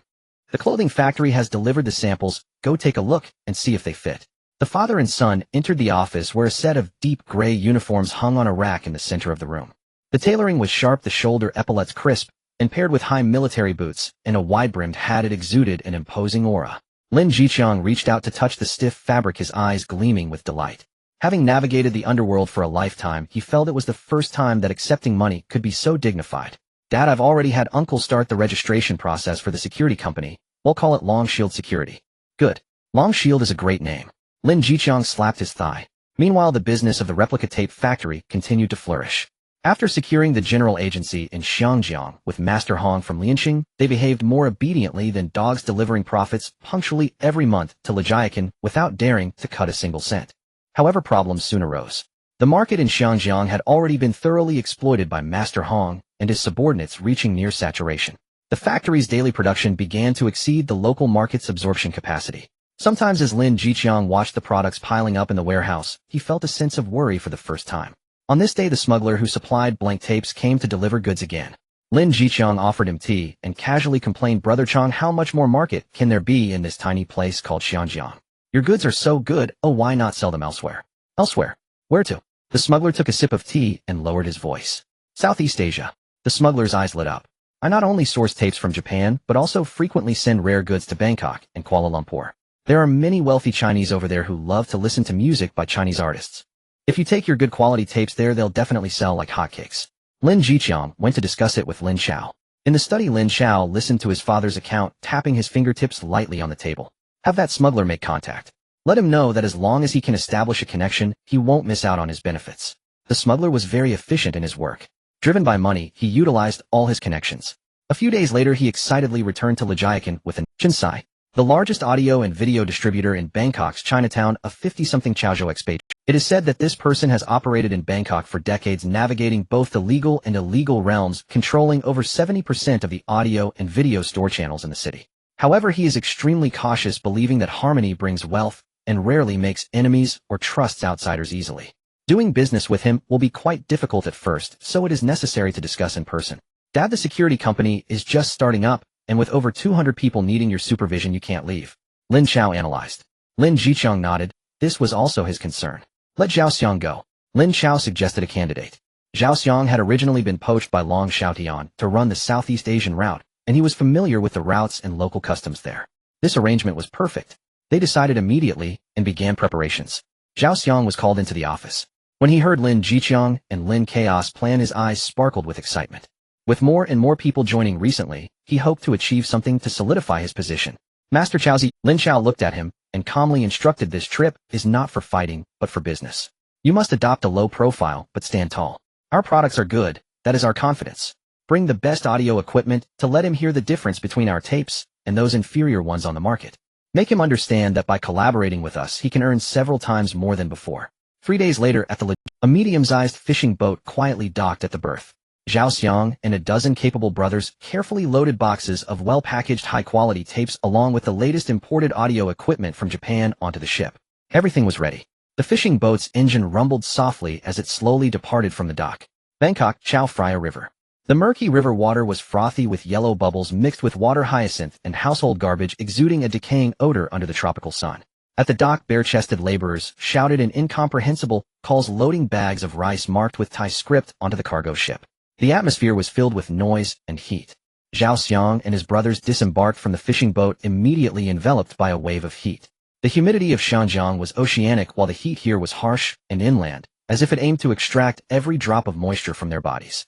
Guided by the contacts left by the smuggler, they took several twists and turns into the deepest alley of Bangkok. The alley was narrow, flanked by worn-out colonnades with overhead wires as tangled as a spider's web and damp cobbled streets underfoot. Eventually, they stopped in front of an inconspicuous tea house. The tea house was named Sihai Chun, with 2 faded lanterns hanging at the entrance. Inside, the light was dim, featuring only a few octagonal tables occupied by idle patrons drinking tea and reading newspapers. A middle-aged man in a white tang suit with a slender figure approached them, speaking in heavily accented Cantonese from Shanjiang. Zhao Xiang nodded. Follow me. The man led them through the hall and out the back door, entering an adjoining building. This place resembled a warehouse, with the air somewhat murky. At the end of the warehouse sat a man in his 50s behind a large tea table made of fragrant rosewood. He wore a neatly pressed linen tang suit, his hair meticulously styled, and a large jade ring adorned his finger. He was Chinsai. He did not rise. He merely lifted his eyelids to glance at Zhao Xiang, his gaze calm and devoid of waves, as if assessing a piece of merchandise. Behind him stood several elderly men of similar age, each with a haughty demeanor. They were his most knowledgeable subordinates, the Golden Ears. Sit down. Chinsai gestured to the chair opposite him, his voice flat. Zhao Xiang did not stand on ceremony, and sat down decisively. His brothers quietly dispersed, standing around with vigilant expressions. Friends from Shanjiang, what business do you wish to discuss with me? Chinsai personally took a purple clay teapot, rinsing the teacups with a deliberate pace. Pirated tapes. Zhao Xiang got straight to the point. Chinsai's hand paused momentarily, then he chuckled lightly, and pushed a cup of kung fu tea toward Zhao Xiang. Little brother, the most I have in this warehouse are pirated tapes from Shanjiang. As for the quality, he just his tone was quite polite, yet the underlying disdain was unmistakable. The Golden Ears behind him sneered, their faces filled with contempt. In their eyes, pirated goods from Shanjiang were synonymous with poor quality, merely a bunch of hustlers trying to swindle money. At this time, better quality pirated goods on the market typically came from Taiwan. Zhao Xiang did not argue. He remembered Lin Chao's instructions in front of such seasoned players, saying 1,000 words was not as effective as having them hear it with their own ears. He turned back and made a gesture. 2 brothers immediately stepped forward, opening a heavy box and lifting out a brand new Japanese senpai speaker, skillfully connecting it to the power source. Chinsai and the few masters behind him exchanged glances, their expressions subtly shifting. This equipment was considered high and difficult to acquire even with money in Bangkok. It seemed the other party was not an insignificant character. Zhao Xiang took out 2 tape reels from his pocket. One was the legitimate release from Baojin Records, and the other was a pirated version marked as Excellent Sound Edition. He first placed the legitimate tape into the player and pressed the play button. The melodious singing of Teresa Tung filled the air. The sound quality was good at the standard one would expect of that era. Chen Sai and his subordinates nodded, their expressions unchanged. They had seen many similar goods. After a song finished, Zhao Xiang took out the tape and replaced it with the Excellent Sound Edition. He pressed the play button again. The moment the first note of the prelude sounded, the air in the entire room seemed to freeze. It was an indescribable sense of transparency. Every vibration of the guitar strings, the faintest friction of the maraca in the accompaniment, was as clear as if it were right next to one's ear. Teresa Teng's voice was no longer a flat sound coming from the speaker. It became three-dimensional, rich, filled with a sense of breath and presence. It felt as if she herself stood in that stifling warehouse, singing just for you. The golden ears, who had just moments ago wore haughty expressions, suddenly all sprang up from their chairs, their faces painted with shock, as if they had seen a ghost. They each leaned in close to the speaker, their ears almost touching the horn, their eyes wide as saucers. How is this possible? One master spoke, his voice trembling. The vocals and instruments are completely separated. The highs are bright, the lows are steady, and there's not a hint of noise. This isn't a pirated version. Oh, it's 10 times better than the original. Chen Sai's hand, which was holding the teacup, froze in midair. He had been in the audio and video trade for decades, confident he had heard everything worth hearing. But today his proud experience and discerning ear were completely overturned. This was not just business. This was a mountain of gold. As the song ended, a deathly silence enveloped the warehouse, broken only by the creaking of the old ceiling fan. Chen Sai slowly put down the teacup, and the look he gave Zhao Xiang had completely changed. The previous disdain and scrutiny had vanished, replaced by a gaze filled with greed and awe. This little brother, he cleared his throat. Even the way he addressed Zhao Xiang had changed. This product, I don't know. Bang! The door of the warehouse was violently kicked open from the outside. Blinding sunlight poured in, and a tall, robust figure appeared at the entrance.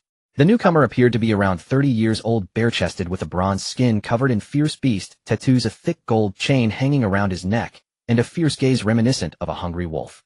Behind him followed a dozen similarly menacing Thais, each wielding pipes and machetes.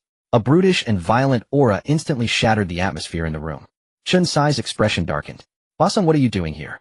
The newcomer was none other than the rapidly rising leader of the local gang, the Fury Society, known as Mad Dog Bong. Bong grinned, revealing a mouthful of beetle-stained teeth, his gaze sweeping past Chen Sai and landing directly on Zhao Xiang and the speaker. "I heard there's a friend from Xiangjiang who brought something good."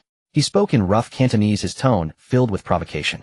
"I came to see what kind of good stuff is worth you Sai personally receiving." Before he finished speaking, one of his subordinates had already dashed forward, raising his foot to kick the speaker. The valuable speaker was kicked over, emitting a piercing crack. Another subordinate snatched the 2 tapes from the table, weighed them in his hand, then disdainfully tossed them to the ground, crushing them underfoot. "In Bangkok, we Thais have the final say." Baisong's gaze swept over Zhao Xiang and his brothers, filled with blatant threats. "You outsiders have no business interfering in our trade here. Chen Sai, you are also an old-timer. Don't be foolish. If you dare to cooperate with them, I cannot guarantee that your shops will still be open tomorrow." Zhao Xiang's brothers were all seething with anger, their hands already resting on their waists. However, Zhao Xiang raised his hand to stop them. He remembered Lin Chao's words, "A strong dragon does not suppress a local snake." This time was for business, not a fight. His gaze was icy, as if looking at a dead man. Zhao Xiang stared at Basong, enunciating each word, "You will regret this." After speaking, he no longer cast a glance back, turning to leave. The dozen brothers behind Zhao Xiang also reined in their anger, silently following him, their movements synchronized without a hint of chaos. This group departed the warehouse with a disquieting discipline, vanishing into the bustling crowd of Chinatown. Bong watched their retreating figures, disdainfully spitting on the ground. "A bunch of cowards." In the warehouse, Chun Sai looked at the mess on the ground, his expression dark enough to drip water. In the telegraph office of Lujiao village, the telegraph machine suddenly rang, its beeping sound piercing the silence of the afternoon. As he translated the contents of the telegram, his face turned pale instantly. He dared not delay, grabbing the thin sheet of paper and running into Lin Jichang's office. "Brother Chong." Lin Jichang was discussing the patrol routes of the security company with Chun Bao when he heard the call and looked up, frowning. "What's the rush?" The clerk handed over the telegram. Lin Jichang took it, glancing at it, and the previously relaxed frown immediately twisted into a knot. The words on the paper were simple. "Bangkok. Negotiations stalled.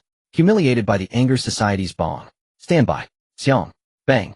The purple sand teacup in Lin Jichang's hand was violently smashed onto the concrete floor, shattering into pieces. scalding tea and leaves splattered everywhere. Anger society. Bong. Lin Jiqiang gritted his teeth, forcing out these words, his eyes bursting with a terrifying ferocity. Damn it. A punk from a Southeast Asian country dares to bully us. Chen Bao, standing by, also had a face as dark as thunder. The atmosphere in the entire office instantly dropped to freezing point. Brother Chang'll take people over. Chen Bao stepped forward, his voice deep. Rip Baisong's head off and use it as a chamber pot. You stay here to guard. Lin Jiqiang waved his hand, his murderous aura palpable. I will handle this personally. I want to see what kind of anger society has any weight. He had already started to plan, selecting 100 of the most combat capable from the 200 newly recruited men to set sail and turn Bangkok's Chinatown upside down. Just then the office door was pushed open. Lin Chao walked in. He glanced at the mess on the floor, then at the barely contained fury on his father's and Chen Bao's faces, his expression unchanged. Dad, what's going on? Lin Jiqiang slapped the telegram on the table. Lin Chao picked it up, read it once, then casually set it aside. Dad, you can't go. Why can't I go? Lin Jiqiang was like an enraged lion. Asyang has been stepped on in front of others. It's a slap in the face for all of us. If we don't blow off this steam, those who just regained our territory will dare to reach out. That's why we need to fight, and we need to fight hard. Lin Chaos' tone was calm, but his voice was filled with power. But not like this. He stepped in front of Lin Jiqiang, looking directly into his father's eyes. If you take 100 men to Bangkok, even if you chop Bong up, will still suffer considerable losses. Who will watch over the family business? With long shield security, just established morale is unstable. If you the stabilizing force leave, chaos will ensue in the backyard. Lin Chaos' words poured cold water on Lin Jiqiang's fiery heart. Do you still remember Crazy Dog Quan? Lin Chaos' voice lowered a notch. Dozens of men at the village entrance wouldn't last 30 seconds against us. Having more men is useless. Lin Jiqiang fell silent. The gunfire and flames from that night still haunted him. His son's methods had long surpassed his decades of experience in the underworld. So what do you propose? Just let it go? Lin Jiqiang's anger still simmered within him. Of course we can't let it go. A cold smile appeared on Lin Chaos' face. This is our first step into the sea. It must make a resounding bang. Not only do we need to fight, but we must also fight with such force that the name of our group makes all the local powers in Southeast Asia tremble. Dad, you stay in Xinjiang. I'll take a team over. Lin Jiqiang was momentarily stunned, then resolutely, no. Too dangerous. I'll only take 20 men. Lin Chaos' gaze was calm. We're not going to a brawl. We are conducting a military operation relying on overwhelming firepower to swiftly eliminate them. Looking into his son's eyes, Lin Jiqiang suddenly felt that the underworld he was familiar with was truly gone. He finally nodded, his voice hoarse. Stay safe. That night Lin Chao stepped alone into the warehouse. The iron doors slowly closed behind him. As he stepped out, the surroundings instantly transformed. He returned to the research facility. Lin Chao first manufactured 20 gun silencers. He then walked into another laboratory. This laboratory collaborated with the military, initially intended to modify more intelligent and compact night vision devices for them. Opening a metal box marked with military insignia, he found several uniquely designed head-mounted devices lying quietly inside. Night vision goggles. The standard equipment for scouts in the 2020s. In the dark of the 70s, wearing them was like possessing the eyes of a deity. There were a total of 8 night vision goggles inside, but 3 had already been dismantled for research. He selected the 5 that were intact and carefully inspected them. After completing all this, Lin Chao left the research facility. At the Lujia village dock, under the night sky, the sea breeze blew, carrying a salty scent. 20 sturdy men had quietly gathered. They were all wearing the newly crafted long shield security uniform. The dark gray combat uniforms were sharply tailored with stiff epaulets and high military boots. Each of their faces bore an aura of grim determination. They were no longer street punks nor gang thugs. Under Lin Chaos' design and Lin Jiqiang's training, they had already formed a nascent disciplined army. Lin Chao had the 20 modified semi-automatic rifles and the 5 night vision goggles distributed. When those men took the silenced rifles in hand, shock and fervor shone in their eyes. The 5 selected to wear the night vision goggles trembled with excitement.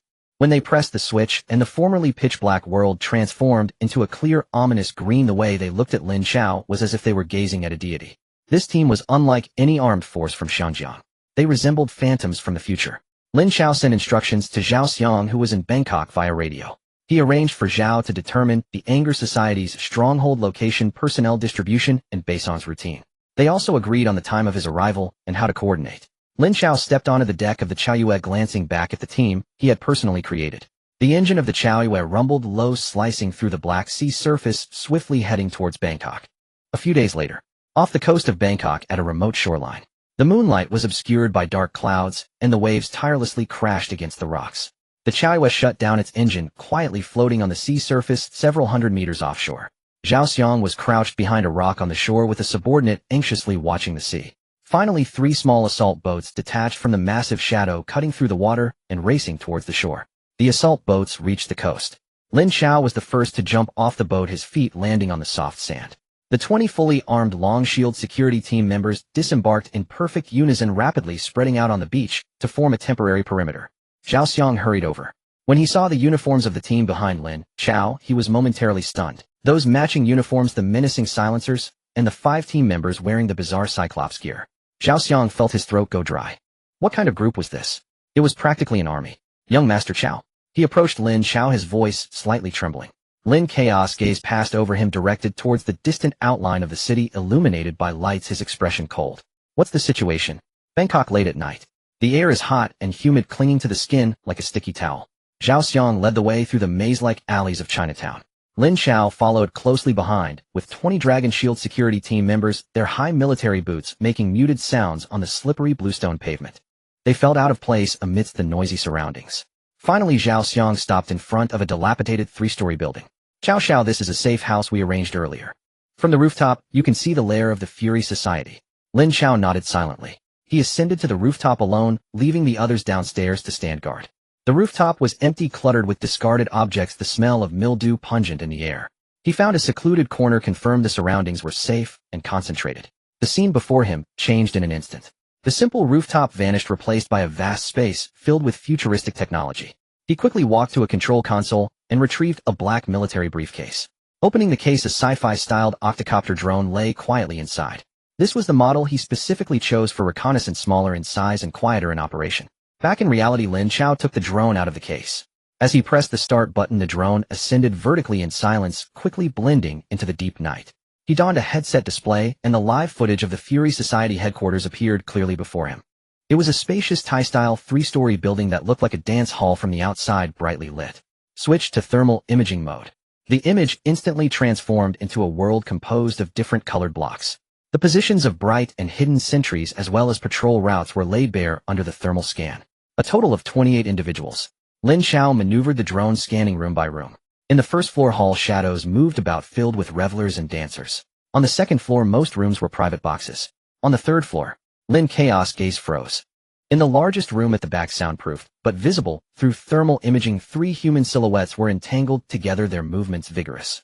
From the intelligence provided by Zhao Xiang, this was likely Baisong's bedroom. Lin Chao etched the entire layout of the building and the precise positions of the sentries deeply into his mind. The operation commenced. The night grew darker. 21 shadows flitted through the alleys like phantoms. In the back alley of the Fury Society headquarters, 2 guards leaned against the wall, smoking, boasting about last night's achievements in Thai. One of them had just tossed his cigarette, but on the ground, and stamped it out. Puff! A dull thud sounded like someone had popped a small bubble in the distance. A tiny blood hole appeared in the center of his forehead. His body slumped softly to the ground. The other guard hadn't reacted, yet only feeling a chill at his neck before plunging into eternal darkness. A Dragon Shield team member wearing night vision goggles stepped out of the shadows, lowered his rifle, and signaled to advance. In his eyes, the world was a grim green. The enemies appeared as bright orange human targets. A massacre had officially begun. A dimensional attack from another realm. The sentries of the Fury Society, in their final moments of life, had no idea where the enemy came from. They were either dozing off, gambling, or slacking off in the darkness, only to have their lives precisely ended by cold bullets. Throughout the entire raid, no one had the chance to resist, not even a scream. Only the Grim Reaper quietly harvested in the night.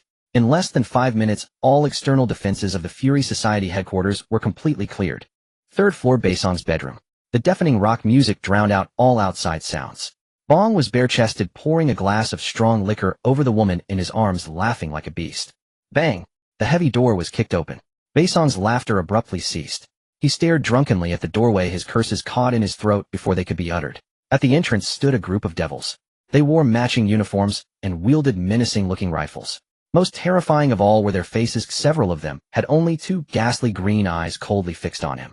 In that moment, the alcohol-induced haze vanished from Baisong's mind, replaced by a chill that shot up from his feet to the crown of his head. What are these things? The army. Ghosts. Before he could comprehend, a shadow darted to him like lightning. Zhao Xiang seized his hair and yanked him violently from the bed. Meanwhile, several team members lunged at Baisong's other close associates who had rushed out upon hearing the commotion. There was no struggle, only the sound of bones cracking and muffled cries.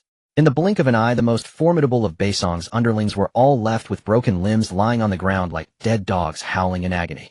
Who are you? Bong trembled like a sieve. Zhao Xiang did not answer. His face was devoid of any expression, but his eyes burned with suppressed anger and humiliation that had built up for days. He raised the rifle in his hand and brought the hard, but down on Baisong's mouth with great force. Thud! Blood and shattered teeth flew. Bong let out a piercing scream, his mouth full of teeth instantly reduced to a mushy pulp. Zhao Xiang discarded the rifle, pulled out a cassette tape from his pocket, and roughly pried open Baisong's mouth, forcefully shoving the plastic case tape inside. Swallow it. Zhao Xiang's voice was colder than the icy night outside. Baisong choking on blood, and the tape looked at Zhao Xiang's face that resembled a demon, and finally broke down completely. He knelt on the ground, desperately banging his head, making muffled pleas. The next morning dawned. Bangkok Chinatown, the Sea Spring Tea House. Master Chun had not slept all night, holding a cup of bitter tea with a worried expression. Suddenly there was a commotion outside. A waiter came rushing and stumbling. Master, that mad dog Bong is here. Master Chin's heart sank, thinking trouble had come. But when he reached the door, the sight before him left him dumbfounded. Kneeling at the entrance of the tea house was a person. It was Baisong, who had been so arrogant just yesterday. He was covered in injuries, his face swollen like a pig's head, and his mouth was a mangled mess, as if chewed by a beast. Behind him, his underlings, some with broken arms, others with broken legs, were being supported by their fellow brothers, all kneeling on the ground, not daring to lift their heads. In front of Bong lay an array of precious gifts. Upon seeing Master Chin come out, he immediately began to cry, incoherently banging his head against the bluestone pavement, producing dull thuds. The entire Chinatown was in an uproar. Everyone craned their necks to witness this unbelievable scene. Overnight, the fiercest fury society in Bangkok had been dismantled. Just then a black car slowly pulled up at the entrance of the tea house. Lin Chao stepped out of the car dressed in a clean white shirt, his handsome face calm, resembling a student on vacation. But when he appeared, Baisong, who was kneeling on the ground, trembled even more violently. The entrance of the Sea Chun Tea House was shrouded in an eerie silence. The crowd that had gathered to watch was already being pushed back by an invisible malevolence, yet they could not tear their gaze away. They watched as a young man stepped out of a black sedan. Dressed in a pristine white shirt with a refined appearance and calm eyes, he resembled a sheltered young master, completely out of place in this neighborhood. Yet this young man instantly became the center of attention. The mad dog Baisong dared not even lift his head in front of him, trembling uncontrollably. Master Chin stood at the door, his back already soaked with cold sweat. Having navigated the rivers and lakes for decades, he considered himself well-versed in reading people, yet today, he felt that his years of insight had become a joke. He could not see through this young man. Lin Chao did not look at Baisong, who was kneeling on the ground, nor did he regard the leaders of the furious fire society with their broken limbs. He simply walked straight up to Master Chin, a hint of apology on his face. Master Chin, I apologize for frightening you. His voice was gentle, his Cantonese perfectly articulated, devoid of any anger. My name is Lin Chao, the young master of Lin's Fisheries, and the business of the Jingsheng version is just a small... Lin Chao introduced himself, then pointed to the broken audio components and tapes on the ground. In business, there are always bumps along the way. Things can be replaced, but rules must not be broken. His gaze landed on Master Chin's face. I would like to ask Master Chin for a favor to invite all the notable figures in the audiovisual business in Bangkok, regardless of whether their products are genuine or pirated. I would like to treat everyone to tea and discuss a new business opportunity. This was not a suggestion, it was a notification. Master Chin's heart contracted sharply, and he instantly understood the other party's intention. The other party's arrival in Bangkok was not merely for revenge, but to completely reshuffle the deck. He looked into Lin Chao's calm eyes. Those eyes held no youthful arrogance, only an unfathomable coolness. This calmness was 100 times more terrifying than Baisong's ferocity. All right, young Master Lin, please wait, I will take care of it immediately. Master Chun instinctively bowed his body. That night, the most luxurious Chow Fu Lu in Chinatown was completely booked on the 3rd floor. 5 large round tables were set up. All the prominent Chinese tycoons in Bangkok's audiovisual industry were present. They sat at their respective tables exchanging glances, yet none dared to speak loudly. The atmosphere in the banquet hall was terrifyingly oppressive. They were all seasoned players, and the news from earlier in the day had already spread to everyone's ears. The mad dog Baisong had kicked against an iron plate. No, it wasn't an iron plate, it was a wall of blades. They were all waiting. They wanted to know what the young man who had stirred up such a storm intended to do. The door of the restaurant was pushed open. Lin Chao walked in. He was only accompanied by Zhao Xiang. Yet everyone felt as if an invisible army was standing outside that door. Lin Chao surveyed the room and sat down in the main seat. Master Chin immediately stood up to personally serve him tea. Ladies and gentlemen, the reason I invited you all today is to make friends with everyone. Lin Chao picked up the teacup and gently blew on it. I know that everyone's business is quite substantial. But there is a saying in Xianjiang, let's make money together. He set the teacup down, producing a soft clink. Everyone's heart in the banquet hall skipped a beat at the sound. As for the quality of the Jingsheng version in my hands, I believe Master Chun has already experienced it. Master Chun hurriedly nodded, his face filled with reverence. To be honest, even the genuine products cannot achieve that kind of sound quality.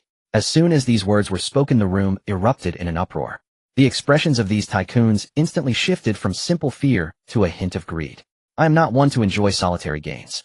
Lin Chao leaned back in his chair and said slowly, I propose we establish a general agency for the Jingsheng version in Nanyang with Master Chun as the chairman of the company. Master Chun suddenly looked up, disbelief filling his eyes. Everyone present can buy shares. Let's speak according to our strengths, pool our resources, and expand the Jingsheng version business throughout Southeast Asia. I will only take a 30% stake providing technology and supplies. The remaining 70% will be shared among you. Let's make the cake bigger and enjoy the profits together. The entire banquet hall was silent enough to hear a pin drop. Everyone was stunned by Lin Chao's proposal. They had originally thought this was a trap, a dragon crossing the river to clear the field and take away their livelihoods. Yet unexpectedly the other party wanted to share the fortune with them. A few quick-witted tycoons had already begun to calculate rapidly. If this business truly took off, the profits would be several times, even dozens of times what they were currently earning. After all, selling genuine products left them with very little profit, as the larger record companies were very dominant. Selling pirated versions could earn a bit more, but it would never grow significantly.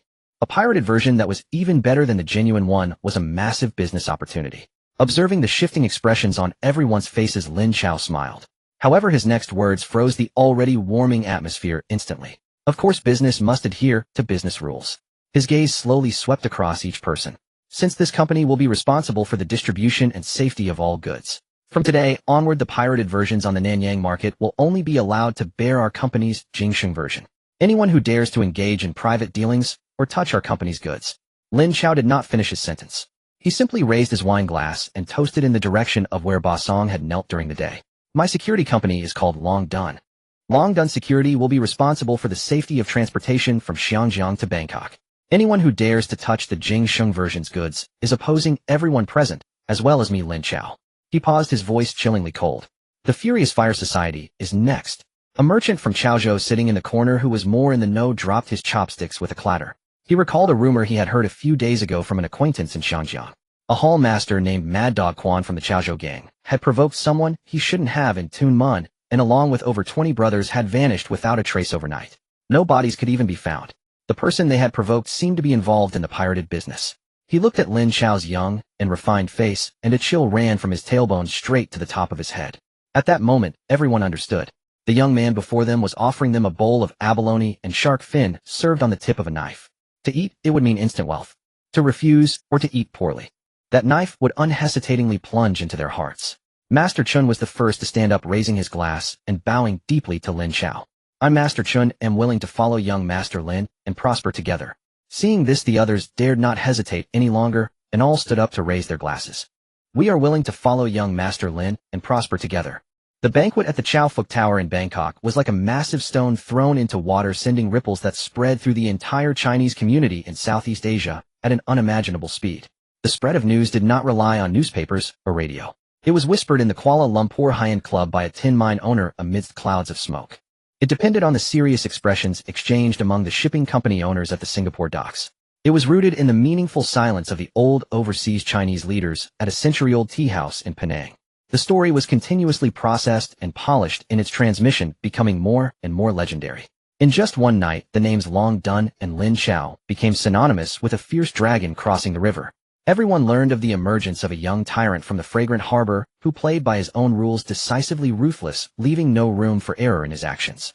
The establishment of the South Seas Liangsheng Version General Agency went remarkably smoothly. Uncle Chin quickly became the hottest figure in the audio and video industry across Southeast Asia.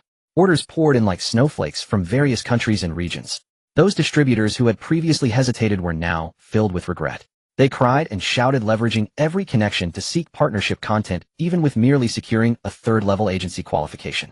Lin Chaos piracy tape business officially transitioned from local skirmishes in the fragrant harbor to becoming a multinational trade covering the entire South Seas.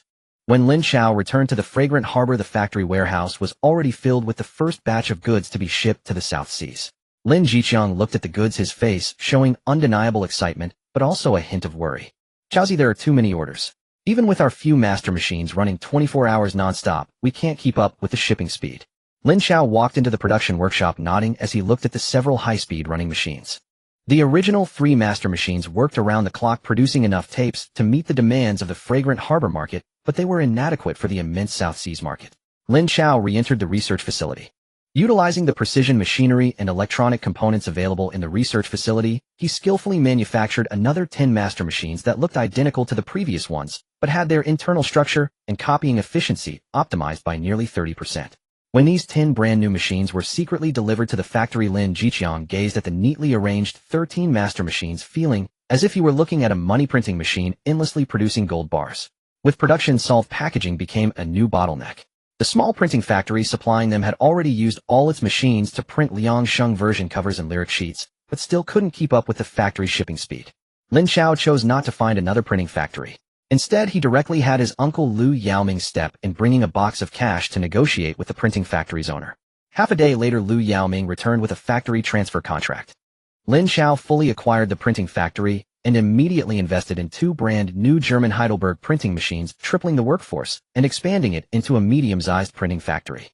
From that point on, a complete industrial chain was established, from tape duplication to external packaging printing.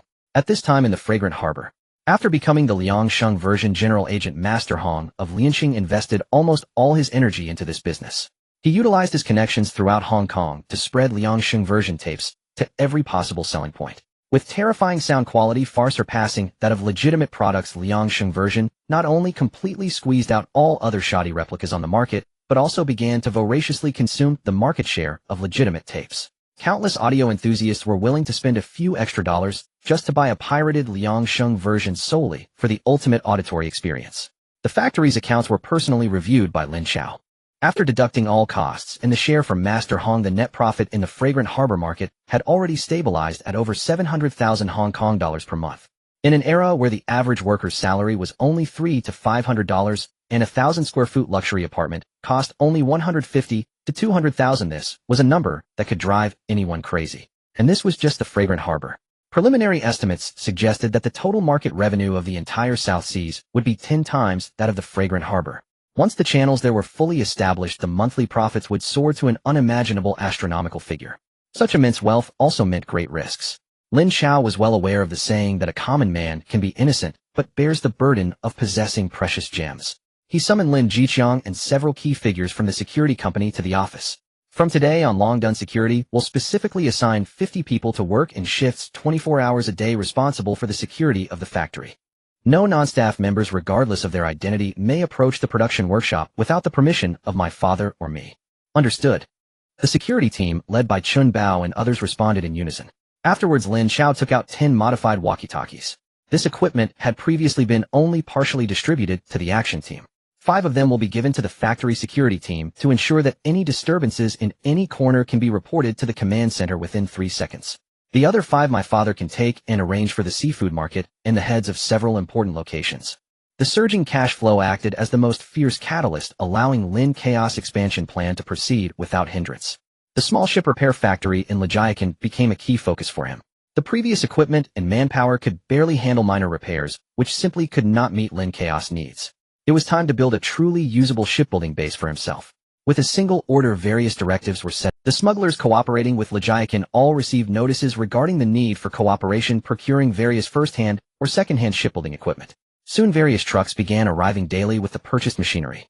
High-precision lathes, gantry cranes, advanced welding equipment. The shipyard's area was expanding at a visibly rapid pace. Several small ship repair factories in the vicinity that had been poorly managed and could only handle minor repairs of fishing boats were swallowed up by Lin Chao at prices far above market value, along with their land and labor. He did not care about the outdated equipment. What he valued were the experienced craftsmen.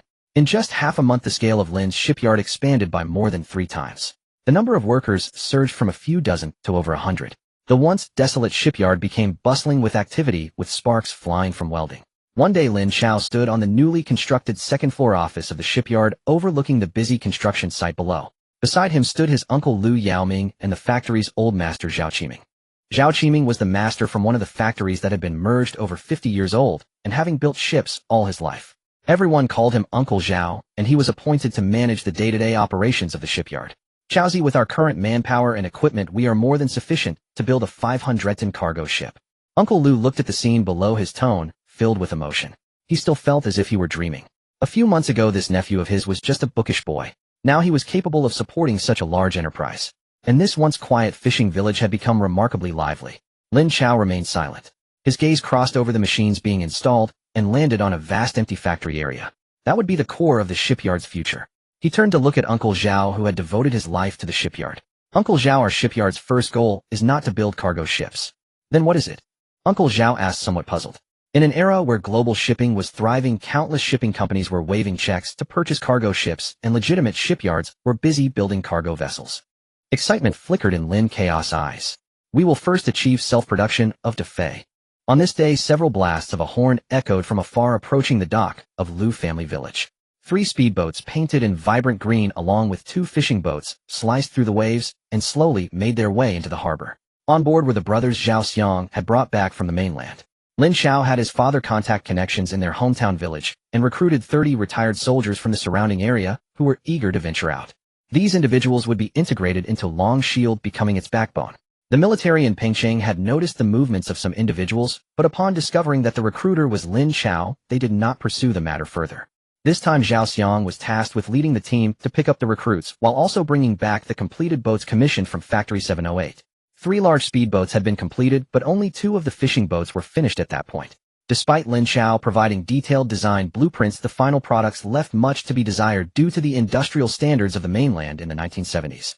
The old foreman Uncle Zhao, along with several skilled workers, gathered around, their expressions filled with anticipation. However, upon seeing the true appearance of the 3 speedboats, their expressions quickly turned to shock. Chaozi, is this the speedboat made on the mainland? Uncle Zhao knocked on the hull, producing a dull bang sound. The hull was constructed from thick wooden boards with seams coated in black oil, showcasing a rough craftsmanship. The engines hanging at the stern were made of cast iron, deviating significantly from the design version Lin Chao provided. There was no way around it. The engines of the future were made of aluminum alloy. At that time, the production of aluminum alloys was highly challenging and costly. Factory 708 could not provide such materials for external products, only offering them this cast iron version. This thing won't even reach 40 knots. If it can go 20 knots, that would be impressive. One of the skilled workers couldn't help but scoff. Lin Chao was not surprised. He calmly walked to the side of the boat, surveying these new vessels that resembled old antiques. They are not meant for speed, they are meant to be dismantled. He turned to Uncle Zhao and the puzzled workers behind him. From today onward, the shipyard will establish a special task force led by you, Uncle Zhao. I want every piece of these 3 boats and their engines dismantled completely, leaving not a single part intact. I want each of you to thoroughly understand their structure. Then we will build our own speedboats. Lin Chao made minor adjustments to the previous speedboat design and handed it to Uncle Zhao and the core technical personnel of the shipyard. The speedboat depicted in the blueprints bore a close resemblance to those wooden boats from the mainland, yet their structures were worlds apart. Fiberglass hull. Uncle Zhao frowned as he examined the annotations on the blueprints. Chao fiberglass is only suitable for small dinghies. If we want to achieve high speeds, it is too brittle and could shatter with even slight waves. In the eyes of experts, the fiberglass technology of the 1970s was considered subpar, corrosion-resistant, but heavy and fragile with questionable strength. Lin Chao did not elaborate much. He simply stated that it was a new type of composite material that would make the hull lighter and stronger. The production process was strictly delineated. In the Research Institute space, Lin Chao utilized the advanced equipment and materials available there to personally complete the design and production of the hull material. The hull adopted an innovative 3-layer structure resembling a sandwich. The outer layer was fiberglass optimized according to future formulations, yet it looked similar to those of the era. Lin Chao only needed to provide the workers with fiberglass cloth, which could be used with the current standard processes. The middle layer was made from a 3rd-generation enhanced aramid fiber cloth produced using a military-grade formulation from 2025. The strength and bulletproof capabilities of this fiber cloth were dozens of times greater than those of civilian products from the 1970s. Simultaneously, he also utilized the carbon fiber production technology from the Research Institute to manufacture high-performance carbon fiber prepreg for the reinforcement ribs of the hull. All these core materials were completed by Lin Chao within the Research Institute. The perfect master mold crafted by Lin Chao using a 5-axis CNC machine established the standards for all hulls. Ordinary workers were only responsible for laying down the outermost layer of fiberglass cloth on the master mold. Once the outer shell was completed, the semi-finished hull would be transported into a heavily guarded core workshop. Only Lin Chao and a select few core personnel, including Uncle Zhao, had the qualifications to enter. In here Lin Chao would explain the aramid fiber cloth and reinforcement ribs as special imported waterproof coating materials arranging for these core personnel to personally operate and lay them within the hull's sandwich structure. The resin used for bonding was also a special epoxy resin he had formulated in the research institute publicly claimed to be high-priced imported goods from West Germany. All the core technologies were firmly locked in his hands through this method. The workers only knew that Lin's shipyard was utilizing advanced techniques to create an exceptionally high-quality fiberglass ship. With the hull issues resolved, the engine became the next target. In a corner of the shipyard, an independent marine power workshop was swiftly established. Lin Chao once again presented a set of design blueprints claiming to have purchased advanced engine technology from Switzerland at a high price. The workshop was divided into two parts. One part was an assembly workshop open to all workers. The production process here looked no different from a typical engine assembly factory. Workers crafted lightweight outer shells for the engines using fiberglass technology, machining the drive shafts and gearboxes with less stringent precision requirements. Lin Chao even designed a propeller that surpassed contemporary fluid dynamics, claiming it was a patented invention that could enhance thrust efficiency by 15. This became the most intuitive proof of the engine factory's technological prowess. Carburetors, fuel tanks, and other accessories were directly sourced from the market. The entire workshop was bustling with activity. All production processes were open to workers with no fear of being watched or learned from. Workers completed the assembly of all peripheral components except for the core engine block, leaving only a standard mounting base in its place. The true core technology, however, lay on the other side. This was a closed area referred to as the confidential workshop, guarded around the clock by elite personnel from Longshield Security, and even Uncle Zhao could not enter freely. Every few days Lin Chao would enter this workshop alone. He would first step into the research institute space where a small automated production line had already been established.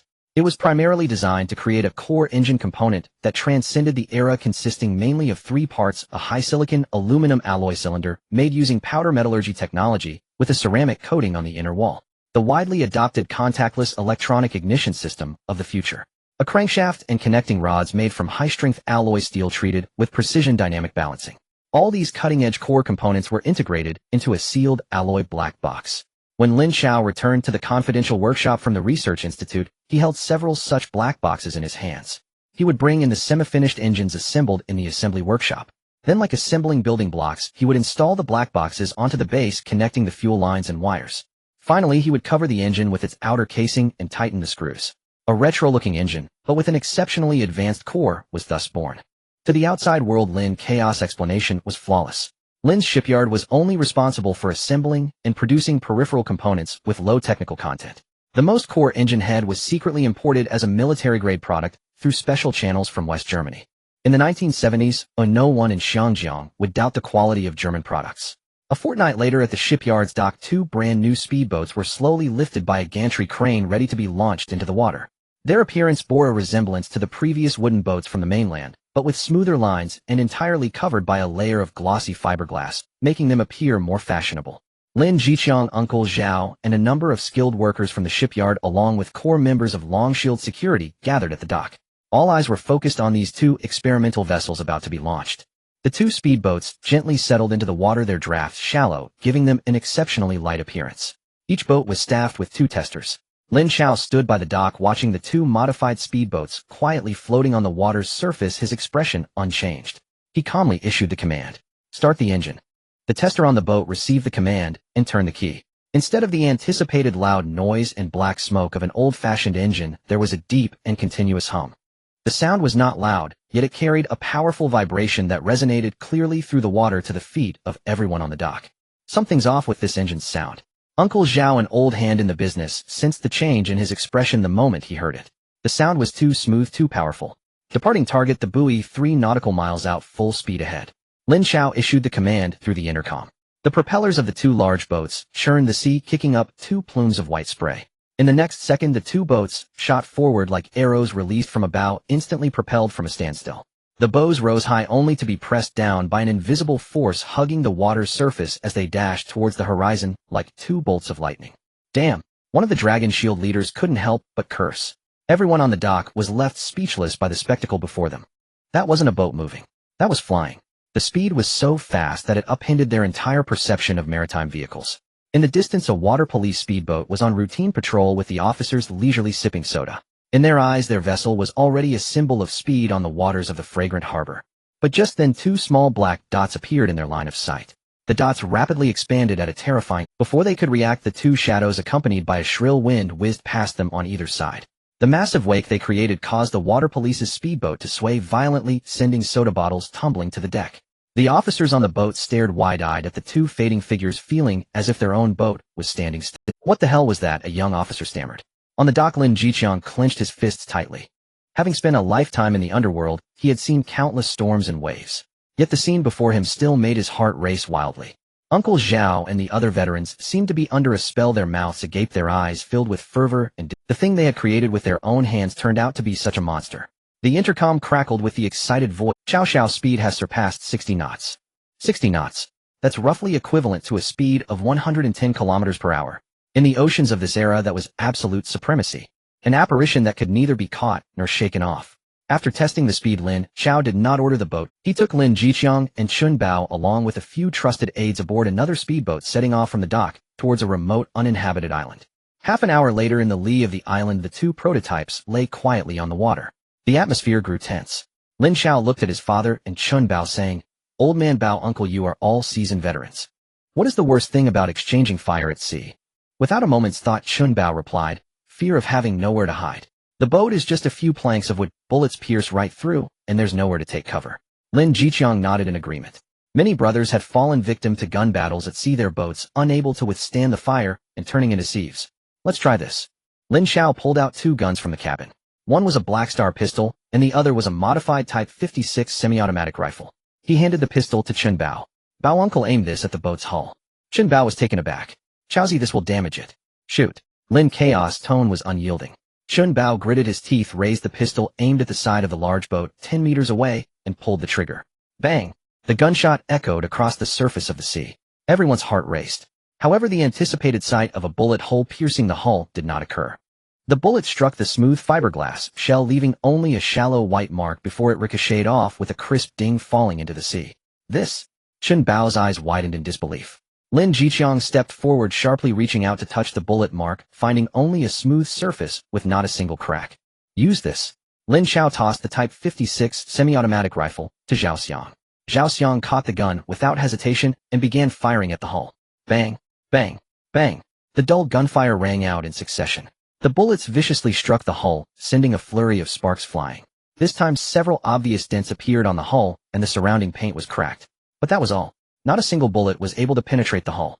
Lin Chao and Chun Bao and the others were now breathing heavily.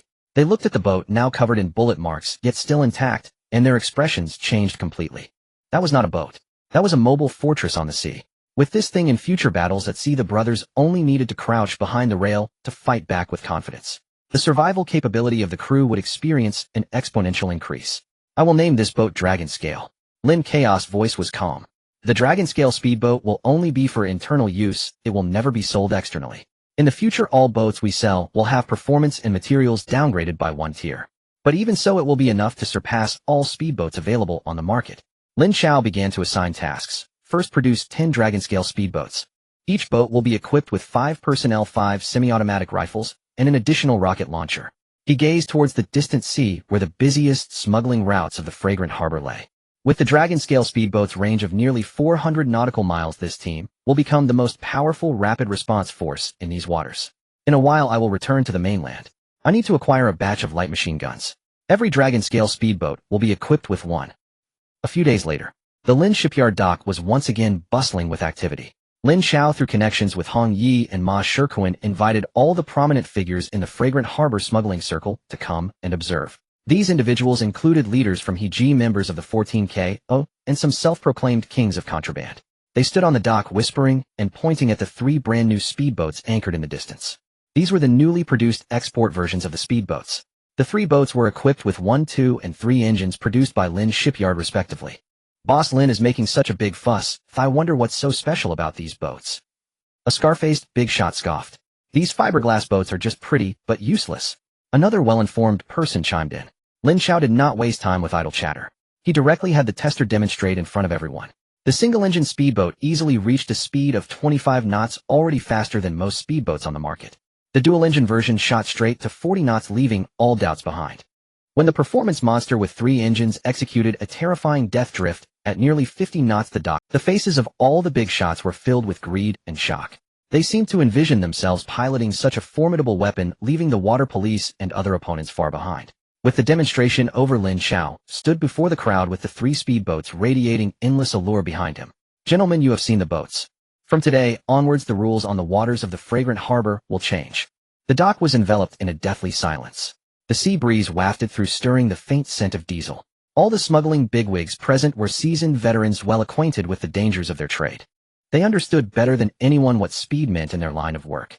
It meant leaving the water police far behind. It meant seizing supplies faster than competitors and dispersing goods swiftly. It meant survival wealth, and the absurdly fast vessel before them was the guarantee of all this. A scar-faced leader of the Heiji gang stared intently at the performance beast gliding gracefully across the water's surface, his Adam's apple bobbing as he hoarsely spoke.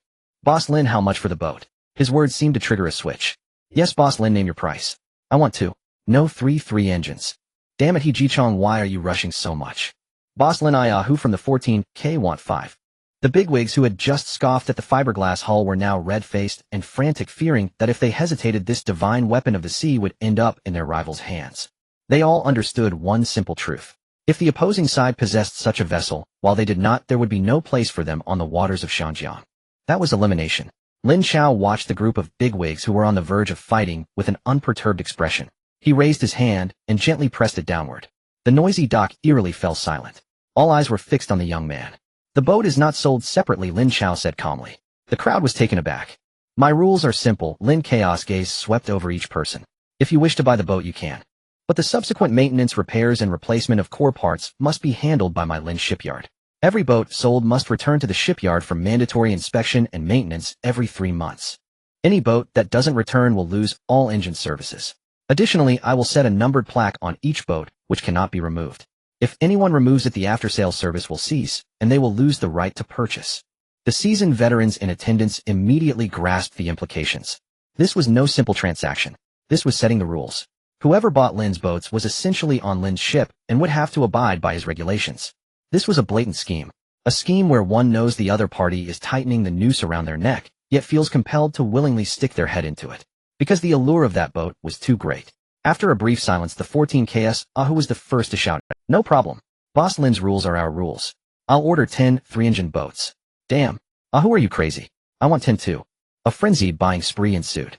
In just one afternoon, Lin's shipyard secured over 100 orders for the large. The mountain of advance payments transformed the shipyard's accounts into a veritable treasure trove. The land-based shipyard felt as if it had been injected with the most potent stimulant, becoming a bustling construction site.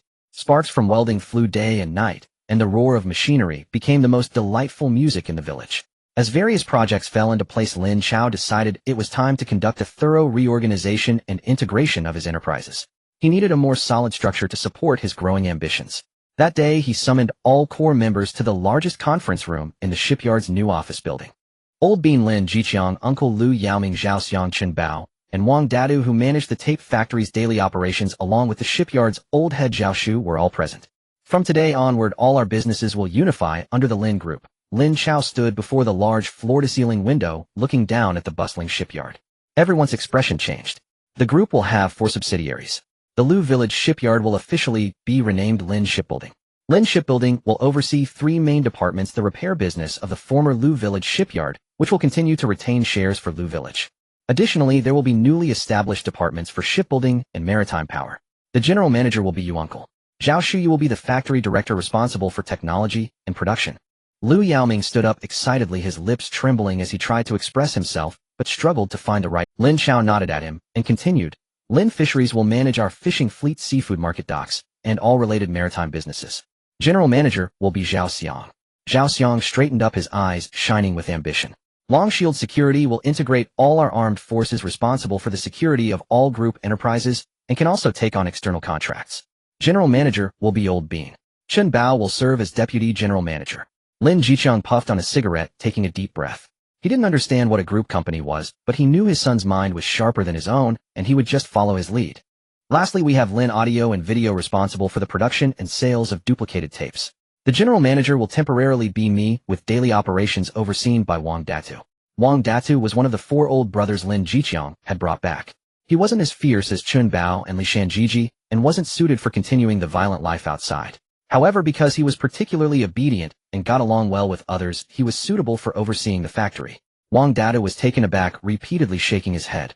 Xiao, I can't do this. I barely know how to read. Datu, I trust you, Lin Chao said earnestly. Trust often proved more crucial than ability. A simple meeting officially transformed a chaotic interest group into a fledgling commercial empire, the gang's atmosphere was gradually being replaced by a modern corporate system. Lin Chao sought not just territory and muscle, but a system capable of continually generating wealth, which could in turn empower armed forces and ultimately create a cycle of positive development. As the meeting concluded, a subordinate in charge of communications rushed in. Xiao, there's a call for you.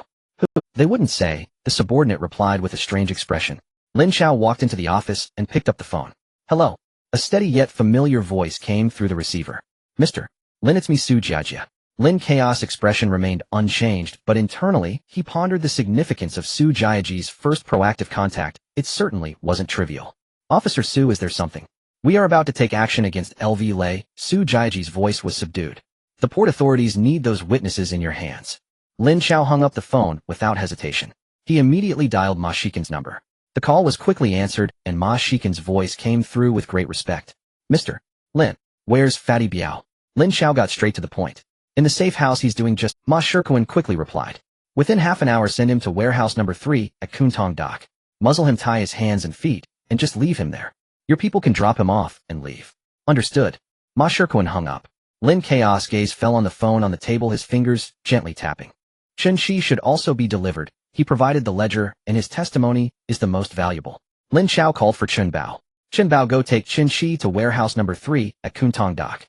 Tell him the port authorities need him to work. His tone was calm, devoid of any emotion. Chen Bao immediately headed to Chen Shi's small dwelling. Lin Chao watched Chen Bao's departing figure filled with infinite sentiment. The skies over Xiangjiang were, as night deepened, an inconspicuous Ford sedan quietly parked in the shadows of warehouse number 3 at Kuntong Dock. The car door opened, and several plainclothes officers quickly entered the warehouse. Inside, Fatty Biao was bound like a zongzi, emitting muffled sounds of woo-woo. In the dead of night, within an ordinary office building, a certain unmarked office is brightly lit. The air is thick with the mingled scents of cigarettes and low-quality instant coffee. Su Jiajia's eyes are bloodshot. He has been staring at the two people in front of him for over 10 hours. Fatty Biao, once a fierce warrior under the command of the notorious Bo Hao, now slumps like a pile of mud on the chair. The torment of the mind is far more overwhelming than the suffering of the flesh. He trembles all over, his gaze unfocused, his mental defenses long since shattered by the relentless interrogations. I'll talk. I'll tell you everything. Part of how Ji's money was handed to Detective LV, and part was washed away by several foreign police officers. I have a ledger that I secretly jotted down. Fatty Biao, in a bid to save his life, unhesitatingly betrays everyone. Su Jiajia's gaze shifts to another interrogation room. There sits Chen Shi. Unlike Fatty Biao's breakdown, Chen Shi appears unusually calm, even to the point of seeming lifeless. He has experienced betrayal, been hunted down, had his family taken hostage, and was ultimately rescued from hell by that young man. He knows there is no turning back. When Su Jia pushes a document bearing the royal seal in front of him, he merely glances at the title. Witness Protection Agreement. You and your family can go to Canada and start a new life. Su Jiajia's voice is hoarse, but his attitude is sincere. The premise is that you must divulge everything you remember. Chen Shi closes his eyes, Lin Chaos words flashing through his mind. The Hong Kong government needs you to work now. This is his only way out. He opens his eyes, and the struggle is gone from his gaze. I can not only testify, but I can also clarify every transaction in the ledger from the source to the destination in precise detail. Because I personally handled most of them. Chen Shi's words caused the entire task force to hold their breath. It documents every single transaction of black money given by Bo Hao to LV Lei and his 4 major detectives since 1968, down to the date amount, transfer, and transfer location. It also details all the channels he used to launder money through various companies and overseas accounts. Su Jiajia suddenly stands up, staring intently at Chen Shi. He knows the last piece of the puzzle to bring down LV Lei has fallen into place. At 4 in the morning, the governor's office. An emergency meeting concerning the future direction of the Hong Kong region is underway. Under the dim light, several British high-ranking officials sit around a massive long table, each of them wearing an extremely serious expression. In the center of the table lies a stack of interrogation documents personally delivered by Su Jiajia. Inside are the testimonies of Chen Shi and Fatty Biao, along with the black accounts capable of collapsing the upper echelons of the entire Hong Kong police force. The evidence is solid. We must act immediately. One British official taps his finger on the table, his tone firm. We cannot move now. A middle-aged man with a long face and slick-back hair speaks up. He is Senior Civil Servant G to the future First Commissioner of the Independent Commission Against Corruption. LV Lei has deep roots in the police force and the underworld. Reckless arrests could trigger chaos. So you mean to let him go? No, G Das eyes flash with a glint. We will approach him in a different way. He stands up, walks to the window, and gazes at the distant twinkling lights of Victoria Harbor. Public discontent has already boiled over, and the escape of Gubo has further reduced the government's credibility to freezing point. What we need is not a simple internal cleansing, but a storm sufficient to reshape order. The governor has already approved the establishment of an agency independent of any department directly accountable to him. He turns around and says slowly, its name is the Independent Commission Against Corruption. We must first announce the preparation for the establishment of the ICAC to all citizens of Hong Kong, making sure everyone knows the government's determination to combat corruption. Then we will use LV Lei's case as the first case under the commission's establishment. We need to build an ironclad case against him, demonstrating to everyone that no matter who it is, as long as they are corrupt, they cannot escape. What we want is to make an example out of him to establish authority. The eyes of the attendees light up. All right, before the commission is officially established, implement 24-hour surveillance on LV Lei. He must not be allowed to follow in Gubo's footsteps. Kowloon Tong, LV Lei's mansion. The chief detective is wearing a silk bathrobe, sitting in his study, smoking a cigar and savoring red wine. The cigar smoke envelopes his expressionless face. Suddenly a phone on the desk rings abruptly. Only a few people know its number. LV Lei picks up the receiver. A calm voice, speaking fluent English, comes from the other end, speaking quickly, but delivering a shocking message. The plan has changed. They are forming a new independent committee aimed at combating corruption. You are their first target. Your time is running out. Click. The phone is hung up. LV Lei grips the receiver, the veins on his arms. His previous composure and leisure vanish, instantly replaced by a feral snarl driven to the edge. Independent committee. First target. Having navigated Hong Kong's political landscape for decades, LV Lei instantly understands the lethal implications behind those words. This is not a warning, nor a mere threat. This is a death sentence. LV Lei quickly contacts several informants, but the news remains despairing. At least he has figured out that Su Jiajie is specifically responsible for this. He suddenly smashes the crystal glass in his hand against the wall, the wine mixing with the glass, shards spilling everywhere. You want me dead? Not so easy. A fierce light glints in LV Lei's eyes. He refuses to lose his power and his status of influence in Hong Kong so easily. He plans to retaliate, to show the government the extent of his influence, to see if he can change their decision. If not, he'll escape immediately.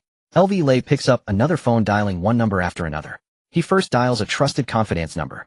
Transfer all movable cash out immediately. The faster the better, the more discreet the better. His tone is urgent, yet his voice remains suppressed. Next he dials a few small gang leaders whom he usually protects. Have your men start causing a ruckus in the streets tomorrow. No stopping without my orders. Listen, if something happens to me, none of you can escape. I have records of every transaction involving money given to me, and every mess I've cleaned up for you. If something happens to me, you can expect to spend your lives in prison in Stanley. A chorus of panic and promises comes from the other end of the line. These gang leaders, who usually flaunt their power, are now terrified by LV Lei's threats. Next, LV Lei dials the numbers of heads of major organizations like the 14K and HEG. His tone becomes less aggressive. I'll put up 5 million, gather all the brothers. Tomorrow I want chaos on the streets of Hong Kong. Although these leaders speak respectfully, each has their own plan. In their eyes, this is merely an internal political struggle within the government. The downfall of one detective will lead to another's ascension. They only need to wait and continue receiving money without risking their lives for LV Lei. However, they do not intend to directly offend LV Lei. A little show of respect will suffice. One by one the calls are made, weaving an invisible net that begins to quietly spread across the dark night of Hong Kong. Finally, LV Lei dials one last number. The phone rings for a long time before being answered. Hello, Akuan. This is LV Lei. LV Lei's tone regains its usual steadiness. On the other end, the newly appointed leader of the Chaozhou gang, Ma Shikuan, feels a sudden weight in his heart. Uncle, what is your command? He asks, feigning respect. Tomorrow I want all the brothers in Hong Kong to mobilize to cause chaos in the streets and disrupt order. LV Lei's voice is cold. I want those foreigners to see that if they touch LV Lei, the whole Hong Kong will tremble. I want all the police and foreigners in Hong Kong to see who truly rules this territory. Cold sweat begins to bead on Ma Shikin's forehead. He did not expect that LV Lei would dare to confront the government directly. By the way, LV Lei seems to remember something. This incident was instigated by that scoundrel Su Jiajie. My people have also discovered that he obtained the evidence from Lujia village. Lujia village. Ma Shikin's heart races. Yes, that shabby fishing village in Tunmun. LV Lei's voice is filled with murderous intent. Send a team over, keep a close watch on that village. Monitor closely. If the situation turns sour, eliminate them. The men should be thrown into the sea to feed the fish. As for the women, you know what to do. And that's Su Jiajie. Find out where his wife teaches and where his daughter goes to elementary school. Have someone keep a close watch on them waiting for my orders. I want everyone to know the fate of opposing LV Lei. Ma Shikuan grips the phone tightly, his heart churning. Lin Chao's calm face appears in his mind. The Hong Kong government has truly made a move against LV Lei. Cold sweat instantly soaks his back. Thankfully, he had previously chosen the right side. But now LV Lei has gone mad. This once underground emperor has turned into a rabid dog ready to bite anyone in his path. He cannot imagine what awaits him if he follows through with the orders. Ma Shikuan does not intend to openly defy LV Lei's command. Who knows what this cornered man might do? He maintains a calm tone, replying, I understand, uncle. After hanging up, Ma Shikuan wastes no time and immediately dials Lin Chaos' number. The phone rang 3 times before it was answered. A young and calm voice came through the receiver. Hello, it's me, Ma Shikuan. Lu Lei just called me. Ma Shikuan spoke quickly, relaying every word Lu Lei had said on the phone verbatim, especially the last sentence. He said to keep a close watch on Lujia village, and if the situation worsens, wipe out the village, throwing the men into the sea to feed the fish and the women. Ma Shikuan hesitated to utter the last word. He also mentioned Su Jiajie's family. He said this matter was led by an officer named Su Jiajie. He wants me to send people to monitor this officer's family waiting for his orders. The other end of the line fell into a brief silence. I understand. Lin Chaos' voice remained calm, revealing no fluctuations of emotion. You did well. Follow his instructions, send people, but just watch from a distance, and put on a show. You don't need to worry about anything else. Understood, senior brother. After hanging up, Lin Chao stood in the office gazing out at the sea under the night sky, his expression icy. Lu Lei, a mad dog driven to a dead end, finally revealing its sharpest fangs. But fortunately, this mad dog had not yet unleashed its most brutal attack. The next morning, he dialed Su Jiajie's office number. Su Jiajie had just arrived at the office when the phone on the desk suddenly rang urgently. He frowned. Who could it be so early? Hello, it's me, Lin Chao. Lu Lei knows you have the evidence. Lin Chaos' voice seemed to come from an ice cellar, each word carrying a chill. He has Ma Shikuan send people to watch your wife and daughter, planning to be ready to strike at any moment. Su Jiajie's cup fell to the floor with a clatter. A wave of coldness surged from his feet to his head, and his blood seemed to freeze in that moment. He could disregard his own life, but his family was his Achilles heel, his soft spot. What else does he want to do? Su Jiajie's voice had turned hoarse and distorted. He also wants all the gangs in the harbor to create disturbances, forcing the government to compromise. Thank you. Su Jiajie hung up the phone without pausing, grabbing his coat and rushing out of the office. He sped all the way to the top floor. Boss, something's happened. Su Jiajie kicked open the door to Jida's office, his eyes red like a wounded beast. Jida was resting with his eyes closed, but opened them at the noise, frowning slightly. After hearing Su Jiajie's report, the calmness on his face vanished. He dares. Jida slammed the table. Threatening the families of law enforcement personnel was a blatant challenge to the government's bottom line. I will report this immediately and request the arrest of Lu Lei. Su Jiajie stated. No, Jida immediately rejected. If we arrest him now, the outside world will only think it's an internal power struggle. Our plan must be executed flawlessly. Jida's gaze was calm to the point of being cold. I will arrange for guards immediately to protect your family 24 hours a day. But we can only act after the governor announces the establishment of the Independent Commission Against Corruption to combat the corrupt police. So for the so-called plan, I have to risk my family. Su Jiajie's fists clenched tightly. This is an order. Jida looked at him, his tone extremely cold. Ultimately, Su Jiajie left the office filled with rage, and quickly 2 plainclothes officers were dispatched to guard his home, starting uninterrupted protection.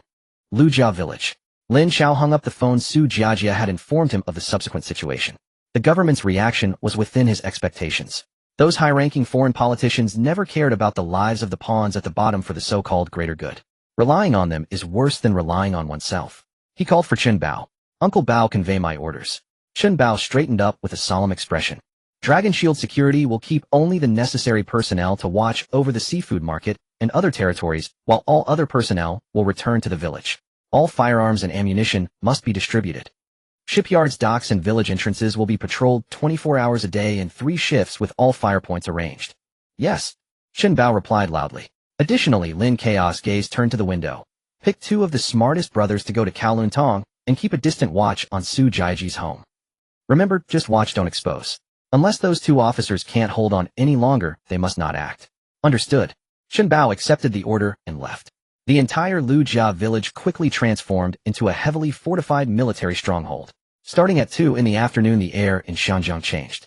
In Mongkok, several thugs suddenly rushed into a gold shop, smashing the glass display with iron rods, without a word stealing a few gold chains before fleeing. In Tsim Sha Tsui, dozens of motorcycles roared by on Nathan Road, overturning street stalls, and sending fruits and vegetables rolling everywhere.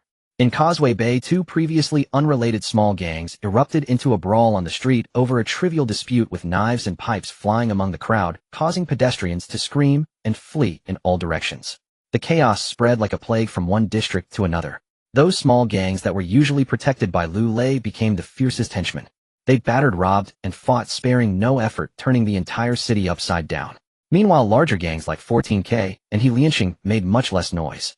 They simply sent out large numbers of people to flaunt their power on the streets, either wandering in groups on their territory or setting up tables to play mahjong by the roadside, blocking traffic. They gave Lu Lei face while not truly breaking openly with the government. For a time, the emergency lines at all police stations across the harbor were nearly overwhelmed. Countless merchants, citizens, and even prominent gentlemen were complaining about the police's incompetence. The phone in the commissioner of police's office rang incessantly, leaving him overwhelmed. In desperation, he could only personally dial the call he least wanted to make now. "Hello, is this Inspector Liu? The streets are too chaotic. Can you help talk to the leaders of those gangs and let them rein it in a bit?" On the other end of the line, Lu Lei was sitting on the sofa listening to the news about the unrest across the harbor on the radio. A smug smile appeared on his face. "Don't worry, Chief. These thugs are outrageous. I'll scold them right away and tell them to get back home." Lu Lei spoke with righteous indignation, yet felt incredibly pleased inside. He felt he had won. These foreign officials had left him a local snake, unable to maintain even the most basic order. As long as he could stabilize the situation, and perhaps with some political donations he might just dodge this calamity. He even began to plan how to deal with Su Jiajia, that ungrateful fool, once the storm passed. However, at the moment he was reveling in his own cleverness. The atmosphere in the governor's meeting room had become oppressively tense. Governor McLeho's, pale with rage, slammed a telegram just sent from London onto the table. "This is a disgrace for the entire government." His roar echoed in the vast meeting room. The news of the unrest has already reached London. Tomorrow's front-page headline in the Times will be about the Pearl of the Far East falling into the hands of rioters. How am I supposed to explain this to Her Majesty the Queen? He pointed at the Commissioner of Police and Ji De, seething with anger.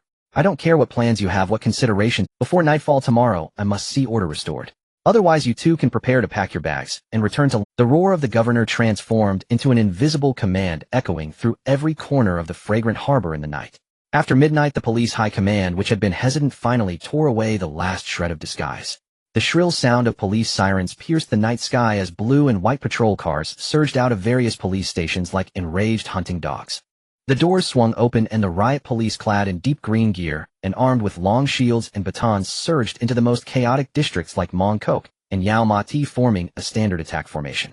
The white smoke of tear gas began to spread under the neon lights. The gangsters who had just been wreaking havoc instantly became headless flies. The machetes and water pipes in their hands appeared fragile as toys in front of the well-trained riot police. The dull sound of rubber bullets being fired, mixed with the sharp cracks of breaking bones and piercing screams, became the main melody of the night. Some well-informed big gangs immediately received instructions from their bosses upon sensing something was amiss. "Everyone get back to your stalls, no heads above ground." The seasoned players from the 14K and Liancheng immediately retreated, unhesitatingly abandoning the smaller gangs that had been used as pawns by Lu Lei. Those hot-headed gang leaders and flunkies who were still working hard for Lu Lei's promises faced catastrophic. Teams of police rushed into their hideouts, mahjong parlors, and underground casinos, pinning people to the ground, handcuffing them behind their backs, and roughly stuffing them into police vans. Some who resisted were immediately disabled, dragged away like dead dogs. The gates of the British military camp in Hong Kong quietly opened. Green military trucks filled with armed soldiers began patrolling the main roads. The dark muzzles of their guns silently proclaimed the Hong Kong government's ironclad resolve to show no mercy. The chaos instigated by Lu Lei was swiftly suppressed under the absolute might of violence. Sunlight filtered through the mist, illuminating the surface of Victoria Harbor. A stage for a press conference had already been set up outside the government press office. Reporters from all over Hong Kong and the world sensed something unusual surrounding the area tightly. Inside the building, Jida adjusted his tie, looking at his sharpied reflection in the mirror. In his hands was a speech that was about to change the future of the fragrant harbor. Behind him, Su Jiajia stood silently, having not slept all night, his eyes red, but his gaze filled with determination. "Everything is ready," Jida whispered. "The arrest operation will commence simultaneously with the press conference. My people have locked onto Lu Lei's location. He won't be able to escape." Su Jiaji's voice was hoarse. Jida nodded and patted his shoulder. History will remember today. Kowloon Tong Lu Lei's mansion. In the dining room, a round table made of pear wood was laid with exquisite Cantonese dim sum. Abalone siu my shark fin dumplings bird's nest congee. A young woman in a silk qipao with a captivating figure carefully picked up a shrimp dumpling for Lu Lei. Lu Lei leaned against the tiger skin armchair leisurely sipping porridge, but a trace of unease crept across his face. The phone call from the police commissioner last night made him feel as if he had won a round. However, the news from the radio this morning about the swift suppression of the street unrest weighed heavily on his heart. Having mingled in the underworld for decades, he knew that if the Hong Kong government truly wanted to strike hard, they would show no mercy. Sir, the radio is broadcasting the news, the concubine said in a delicate voice. Lu Lei grunted, signaling her to turn it up. After the static of the radio, the announcer's clear voice came through. The Hong Kong police launched a large-scale security operation codenamed Dawn from late last night to early this morning. During the operation, the police arrested a total of 342 gang members suspected of illegal assembly, criminal damage, assault, and robbery, effectively striking at the arrogance of organized crime, and normal order in the city has been basically restored. Lu Lei's face turned heavy. A bunch of fools, he muttered under his breath. Just then a panicked subordinate rushed in from outside. Sir, something's wrong. Lu Lei frowned and put down his spoon. What's the hurry? Our people went to HSBC this morning to transfer the last sum of money, but found the account frozen. The subordinate's voice trembled with a hint of tears. What? Lu Lei's expression of gravity froze instantly. Just a few days ago the asset transfer was going smoothly. How could it suddenly be frozen? An ominous premonition instantly engulfed his heart. At that moment the news on the radio continued to report. We interrupt this broadcast for a special live press conference. Governor Sir Murray MacLehose has just announced an important decision through his press secretary. In order to eradicate corruption within the government and restore public confidence in the government, the administration has decided to establish a brand new agency. This agency will be completely independent of any government department and will be directly led by the governor himself, responsible for handling all complaints and investigations related to corruption. An agency independent of the police, directly led by the governor, specializing in anti-corruption. It's coming. His face turned pale in an instant, devoid of any color. The bone china spoon in his hand fell to the ground with a clatter, shattering into pieces. He lost utterly. This was not a compromise nor a negotiation. This was a declaration of war. The ghosts in the Hong Kong government, after being humiliated by him, were determined to eliminate him at all costs. Lu Lei abruptly stood up, knocking over the armchair behind him with a violent motion. Get out, he shouted at the subordinate still frozen in place. Lu Lei rushed to the window, cautiously lifting a corner of the curtain to look outside. Across the street in a car sat two men casually reading newspapers. But Lu Lei's sharp eyes quickly recognized them as plainclothes officers from the Hong Kong police's political department. His heart sank to the bottom. It's over. They were onto him. With his understanding of police tactics, he feared that all the docks, airports, and border crossings in Hong Kong had been laid with traps. He couldn't escape. No, there was still a chance. Lu Lei's mind flashed with the architectural plans of this mansion. Thankfully, when building this house, he had left one last escape route. A secret passage leading directly to the sewer system of the street outside. The panic on Lu Lei's face quickly faded, replaced by a near-manic calm. Notify the brothers to retreat through the secret passage to the safe house, as originally planned. He ordered his trusted subordinate without showing any emotion. Then Lu Lei picked up a phone and dialed several numbers. It's me, Lu Lei. His voice regained the authority of the head of the triads. You all need to take your brothers immediately to meet up with Ma Shirkuan from the Chaos Han gang, then go to Tuen Mun and flatten Lu family village for me. Remember, leave not a single survivor. He issued the merciless command in a hurried tone. Then Lu Lei dialed Ma Shikan's number again. The phone rang for a long time before it was answered. Hello, is this Akuan? It's Lu Lei. Lu Lei's tone became somewhat restrained. On the other end of the line, Ma Shirkuan felt a sudden heaviness in his heart. Uncle, what do you need? He asked, feigning respect. I've already notified several small gangs to take their people to Tuen Mun's Lu family village. You need to take everyone you can immediately to join them and flatten that village for me. Lu Lei's voice was cold. Ma Shirkuan remained calm, replying, all right, uncle, I'll arrange it right away. After hanging up, Ma Shirkuan hesitated not at all, immediately picking up the phone again to call Lin Chao. Before descending into the secret passage, Lu Lei took one last look at the luxurious dining room, his eyes devoid of any nostalgia, filled only with endless resentment. His destination was not the safe house. It was Kowloon Tong, an ordinary apartment building. Su Jiaji's home. Lu Lei needed to first obtain a bargaining chip that would make those ghosts and Su Jiajia hesitant. Lin Chao sat in the shipyard office as the radio broadcasted a press conference from the government news office. The wheel of history was abruptly pushed forward by this small butterfly for more than 2 months. At that moment the phone rang sharply, piercing the silence. Lin Chao picked up the receiver, and the anxious voice of Ma Shirkuan came through. Chao, it's me, Ma Shirkuan. Lu Lei just called me. He has completely lost his mind. Ma Shikuan spoke, rapidly recounting Lu Lei's words. He has already notified several small gang leaders to bring all their men to Tunmun right now. He also ordered me to take all the capable brothers from the Chaozhou gang to meet up with them. His exact words were to wipe out Lu family village, leaving no survivors. Lin Chao's gaze remained unchanged, growing even colder.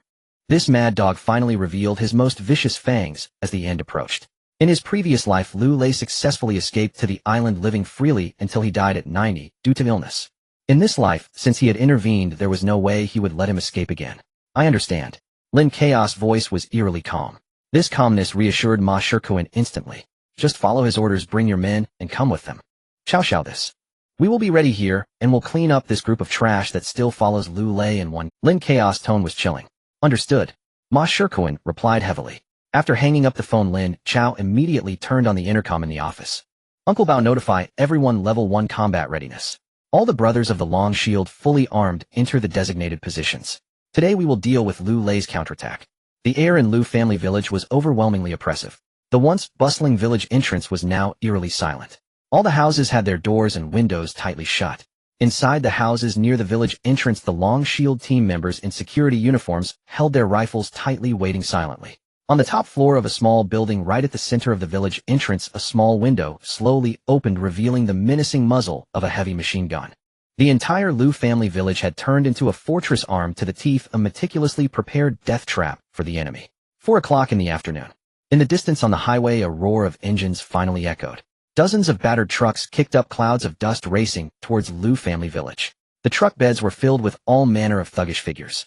They waved machetes, pipes, and baseball bats, with a few even holding various firearms. A group of them unleashed unintelligible howls, their faces filled with greed and bloodlust. These were Lu Lei's last followers, a group of reckless gangsters intoxicated by promises of money and territory. The trucks stopped 100 meters from the village entrance. Over 300 thugs jumped down, chaotically forming a dark mass. One of them, a man with a fierce scar across his face, was the leader of a small gang, Scar Lu. He stepped forward and yelled arrogantly at the quiet village, "Listen up inside. Those who know what's good for them, come out and surrender. Hand over your money and women, and I, grandfather Lu." To them this was just an easy armed procession. How much resistance could a broken fishing village muster? However, their shouts received no response. The entire Lu family village remained eerily silent. Scar Lu grew impatient. He turned to the Chaozhou gang members who were lagging behind. "Hey, Ma Shikuan, what's wrong with your men? Are they just hiding back there watching the show?" Ma Shikuan stood among the crowd, his expression unreadable, simply saying, "Brother Lu, please go ahead. Our Chaozhou gang values rules and gives you the chance to lead the charge." Scar Lu disdainfully sneered. "A bunch of cowards." He turned around and waved his machete forward. "Brothers, charge. Whatever you grab inside is yours." More than 100 of the most reckless thugs surged forward like a flood, howling as they rushed towards the village entrance. They could already imagine the thrill of burning, killing, and looting once they entered. Scar Lu and a few other small leaders followed behind the crowd, their faces revealing cruel smiles. They failed to notice that at the moment their men charged out, the 200 Chaozhou gang members behind had quietly spread out to the sides. The weapons in their hands were also lowered, subtly forming a massive encirclement that completely sealed off the retreat of their allies. The village entrance was silent.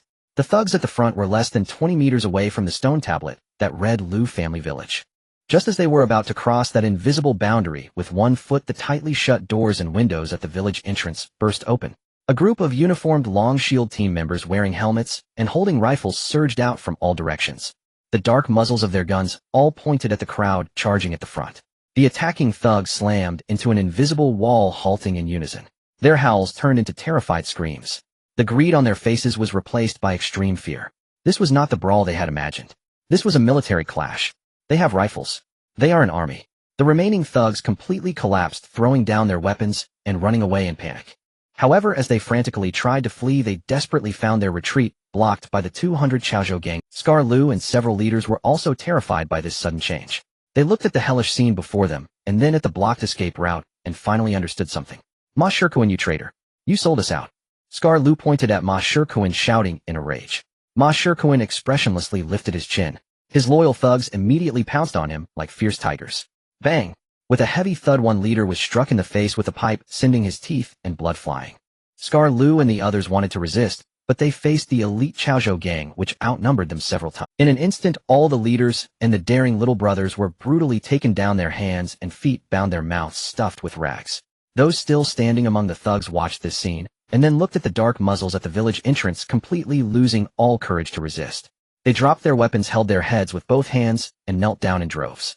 At the village entrance, Lin Chao walked out slowly with Chen Bao. Ma Shirkoan hurriedly stepped forward and respectfully bowed to Lin Chao. "Chao Shao, I have fulfilled my duty." Lin Chao nodded, scanning the wounded on the ground and the surrendering captives. "Clean the battlefield, tie them up, and send a grand gift to the police." Just then a communications officer from the Long Shield rushed out from the village, his face pale. He ran up to Lin Chao, leaned in to whisper a few urgent words that only the two could hear. The calmness on Lin Chaos' face vanished in an instant. A chilling, bone-piercing, killing intent erupted from him. His gaze became incredibly terrifying. "There's been an incident in Kowloon Tong. Our brothers sent to protect Officer Zu's family reported that several individuals forcibly stormed into Officer Zu's home about 10 minutes ago. The two officers responsible for the protection were taken down on the spot and are now tied up inside." The voice of the messenger was urgent. The brothers were too far away and couldn't make it in time. Lin Chao was not surprised, he just didn't expect LV Lei to be so reckless before escaping. Lin Chao slowly turned around and looked at Chen Bao. "Gather 20 brothers, bring their weapons, we're heading to Kowloon Tong." Chen Bao did not ask any questions, simply nodding heavily before turning to gather the men as quickly as possible. 3 minutes later, 4 cars shot out of Lejiakin like arrows, speeding towards Kowloon Tong. Inside the car there was a deathly silence. 20 elite members of the Dragon Shield security had changed out of their usual attire and were cradling modified Type 56 semi-automatic rifles. Lin Chao sat in the passenger seat, his gaze fixed on the receding scenery ahead, his eyes deep and cold. Meanwhile, in Kowloon Tong, beneath a high-end apartment building, the atmosphere was tense to the utmost. Dozens of blue and white police cars flashed their red and blue lights, sealing off the entire block. Police officers in green riot gear, armed with long shields and various firearms, formed an impenetrable human wall, keeping all reporters and curious citizens who had rushed over outside the cordon. Below the apartment, Su Jiajia's eyes were bloodshot like a beast trapped in a cage, staring intently at the window he was all too familiar with. He had just received a call. It was from LV Lei. LV Lei's voice on the phone was frenzied and distorted. "Su Jiajia, your wife and daughter are now in my hands. If you want them to live, prepare a fast boat that can reach Manila within an hour, fully fueled and stocked with fresh water. Once I reach international waters, I will naturally let them go. Remember, do not try anything funny or be prepared to collect their corpses." Su Jiajia burst into the temporary command post, grabbing his superior G-Dub by the collar. "Chief, let me go. Let me negotiate with him. He wants a boat, we'll give him a boat. As long as I can save my wife and children, I will agree to any conditions." The entire police command system was thrown into great turmoil by this sudden turn of events. Jida's face was equally grim, but he still forcibly pried Su Jiajia's hand away, his voice stern. "No, he's a madman, and we cannot compromise with him. If we let him out to sea, he will be a disgrace to our entire port government. The soon-to-be-established Corruption Prevention Commission will also become a joke." Jida stared at Su Jiajia coldly, saying, "Your family is important, but the dignity of the port government is even more crucial. This is my career path, and yours too. We cannot afford any mistakes." Su Jiajia looked at the cold man. He understood that in the eyes of these politicians, the lives of his family were but sacrificial pawns. The negotiation experts on site had already taken the megaphone, starting to shout at the upper floors, attempting to stabilize LV Lei's emotions. But LV Lei inside had clearly lost all patience. Lin Chaos convoy arrived at the perimeter of the blockade just then. Seeing this impenetrable formation, Lin Chao knew they could not enter from the front. He found a street corner and parked the car in the shadows. "Find the tallest building. I want to see what's happening inside." Soon Chen Bao led him quietly onto the rooftop of another nearby apartment. From here, they could clearly see the balcony of Su Jiajia's home across the street. Lin Chao raised a high-powered military binocular. In the lens, the curtains of Su Jiajia's home were tightly drawn, but through the occasional fluttering gaps, vague figures could be seen moving. The standoff continued to be deadlocked. Jida rejected all of LV Lei's demands, simply having the negotiation experts repeat those pale and powerless persuasion slogans again and again.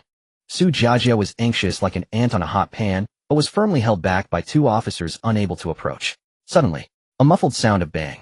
A window of Su Jiajia's home was abruptly thrown open from the inside. A bloodied man in a police uniform was thrown out like garbage, crashing heavily to the ground. It was one of the 2 officers previously tasked with protecting Su Jiajia's family. His chest bore a massive gaping wound, and he clearly would not survive. The crowd below let out terrified screams. The flashes of reporters' cameras went off, frantically capturing this bloody scene. LV Lei's deranged roar echoed from inside the house. "I give you 10 minutes. If you don't agree to my conditions, the next one thrown out will be his daughter." The cold countdown was like the death knell, striking fear into the hearts of everyone on the scene. Su Jiajia let out a heart-wrenching roar and desperately tried to rush upstairs, but was tightly held back by several colleagues. Jida's face finally changed. He did not expect LV Lei to actually dare to kill a police officer in public. On the rooftop, Lin Chao lowered the binoculars. He knew they could no longer wait. Relying on this group of incompetent police would only lead to the worst outcome. LV Lei, this mad dog, deserved to die, but not now. The drama of the Corruption Prevention Commission still needed him. But Su Jiajia's family must be saved as well. This big favor must be given to Su Jiajia. What to do? Lin Chao's gaze quickly scanned the stores on both sides of the street below. His eyes finally settled on a small store at the street corner with a sign that read Renai Veterinary Clinic. An audacious plan instantly took shape in his mind. He turned to Chen Bao and ordered, "Go to that veterinary clinic below, buy all the anesthetics they have in stock, no matter what it is, bring them all back." Chen Bao was momentarily taken aback, but without further questions immediately took his men downstairs. A few minutes later, Chen Bao returned panting heavily, carrying a plastic bag filled with various bottles. Lin Chao took the bag, glancing at the labels on the bottles that read ketamine, fast sleep, and the veterinary anesthetics, his eyes becoming exceptionally sharp.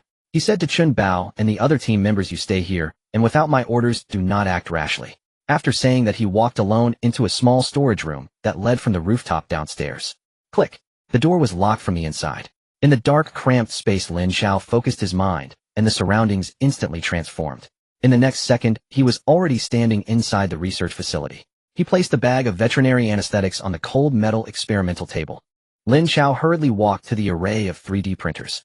The screen on the control panel lit up and countless streams of design data cascaded like a waterfall. Lin Chao's fingers danced swiftly across the screen, accurately pulling up a folder. Special hunting equipment. He instantly locked onto a design blueprint named Viper X9. This was an open-source design he had downloaded from a forum for hunting enthusiasts abroad for an African wildlife protection project in his past life. This crossbow was specifically designed to launch tranquilizer darts, prioritizing utmost precision and silence over lethality. Printing task initiated using T700 carbon fiber composite material expedited mode. The command was issued. One of the 3D printers in the array immediately began to work. A blue laser beam scanned rapidly within the printing chamber. Layer upon layer of carbon fiber powder finer than a strand of hair was precisely fused and molded. He turned and walked to a precision processing station to begin crafting the accompanying crossbow bolts. The shafts were made of lightweight alloy and the tips were designed to be hollow, housing a miniature high-pressure injector. He poured the ketamine and a fast-acting anesthetic he purchased from the veterinary hospital into a centrifuge for purification, then reformulated it to a dosage capable of taking down an adult Asian elephant. This dosage of anesthetic, when applied to a human, had only one effect: instant unconsciousness. 10 minutes later, a pitch-black sci-fi-styled crossbow and 10 bolts filled with deadly agents lay quietly on the laboratory table. Lin Chao retrieved the multi-rotor drone that had previously mounted a sniper rifle. He skillfully secured the Viper X9 crossbow using a special buckle. He called up the firearm control program he had written before, made simple adjustments, and connected the drone's flight control system to the crossbow's trigger. He could achieve remote aiming and firing through the drone's first-person perspective. Everything was ready. Lin Chao exited the research facility and returned to the cramped storage room on the rooftop. Less than 5 minutes had passed outside. The atmosphere at the standoff scene had already reached a breaking point. Time passed second by second, each tick feeling like a heavy hammer striking Su Jiaji's heart. Jida's face was ashen. He had received a death order from the governor's office. Lu Lei must not escape. He especially could not leave as a victor. In an inconspicuous military jeep at the street corner, 2 British snipers wearing berets had already set up their sniper rifles. Their mission was singular. The moment the target appeared, whether to kill or injure, he must not be allowed to leave with the hostage. "Chief, let me go. Let me trade for my daughter." Su Jiajia could no longer control his emotions, grabbing Jida's arm and pleading hoarsely. "He wants a hostage, and I'm the best hostage." "Shut up." Jida coldly shook off his hand. "If you go up now, you'll only give him another bargaining chip. Keep calm." The negotiation expert was still holding a loudspeaker, futilely repeating the words of persuasion. "We are considering your request. Do not harm the hostages." Inside the apartment building, Lu Lei listened to the pale shouts from outside, a sinister grin spreading across his face. He knew these foreigners were stalling for time. He suddenly moved to the window, shoving the tied-up officer forward and pressing the gun against his head. If the car isn't brought downstairs by then, I will execute him first." Jida's pupils contracted sharply at the scene. Threatening to shoot a police officer in front of countless reporters was akin to rubbing the face of the government in the dirt. "Agree to his demands." Jida gritted his teeth and shouted at his subordinate beside him. "Get the car over there quickly to stabilize him. Snipers, prepare." A blue and white assault vehicle immediately emerged from behind the blockade and slowly stopped at the foot of the apartment building. The car is here. Lu Lei calmed down. The negotiation expert shouted immediately. We have agreed to your demands. The boat is also being prepared. Let the hostages go first. Let your mother. Lu Lei roared wildly from above. I want to take them down now. All your people step back 100 meters. Anyone who dares to approach me will be killed first. He said, grabbing Su Jiaji's daughter who was trembling in fear and pressing the gun against her temple. Su Jiaji's wife let out a piercing cry but was brutally struck on the back by another thug with a gun silencing her instantly. Seeing this scene, Su Jiajia below felt as if his eyes were about to burst. He let out a beast-like roar. Inside the apartment, Lu Lei and his 4 henchmen began to push the 3 blindfolded hostages toward the door. All their attention was focused on the corridor outside and the police cars below. No one noticed that behind them a black shadow hovered silently in midair outside the glass window, leading. It was Lin Chao's drone. Through the first-person perspective transmitted from the drone, Lin Chao clearly saw that Lu Lei and his 4 subordinates were completely turned away from the rear window, forming a perfect shooting arc. Now is the time. Lin Chao's gaze sharpened, and he gently pressed the launch button on the remote control. There was no gunshot, only a barely perceptible click. The glass of the apartment's rear window shattered instantly as a high-speed object flew in. As the shards of glass flew in all directions, puff, puff, puff, puff, puff. 5 extremely faint sounds almost echoed at the same time. Lu Lei, who was about to open the door, suddenly stiffened. He lowered his head, not yet able to see what was happening, when a powerful sense of paralysis surged through him, like a flood bursting a dam, instantly overwhelming all his nerves. The world before his eyes began to spin. In his final awareness, he only saw his 4 loyal subordinates collapse, softly like him. They didn't even have time to let out a single scream. Bang! The 5 bodies fell to the ground almost simultaneously. The 3 hostages they had taken captive lost their support and were dragged down, as well screaming in sheer terror. Blindfolded, they had no idea what was happening, only thinking that the final slaughter had begun. Below, when the continuous and piercing screams came from the apartment, everyone's heart at the scene sank to the bottom. No! Su Jiajia let out a heart-wrenching roar. He could no longer care about any orders. Like a madman, he shoved aside the 2 colleagues who were desperately blocking him, drew his sidearm, and rushed toward the apartment door. Jida's face also turned pale. Action! Action! Charge it! He gave his final orders over the internet. The mobile unit officers, long prepared, surged over the blockade like a tide, guns drawn as they charged into the apartment building. Su Jiajia led the way. His eyes bloodshot, he used all his strength to kick open the door to his home. He was ready to confront hell. However, the scene inside left him frozen in place. There was no blood flowing like a river. No horrifying. In the room, his wife and daughter along with the captured officer were all sitting on the ground, unharmed, their heads covered, screaming in terror. Surrounding them, Lu Lei and his 4 henchmen lay motionless on the ground, unconscious. Wife! Su Jiajia dropped the gun in his hand and rushed over like a madman, tightly embracing his wife and daughter. The officers who rushed in behind were also stunned by the bizarre scene before them. They quickly moved forward to control the unconscious Lu Lei and the others while rescuing the hostages. A forensic officer from the police team hurriedly approached to check Lu Lei's pulse and breathing. Chief, they are not dead. The forensic officer's voice held a hint of surprise. They are just in a deep coma. Saying this, he carefully pulled out a black crossbow bolt from Lu Lei's back. The design of the bolt was very peculiar, featuring a delicate metal injector structure at the tip. Jida also walked in. He looked at the unconscious thugs and the unharmed hostages, his brows furrowed into a tight line. Su Jiajia comforted his family. His gaze was also drawn to the crossbow bolt.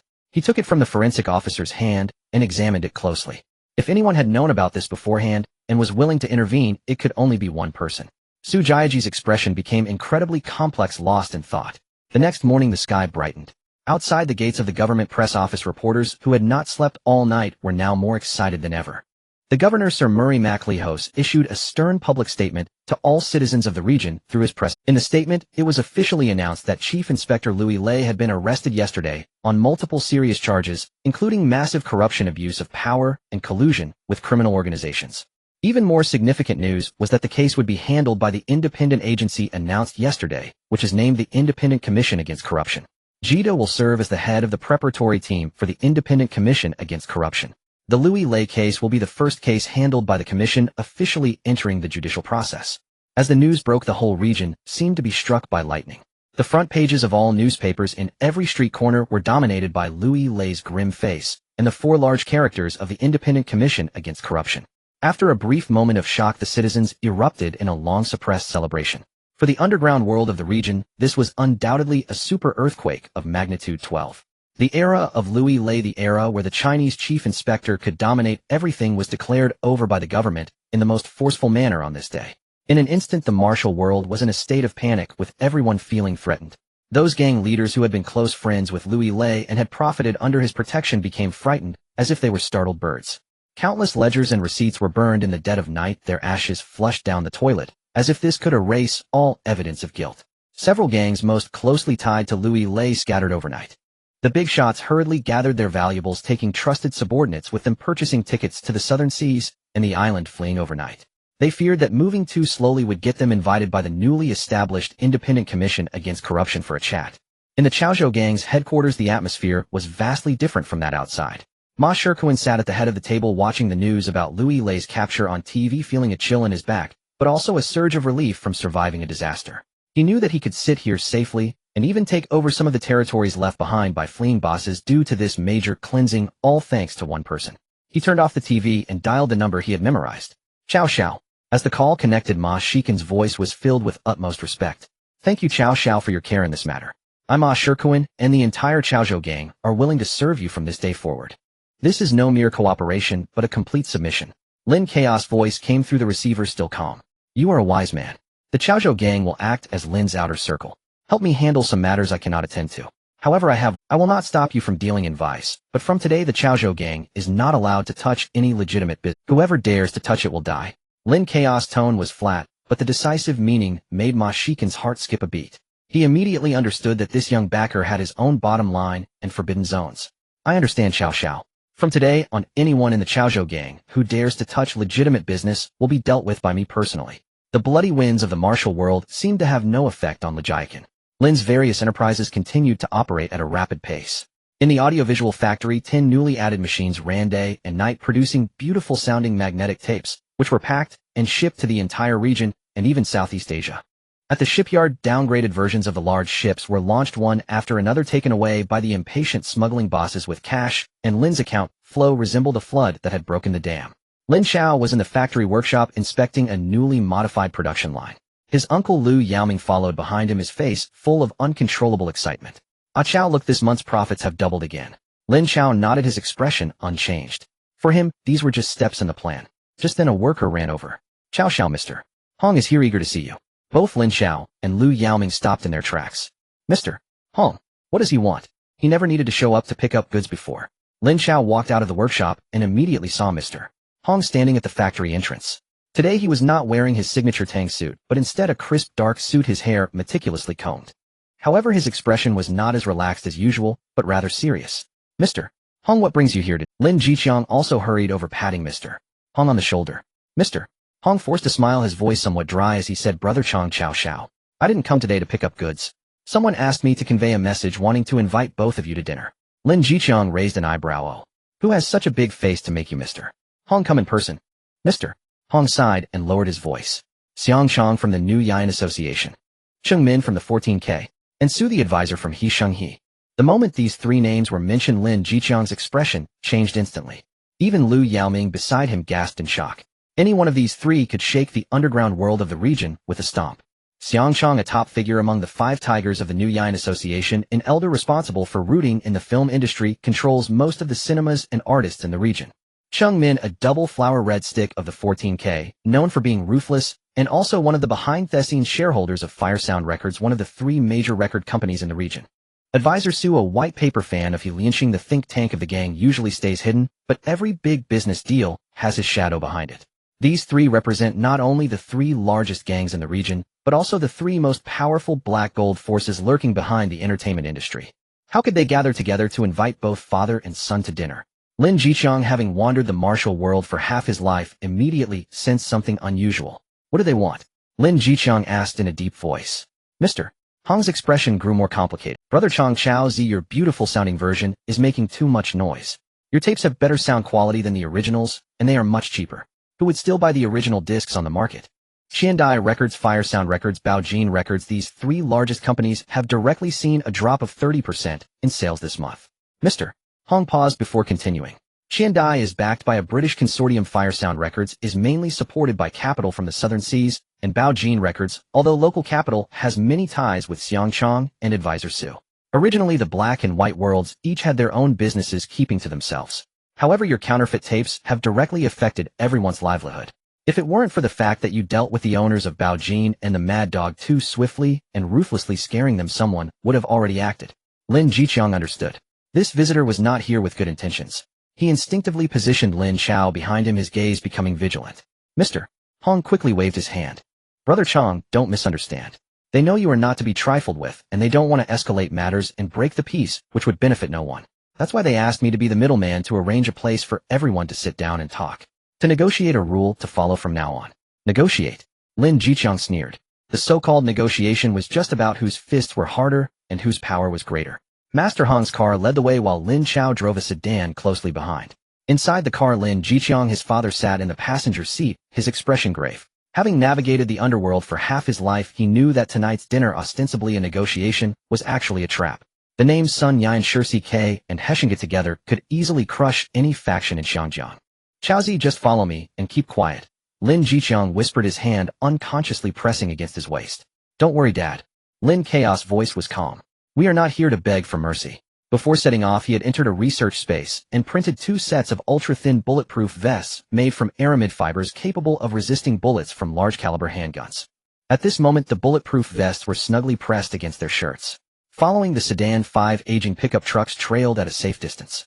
The truck beds were filled with elite members of Long Shield security dressed in work uniforms, appearing just like ordinary shipyard workers. Yet hidden beneath the oilcloth-covered toolboxes were enough firepower to level the entire Xiangfu building. 1 Type 53 heavy machine gun, 2 rocket launchers, and enough semi-automatic rifles and grenades for everyone. Lin Chao never engaged in unprepared battles. If negotiations go well, everyone profits. If not, they would flip the table and see whose fists were harder. At 7 o'clock in Simsha Sui, the Xiangfu building was brightly lit, but the entrance was unusually quiet, devoid of even a single welcoming staff member. Master Hong parked the car and strode over, his face somewhat pale. Chaozi Changa, they've booked the entire 3rd floor. Master Hong lowered his voice. My men are guarding downstairs, but the upper floors are all theirs. Lin Jiqiang patted his shoulder, signaling him not to be nervous. Lin Chao subtly indicated with his eyes through the rearview mirror. The 5 pickups quietly stopped across the street. Only Chun Bao's vehicle had occupants who stepped out to protect Lin Chao and Lin Jiqiang. A group followed Master Hong into the Xiangfu building. The lobby on the 1st floor had no guests. At the staircase leading to the 3rd floor stood 4 burly men in black suits. Upon seeing Master Hong, they merely nodded slightly, their gazes slicing through Lin Chao and his father. As they ascended to the 3rd floor, an invisible pressure bore down on them. The spacious banquet hall was dominated by a massive redwood round table in the center. Xiang Chongqing Min and Master Su, 3 powerful figures in the Xiangjiang underworld, sat at 3 sides of the round table. Behind them stood 7 or 8 of their best subordinates. Each face was stern, their eyes unfriendly, heightening the already tense atmosphere. The air was thick with the smell of smoke, but more so with the scent of gunpowder. As the intermediary, Master Hong's forehead was already sweating, and his smile looked more painful than a frown. Mr. Xiang, brother Min, Mr. Su, I have brought the people you requested. There were no pleasantries, no formalities. 3 sharp gazes locked onto the newly arrived individuals. Lin Jiqiang instinctively stepped forward half a pace, shielding Lin Chao, behind him bearing most of the pressure himself. Please take a seat. The one who spoke was Master Su. He adjusted his gold-rimmed glasses and pointed to the remaining empty seats at the table. Lin Chao and his father exchanged a glance and took their seats calmly. Chen Bao stood quietly behind them, with 4 Long Shield team members forming a clear confrontation with the 3 factions opposite them. Bang! Cheng Min suddenly slammed a glass down on the table, sending liquid splattering. He glared at the 2, his voice squeezed out through gritted teeth. You bunch of lousy punks from the big circle, I don't care who you have backing you. Your pirated tapes have caused a 40 drop in our business at Huashing Records this month. How do you account for this? His eyes were filled with murderous intent, showing no concealment. Xiang Chong, sitting in the main seat, had been leisurely slicing an apple with a small knife, but now he stopped his movements. He raised his eyelids, his dark gaze falling on Lin Jiqiang's face. In Xiangjiang, the rule is that everyone profits. A group of newcomers wanting to monopolize is simply too greedy. Aren't you afraid of choking on your own greed? His voice was not loud, but it was filled with pressure. Master Su took out a calculator from his pocket, pressing the buttons, slowly producing light, clicking sounds. According to preliminary statistics from our partner record companies, your pirated tapes have already caused us a loss exceeding 15 million Hong Kong dollars. He put down the calculator and smiled without sincerity. Our demands are quite simple. Stop your piracy and compensate us for our losses. The 3 big bosses came on strong, cornering Lin Chao and the others. Lin Jiqiang had already placed his hand on his waist, his face darkening as he was about to explode. However, Lin Chao reached out and gently pressed his arm down. Leaning back in his chair, he even wore a smile. I find it quite strange. You are also engaging in piracy. When did it become your turn to stand up for record companies and fight against piracy? His words were like a needle accurately piercing through the moral facade of the others. Chung Min's face instantly turned a dark shade of liver color. Our pirated versions have poor sound quality and low prices meant for those who cannot afford the originals. The wealthy will still buy the legitimate versions. We are helping the record companies expand their influence. He shouted defensively. But your product is different. The sound quality is even better than the original. You are undermining all of us. Lin Chao's smile widened. Oh, so that's how it is. Ultimately, it's your technology that is lacking. How can you blame us? You're asking for trouble. Chung Min exploded in anger, slamming the table and standing up abruptly. His subordinates immediately moved forward, some even pulling out handguns from their jackets. Xiang Chong and Master Su's people also reacted simultaneously, and the atmosphere in the private room became tense, a violent clash seemingly imminent. However, just as they were about to close in, a soft yet incredibly clear sound froze everyone's movements in place. Standing behind Lin Chao, Chun Bao had somehow pulled out a dark green grenade from his jacket. With an expressionless face, he flicked the safety lever open with his thumb. The cold metallic firing pin was primed and ready. If he let go, everyone in the room would be showered with shrapnel within 3 seconds. Almost simultaneously, the other 4 Long Shield team members also pulled out similar grenades and released the safety. Hiss! A collective intake of breath filled the private room.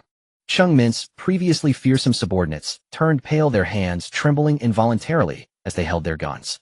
They were hoodlums, but not lunatics. They were not afraid of knife fights or gunfire, but they dreaded a strategy that led to mutual destruction. Even Xiang Chong and Master Su revealed expressions of shock and apprehension. They had anticipated many possibilities, but had never considered that the other side would resort to such a door-die tactic. Everyone back off. Master Su was the first to react sternly, ordering his men to stop. We are all here to seek profit, not to fight to the death. Killing and fighting will only harm our chances of doing business. As he spoke, he exchanged glances with Chung Min and Xiang Chong.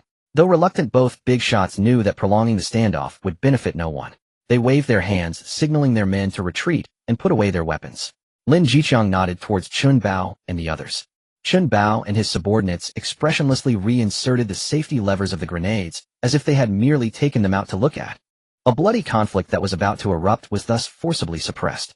Yet the tension in the air remained taut. Master Su picked up a teacup and took a sip, moistening his somewhat dry throat while calming his startled nerves. Mr.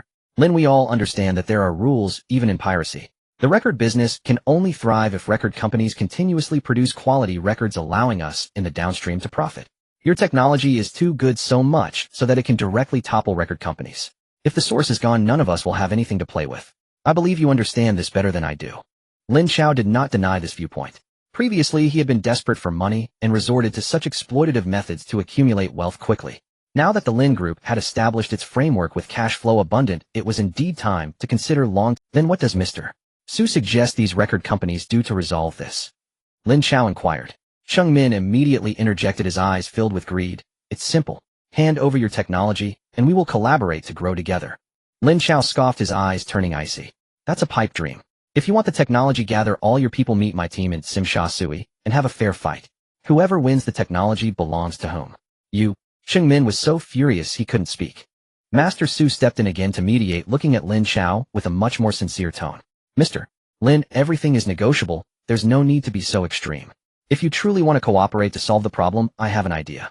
Since the sound quality of my tapes is even better than your authentic versions, let's do this. From now on, you record the master tapes through my services. As soon as these words left his mouth, the entire private room fell into a dead silence once again. Everyone seemed to have heard the most ridiculous joke in the world. Standing aside, Mr. Hong's mouth hung open wide enough to fit an egg, completely unable to follow the young man's train of thought. What the hell are you saying? Chung Min was the first to react. He pointed at Lin Chaos, nose trembling with rage, the muscles on his face twitching. I can't have heard that right, can I? You, a lowlife who deals in counterfeits, think you can make our authentic record company record the master tapes? Have you lost your mind? This was no longer a provocation, it was a blatant humiliation. Xiang Chong's eyes, which had been half closed, suddenly widened, revealing a blade-like, cold light. Lin Chao completely ignored their anger and continued, speaking to himself. I can guarantee that the sound quality of your authentic recordings will always be the best available on the market, irreplaceable. My own tapes, however, will be one grade lower in quality. Moreover, I assure you that from now on, Lin's audiovisual will not release any counterfeit records identical to yours. I will only produce various compilations and collections of my own design. Mr.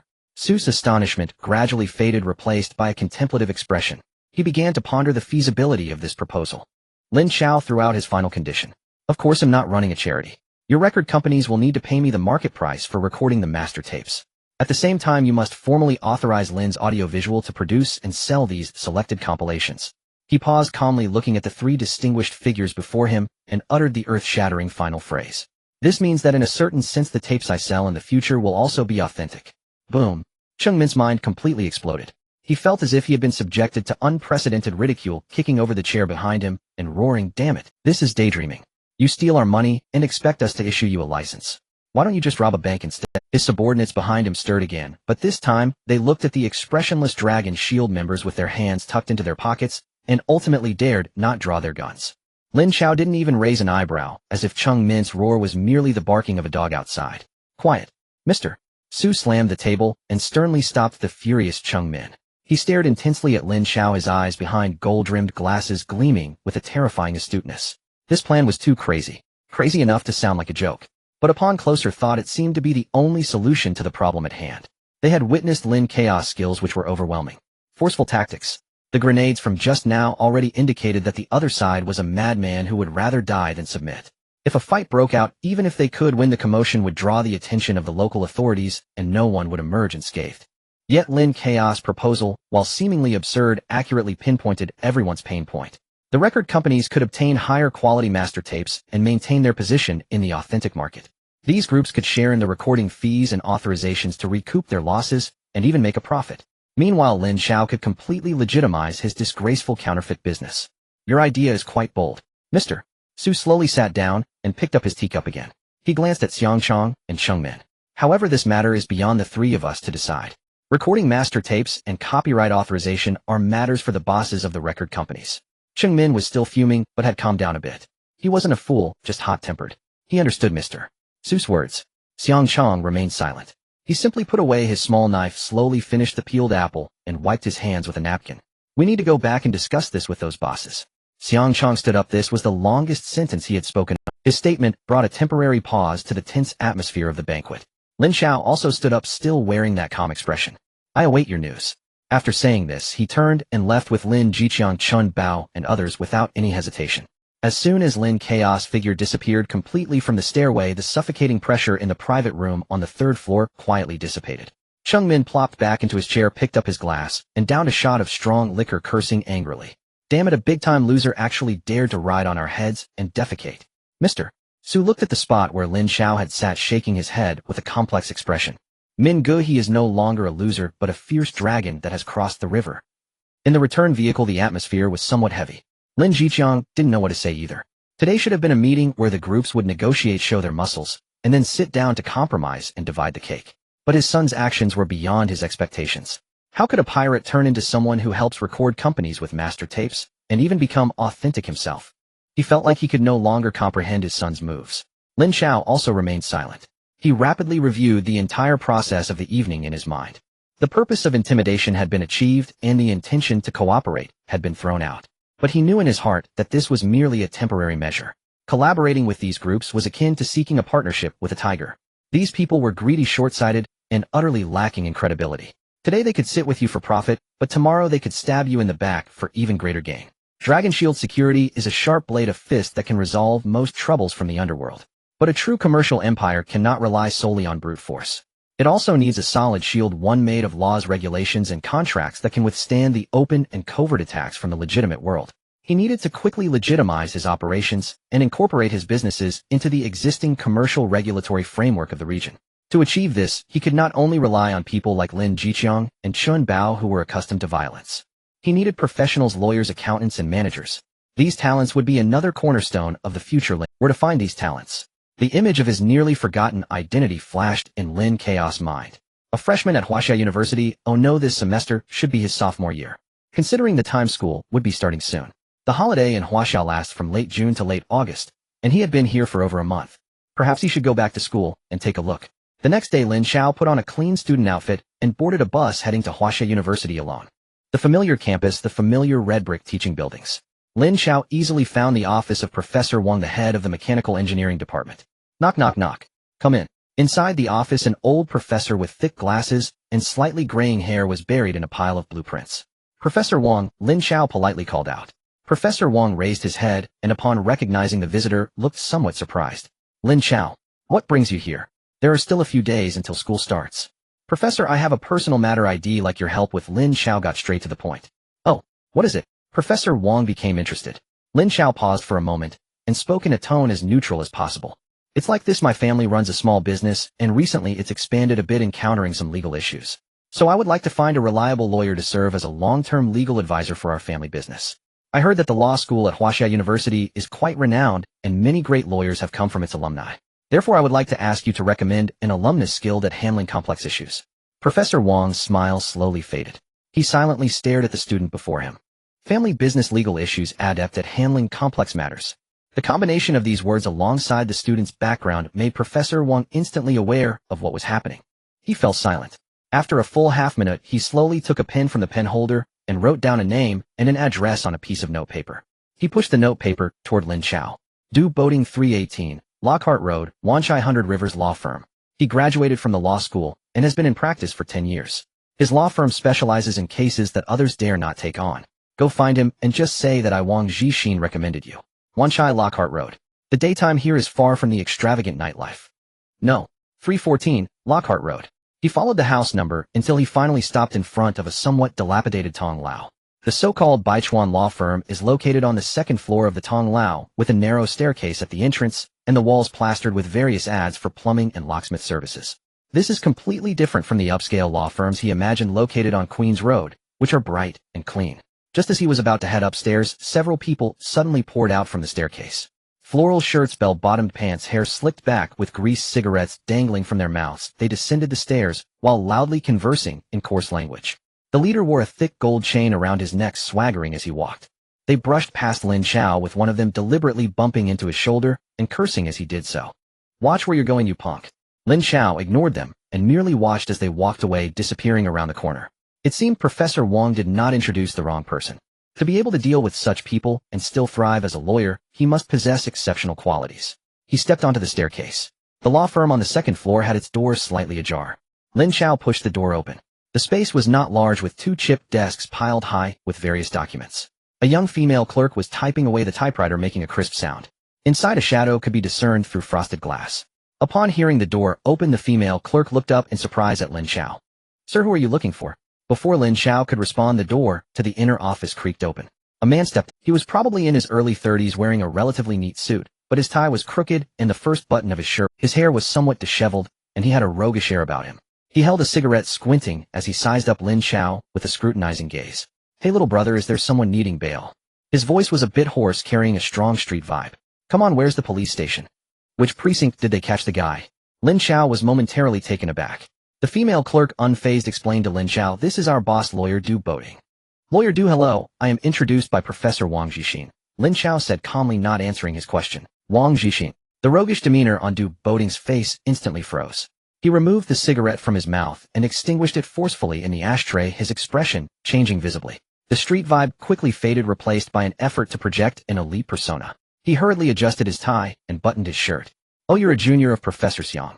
I'll look at this mess. I just sent off a few clients, he said, forcing a warm smile, and quickly stepping forward. Please come in. May quickly brew a cup of tea for our junior. Use the long jing from my office. The female clerk responded and got up to prepare tea. Du Boating enthusiastically invited Lin Chao into the inner office. The office was also small, with a bookshelf, a desk, and a chair. That was all. But the bookshelf was filled with thick legal tomes, adding a professional air to the place. I'm not sure why you're looking for me. Is there something you need? Du Boating rubbed his hands together, appearing somewhat anxious and excited. Since graduating, no teacher or classmate had introduced him to any serious business. Lin Chao sat down and got straight to the point. It's like this, Lawyer Du. My family is in business and has encountered some legal issues regarding commercial cooperation.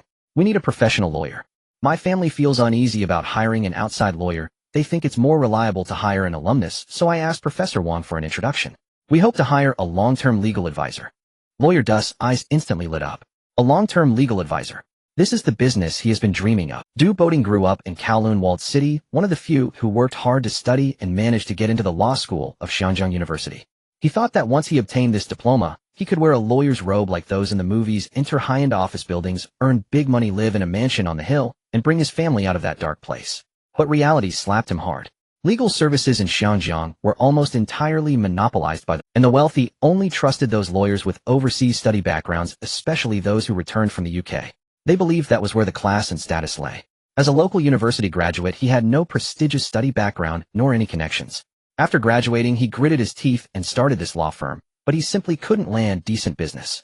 Ordinary citizens thought hiring a lawyer was too expensive and preferred to settle matters privately rather than go to court. He couldn't even squeeze into the circle of the wealthy. Seeing his firm on the verge of closing down, he took on his first street business out of desperation. A childhood friend from the walled city involved in a gang got into a brawl and was arrested. He rushed to help with bail and litigation. Unbeknownst to him, this opened a door to a new world. He found that although these gangsters were rough and uncouth, they showed respect to those who could help them. They needed lawyers and needed them often because they were committing crimes every day. He charged lower fees, unlike those big-name lawyers, and was easy to communicate with. Slowly, he gained a reputation among the gangsters. Whenever any small gang had legal troubles, they preferred to come to him. As a result, Du Boating was looked down upon by his classmates from Xinjiang University, who called him the gangster lawyer behind his back, thinking he brought shame to the law department. But he didn't care. He just wanted to survive. Yet in the depths of the night, he would still recall his original dream. Unexpectedly today, a real opportunity had just fallen into his lap. A legitimate family business needed a long-term legal advisor. This meant his professional abilities would finally be recognized by the upper class. He felt like his luck was turning around. Absolutely no problem. Du Boating patted his chest excitedly, proclaiming, "Junior, don't worry. I'm well-versed in commercial contracts, company law, and labor disputes. I guarantee that I will arrange your business smoothly without leaving a trace of legal loopholes." He was pushing himself hard, fearing he might miss this once-in-a-lifetime opportunity. "I'd like to know, what kind of business does your family mainly engage in? Is it large in scale?" he asked cautiously, his eyes filled with anticipation. Lin Chao calmly replied, "My family's company is called Lin's Group, and our main industries cover shipbuilding, property management, audiovisual industry, and transportation." "Hiss," Du Boating inhaled sharply. "Shipbuilding, property, audiovisual, transportation." This was no small business, it was a nascent commercial group. He felt as if he had stumbled upon a great treasure, his heart racing with excitement. A big client. This was definitely a client who could turn his life around. He felt that his legal career was about to embark on a glorious path. Du Boating tried hard to appear more. He took out a brand new notebook and a pen from the drawer. "Where is your esteemed group's office located? I will visit tomorrow to understand the specifics and draft a legal advisor contract as soon as possible." Lin Chao looked at his excited expression and calmly uttered a place name. Tunmun Luk Ka Village. Du Boating's smile instantly froze. His hand holding the pen halted midair, his expression shifting from ecstasy to shock, then to horror. Luk Ka Village. He had just heard that name, because just 3 days ago he had bailed out a few lowlife gangsters from the Tunmun police station. Those lowlifes had their limbs broken, tossed like dead dogs at the police station's door. According to their cries, they had followed a boss to a place called Luk Ka Village to conduct business, only to be ambushed and captured by a group of people from the village. Those people not only had guns, but also wore matching uniforms, and were even more ruthless than the police. The color drained from Du Boating's face little by little. He raised his head, looking incredulously at the seemingly cultured young man before him. Family business. Commercial group. He swallowed hard, struggling to gulp down his saliva. Lin Chao seemed to see through his thoughts, and stood up, gesturing for him to proceed. "Lawyer Du, seeing is believing. How about we go to Tunmun now, so you can assess whether you can take on this legal consultancy contract?" Du Boating's heart raced. Was it fortune or misfortune? He bit his lip. An impulsive urge surged within him, like that of a gambler. "All right, I will go with you." The two of them left the law firm. Lin Chao waved at the roadside, and a red taxi quickly stopped in front of them. Du Boating, feeling anxious, followed Lin Chao into the back seat.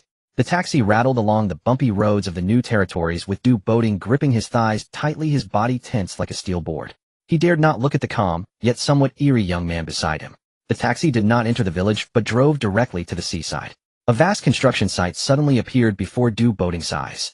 Tall gantry cranes stood like steel giants, with several docks underneath, where a dozen sleek large boats were quietly resting on their stands.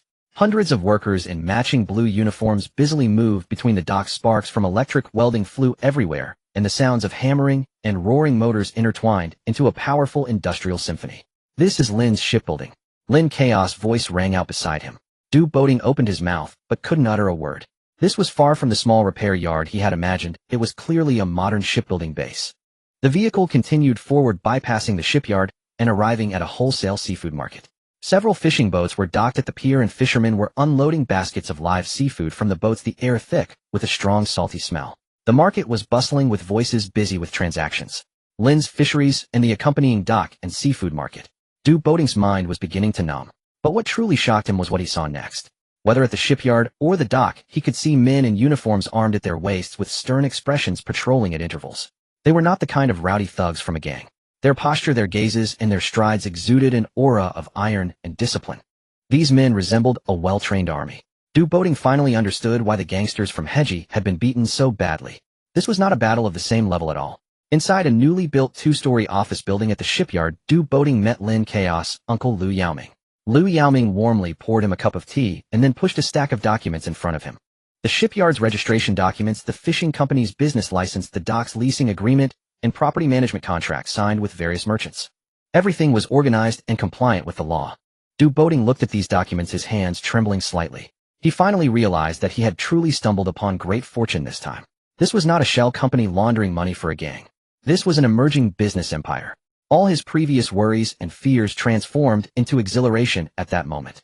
Lawyer Du. Lin Chao's voice interrupted his thoughts. You should now have a preliminary understanding of our Lin Group's business. Du Boating immediately nodded, his eyes gleaming. Mr. Lin, I completely understand. The scale and potential of Lin Group exceed my imagination. I am very honored to have the opportunity to serve Lin Group. He paused, his tone becoming extremely sincere. Regarding the legal consultancy contract, I will draft the most rigorous agreement as soon as I return. How do you plan to handle the consultancy fees? Lin Chao, seeing his excited demeanor, casually mentioned a fixed consultancy fee of 1,000 Hong Kong dollars per month, plus a share of the business profits. This figure made Du Boating's heart skip a beat. 1,000 Hong Kong dollars a month was undoubtedly a considerable income for a newly starting lawyer in the 1970s. He almost didn't hesitate, his voice trembling with excitement. No problem, Mr. Lin. I assure you I will put in 200% effort to safeguard Lin Group. Very well, Lin Chao replied, a hint of satisfaction appearing on his face. Now I assign you your first task. Lin Chao took out 2 thick blueprints from a brown paper bag and placed them. These were the design drawings Lin Chao previously gave to Factory 708. These are the designs for 2 marine engines and matching propellers. I need you to apply for patents for them as quickly as possible, not only in Xiangjiang, but in the entire world. Du Boating was dumbfounded. Apply for patents. For a lawyer in Xiangjiang during this era, this was undoubtedly an extremely niche business. Xiangjiang did not have a complete patent law. All patent applications had to be registered first at the British Patent Office and then extended to Xiangjiang. To register for global patents, it would also require contacting lawyers from the United States or other major countries to register locally. The process was complex, time-consuming, labor-intensive, and costly, with very few lawyers willing to take it on. He knew this was Lin Chao's first test for him. If this matter was not handled well, his role as a legal consultant, no problem, Mr. Lin. Du Boating straightened his back and carefully placed the blueprints into his briefcase. I guarantee a response within a week. Back at the dilapidated law firm in Wan Chai, Du Boating immediately locked himself in the office. He flipped through all the legal texts and made a few phone calls, ultimately confirming that he must collaborate with a law firm in Britain for this matter. However, he did not know anyone in Britain. After thinking it over, he finally dug out a name from his contacts that he least wanted: Li Zhiheng.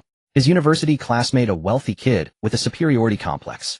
After graduation, he went directly to the UK for graduate studies and returned to work at a top British law firm in Central, serving those foreign trade companies and wealthy individuals. Li Zhiheng had always looked down on him, the thug lawyer dealing with underworld business, and had mocked him severely at class, but now he had no choice. Du Boating took a deep breath and dialed that number. The phone rang for a long time before it was answered. Hello. A voice filled with obvious superiority came from the other end. Zhiheng, it's me, Du Boating. Lawyer Du. Li Zhiheng's tone was full of mockery. What brings you to seek me today? Is there a big boss from a gang needing bail? Du Boating tightened his grip on the receiver, suppressing his anger, forcing a smile. Zhiheng, just joke. I'm contacting you to ask about a professional issue. He briefly explained the patent application matter. The other end went silent for a moment before bursting into a fit of harsh laughter. Haha, patents. Are you joking, Aiding? Do your clients even understand blueprints? Do they need patents? Just stick to your criminal cases. This international business is too deep a water for you to navigate. Du Boating's face turned the color of a liver, but he did not hang up. He simply said in a low voice, Zhiheng, consider it a favor owed to you.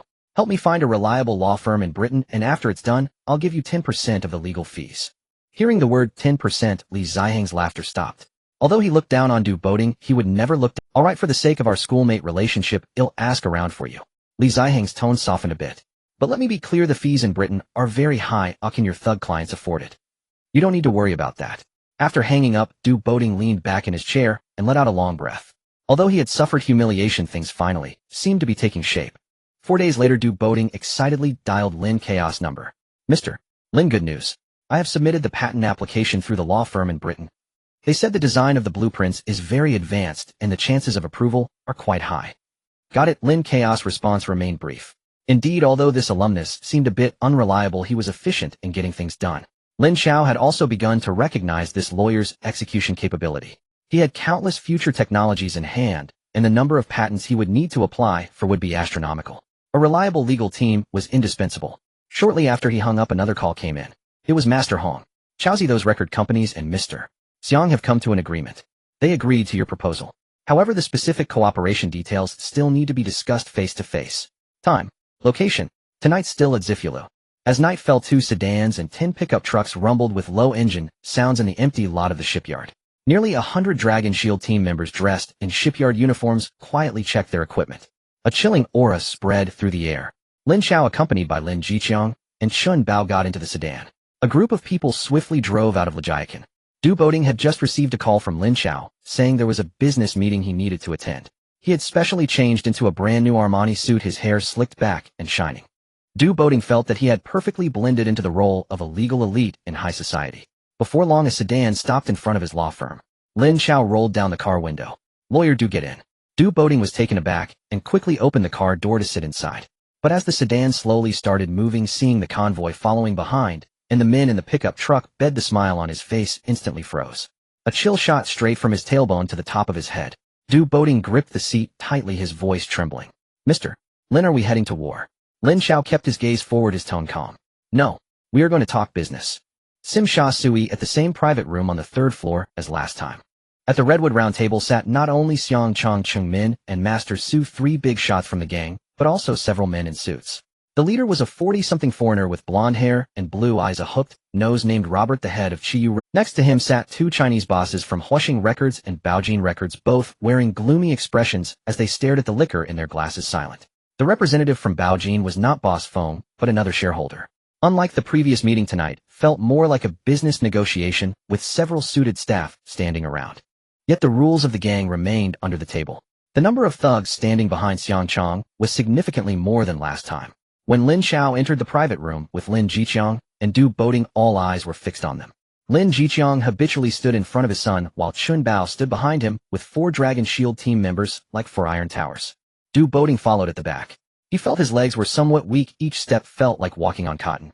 Previously, his involvement with the thugs had only been limited to handling post-incident business. He had never imagined he would find himself on the front lines. Mr. Lin, please take a seat, said Master Su, who was most suited to play the mediator's role. Lin Chao calmly took his seat, his gaze sweeping over everyone at the table. Du Boating nervously found a spot to sit beside him, trying hard to keep his body from shaking. Mr. Lin, we discussed the cooperation proposal you mentioned last time with several bosses. Master Su said with a smile, breaking the silence. We believe this proposal is very constructive. Robert, sitting at the head of the table, cleared his throat and with slightly unpolished Cantonese arrogantly stated, we highly appreciate Mr. Lin's technology. In principle, Chiyu Records agrees to entrust a portion of the post-production of the master tapes to Mr. Lin's company. As for the production costs, we can pay according to the highest market standards. The bosses of Huashing Records and Baojin Records nodded in agreement. This offer sounded very generous. However, Lin Chao keenly sensed the issue. They didn't mention anything about authorization. What about the authorization for our Lin family audiovisual production and sales of selected collections? Lin Chao asked directly. Robert's smile turned mischievous. Mr. Lin, while that might be a bit difficult, copyright is the cornerstone of the recording industry, and we can't just casually authorize it to a third party. He shifted his tone, his gaze holding a hint of condescension. However, as long as Mr. Lin's genuine master tapes are well made, we can turn a blind eye to some other products on the market. After all, a clear stream has no fish. Upon hearing this, even Lin Jiqiang understood. These people had never intended to cooperate as equals. They wanted to buy Lin Chaos technology with a production fee and pin him down as a pirate. The so-called turning a blind eye was just a way to keep leverage over Lin Chao. They can sue you if they want, and let you continue if they don't. The initiative is always in their hands. Chung Min didn't hide his sneer. Kid, don't push your luck. Mr. Robert is willing to do business with you because he thinks your skills are decent. Otherwise, do you think you could still be sitting here tonight?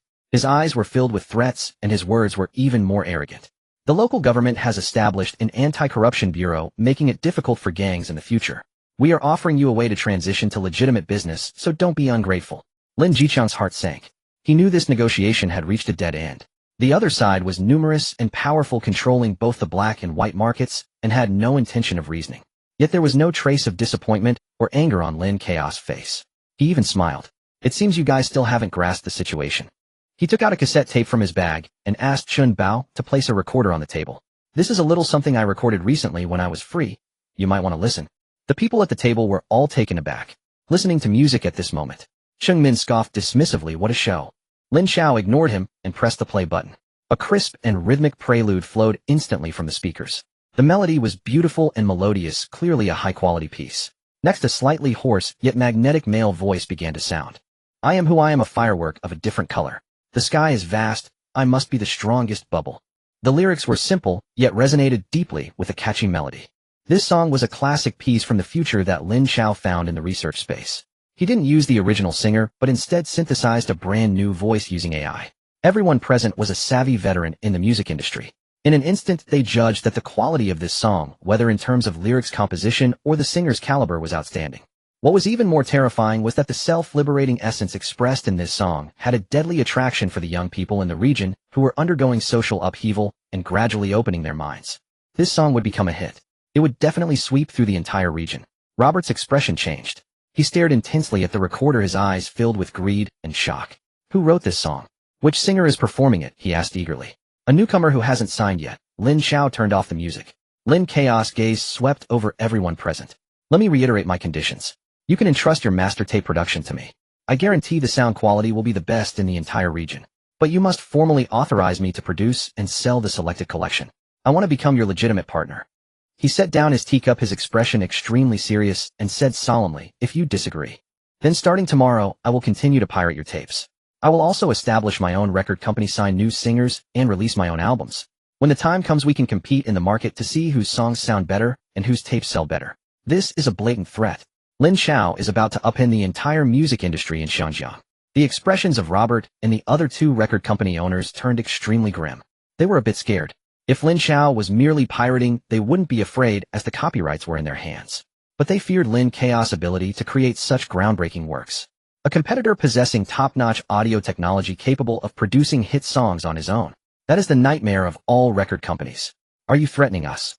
Cheng Min's reason was finally ignited by Lin Chaos' arrogance. He abruptly overturned the table, pulling out a handgun from his pocket, the muzzle firmly aimed at Lin Chaos' head.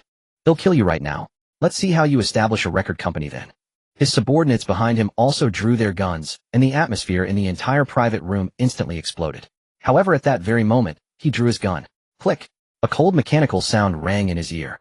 Cheng Min's body stiffened suddenly. Out of the corner of his eye, he caught sight of a cold gun barrel that had unknowingly pressed against his temple. Chun Bao's eyes were as cold as ice, devoid of any emotional fluctuation. As long as he moved his fingers slightly, Cheng Min's head would burst like a rotten watermelon. Bang! Lin Jiqiang also kicked the chair in front of him, and in his hand, he similarly held a handgun aimed at Xiang Chong. The other four members of the Long Shield team raised their semi-automatic rifles simultaneously, the dark muzzles aimed at all the gang's lackeys present. The situation reversed completely in a mere tenth of a second. Although the gang outnumbered them at this moment, their leaders were all under the barrels of the opposing guns. Robert let out a terrified scream. He had never witnessed such a scene, scared that he directly slipped from his chair to the floor, his face as pale as paper. The other two record company bosses were also trembling, wishing they could find a crack in the ground to hide in. Du Boding felt like his heart was about to jump out of his throat. He looked at the young man who was still calm despite having a gun pointed at his head, and his mind was left with only one question. What kind of business negotiation is this? Put down the gun. Lin Chao looked at Cheng Min, his tone as calm as if he were discussing something trivial.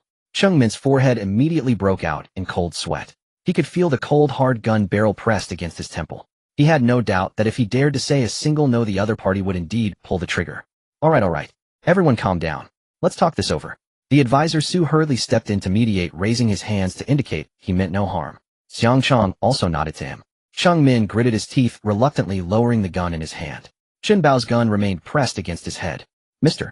Robert. Lin Chaos' gaze turned to the foreigner crouching under the table. Can we talk now? Robert was nearly paralyzed with fear, daring not to utter even a word of dissent. Yes, we can talk. He scrambled to his feet, his voice trembling. I authorize, I agree. Xiandai Records agrees to the authorization. He just wanted to leave this terrifying place as soon as possible. With him leading, the other two record company bosses nodded frantically, like chicks pecking at rice. We agree as well. Lin Chao's gaze finally landed on Advisor Su and Xiang Chang's faces. Advisor Su sighed, deeply helplessly cupping his hands toward Lin Chao. Mr. Lin, you have won. The situation was settled. Lin Chao nodded at Chun Bao. Chun Bao expressionlessly retracted the gun. The suffocating pressure in the private room finally eased a little. Lin Chao stood up and glanced at Du Boating, who was completely petrified beside him. Lawyer Du, it's your turn to work now. Du Boating jolted and suddenly came back to his senses. He looked at the bizarre yet harmonious scene before him, watching the several record company bosses who had just been so arrogant now behaving as meekly as quails. He knew his chance to perform had come. He took a deep breath forcibly, suppressing his racing heart, pulled out paper and a pen from his briefcase, and stood in the center of the room. Clearing his throat, he scanned the faces of the equally shaken staff across from him. Everyone, since we have reached a consensus on the intention to cooperate. Next, let me, as the authorized legal representative of the Lin Group, discuss the specific contract details with you. The negotiation results at the Xiangfu building were like a stone thrown into a lake, stirring up ripples in both the black and white underworlds of Xiangjiang. No one viewed Lin's media as merely a side business anymore. The three largest record companies, Qiandai, Huaxing, and Baojin, almost simultaneously announced that they would collaborate with Lin's media on technology, commissioning it to produce some high-end master recordings. This news shook the entire industry. Those with discerning eyes could see that this was not cooperation, it was a capitulation. The young man, named Lin Chao, seized a piece of the pie from this industry controlled by foreign capital and old gangs in a way no one had expected. And he did so with full justification. The day after the authorization agreement was signed, orders for Lin's media flooded in like a tide. In addition to the Best Voice compilation, there were now also master recording orders from major record companies. These orders had extremely high requirements and were highly profitable. The original production line suddenly appeared inadequate. At night, the audiovisual factory in Lajiakan was still brightly lit with workers on 3 shifts and machines running non-stop, 24 hours a day. Lin Chao stood by the window of his office on the 2nd floor, watching the busy scene below, his expression calm. He turned and walked into the inner office, locked the door, and his consciousness sank into his mind. In the next moment, he appeared in the Research Institute space.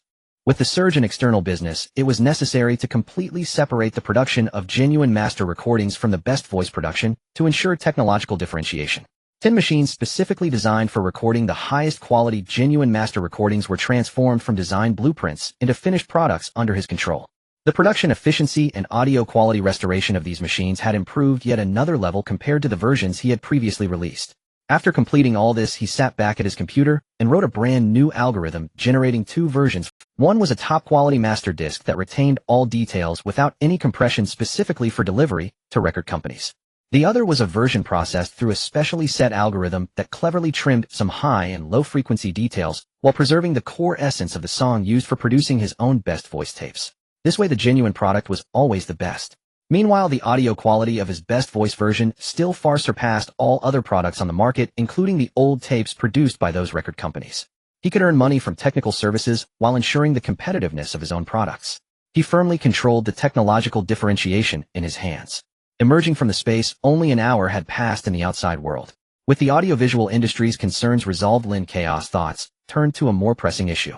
The Independent Commission Against Corruption surfaced, forcing the entire Xiangjiang underworld to undergo a tremendous change. All gangs would face increasing pressure. He had to expedite the process of laundering his industry. The most urgent matter was long shield security. This was the sharpest knife in his hand and the cornerstone of all his industries. However, this knife was currently in an extremely awkward position. It was registered with the Business Registration Office as a legitimate company, yet it lacked the security company license issued by the police department and did not possess a gun license. This meant that every action of Long Shield Security essentially walked the gray area of the law. As the scale of Lin's group grew, this hidden danger became increasingly apparent. Long Shield Security must be thoroughly laundered to become a truly legitimate armed force. A regular army that could be placed in the open. Lin Chao picked up the phone and dialed a number. The phone rang for quite some time before it was picked up. "Hello," came Su Jiajia's voice, tinged with a hint of fatigue, yet full of vigor. After his promotion due to the Lu Lei case, he had now become the deputy director of the Action Department in the preparation of the Independent Commission Against Corruption. Although the commission had not officially been established, its internal structure and personnel were already in place. "Su sir, it's me, Lin Chao. Do you have time? I would like to invite you for a cup of tea." Su Jiajia on the other end fell silent for a moment.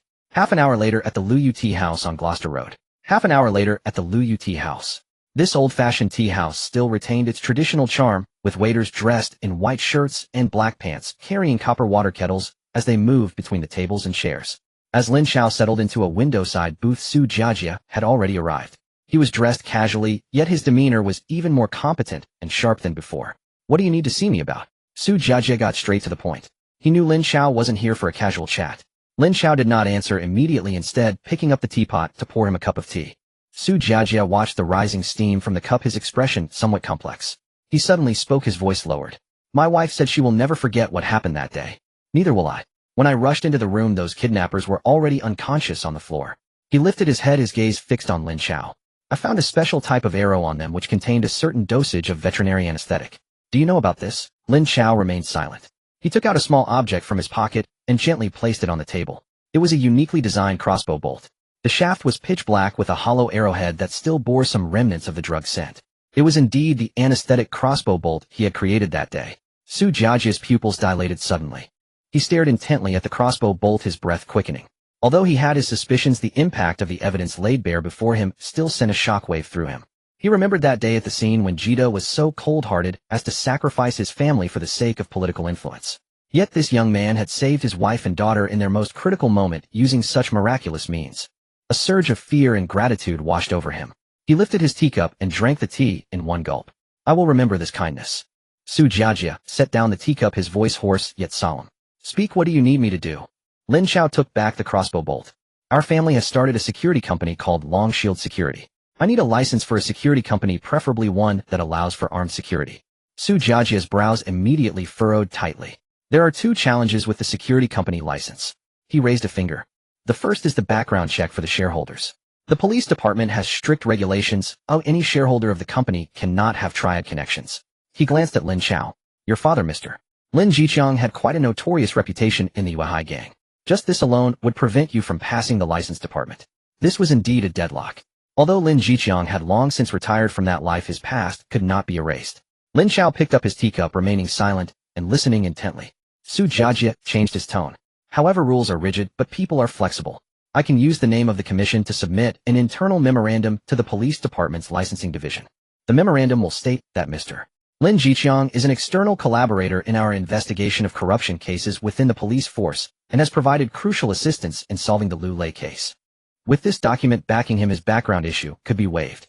A glint of approval flashed in Lin Chao's eyes. It was clear that Su Jiajia had not reached his current position solely through passion. This ability to find loopholes within the rules and boldly use his power to operate was the mark of a seasoned. But Su Jiajia's expression grew serious again. I am powerless when it comes to the armed security license. In Hong Kong, the security companies that obtain armed licenses are all British-owned. For example, the security companies under Jardine Matheson and Swire. This is a privilege that has persisted since colonial times, and the waters run deep. This piece of cake is tightly held by those British individuals, and any Chinese-owned company attempting to intervene will be suppressed by them in unison. The commission has just been established, and its position is sensitive with everyone watching closely. I cannot afford to infringe upon the interests of those British financial groups in such matters. He spoke candidly with no hint of concealment. Lin Chao nodded. This was pretty much what he had anticipated. Trying to seize privileges from the British was indeed no easy task. Obtaining a regular security company license would be sufficient. Lin Chao's tone was calm. For him, first he would establish Long Shield Security as a legitimate security team. As for the armed issue, he would find another way to resolve it. Su Jiajia looked at him, his gaze carrying a hint of apology, yet he also breathed a sigh of relief. I will have the license sorted out for you within a week. He made a promise. Lin Chao raised his teacup and gently clinked it against Su Jiajia's. Thank you. After setting down his teacup, Su Jiajia stood up, preparing to leave. Lin Chao looked at Su Jiajia and softly said, Su sir, if there are any matters in the commission that are inconvenient to handle, feel free to come find me. Su Jiajia's figure disappeared at the door of the tea house, while Lin Chao lifted the now slightly cool teacup and drank it all. The license was just the first step. A security company without legal gun rights is like a toothless tiger. In open settings without the ability to carry firearms, relying solely on sticks and shields, there is too little they can do. Against ordinary thugs it may suffice, but once faced with true criminals or armed British security, it would be like hitting a stone with an egg. The power Su Jiajia dared not confront Lin Chao, also did not wish to clash with directly for now. It would be foolish to go against the entire colonial bureaucratic and capital system. However, he could first employ some flexible methods. Returning to Lujia village, Lin Chao directly entered his office, locked the door, and confirmed that no one was around. In the next moment, his consciousness sank into the research space. Lin Chao approached the computer and brought up the AI dialog box. Screening criteria: repeating crossbow, simple structure, easy to mass produce, with lethal capability, within 50 meters portable. Rows of design blueprints flashed rapidly on the screen. Ultimately, Lin Chao's gaze locked onto a design scheme named the F9 Police Repeating Crossbow.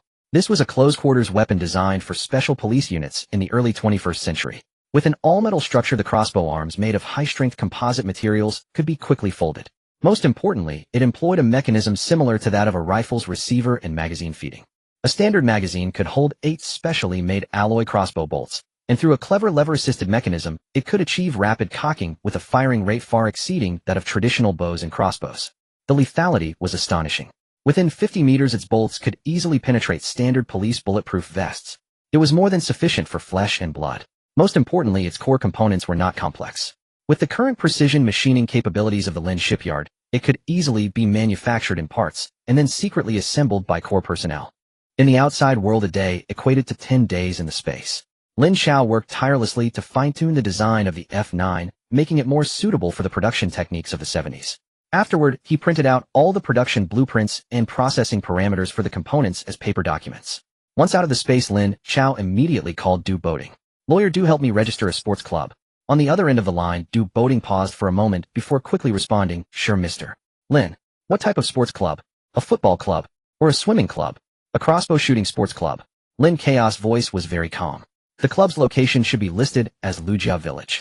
Additionally, all employees of Longshield Security will be registered members of this club." Du Boating held the phone, his mind racing. Crossbows. Members. He instantly understood what this meant, a cold sweat breaking out on his back. Every step this young boss took was on the edge of legality, yet he managed to evade any incriminating evidence. "I understand, Mr. Lin. The application documents will be ready within today." After hanging up the phone, Lin Chao handed over the blueprints to several experienced masters in the shipyard and the power workshop. He only informed them that these were precision mechanical parts for export to a certain region requiring strict processing according to the drawings. No one knew what these parts would assemble into. Under the cover of the shipyard's daily production, batches of F9 crossbow components were silently manufactured. The final assembly was completed by Chun Bao and a few Dragon Shield team members who worked overtime at night.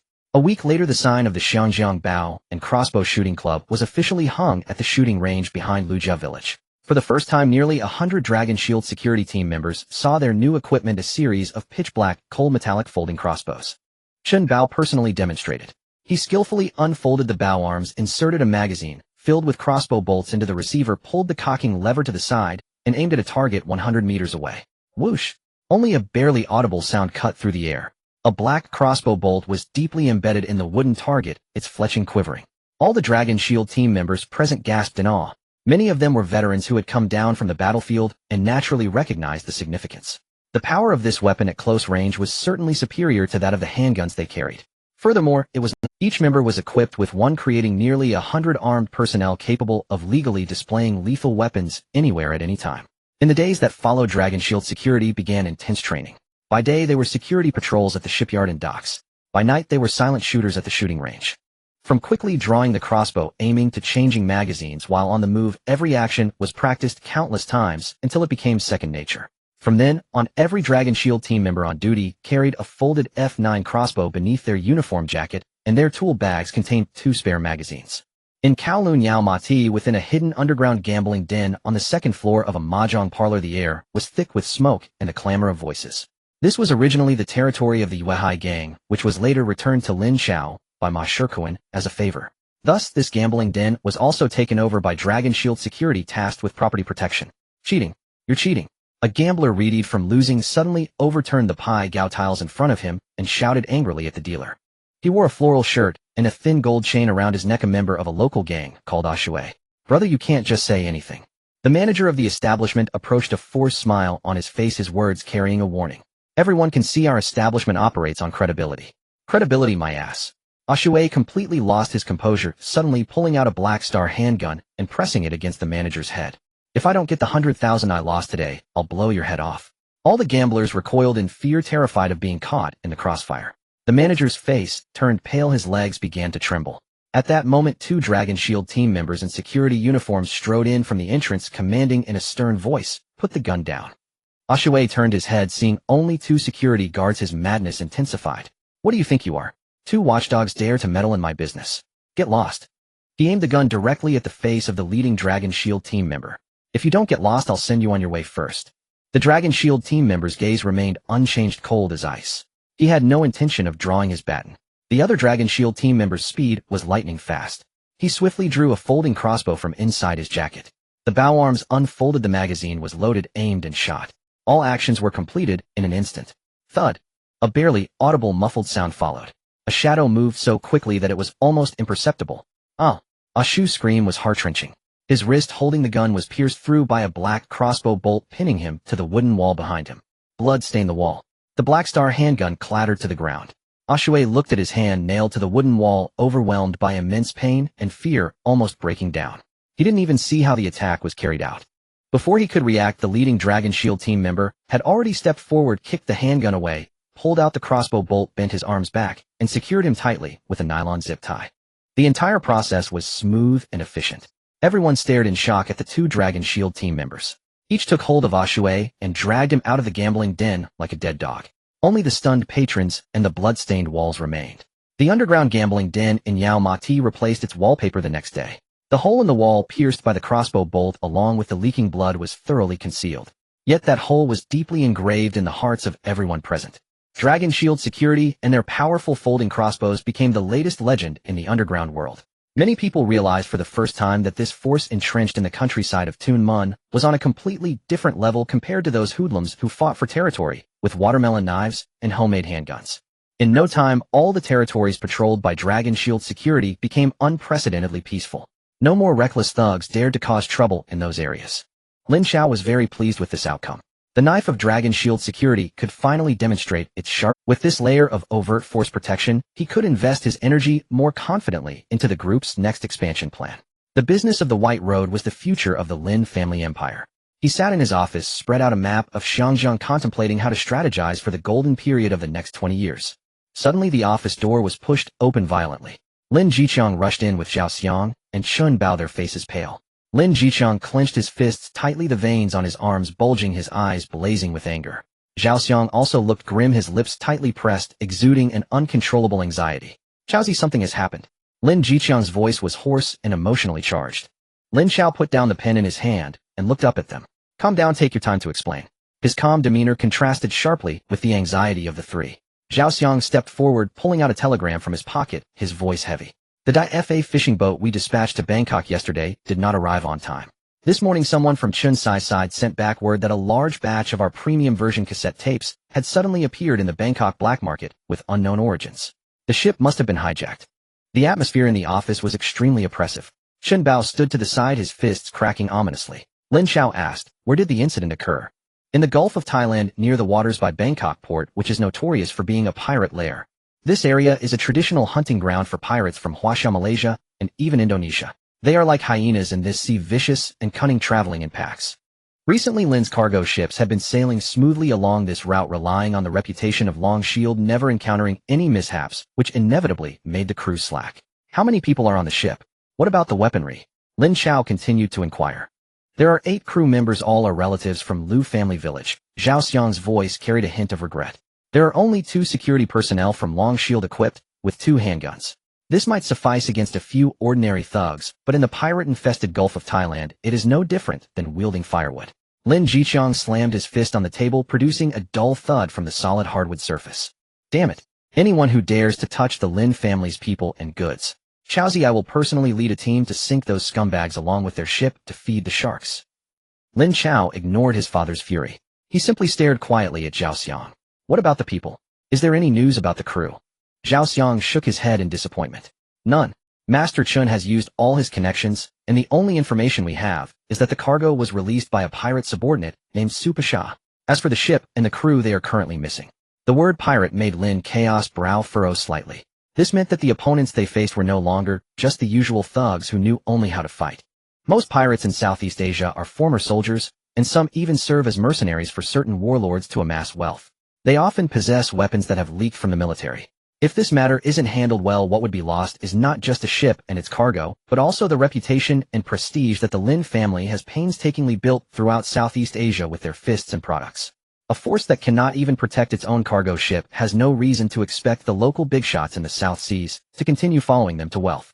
This would be a collapse of confidence enough to shake the very foundation of the Lin group. Lin Chao fell silent. He stood up and walked to the window, watching the busy workers and towering cranes at the distant dock. Lin Jiqiang and Zhao Xiang anxiously watched his back, waiting for his decision. After a full 5 minutes, Lin Chao turned around. Zhao Xiang, prepare a ship and take the Chao Yu out. Bao Ge, gather 50 brothers and take our best gear with us. Dad, we will go together. He made a quick decision. The three left to make preparations, leaving Lin Chao alone in the office. He locked the door, his consciousness sinking into his mind, entering the research facility space. Lin Chao went to the radar-related laboratory.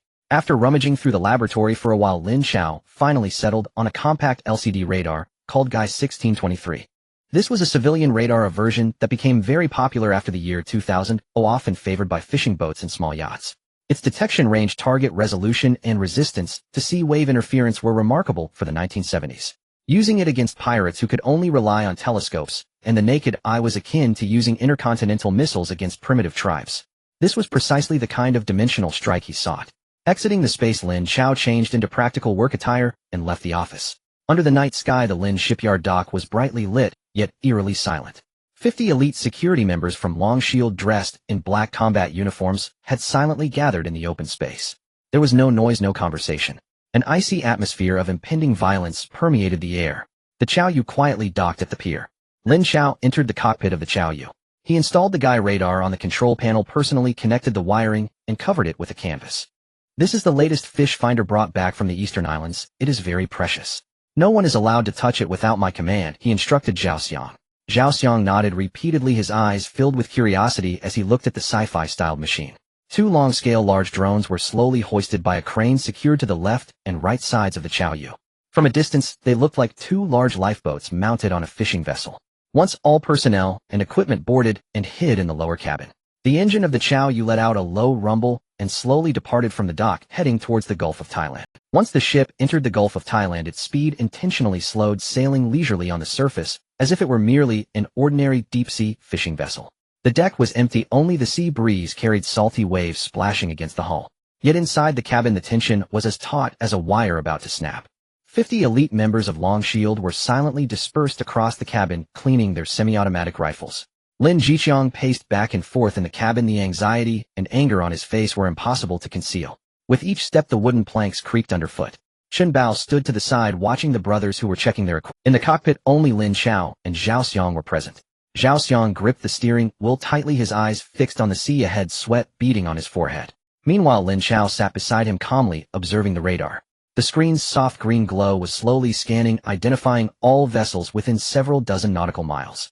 Time ticked by. Aside from the roar of the engine and the sound of waves, an oppressive silence enveloped the entire ship. This wait tested one's nerves far more than direct combat. Lin Jiqiang finally couldn't hold back, rushing into the cockpit and whispering fiercely, "Chaozi, how much longer do we have to wait? Will those scumbags not come?" "They will come," Lin Chao replied, his gaze never leaving the screen, his voice calm. "This route is a must for them. Once they have robbed us once, they will come a second time. Be patient, Dad." In the late night, everyone had taken their turns to rest and regain their energy. Just as the first light of dawn was about to appear on the horizon when fatigue was at its peak. Beep, beep, beep. A series of urgent electronic beeps from the cockpit suddenly pierced the silence. Lin Chaos' eyes narrowed instantly.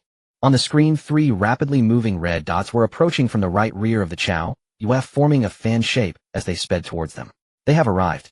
All personnel on alert." Lin Chao picked up the intercom and said only 4 words. In the next moment, the entire Chao Yu seemed to awaken silently from slumber, revealing its fangs. All Long Shield team members in the cabin instantly stood up, moving to their pre-assigned positions. 3 steel plates disguised as the ship's hull slid open quietly on both sides of the bow, and at the stern, revealing dark, menacing gun muzzles. Those were 3 heavy machine guns that had been set up long ago. "Don't rush to fire, let them get a little closer." Lin Chao calmly issued his orders, gazing at the dark sea. 3 shabby speedboats, their engines roaring, cleaved through the waves, leaving behind 3 white trails as they menacingly charged towards the Chao Yu. The speedboats drew closer, illuminated by the faint light of dawn on the sea, allowing them to see the faces of the pirates aboard. Most of them were bare-chested, their skin bronzed by the sea breeze and blazing sun, adorned with various colored scarves, and wearing bloodthirsty, greedy smiles. Each of them wielded an AK-47, their gun barrels excitedly aimed at the Chao Yu. In their eyes, this solitary fishing boat from Xiangjiang was already a fish on the chopping board. On the leading speedboat, a one-eyed pirate stood up, arrogantly shouting something in Thai, provoking a burst of laughter from his comrades behind him. They were less than 300 meters away from the Chao Yu.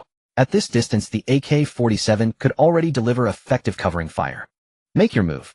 Lin Chao's voice was cold and resolute. The moment the command was given, the heavy machine gun at the stern of the Chao Yu roared first. A fire whip composed of tracer bullets tore through the darkness before dawn, viciously striking the most arrogant one-eyed pirate speedboat. Puff, puff, puff. The dull thuds of bullets piercing the human body mixed with the sound of the boat being shot through. The one-eyed pirate who had just been shouting arrogantly was instantly reduced to a cloud of blood. Several pirates behind him also fell in response. The entire speedboat lost its balance, the bows suddenly rearing up, and then it capsized completely under the immense momentum, flipping over onto the sea. This sudden strike froze the smiles on the faces of the other pirates in the two remaining speedboats. Before they could react, the machine guns on both sides of the Chao Yu also opened fire simultaneously. Two intersecting lines of fire engulfed the remaining two speedboats like the scythe of death. Bullets rained down like a storm, splintering wood, flesh and blood flying everywhere. The pirates howled in despair as some were turned into sieves on the spot, while others screamed as they fell into the sea. Fear and madness instantly seized their minds. A pirate driven to a dead end had a crazed look in his eyes. He let out a wild scream and dragged an RPG rocket launcher from the cabin, hoisting it onto his shoulder, aiming at the Chao Yu. Just as he set the rocket launcher before he could aim, bang! A crisp gunshot rang out from the deck of the Chao Yu. The pirate's head exploded like a smashed watermelon, splattering red and white all over his nearby comrades. The rocket launcher he was carrying slipped from his grasp, plunging into the sea. A member of the Dragon Shield team on the deck maintained a sniper's posture, slowly lowering his semi-automatic rifle, the gunpowder smoke still lingering. On the last surviving speedboat, the remaining pirates completely collapsed. They dropped their weapons and frantically turned the boat around, attempting to flee from this hell of death. Release the long scale, pursue them, we want live captives. Lin Chaos' voice echoed again in the intercom. Understood. On the spacious rear deck of the Chao Yu, two long-scale speedboats were quickly released and slid into the sea. The roar of the engines contrasted starkly with the old motors of the pirates' boats. In the blink of an eye, the two long-scale speedboats had caught up to the fleeing speedboat, sandwiching it between them. The pirates on the speedboat turned to look back, their faces instantly filled with despair. They had never seen speedboats this terrifying. No. A pirate desperately raised his AK and opened fire on the long-scale speedboats. The bullets struck the hull of the long-scale speedboats, producing a series of clanging sounds. Aside from sparking a few flames, they caused no damage whatsoever. The next second, the response came from the Dragon Shield team on the long-scale speedboats with cold, precise shots. The resisting pirate's chest erupted in a spray of blood as he fell back. The two remaining pirates gazed at the dark muzzles and the cold eyes of their opponents, their psychological defenses completely shattered, and they collapsed onto the deck, raising their hands high. A few minutes later, two drenched pirates, trembling like chaff, were dragged onto the deck of the Chao Yu. Interrogation took place in the lower cabin. Without any unnecessary words, Chun Bao used only a dagger in less than 5 minutes. Accompanied by a series of stifled screams, the two pirates divulged everything they knew. However, the result was unexpected for everyone. Mr. Lin, they say they are not from the Supachai gang. Zhao Xiang walked into the cockpit, his expression somewhat strange. They are from another group of pirates led by a man named Jan Dan. Their influence in this area is relatively small, with only 7 or 8 speedboats and a fishing boat usually only daring to rob some isolated small vessels. It should be our day, Fa. Zhao Xiang added. The Supachai gang is much larger than them, with nearly 200 people and over 10 speedboats occupying a solitary island to the south called Elephant Bone Island. There are too many pirates here, encountering other groups is normal. Lin Chao looked at the two pirates bound tightly and thrown on the deck, a glint of coldness flashing in his eyes.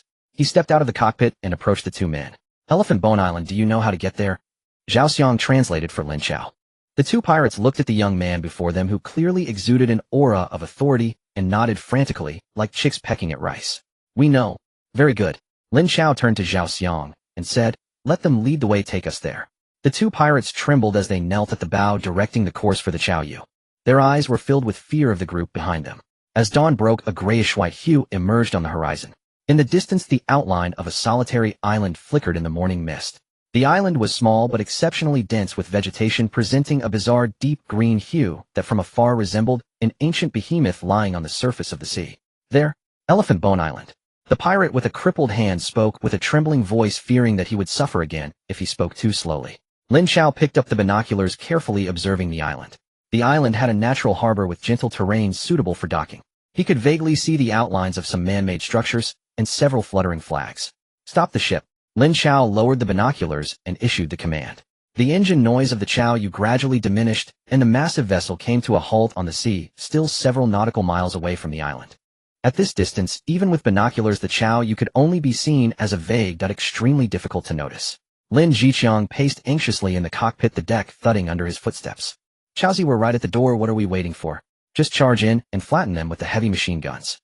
We don't know the exact situation inside, how many people they have, or where our people are being held. Lin Chao patiently explained. Charging in like that, is it to rescue people, or to seek death? One sentence left Lin Chao speechless. Although he was brave, he understood that his son's words were true, and he could only pound his fist angrily on the control panel. Lin Chao turned to Chun Bao and said, have the brothers rest in place, conserve energy, and under no circumstances should anyone appear on the deck without my command. Understood. Chun Bao nodded and left. Only Lin Chao and Zhao Xiang remained in the cockpit. Lin Chao said to Zhao Xiang, keep an eye on the ship, I will check the equipment at the back. After saying that, he walked alone to the back deck of the ship.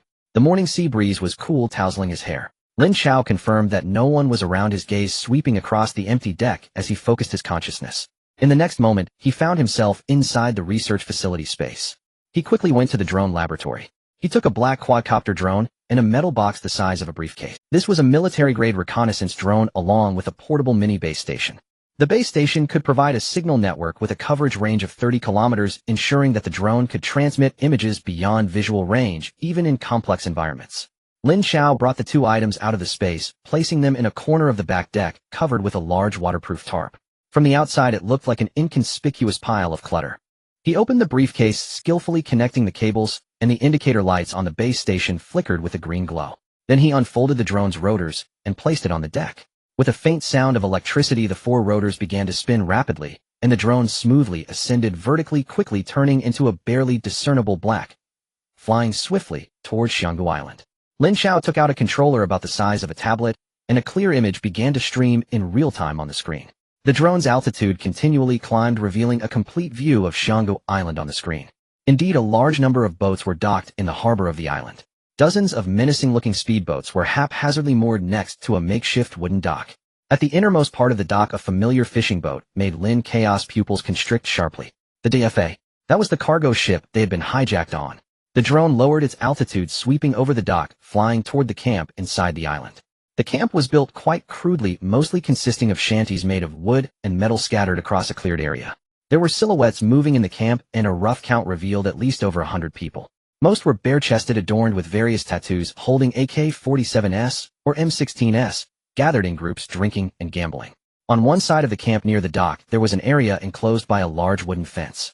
It resembled a pen for holding livestock. The drone hovered in the sky, zooming in on the scene. Inside the enclosure were a dozen people. They were ragged, covered in wounds, their faces displaying numbness and despair. Among them, several figures in blue work uniforms were indeed the crew of the DFA. Besides them, there were a few locals who appeared to be fishermen, and even two blonde-haired, blue-eyed foreigners. It seemed that the number of ships hijacked by this gang of pirates was not limited to just the DFA.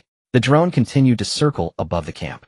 Lin Chao meticulously noted every critical detail of the camp, the location of the watchtowers, the rough direction of the armory, and the largest wooden house where the leader resided. He also noticed that speedboats occasionally departed from the dock, disappearing into the distant sea, apparently heading out to raid or patrol. The reconnaissance process lasted nearly half an hour. Lin Chao firmly etched the terrain and features of the camp and its surroundings in his mind. He silently piloted the drone back, retrieved the equipment, and re-entered the research facility space. He fetched paper and pen, meticulously drawing the information he had just gathered into a simple operation. He marked the distribution of enemy forces, the locations of fire points, the holding area for hostages, and even several possible escape routes. After finishing the map, he walked to the armory. He opened a heavy weapons box. Inside lay the sniper rifle he had modified last time. Lin Chao left the research facility space with the map and the sniper rifle. The sky outside was already brightening. He entered the cabin holding the hand-drawn map. Lin Jiqiang, Zhao Xiang, Chun Bao, Li Shanjiji, and others had long been waiting there.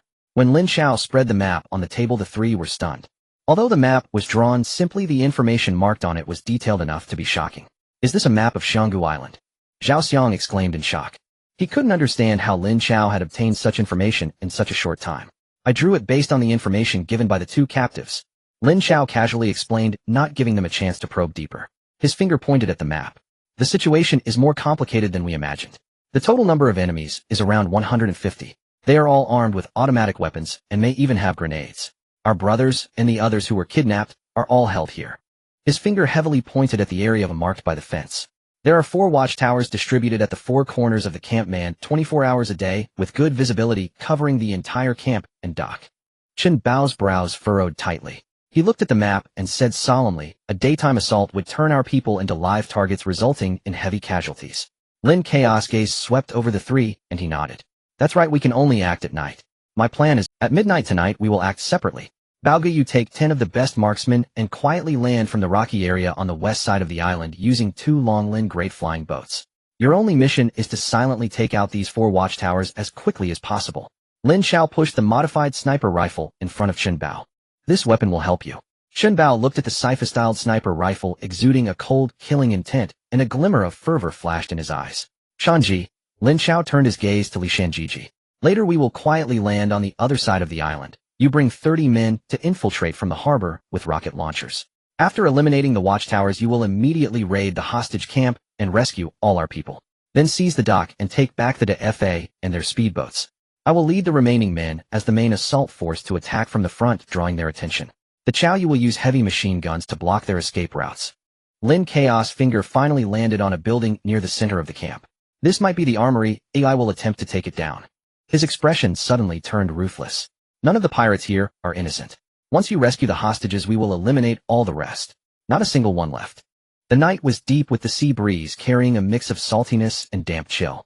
The engine of the Chao you had lowered to its minimum RPM, and the ship floated several nautical miles away from Elephant Bone Island. Inside the cabin, the Dragon Shield security team members wore pure black combat uniforms, their faces smeared with dark paint, making them difficult to spot in the darkness.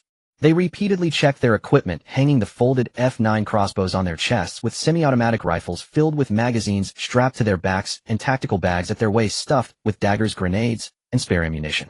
Throughout the process, only the faint sounds of metal parts colliding could be heard. No one spoke. Each person's gaze was icy. In the deepest part of the hold, the 2 captured pirates were bound tightly, like Zongzi, with rags stuffed in their mouths discarded in a corner. The Chaoyu began to slowly maneuver towards the eastern side of Elephant Bone Island, eventually anchoring in a concealed water area, shielded by massive reefs. Lin Chao stood in the cockpit, issuing orders through the intercom. All units enter the final preparation phase. Adjust communication channels, execute radio silence in 5 minutes. Act according to plan. The cold and brief command was clearly transmitted to several team leaders' intercoms. Understood. Received. On the rear deck of the ship, Chen Bao, accompanied by 10 team members, had already boarded 2 Black Dragon-scale speedboats. These individuals were the best marksmen in Dragon Shield with exceptional stealth skills, many of whom had previously served as scouts in the military. Chen Bao carried the sniper rifle given to him by Lin Chao. Brother Bao, the watchtower is up to you. Lin Chaos' voice was calm. Chen Bao nodded heavily without saying. He made a hand gesture towards Lin Chao, and then led his team piloting the dragon-scale speedboat like 2 black arrows shooting towards the rocky area on the west side of the island. Immediately after the Chao you moved forward, quietly approaching a southern beach far from the camp, the easiest access point to the hostage camp after landing. Li Shanji also led 30 assault team members silently into the water from the other side of the ship, swimming towards the beach. The night provided them with the best cover. In the cockpit, Lin Jiqiang gripped his fist tightly, the veins on the back of his hand bulging, his eyes bloodshot. He stared at the dark silhouette of the island in the distance. Chaozi, when do we strike? Wait for Brother Bao's signal. Lin Chao gazed towards the camp in the distance. Elephant Bone Island west side. The jagged reefs resembled the fangs of a demon, appearing particularly ferocious in the night. Chen Bao led the sniper team, silently completing their landing. The sound of waves crashing against the reefs masked all their movements. He crawled on top of a massive reef, setting up the sniper rifle. He brought his eyes close to the infrared sight. Instantly, the entire world transformed. The night ceased to exist, and in front of him was a gray-white world composed of different temperatures. 500 meters away, the wooden watchtower in the northwest corner of the camp appeared clearly in his sight. A human silhouette radiating a bright heat source leaned against the railing of the watchtower, a cigarette dangling from his mouth, with the red tip flickering in the thermal view. Chen Bao's breathing steadied and elongated, as if his heartbeat had stopped. He slowly moved the gun's muzzle, the crosshairs firmly locking onto the pirate's head. He gently squeezed the trigger. Puff! A sound barely louder than a whisper echoed. In the scope, the pirate's head erupted into a burst of fiery smoke, and the entire heat source signal slumped, disappearing behind the railing. A single shot, a clean kill. Without any pause, Chen Bao spoke to the team members beside him. Target 1 eliminated. Move out. The other 9 team members, hidden in the shadows of the reef, dispersed like phantoms. The F9 crossbows in their hands released bolts with the sound of death slicing through the air accurately, striking the unprepared sentries on the other watchtowers. Puff, puff. Accompanied by several faint sounds of blades piercing flesh, the remaining 3 watchtowers fell silent almost simultaneously. The entire process flowed smoothly, clean, and efficient. The camp remained brightly lit and noisy, with pirates drinking and gambling, oblivious to the deaths occurring above them. Meanwhile, on the southern beach, the assault team, led by Li Shanji, also successfully landed, infiltrating the dense jungle at the beach's edge. Just as they were about to cross the jungle and approach the edge of the camp, the leading team member suddenly made a stop. Everyone instantly crouched down, blending into the shadows of the jungle.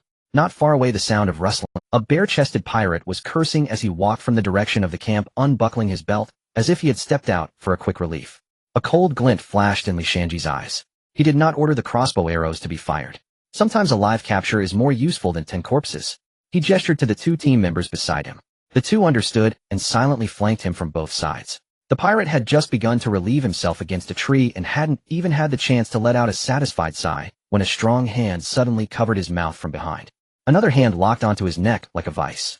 He didn't even have a chance to struggle before he was swiftly dragged into the dark depths of the jungle.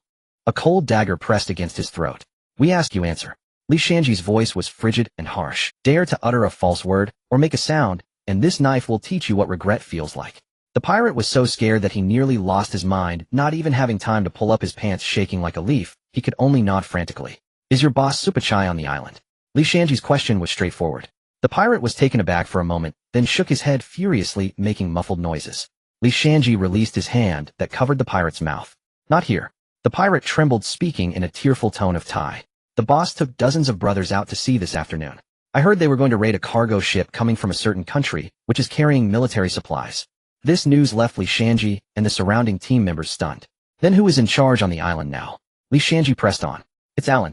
He is our second-in-command, and now only he and over 80 brothers remain on the island." This news left Li Shanji and the surrounding team members stunned. With the leader absent and having taken away a group of elite members, this meant that the island's defensive strength was much weaker than anticipated. Li Shanji immediately reported this sudden intelligence to Lin Chao via intercom. On the channel, Lin Chao was silent for a few seconds before giving the order. "The plan remains unchanged. Accelerate." "Understood."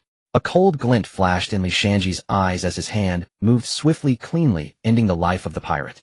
Li Shanji wasted no time, leading the assault team swiftly towards the wooden fence at the rear side of the camp. The guards at the hostage camp were extremely lax, with only 2 pirates leaning against the fence gate, smoking and quietly conversing in Thai. Li Shanji signaled to his teammates behind him. Whoosh, whoosh. 2 black crossbow bolts silently pierced the night sky, accurately embedding themselves into the throats of the 2 guards. They couldn't even utter a sound before clutching their necks and collapsing weakly. The team members quickly rushed forward to drag away the bodies, using their daggers to cut the thick hemp ropes binding the fence gate. A foul stench wafted from within the fence. A dozen hostages huddled on the filthy ground, startled and raising their heads in fear at the noise. When they saw a group of armed black-clad figures, despair washed over their faces. Li Shanji's gaze quickly swept through the crowd. He spotted the 8 crew members wearing blue uniforms from Lin's Fisheries. Though they appeared demoralized, their faces were filled with disbelief upon seeing Li Shanji and the others. "Brother Shanji." A young crew member couldn't help but lower his voice, excitedly calling out. "Don't say a word." Li Shanji gestured for silence. He stepped forward and quickly cut the ropes binding the crew member's hands with his dagger. An older crew member stood up, pointing behind him with a hoarse and aggrieved voice. Brother Shanji, Ah Chong and Ah Dong sacrificed themselves to protect the cargo from those beasts. His words trailed off, but everyone understood. Li Shanji's expression darkened. 2 members of the Dragon Shield security team had fallen. "We will take revenge for them." Li Shanji's voice was as cold as ice. "The most important thing now is to rescue you first." His gaze fell on the remaining hostages. In addition to a few dark-skinned local fishermen, there were also 2 white men and a middle-aged man who looked. One of the white men saw Li Shanji and the others as if grasping at a lifeline, struggling to say something. Meanwhile, the Japanese engineer cowered in the corner, fear evident in his eyes. There was no time to hesitate. "Everyone come with us," Li Shanji ordered succinctly. The team members immediately moved forward to cut the ropes of all the hostages. Just as they were helping the weak hostages prepare to quietly withdraw, an unexpected incident occurred. A pirate who had just emerged from a shack to relieve himself stumbled around the corner sleepily and happened to witness this scene. His drunkenness vanished, instantly replaced by terror. He did not shout. This pirate reacted much faster than the average thug. Instinctively, he raised his AK-47 and pulled the trigger violently towards the sky. Tada! The harsh gunfire instantly echoed throughout the entire Elephant Bone Island. Enemy attack. Someone is rescuing the hostages.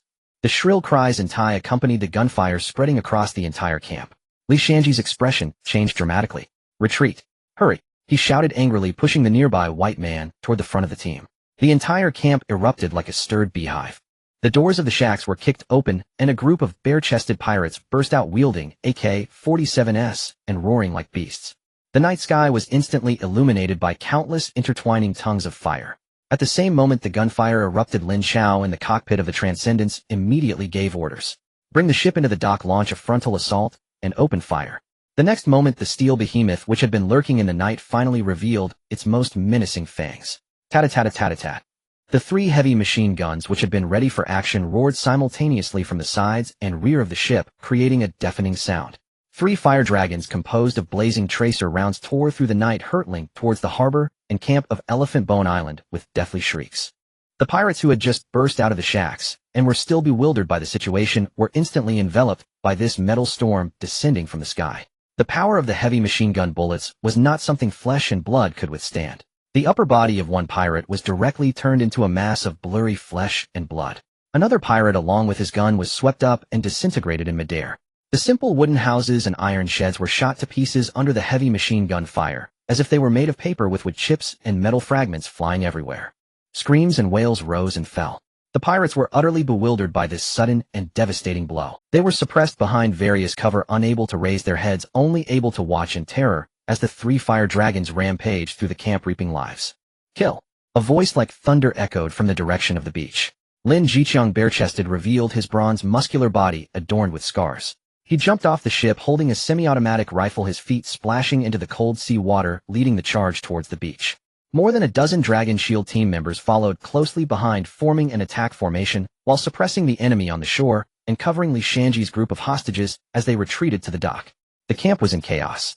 A pirate with a scarred face burst out from one of the relatively intact wooden houses. He was the second-in-command, Alan. Alan was a veteran who had survived on the battlefield. Although he was shocked, he was not frightened by the heavy machine gun. Everyone calmed down. Find cover. Return fire. Alan roared hoarsely in Thai, kicking at a trembling pirate who was holding his head.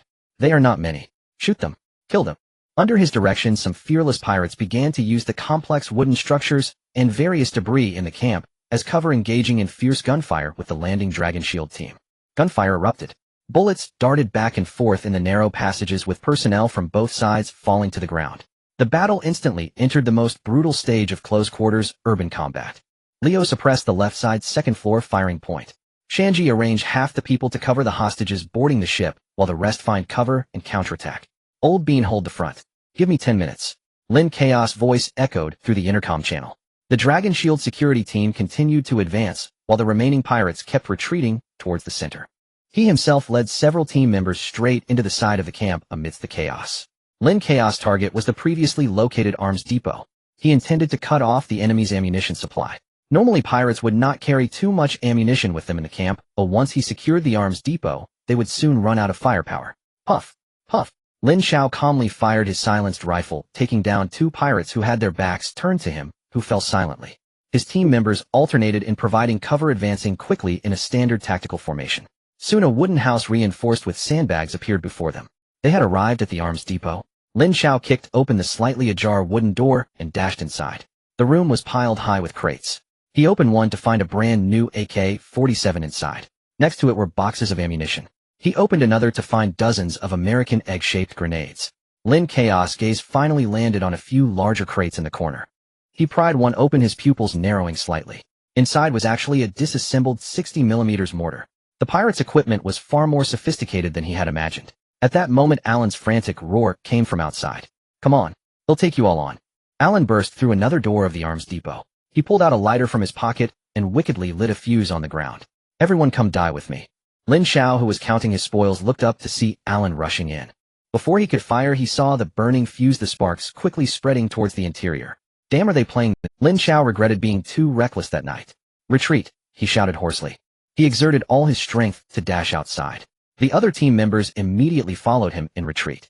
They had just dashed out of the arms depot for dozens of meters. Boom! A thunderous explosion erupted behind them. Immediately after, a terrifying orange fire wave mixed with countless fragments and debris surged forth like a tsunami. The powerful shockwave violently knocked Lin Chao and his team members to the ground. Many pirates who were in the midst of gunfire had no time to scream before being engulfed by flames and shockwaves turning to ashes. The entire Elephant Bone Island seemed to tremble violently from the explosion. After a long while, the aftershocks of the explosion gradually calmed down. Lin Chao got up from the ground, shaking his buzzing head, his ears ringing sharply. He looked back to see that the original location of the arms depot was now just a huge crater emitting black smoke. The battle seemed to be over. The remaining pirates had been nearly wiped out in the explosion. Lin Chao and Li Shanji, along with their people, cautiously emerged from their cover, looking towards this direction. Just when everyone thought the crisis was over and sighed in relief, suddenly a Dragon Shield team member on guard pointed towards the sea and shouted, "A boat is approaching from the sea." Everyone hurriedly looked towards the sea. In the faint moonlight, several dark shapes appeared on the distant surface, and they could vaguely hear the roar of engines. Several speedboats were racing towards Elephant Bone Island. Behind those speedboats, there is a small cargo ship in the distance following at a leisurely pace. Supachai has returned early. Lin Chao and Li Shanji's expressions changed drastically.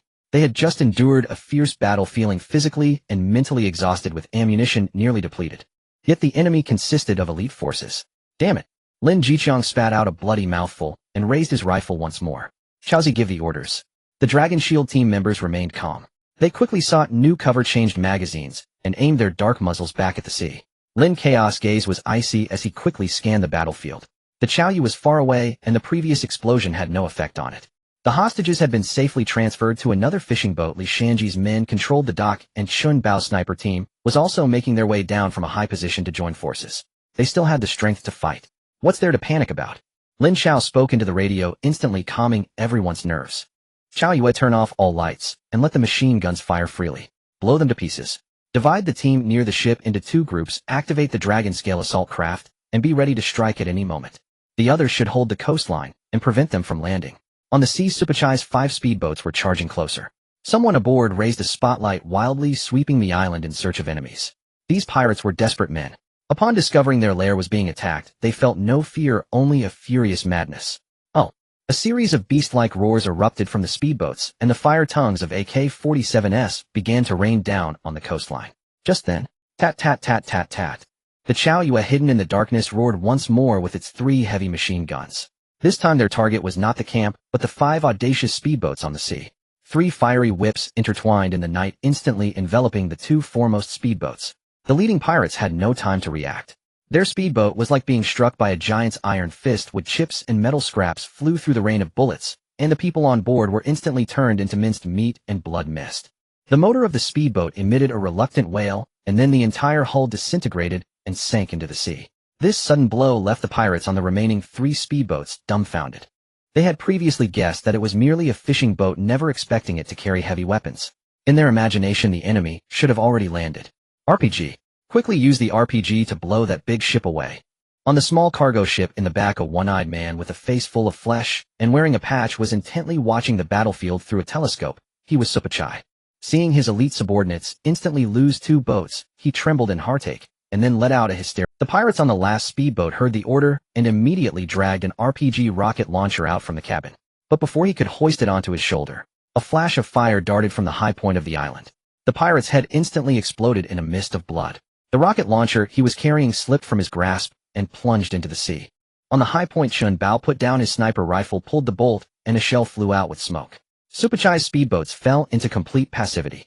They could not see the enemy's position, yet had to endure a double assault from heavy machine guns and sniper rifles in the shadows. They fired wildly in retaliation, bullets recklessly shooting into the darkness, only stirring up meaningless splashes on the sea. In less than 5 minutes, another speedboat was struck and lost power, spinning on the sea, while the pirates on board screamed and jumped into the water to escape. Supachai watched all of this, and the madness in his eyes was gradually replaced by fear.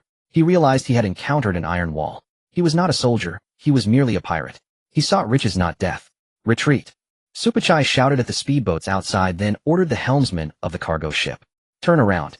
Full speed away from here. He abandoned the 2 remaining speedboats and those still struggling in the sea, choosing to flee without hesitation. The engine of the small cargo ship roared, and its heavy hull began to struggle to turn on the sea. Trying to run. Lin Chao watched this scene with a cold smile on his lips. Dragon scale attack. Yes. At the rear of the Chao Yue, the two dragon-scale assault craft that had been poised for action pushed their engines to the limit. The surging power propelled them like two black torpedoes exploding out of the shadow of the Chao Yue at a terror. The two remaining pirate speedboats on the sea, seeing their boss abandon them to escape, were about to scatter. But before they could turn, two black phantoms had already swept past them. The pirates on the speedboats felt a gust of wind rushing at them, and when they turned back, the two dragon scales had already left them far behind. Supachai on the cargo ship heard the roar of engines coming from behind and glanced back. His pupils instantly shrank to the size of pinpricks. Supachai witnessed a scene he would never forget in his life. Those two ships were too fast. So fast that they seemed like something from another era. Their streamlined hulls easily cleaved through the waves, leaving two straight white trails on the sea, rapidly approaching in a near-hovering stance. Fire! Sink them! Supachai roared like a madman. The remaining pirates on the cargo ship raised their AK-47s and wildly shot at the dragon-scale assault craft. Clang clang. Bullets struck the hull of the dragon-scale assault craft, sparking multiple bursts, but leaving not even a scratch. The Dragon Shield team members aboard the dragon scale raised their rifles and began precise shooting. Bang! Bang! Bang! Pirates attempting to resist on the cargo ship fell shot in the forehead. In the blink of an eye, all resistance on the cargo ship was completely eliminated. The two dragon-scale assault crafts flanked the cargo ship, their dark muzzles aimed at Supachai in the cockpit. The color drained from Supachai's face. He looked at the cold-eyed Dragon Shield team members, his body trembling like chaff, and his rifle fell to the ground with a clatter. He slowly raised his hands. The battle was over. When the Dragon Shield team boarded the cargo ship and began to inspect the spoils, everyone was left speechless in astonishment. The cabin was filled with brand new dark green military supply boxes. Prizing one open revealed neatly stacked American-made M16 rifles and rows of magazines loaded with bullets. Opening the second one revealed several M60 general-purpose machine guns still coated in fresh gun oil. The third contained dozens of RPG-7 rockets. The fourth was a case full of M67 grenades and C4 plastic explosives. When Lin Chao opened the innermost long rectangular box, he couldn't help but take a deep breath. Inside the box lay two dark green tube launchers and 4 matching missiles. FIM-43, the first generation of portable anti-aircraft missiles recently used by the American military on the battlefield in Vietnam. These were all arms that flowed out from the black market after the American military withdrew from Vietnam. Supachai had robbed a military cargo ship from the remnants of the Southern Vietnam forces. This was no longer the military strength of a pirate gang, it was entirely a small warlord's armory. And now they all belonged to Lin. After dawn, the surviving hostages, including the 8 crew members of the Lin family, were all transferred to the Superiority. They received clean food and water along with urgent medical treatment. Among the rescued were 2 white men. One was a British businessman named Edward, and the other was his assistant. He had come to Southeast Asia for an inspection, but the small passenger ship he was on was hijacked. After changing into clean clothes and drinking a cup of hot coffee, Edward felt much better. He approached Lin Chao and bowed deeply. Mr. Lin, thank you. His voice carried heartfelt gratitude. I am Edward Hamilton, though if it weren't for you, I might have perished on that island. Only one of my bodyguards and assistants survived. It was a mere effort for you. Lin Chao looked at him and said with Edward shook his head, his expression extremely serious. It may be a small favor for you, but it is a matter of life and death for me. The Hamilton family believes in repaying kindness. Please give me an opportunity to repay you. You can ask for anything as long as I can accomplish it. Lin Chao fell silent for a moment. He indeed had an idea. Mr. Edward, I don't need money, but I do have something that may require your help. Please go ahead. I need to register a security company that can legally possess firearms in Xinjiang. Edward paused for a moment, then quickly understood. That's not difficult, he pondered. We can first register a security company in British overseas territories like Gibraltar or Bermuda to obtain local armed licenses. Then in the name of this company, we can establish a branch in Xinjiang. This way it will legally be a British security company with the qualification to carry firearms. His words aligned perfectly with Lin Chao's thoughts. Lin Chao added a few points about Xinjiang. In Xinjiang, the police department's approval for such companies is very strict and requires connections within the Hong Kong government. Edward immediately smiled. That's no problem. Our Hamilton family has been on good terms with Governor Maclehosey's family in London for generations. As long as the procedures are complete, I guarantee no one will dare to make things difficult for you. But the related registration fees. I will cover the costs. Lin Chao interrupted him. You just need to help me with the connections. No problem. Edward readily agreed. It will be my honor. A monumental favor was casually given. Lin Chao glanced at the middle-aged Japanese man who had also been rescued not far away. He was cowering in the corner, still trembling in fear. Someone told Lin Chao that the man was an engineer from Sony. Lin Chao merely glanced at him and turned his gaze away, no longer paying attention. He didn't expect any return from this person anyway. He had more important matters to attend to. On Elephant Bone Island, Supachai and his surviving subordinates were bound and kneeling in the camp's open area. Lin Jiqiang and Abao had already dealt with them. Lin Chao walked up to Supachai and looked at him coldly. Supachai looked at the young man in front of him, his eyes filled with fear and confusion. Who exactly are you? Lin Chao did not answer him. He turned to Chun Bao behind him and said calmly, clean up, then hang him up and take a photo. Half an hour later, Supachai's corpse was hung high on a wooden pole in the center of the camp, swaying in the sea breeze. His eyes were wide open with traces of terror from before his death still etched on his face. A Dragon Shield team member raised a camera and pressed the shutter. The next day, several newspapers in Bangkok received an anonymous envelope. Inside the envelope was a photo and a note with the words, Elephant Bone Island. That day, news of the event spread explosively throughout the underground world of Southeast Asia. The notorious pirate gang Elephant Bone was bloodily wiped out overnight by unknown armed forces, and their leader Supachai was hanged at the camp. Returning from the Gulf of Thailand, Xiangjiang remained as bustling and prosperous as ever. The bloody battle on Elephant Bone Island felt like a nightmare that occurred in another world. Aside from adding a batch of American equipment to the Dragon Shield's arsenal, it seemed to leave little trace in Lin. Edward Hamilton had returned to Britain to handle the registration of the overseas security company, delegating all related documents and interactions to do boating. The photo of Supachai's hanging body was sensationalized by Bangkok's newspapers like a deep-sea bomb dropped into the underground world of Southeast Asia, with its repercussions lingering. Now, as long as their cargo ships flew the Dragon Shield flag, they could travel freely on the Nanyang route, with no small-time crooks daring to covet. Everything was operating methodically along the trajectory planned by Lin Chao. After handling the group's backlog of affairs, September arrived, and Xiangda opened for the new school year. Lin Chao put on his backpack again and walked into the campus of Xiangda. For him, being a graduate of Xiangda was the best gilding for his future plans to completely clean up his massive gray empire and step into the limelight. He needed this identity. In the afternoon, after the mechanical engineering class ended, Lin Chao walked out of the teaching building, and the early autumn sun was somewhat dazzling. He squinted his eyes, habitually preparing to cross the road and get into the car parked not far away by a hui. Just then, a commotion at the school gate caught his attention. Several thugs in floral shirts tattooed with dragons and tigers on their arms were surrounding a tall, thin boy, hitting him with punches and kicks. Pay up. Where's the money? You promised to pay today. Where's the money? Dare to hide. He'll beat you to death. The sound of fists and feet hitting flesh mixed with foul language made the students passing by quickly avoid it, only daring to watch from a distance. The boy, being beaten, curled up on the ground, protecting his head with his hands, enduring the rain of punches and kicks without uttering a word. In the black sedan, a hui who was keeping an eye on the situation changed his expression and immediately opened the door to get out, quickly running to Lin Chao's side, shielding him behind. Young Master Chao, be careful.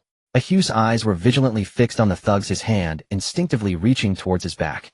A folded F9 crossbow was hidden there. I'm fine. Lin Chao remained calm. He was not interested in this street brawl and turned to leave. Oh, what a pity, isn't that Senior Wei Jiaqing? Yeah, the financial genius from the fourth-year finance department. How did he end up like this? The two girls beside them, watching the commotion, whispered to each other. Their voices were not loud, but clearly reached Lin Chao's ears. Wei Jiaqing. Lin Chao stopped in his tracks, turned his head, and his gaze fell back on the boy being beaten. He remembered hearing this name repeatedly last year at Xiangda. He was quite a prominent figure. The discussion continued. You don't know? He went bankrupt from stock trading. I heard that last year when he was at his peak, he made over $1 million. Yeah, back then he was so impressive, driving a sports car and wearing a gold watch. Many girls in our school wanted to be his girlfriend. Who would have thought that this year the stock market crashed, and he not only lost all his money, but also racked up a huge debt? I heard he was too confident. When the stock market started to fall, everyone ran away, but he thought it was a technical correction. Not only did he stay, but he also borrowed money to leverage and bottom fish, and now look where he is. The school has warned him several times, if these lowlifes continue to cause trouble at the school gate, he will be expelled. Lin Chao quietly listened, but his mind was racing. The 73 stock market crash. He certainly knew about it. The Hang Seng Index began its avalanche-like decline after peaking at 1774 points in March. The oil crisis, global economic recession, and a series of chain reactions dealt a heavy blow to the fragile economy of Xinjiang. This stock market crash would last until the following year, with the Hang Seng Index eventually falling below 200 points, leading countless people to lose their fortunes and commit suicide. But crises also mean opportunities. Lin Chao understood better than anyone that after this unprecedented stock market crash, Xinjiang would usher in a golden development period lasting 20 years. Real estate, finance, manufacturing. All industries would be in need of revival. And to seize maximum benefits in this impending wave of the era, finance was an unavoidable part. He had information from the future, knowing which stocks would soar and which companies would become future giants. But Lin Chao lacked an executor. A true professional who understood finance and could translate his strategic intentions into precise market operations. He needed trustworthy professionals to form a team, a financial trading team of his own. His gaze fell back on Wei Jiaqing. At this moment, Wei Jiaqing no longer exhibited the spirited demeanor of a youthful stock god. His white shirt had turned yellow and wrinkled, stained with dirt and blood. His hair clung greasy to his forehead, his face marked with bruises and cuts, and blood oozed from the corner of his mouth. He appeared utterly disheveled. The gangsters seemed to be tired from beating him. The leader, a scar-faced man, placed his foot on Wei Jiaqing's back and spat viciously. Waste. You have 3 days. If you can't gather 200,000 next time I come, it won't just be a beating. I'll first cripple your leg. The scar-faced man pointed at Wei Jiaqing's right leg, a sinister smile on his face. Did you hear that? Wei Jiaqing's body trembled slightly underfoot, yet he remained silent. Damn, still pretending to be dead. The scar-faced man seemed ready to kick him again, but upon seeing the security guard approaching from the school gate, he cursed reluctantly. Let's go. The gangsters arrogantly pushed through the crowd and swaggered away. The students who had gathered also quickly dispersed, and no one came forward to help Wei Jiaqing. Soon only Lin Chao and a few others remained at the school gate, along with Wei Jiaqing, who lay on the ground like a dead dog. Wei Jiaqing slowly propped himself up and wiped the blood from the corner of his mouth with the back of his hand. Struggling to stand, he picked up a few scattered books from the ground, brushed off the dust, and clutching the books limped away. Throughout it all, his face bore little expression, only a sense of near-numb despair, as if the recent beating and the cold glares of those around him had nothing to do with him. His pride seemed to have been shattered long ago by repeated debt collections and beatings. Lin Chao signaled for a Hui and the others to stay put and approached alone. He stood in front of Wei Jiaqing. Wei Jiaqing looked up, the confidence that once shone in his eyes now replaced by dullness and emptiness. He gazed at the boy before him, assuming he was there to mock him. His lips moved as if to speak, but ultimately he chose to remain silent and attempted to bypass him. Lin Chao did not step aside and slowly spoke. Senior brother Wei, do you want to turn the tables? Wei Jiaqing's body froze. He slowly raised his head, staring intently at the boy before him. Turn the tables. Those 2 words had once been his life motto. They were his guiding principle when he decisively turned a few thousand in the stock market into millions. But now, spoken by someone else, they were laden with endless ridicule and humiliation. Heh. A dry laugh escaped Wei Jiaqing's throat, sending pain through the corner of his mouth, making him gasp. His expression was a mix of shock and anger. Are you pitying me, or are you just enjoying my misfortune, junior brother? He said self-deprecatingly, his voice hoarse. Since his bankruptcy, he had seen too many such gazes, pitying, gleeful, scornful. Wei Jiaqing had long since become accustomed to them. This world only cheers for the victors. As for the losers, they deserve to be trodden underfoot like wild dogs. He no longer wished to speak to anyone, only wanting to find a quiet corner to lick his wounds. Holding the textbooks to his chest, as if clutching the last shred of his dignity, Wei Jiaqing hunched over, preparing to slip past Lin Chao. Lin Chao once again blocked Wei Jiaqing's path. His gaze bore directly into Wei Jiaqing's evasive eyes. I'm not joking. I need a trustworthy operator to work for me. I can help you pay off your debt. Consider it in advance on your salary, which will be deducted gradually from your wages and dividends in the future. Wei Jiaqing's steps halted once more. He abruptly turned his head, looking at Lin Chao with the eyes of someone who has encountered a fraud. Help him pay off his debt. 200,000. In an era where an ordinary worker earns only a few hundred a month, 200,000 Hong Kong dollars is a sum that could drive any family to madness. What right does an unfamiliar junior brother have? Trap. Wei Jiaqing's mind flashed with those 2 words. After months of torment by loan sharks and ruthless gangsters, he had become a frightened bird. He had seen too many schemes. Debt restructuring, refinancing. All they did was leave him deeper in debt, drained of his last drop of blood. Who are you? A member of Heji? Or part of the 14K? Wei Jiaqing took a cautious step back. What tricks do you want to play? Lin Chao observed his panicked demeanor and did not wish to explain further. He pulled out a pen and a notepad from his pocket and wrote down a series of numbers. Toon Mun Lin Group. This is my office phone. He handed over the note. Monthly salary of 2,000, profit sharing of 2%. Call this number if you come to your senses. After speaking, Lin Chao no longer glanced at him and turned to walk towards the black sedan parked by the roadside. A Hui immediately opened the car door and Lin Chao got in. The car's engine roared to life, smoothly merging into traffic, quickly disappearing around the corner. Wei Jiaqing stood there alone, dazed. Lin Group. He felt as if he had heard of it somewhere. It was a company recently gaining fame in shipping and media. But so what? A monthly salary of 2,000 and a profit share of 2%. This offer seemed unrealistically generous. It was even better than the conditions he was offered during his peak. But the more generous it seemed, the more Wei Jiaqing felt it was a trap wrapped in honey. He was scared. Really scared. His loan shark issues had escalated through one scheme after another. He gripped the note tightly until his knuckles turned white, the paper soaked with the cold sweat of his palm. Ultimately, Wei Jiaqing shook his head, self-deprecatingly crumpled the note into a ball and casually tossed it into a nearby trash can. Right now he just wanted to survive, even if it meant living like a dog. Dragging his battered body, Wei Jiaqing limped back to the dormitory. In the cramped and messy room, a familiar sour odor typical of male dormitories filled the air. He threw himself heavily onto the hard bed, staring blankly at the peeling paint on the ceiling. The physical pain was nothing compared to the torment of his heart. He closed his eyes, his mind uncontrollably flashing the innocent smile of his younger sister and the increasingly aged faces of his parents. Because of his arrogance and greed, this family had been dragged into the abyss. Dingling, dingling. The harsh ring of a public phone in the dormitory hallway abruptly pulled him from his desperate thoughts.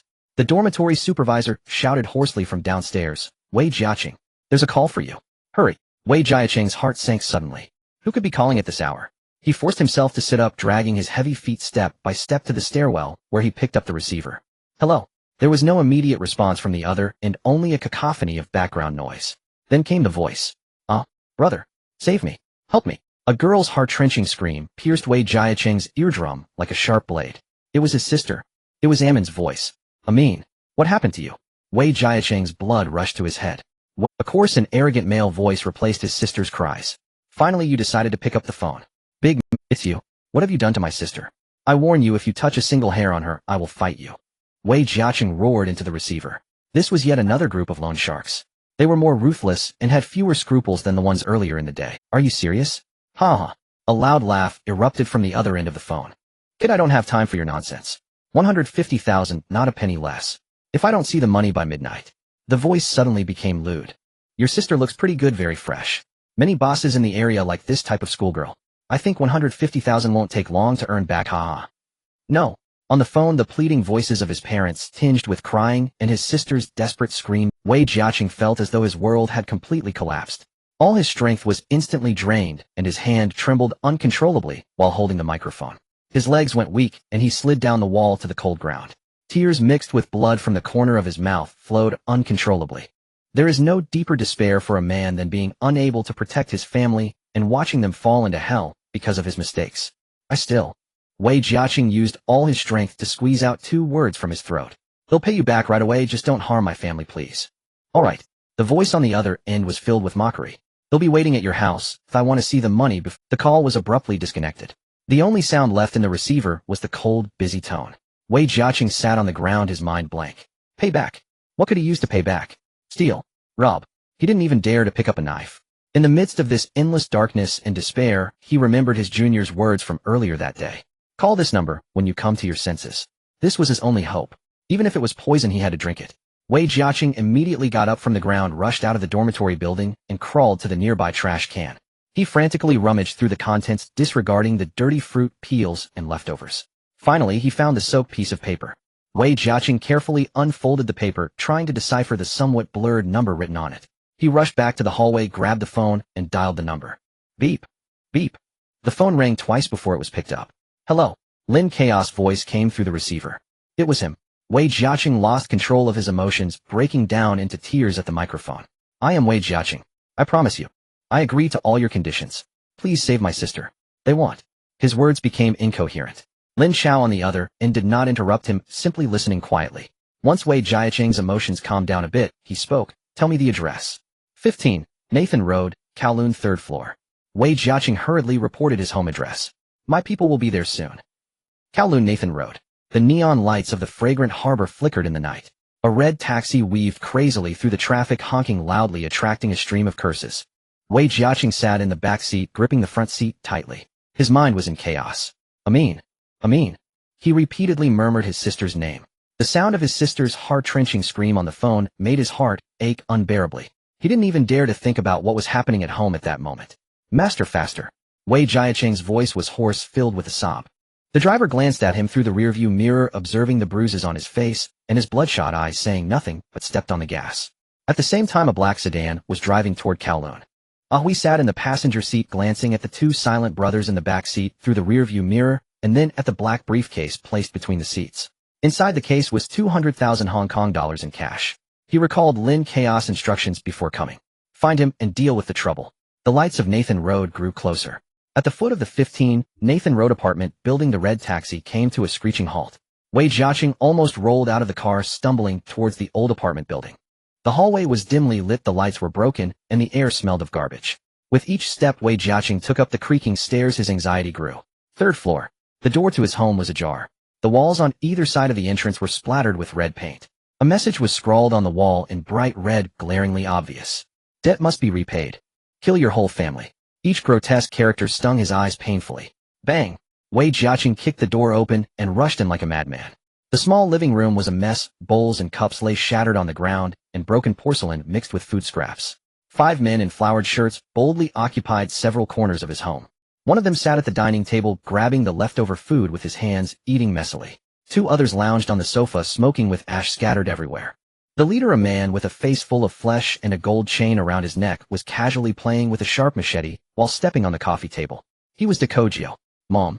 Dad. Wei Jiaqing saw his parents cowering in the corner. His mother's face was streaked with tears, tightly holding his trembling sister Wei Jiamin. His father stood in front of them, still bleeding from his forehead, but protecting his family with his body. Brother. Upon seeing Wei Jiaqing, Wei Jiamin's cries started again. You brat, finally back. Dakojio lifted his eyelids, grinning as he stood up and stabbed the machete into the Where's the money? Before Wei Jiaqing could respond, a thug rushed over, grabbing him by the collar. Boss is asking you, did you bring the money? Another thug rudely searched him, quickly throwing up his hands in defeat. Biaoga, this kid doesn't have a single cent on him. Dakojio's face darkened instantly. Are you playing me? He stepped closer to Wei Jiaqing, delivering a hard slap to his face. Slap. The crisp sound caused Wei Jiaqing's parents to gasp. Wei Jiaqing staggered from the blow, one side of his face instantly swollen, blood dripping from the corner of his mouth. How dare you lie to me? Dakojio grabbed Wei Jiaqing's hair and pressed his face against the paint-smeared door, forcing him to look at the grotesque red characters. Look closely, I'm here to make a living, not to play with you. The money is coming right away.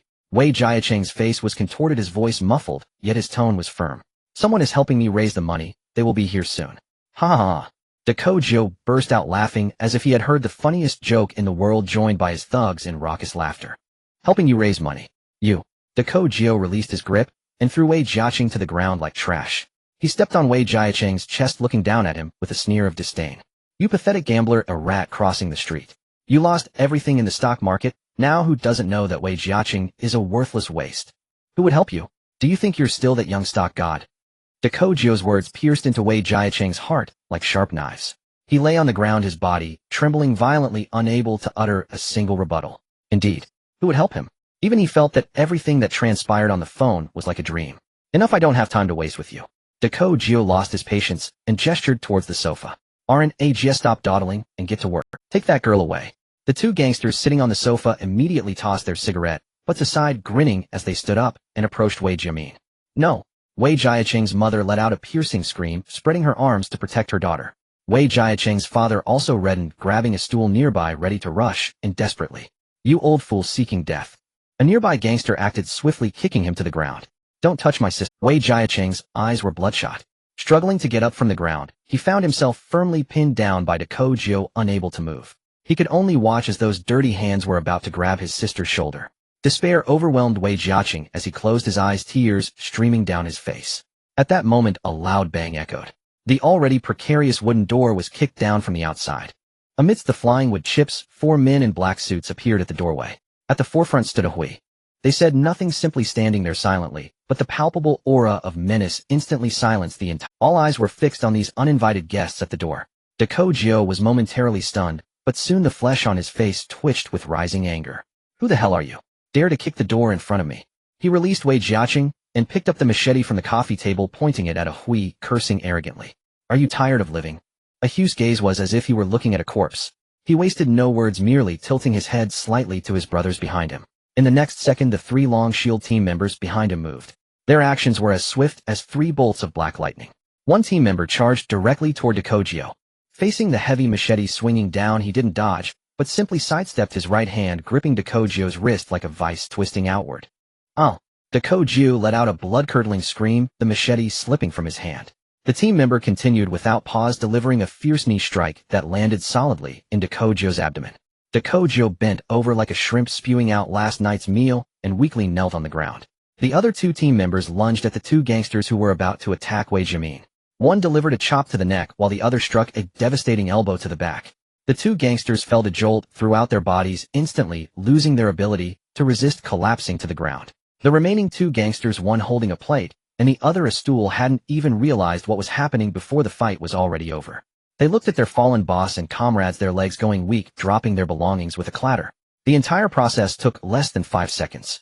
Clean, swift, and brutally efficient. Ahui slowly walked forward, picked up the machete from the ground, weighed it in his hand, then approached the writhing Dakojio. He squatted down and lightly tapped Dakojio's face with the blade. "Can we talk properly now?" Dakojio, drenched in sweat from the pain, looked at the fierce face in front of him and the cold eyes, feeling a chill in his heart. A tough nut. This was a person capable of killing. Yet his instincts from the underworld urged him to put on a brave front as he shouted, "Do you know who I am? I am a member of the Number Gang. My boss is He Ziming." He tried to scare his opponent with the gang's name. Ahu's face, however, displayed no reaction, as if he had merely heard about stray dogs on the street. He stood up, looking down at Dakojio. "We are from Liu Family Village Long Shield Security." "A security company?" Dakojio was momentarily taken aback, soon revealing a sinister expression.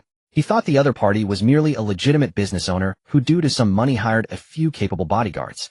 Such people were nothing in front of their gang. "So you are from a security company. No wonder you're so arrogant. Do you know what happens when you offend us, Number Gang?" His threats were left unfinished. Suddenly, a small brother beside him crawled over, grabbing his pant leg with a trembling voice. "Brother Gio, it's Liu Family Village." "What of Liu Family Village?" Dakojio was still furious. "The Liu Family Village in Tunman." The little brother was almost in tears. Liu Family Village. Dakojio seemed to recall something. His pupils shrank to the size of pinheads. Recently, he had heard that Liu Family Village had people who broke the limbs of hundreds of gangsters and directly tossed them to the police station. It was rumored on the streets that the people behind Liu Family Village were ruthless fugitives from the big circle, far more vicious than the local thugs. Cold sweat instantly soaked Dakojio's back.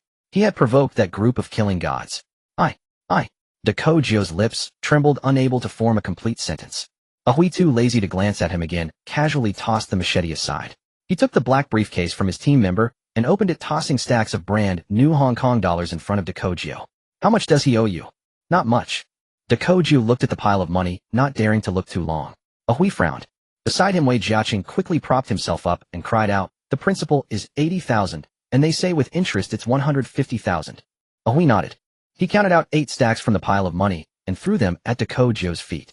"Take the money and scram." Dakojio felt as if he had been pardoned from death, hurriedly picking up the money, then ordered his subordinates to carry away the 2 comrades who had collapsed on the ground, quickly rushing out the door. The living room finally returned to silence. Wei Jiaqing's parents were still in shock, staring blankly at everything. Wei Jiaqing struggled to stand up, walking in front of Ahui and bowing deeply. "Thank you." Ahui stepped aside, not accepting the bow. His gaze fell on Wei Jiaqing as he coldly said, "This is all a command from Cao Xiao. Remember what you promised, Cao Xiao." Ahui retrieved the remaining 12,000 Hong Kong dollars back into the briefcase and stood up to leave. "Remember, wait for Cao Xiao at the entrance tomorrow morning." The next morning, outside the University of Hong Kong, a tall and thin figure was already waiting under a banyan tree. Wei Jiaqing had changed into a clean outfit. Although the collar and cuffs of his shirt had faded somewhat, and his trousers were frayed, they were impeccably ironed. His hair was neatly combed, and the bruises on his face were carefully treated with ointment. Though still looking disheveled, he no longer bore the despondence of the day before. When that familiar black car came to a smooth stop by the roadside, he immediately straightened up and quickly walked over. Lin Chao stepped out of the car, casting a glance at him without saying a word. "Cao Xiao." Wei Jiaqing deeply bowed, his voice filled with gratitude. "Thank you so much for what happened yesterday." This address of Cao Xiao came naturally. He had completely come to terms with his position. Lin Chao asked, "Have the troubles been resolved?" Wei Jiaqing's face turned somewhat awkward and his voice lowered. "The group from last night was dealt with, but the ones at the school gate during the day are still minor issue." Lin Chao was not surprised. After all, it would be resolved. "Later, let Ahui take you over to handle it all at once." Wei Jiaqing felt a huge weight lift off his heart as he gratefully glanced at Lin Chao, but did not dare to say more. "From today onward, your job is to build a team and execute my orders." Lin Chao fixed his gaze on Wei Jiaqing's face, speaking sternly. "I want you to remember that your task is to carry out orders. Execute without reservation. You may offer your suggestions on a technical level, but there will be no room for doubt or compromise regarding my arrangements." This was not a discussion, but an order. Wei Jiaqing's heart tightened as he nodded, immediately understood Cao Xiao. He knew very well that he had no leverage to negotiate. The younger apprentice before him had pulled him out of hell and bought out his future. "How many people do you need?" Lin Chao asked. Wei Jiaqing pondered for a moment. "One operator is enough, but I need 2 trustworthy analysts as assistants to collect data and organize reports." "Okay, you can recruit the people yourself." Lin Chao nodded. Your monthly salary is 2,000, but I will only give you 1,000 each month. The rest will go to repay your debts. Wei Jiaqing's body trembled slightly. A monthly salary of 2,000 was absolutely a golden collar level of treatment in Hong Kong in 1973. Even after deducting 1,000 for debt repayment, the remainder would be sufficient for him and his family to live decently. The salary for the assistants is set at 800. Lin Chao added. That's enough. Wei Jiaqing nodded heavily. This salary level was sufficient to attract skilled workers from those foreign firms. Lin Chao said no more and gestured to Ahui behind him. Ahui understood and walked over to Wei Jiaqing's side. Mr. Wei, let's go. Wei Jiaqing bowed to Lin Chao again before following Ahui into another car. Watching the vehicle disappear, Lin Chao's gaze deepened as he pondered. The first cornerstone of the financial empire had been laid. However, to truly leverage the fulcrum of his era, merely having people was not enough. He had two more crucial matters to prepare. The most important was money. During this period, the booming audiovisual business and the frenzied expansion of Lin's shipping had accumulated a terrifying cash total of 15 million in his accounts. But this money could not be exposed to light. Whether it was for smuggling or purchasing pirated tapes, he was paid in boxes of cash. This money was not clean enough to withstand scrutiny. Using such money to storm the stock market would go unnoticed if the scale was small, but once it grew it would easily attract the attention of the local government. This money had to be transferred overseas for a round cleaned before coming back. Additionally, there was regulation. Wei Jiaqing was talented, but talent needed reins. Especially in finance, an area that deals directly with money, no system, no matter how tight, could compare to having a completely reliable insider. He needed someone who understood finances and whom he could trust to monitor every movement of funds. Lin Chao sat back in the car and instructed the driver go to Wan Chai Baichuan law firm. Du Boating looked at the excessively young employer before him, feeling that his brain was a bit overloaded. Recently, he had first applied for global patents for 2 types of engines. Then he registered a security company overseas with gun ownership rights. Now this boss Lin had put forth a new request. I need to register an offshore company in the Cayman Islands named South Asia Development Fund. Lin Chao sat on the sofa briefly explaining his intent. Du Boating adjusted his glasses, feeling his temple. Earning money as a legal advisor was truly not easy. The tasks assigned by the boss were increasingly unconvincing. In the 1970s Hong Kong, most lawyers were focusing on business contracts, inheritance lawsuits, and were getting nowhere.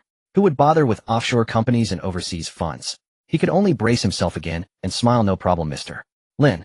However, I need to contact overseas cooperating law firms for this business. It may take a few days. Lin Chao nodded. Time was not urgent. This was precisely the effect he wanted. Through Du Boating as an intermediary, all operations would become legal and compliant, allowing him to remain perfectly hidden in the background. In the evening, Lin Chao's car drove back to Luk Ka village in Tuen Mun. He did not return to his own residence, but went directly to his uncle Lu Yaoming's home. It was just mealtime. Chaozi, why do you have time to come over for dinner today? Lu Yaoming asked with a smile, serving. Uncle, I have something I need your help with. Lin Chao put down his chopsticks. We're family, there's no need to say help. Lu Yaoming waved his hand. Just tell me what you need. Lin Chao pondered for a moment, and then said, I plan to start some investment business outside, and need a trustworthy insider to manage the accounts. I want to ask Sanjia to come back to help me. Lu Yaoming was taken aback. Sanjia. He immediately reacted to Lin Chao was referring to his third daughter Lu Xiaowei. Lu Xiaowei was one of the few educated people in their generation in Luk Ka village. A few years ago she graduated from a women's college studying accounting. After graduation she did not stay in the village but used connections to get a job as an accountant in a firm owned by British people. In the eyes of the villagers this was already a glorious achievement. Xiaowei. Lu Yaoming hesitated a bit. She is doing well in the foreign firm, bringing her back. Wouldn't that be too much of a compromise for her? In his simple view, working for the British was more promising than working in the village. Uncle Lin Chao said, seriously looking at him, the times have changed. No matter how well she does in the foreign firm, she is just an accountant. The ceiling is there. But if she follows me, she could be a manager at a bank. A manager at a bank. These words left Lu Yaoming stunned. A few days later in Central, an inconspicuous office appeared in a building on Bitta Street. A brand new brass nameplate hung on the frosted glass door. South Asia Securities Company. Compared to those foreign firms occupying half a floor, this office is pitifully small. Yet its geographical location is the heart of the entire financial industry in Xinjiang. Pushing open the door, 5 men were seated in the outer office. They wore white shirts and ties with documents and phones in front of them, looking no different from any ordinary clerks in the building. But they sat straight as arrows, their backs erect like javelins. Occasionally, when their eyes met, a moment of vigilance and fierceness would flicker. These men are members of long-done security elites, personally selected by Ahui. Here their task is not to be white-collar workers, but to guard. Because this office will handle billions of funds in the future. Opening the inner door reveals another scene. 4 desks are joined together, forming a workspace. Wei Jiaqing sat at the main desk, his hair meticulously combed, gold-rimmed glasses perched on his nose, and his spirit visibly improved, gradually regaining the aura of a youthful stock god. In front of him lay a pile of newspapers and various financial magazines from the past 6 months, and he was quickly sketching something on a chart with a pen. Having returned from the depths of hell, he cherishes this opportunity more than anyone else. Opposite him sat a woman in her mid-20s. She wore an elegant light gray skirt suit, her short hair neatly framing her face, looking capable and sharp. She is Liu Xiaowei, the third daughter of Liu Yaoming. When she resigned from the foreign firm, her British supervisor tried desperately to keep her, and her colleagues thought she was crazy, to abandon a respectable accounting job and run to a little-known family business. It wasn't until she followed Lin Chao into this office in Central, seeing Wei Jiaqing and 2 other analysts poached from the foreign firm, that she vaguely understood her cousin's plans were far grander than she had imagined.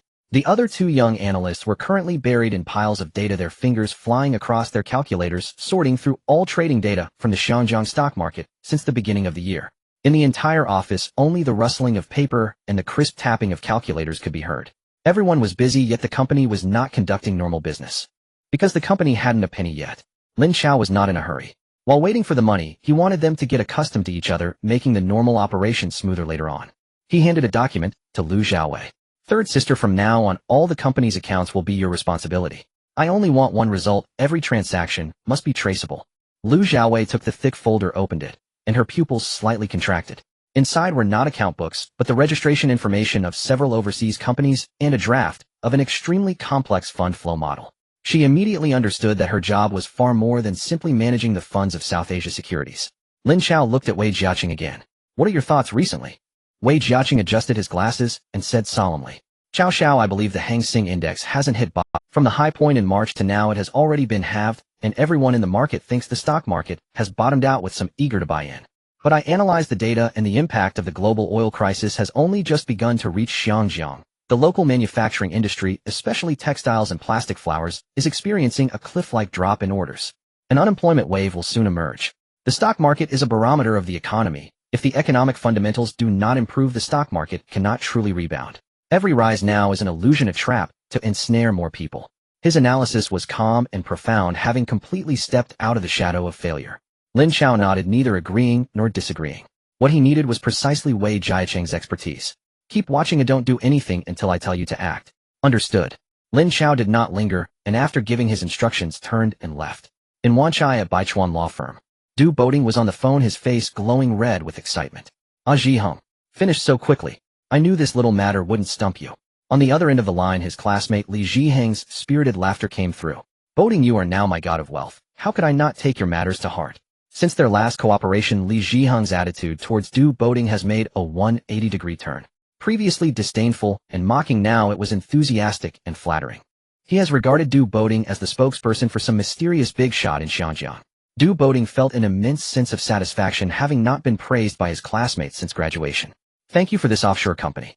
It's a small matter. I'm very familiar with Cayman.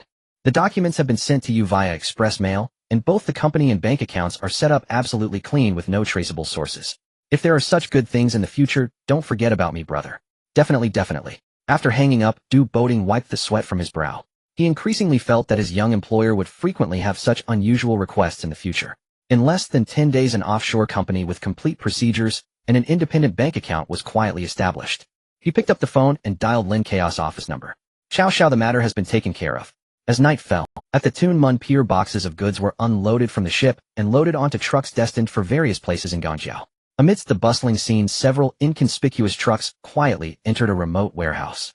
Inside the warehouse, Lin Chao dialed a number, the voice on the other end belonging to a partner far away in Thailand. "Hello, is it Ci? This is Lin Chao. I have a batch of goods I would like your help to process." "Chao Xiao, just give the orders, I will handle it." The voice on the other end was filled with respect.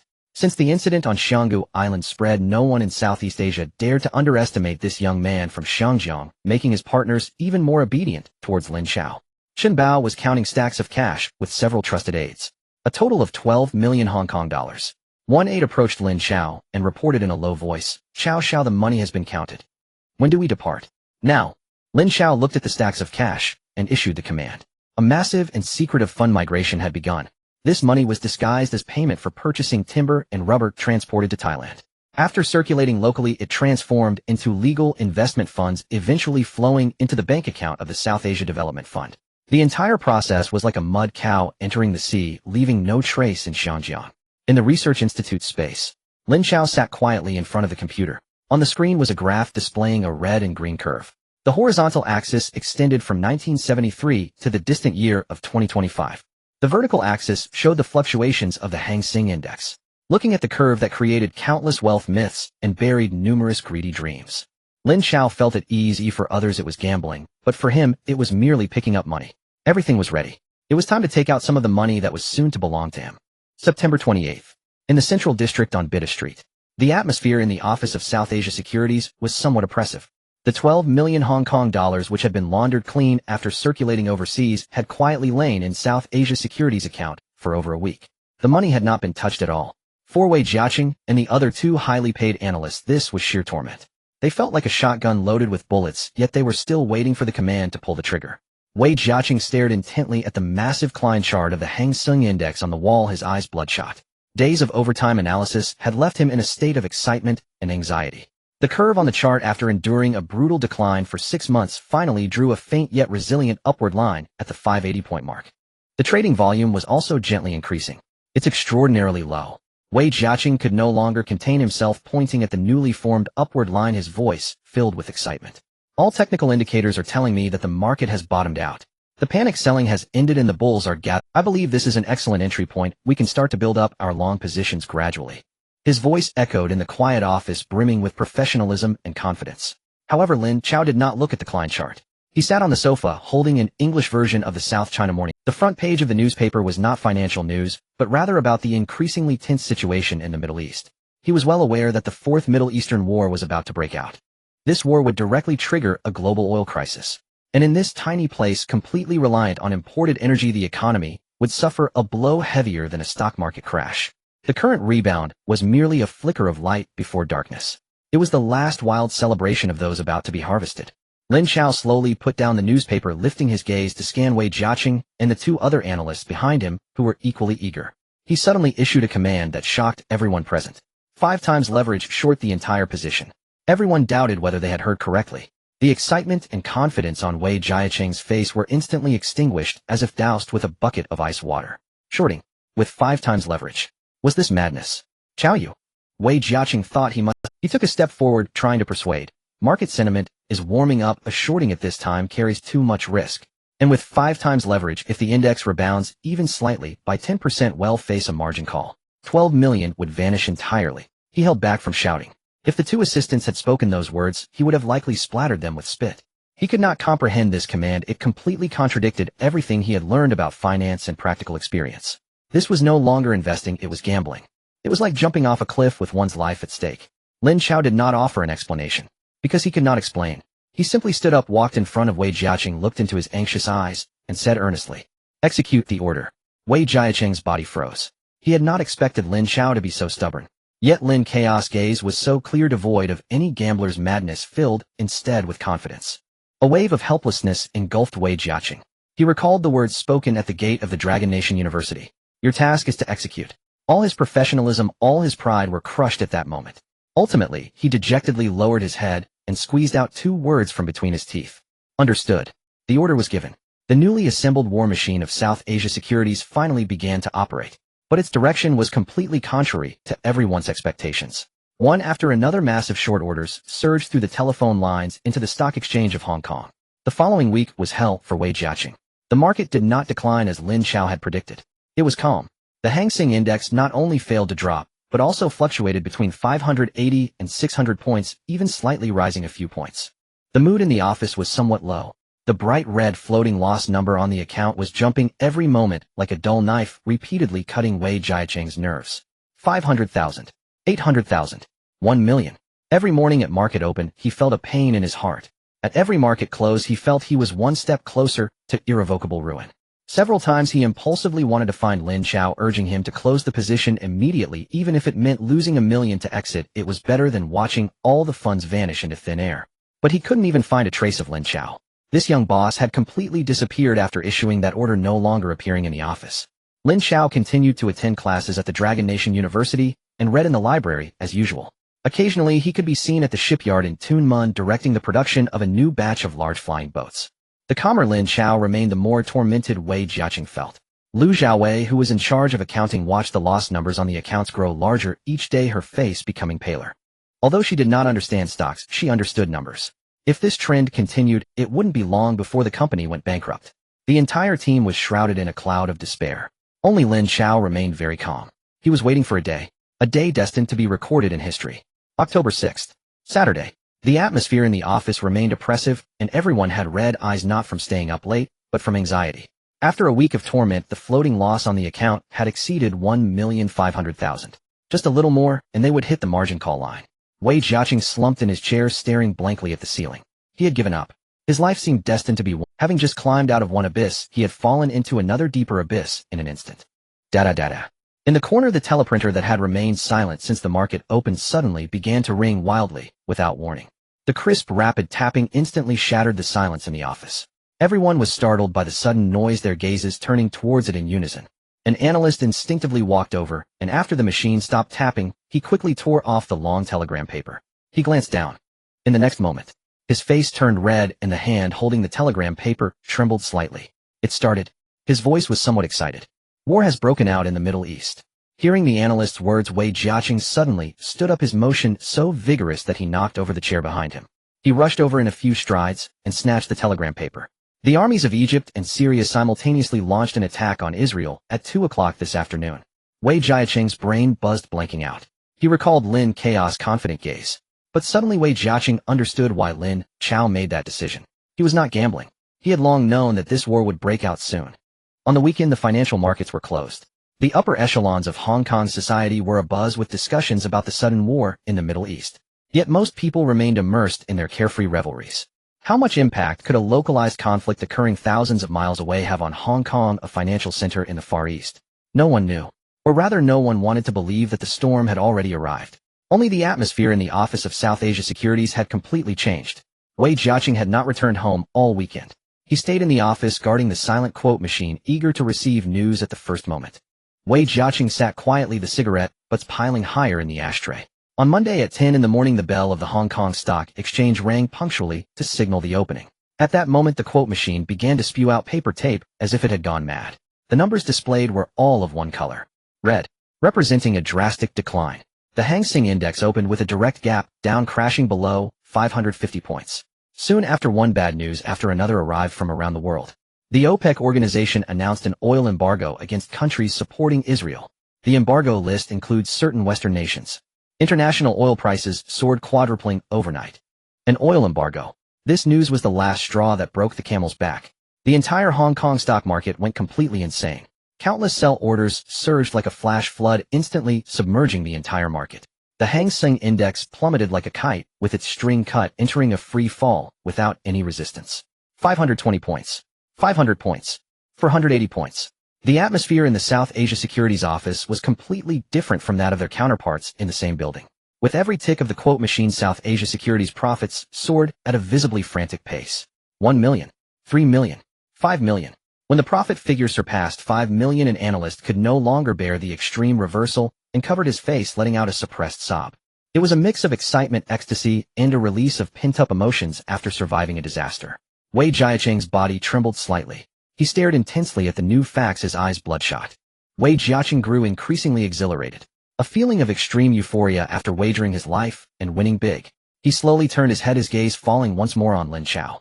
Lin Chao had arrived at the office early that morning, but he merely sat quietly on the sofa sipping tea. He didn't issue any further instructions, observing Wei Jiaqing and the others carrying out their operations.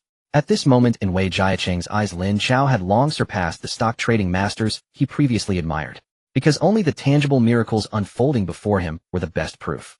Lin Chao set down his teacup. He stood up and walked to the massive floor-to-ceiling window overlooking the bustling traffic and crowds on central streets. Outside, everything seemed calm. Yet he knew this was merely the beginning. This unprecedented stock market crash would continue until the end of the year, possibly extending into the next. The Hang Seng Index would ultimately plunge below the critical threshold of 200 points. That would be a true bloodbath. The rooftops of central skyscrapers would line up with people, and he would be one of the few harvesters in this grand feast. Lin Chao turned around and looked at Wei Jiaqing, who was gazing at him with fervent eyes. Continue shorting. Wait for my next instruction. Meanwhile, in the Tun Mun Luk Ka village, Lin Jiqiang, dressed in a sharp black suit, a cigarette dangling from his mouth, stood by the office window, watching the Dragon Shield security team conduct their daily combat training.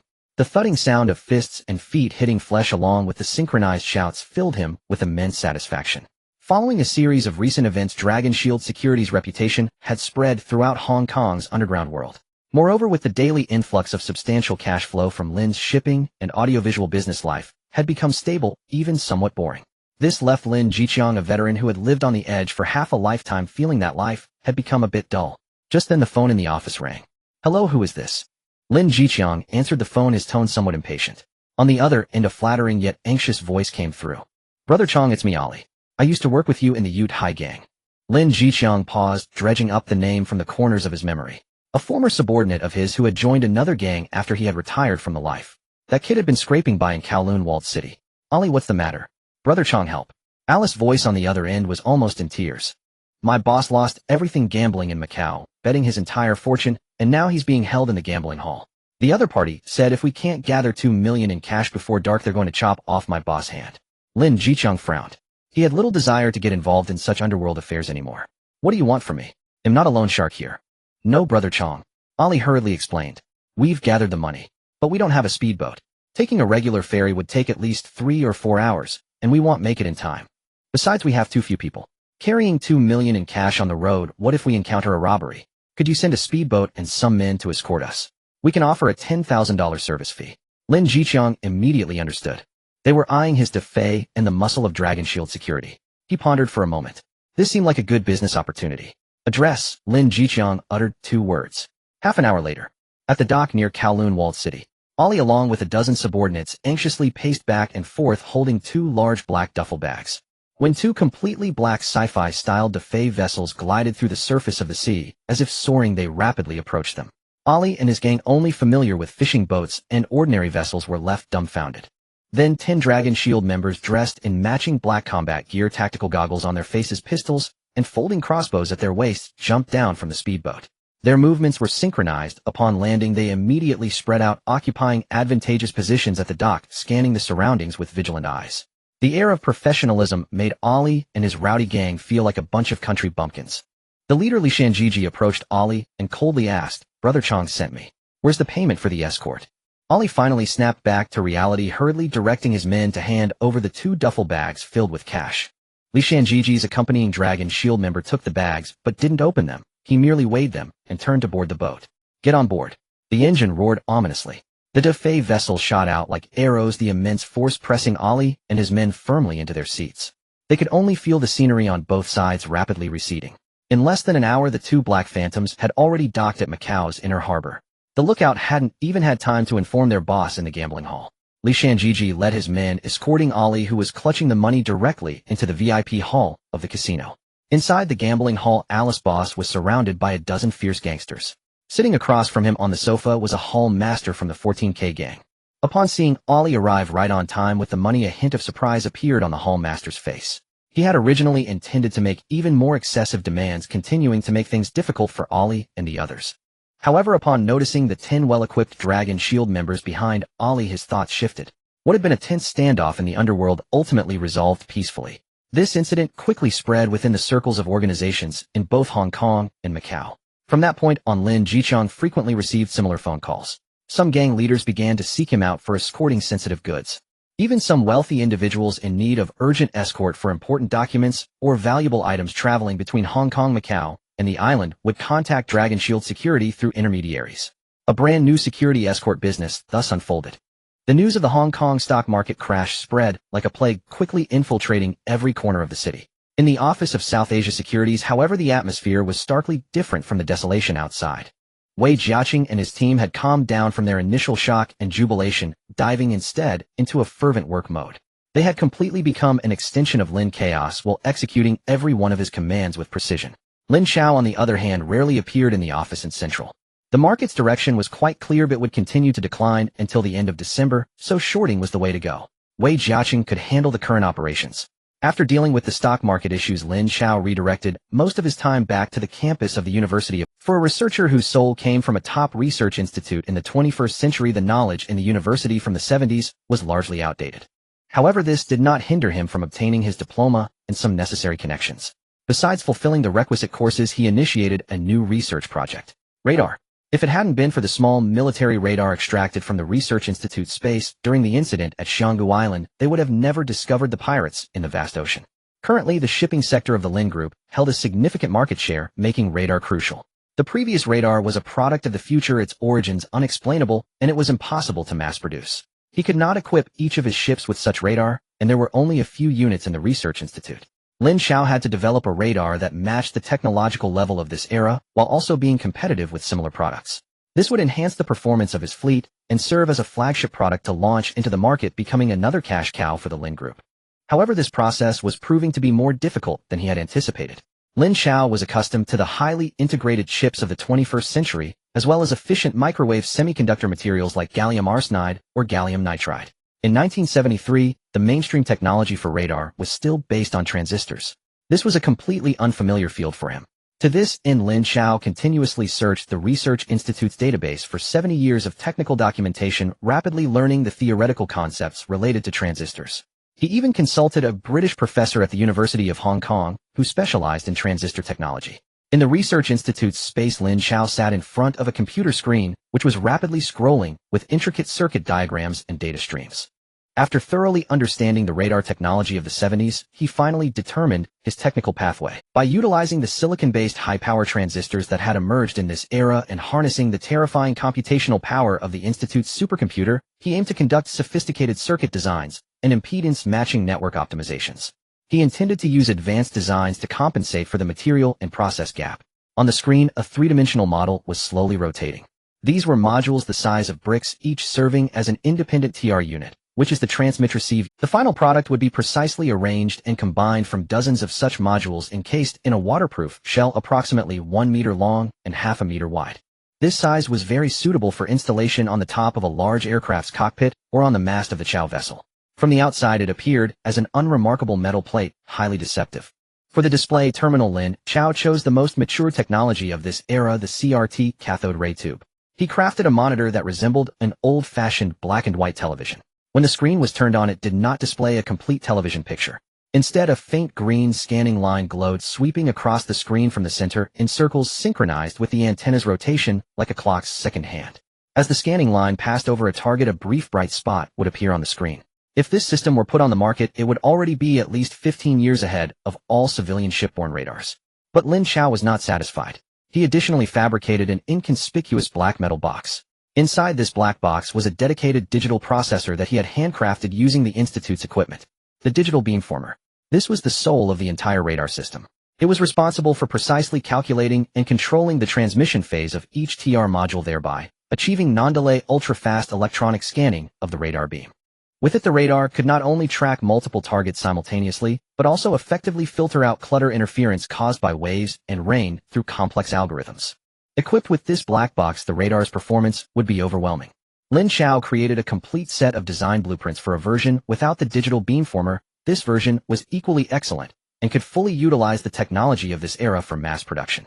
He planned to find a suitable opportunity to send this blueprint to the mainland while producing the complete version with the digital beamformer in Hong Kong. Just as Lin Chao immersed himself in the Research Institute tackling technical challenges, the outside world continued to experience the ongoing stock disaster. The Hang Seng Index undoubtedly plummeted below the 500-point mark and continued its descent, showing no signs of halting. In Central, the atmosphere in the office building housing South Asia Securities was bleak. Almost every day, companies closed their doors and movers came in and out, carting away empty desks. The corridors were lifeless, with occasional sobs echoing from some rooms. Just a few days earlier, someone had jumped from the rooftop of the adjacent building, leaving a glaring pool of blood on the road below. The only office on the street that remained brightly lit and bustling was South Asia Securities, setting it apart from the desolate atmosphere of the surrounding offices. This anomaly naturally attracted the attention of the nearby gang. Late at night, in a hall of the He Liansheng gang located on Portland Street, the air was thick with smoke. The head of the hall, Pao Wang Kuan, looked troubled as he stared at a pile of accounts on the table, his temples throbbing. As a notable figure in the Yao Mati district, he had previously made a considerable profit during the bull market. When people are floating, their courage grows. He had invested all his savings and even misappropriated a large sum of public funds from the gang, leveraging it to aim for a big score. But when the stock disaster hit, all his money was trapped and he suffered devastating losses. Now the gang was already pressuring him for repayment, and he had no idea how to fill this hole. Brother Cohen, how about we raise the price when we collect protection fees? A loyal subordinate cautiously suggested. Raise your mother's head. Pao Wang Kuan irritably slammed the account book on the floor. Right now the business on the whole street is dismal. These bosses are cleaner than my damn face. I can barely afford the rent, and you want to raise prices. Are you trying to force them to close up shop? The subordinate shrank his neck, daring not to speak further. The hall fell into complete silence. Just then another subordinate pushed the door open from outside, wearing an odd expression. Brother Cohen, something feels off. Speak. In our building the other companies are either closed or barely hanging on. Only that newly opened South Asia Securities is still bustling, seemingly doing quite well. South Asia Securities. Pao Wang Kuan frowned, having no impression of the name. It's South Asia Securities. The employees there are all sharply dressed and full of energy, completely different from the surrounding people. The subordinate added, I inquired a bit, they deal in stocks. Deal in stocks. Pao Wang Kun's eyes narrowed. In this market, can anyone still make money trading stocks?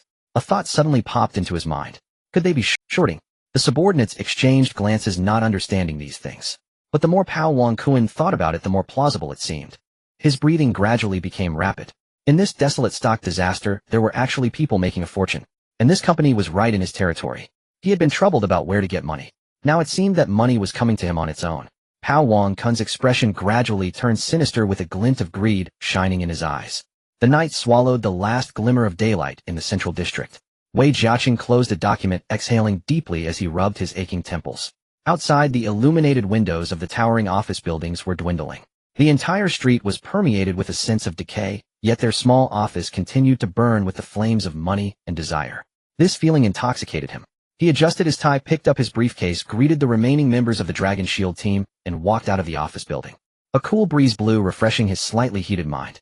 Wei Jiaqing walked towards the nearby bus stop, preparing to catch the last bus back to Kowloon. As he turned into a dimly lit alley, an old white van suddenly surged out from the side, without warning, coming to a screeching halt in front of him. The harsh sound of tires screeching shattered the night silence. The van door was flung open with a loud clang. Two men in vests, their arms adorned with dragon and tiger tattoos, jumped out and blocked his path. Wei Jiaqing's heart sank. He instinctively took a step back, tightening his grip on his briefcase. Mr. Wei. The leader of the men grinned, revealing a set of yellowed teeth stained by smoke. Our brother Cohen wants to invite you for a cup of tea. I don't know any brother Cohen. Wei Jiaqing forced himself to remain calm, though his voice trembled slightly. Well, you do now, don't you? Another man sneered as he stepped forward, grabbing Wei Jiaqing's arm with a grip as strong as a vice. Wei felt as if his bones were about to be crushed. He barely had time to resist before he was roughly shoved into the van. The door slammed shut, cutting off all contact with the outside world. The vehicle roared to life, merging into the flow of traffic, disappearing like a drop of water in the ocean. Mongkok, Portland Street. A smoke-filled underground mahjong parlor nestled on the second floor of a tenement building. Pop-up sounds of mahjong tiles and the crude curses of men filled the room. Wei Jiaqing was flanked by two men who guided him through the hazy game tables to a room at the back. The door swung open. A man with his upper body bear tattooed with a descending tiger on his chest sat confidently in a grand chair. It was the notorious King Kuan. Kuan, I've brought him, the man said. King Kuan lifted his eyelids, his murky gaze sweeping over Wei Jiaqing, and a bright smile spread across his face. Mr. Wei, the young stock genius. I've heard much about you. Wei Jiaqing was pushed forward, stumbling slightly as he steadied himself. He looked at the hefty man before him, his heart racing. What do you want from me? Don't be nervous, Mr. Wei. King Kuan leisurely poured himself a cup of tea. I've heard that while the whole central district is suffering, your company is raking in profits. He paused, lifting the teacup and blowing away the steam. Making money on my turf means you should take care of U.S. brothers who are struggling to survive, right? Wei Jiaqing's face instantly turned pale.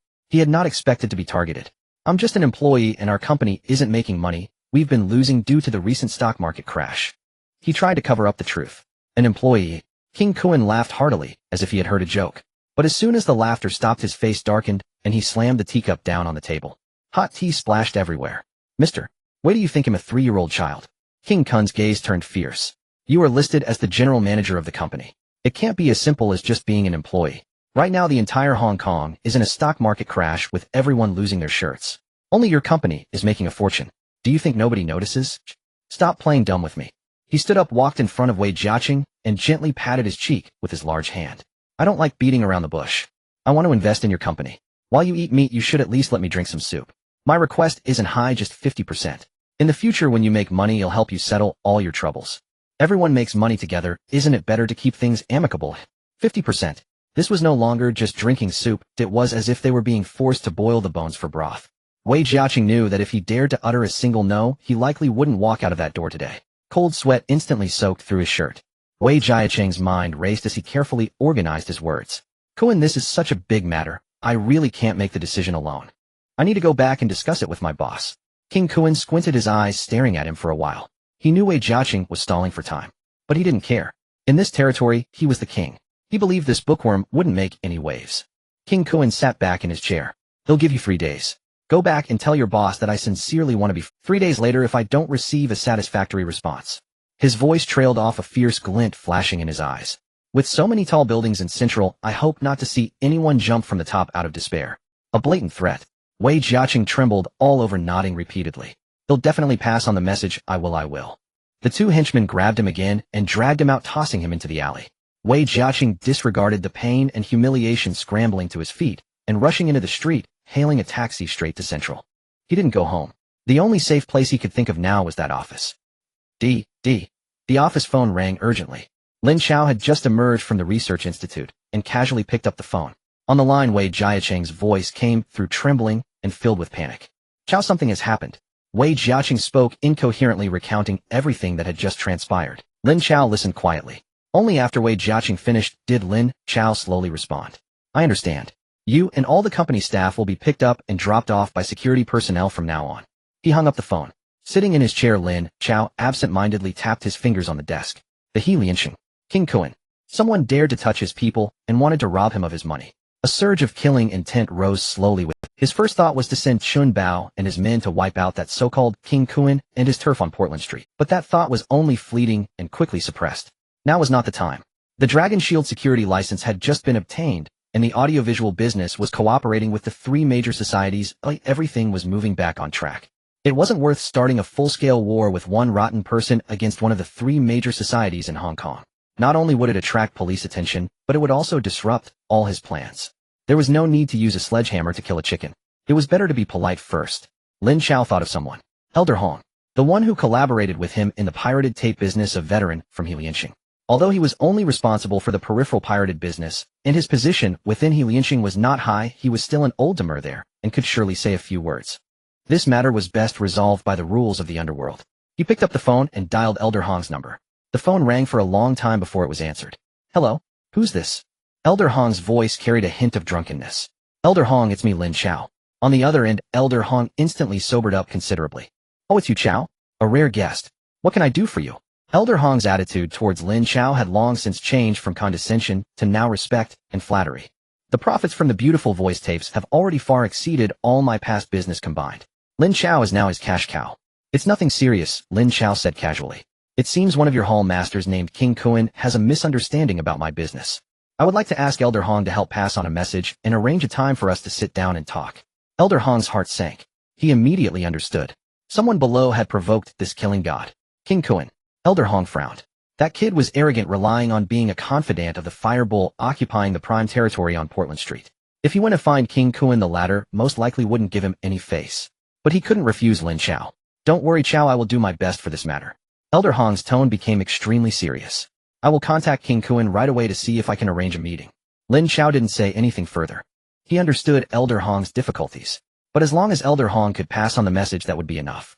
After hanging up with Elder Hong, Lin Chao dialed the Dragon Shield security headquarters, reaching Ahui.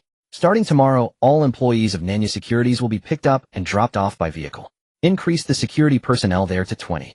Understood, Brother Chao. Lin Chao hung up the phone and just set the receiver down. The office door was pushed open and his father Lin Jiqiang walked in. He sensed that the atmosphere in the room was off and his gaze swept over Lin Chao's gloomy face, asking, "Is there a problem?" "Just a small matter." Lin Chao briefly recounted the situation with Canon King Kuan. He spoke very flatly without any emotion. After listening, Lin Jiqiang's face instantly turned a shade of dark red. A surge of anger erupted from his chest. With Lianxing, Canon King Kuan, Lin Jiqiang slammed his palm heavily on the table, causing the solid rosewood surface to emit a dull thud. "Damn it, a deadbeat dares to take a dump on our heads." "Chaozi, don't worry about it. I'll gather the men and take some gear to have a good talk with him at his place." The fierce light in Lin Jiqiang's eyes was evident. It had been a while since he had taken action, and the ruthless nature within him was now fully awakened. In his view, anyone daring to touch his people and trying to take his company was making the most serious provocation. This kind of matter must be dealt with in the most direct way. Old man, don't rush it for now. Lin Chao raised his head, speaking to calm his furious father. I've already entrusted Master Hong to handle it. In the Jianghu, we follow the rules of the Jianghu. Master Hong. Lin Jiqiang was taken aback for a moment, then frowned. What weight does a guy who deals with piracy have when talking to Lianxing? Canon King Kuan, being a leader, probably won't give him face. Whether he gives face or not is not important. Lin Chao stood up, walking to the window to gaze at the lights in the distance at the dock. I just need him to make a connection. There's no need to use a sledgehammer to kill a chicken. It's not worth going to war with Lianxing over just a Canon King Kuan. Lin Jiqiang fell silent. Though impulsive, he was not foolish. Lin Jiqiang understood that what his son said made sense. The Lin Group now was not the small workshop it used to be. With a larger stake, there were naturally more concerns. So we just sit here and wait. Lin Jiqiang still felt a bit unwilling. Of course not. Lin Chao turned around, a smile appearing on his face. We'll head back to the mainland first. The night was deep. The Chao Yuan sailed out of the dock in Lujia village, merging into the pitch-black sea. Guided by the radar, it easily avoided the patrol routes of the Hong Kong Water Police, swiftly heading towards the direction of Pengcheng. The familiar military dock. The Chao Yu slowly docked. Several soldiers in uniform quickly approached to salute, then led Lin Chao and his father towards the dock. A soldier jogged away, evidently to notify He Weihua and Wang Jinhua. Moments later, a military jeep roared over and stopped at the edge of the dock. He Weihua and Wang Jinhua got out of the car and walked briskly towards Lin Chao. Comrade Lin Chao, long time no see. He Weihua stepped forward and patted Lin Chao's shoulder firmly. Is everything going smoothly over in Xiangjiang? Thanks to Minister, everything is fine, Lin Chao replied with a smile. Wang Jinhua stood aside, his gaze falling on the two large boxes carried by Chun Bao and Li Shanjia. The boxes were tightly wrapped in waterproof canvas. He Weihua also noticed the two boxes. He patted Lin Chaos' arm, his face revealing an expectant smile. After so long without coming, what good stuff have you brought us? I can't come empty-handed. Lin Chao signaled Chun Bao and Li Shanjia to put down the boxes. The boxes were opened. Inside the first box was a uniquely designed tubular launcher alongside a match. The entire body was painted olive green, exuding a chilling aura of death. This is... He Weihua and Wang Jinhua leaned in simultaneously, their eyes filled with shock and confusion. As an arms expert, Wang Jinhua immediately recognized the extraordinary nature of this item. He carefully picked up the launcher, scrutinizing the nameplate on it. Upon seeing the line of English text, he immediately could not contain his astonishment. FIM-43 Red Eye. Red Eye? The U.S. military's active portable anti-air missile. He Weihua's pupils suddenly contracted. Though he was not a technical expert, he understood the weight of the term anti-air missile. This item was one of the most troublesome things they faced on the battlefield. I confiscated it, Lin Chao said calmly. He Weihua and Wang Jinhua did not question Lin Chao about where he had confiscated it from. Some matters did not need to be clarified too much. They only knew that the value of this weapon was immeasurable. Just studying its guidance system and solid fuel technology could greatly aid domestic missile development. Good stuff. He Weihua rubbed his hands excitedly, carefully placing the launcher back in the box. What's in the... Lin Chao gestured for Chun Bao to open the second box. Inside there were no weapons. Only a thick stack of blueprints. Wang Jinhua picked up the blueprints and unfolded them with confusion. After just a glance, his brows furrowed. The blueprints were filled with dense circuit diagrams and structural schematics, complex and exquisite. But these designs were different from his area of expertise, and he could not understand what they were for. Comrade Lin Chao, what is this? It looks very complex. I can't quite understand it. Wang Jinhua looked at Lin Chao with some confusion. This is a shipborne phased array radar that I designed. Lin Chao explained. Its performance is stronger than all the civilian radars on the market.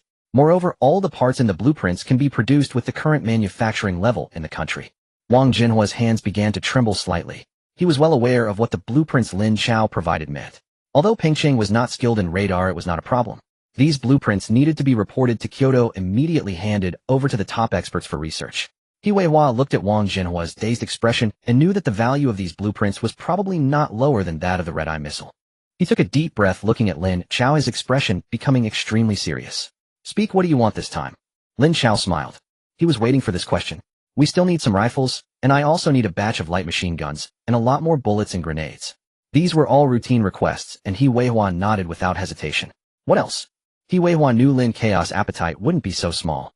I also want 2 sets of 16-tube 107mm rocket launchers along with matching ammunition. Lin Chao slowly voiced his new demand. He Weihua's smile froze on his face. He looked at Lin Chao with an incredulous expression, doubting whether he... 107mm rocket launchers. That's a true weapon of war. A guerrilla's artifact, a friend of infantry. With one volley, an area the size of a football field could be plowed through. Does a tiny place like Xiangjiang even need such a thing? What does he want to do? Bomb the governor's office. Comrade Lin Chao, what do you want this for? He Weihua's tone became somewhat dry. Wang Jinhua also snapped back to reality from the blueprints, looking at Lin Chao with a shocked expression. Lin Chaos' expression remained calm. For self-defense. He Weihua's mouth twitched. He did not believe this reason for a second. However, looking at the red-eye missile on the table and the radar blueprints in Wang Jinhua's hands, he fell silent for a long. In the end, he let out a heavy breath. Alright, I'll give it to you. But I have one requirement: this thing must not be used on the mainland under any circumstances. He Weihua stared intently into Lin Chaos' eyes. Lin Chao nodded. Of course. He Weihua no longer asked further. He didn't want to know what Lin Chao intended to do with it, nor could he. He only knew that the value of what Lin Chao provided far exceeded those 2 rocket launchers. This deal was worth. On the evening of the next day, the Transcendents quietly returned to the dock of Lu Family Village. As the ship docked, the Dragon Shield team members who had been waiting for a long time immediately stepped forward and skillfully began unloading the cargo. Several heavy military wooden crates were carefully lifted off the ship and transported directly to a heavily guarded independent warehouse behind the shipyard. Lin Jiqiang followed behind Lin Chao, watching those crates with an uncontrollable excitement on his face. Chaozi, when can we take out those 2 cannons for a test? Lin Jiqiang rubbed his hands together like a little boy who had just received a new toy, feeling an itch in his heart. No hurry. Lin Chaos' gaze fell on those crates, but his mind was racing. The 2 sets of 107mm rocket launchers were the true purpose of his trip to Pengcheng. In this era, these weapons were actually not very useful for gang conflicts. What he truly wanted to strengthen was the firepower at sea. This recent naval battle had shown him that relying solely on heavy machine guns was not secure enough. They needed some heavy artillery. He was not a professional military engineer, and starting from scratch with advanced equipment was too troublesome. Thus, he planned to conduct some research and modifications based on the 107, gradually developing his own long-range weapons. The shipyard's modification workshop had been completely cleared. Apart from Lin Chao and a few trusted technical staff, all other workers had been asked to leave. The workshop was brightly lit throughout the night.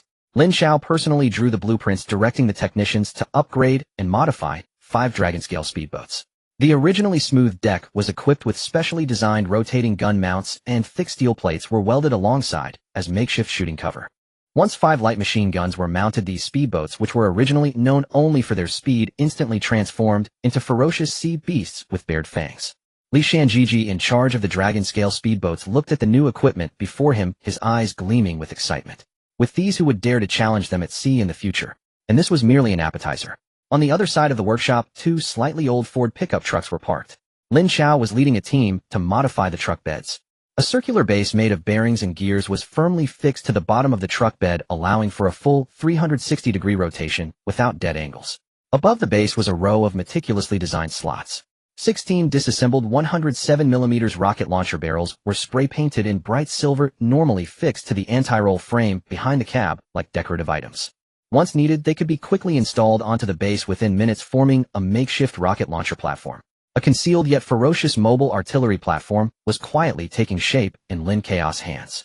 Meanwhile, in Kowloon Mongkok, in a private room of a nightclub on Portland Street, Elder Hong sat upright, his drink untouched before him. He had been waiting here for nearly an hour. Outside the private room, deafening music and the laughter and quarrels of men and women could be heard. Finally, the door of the private room was pushed open with a bang. A strong smell of alcohol rushed in.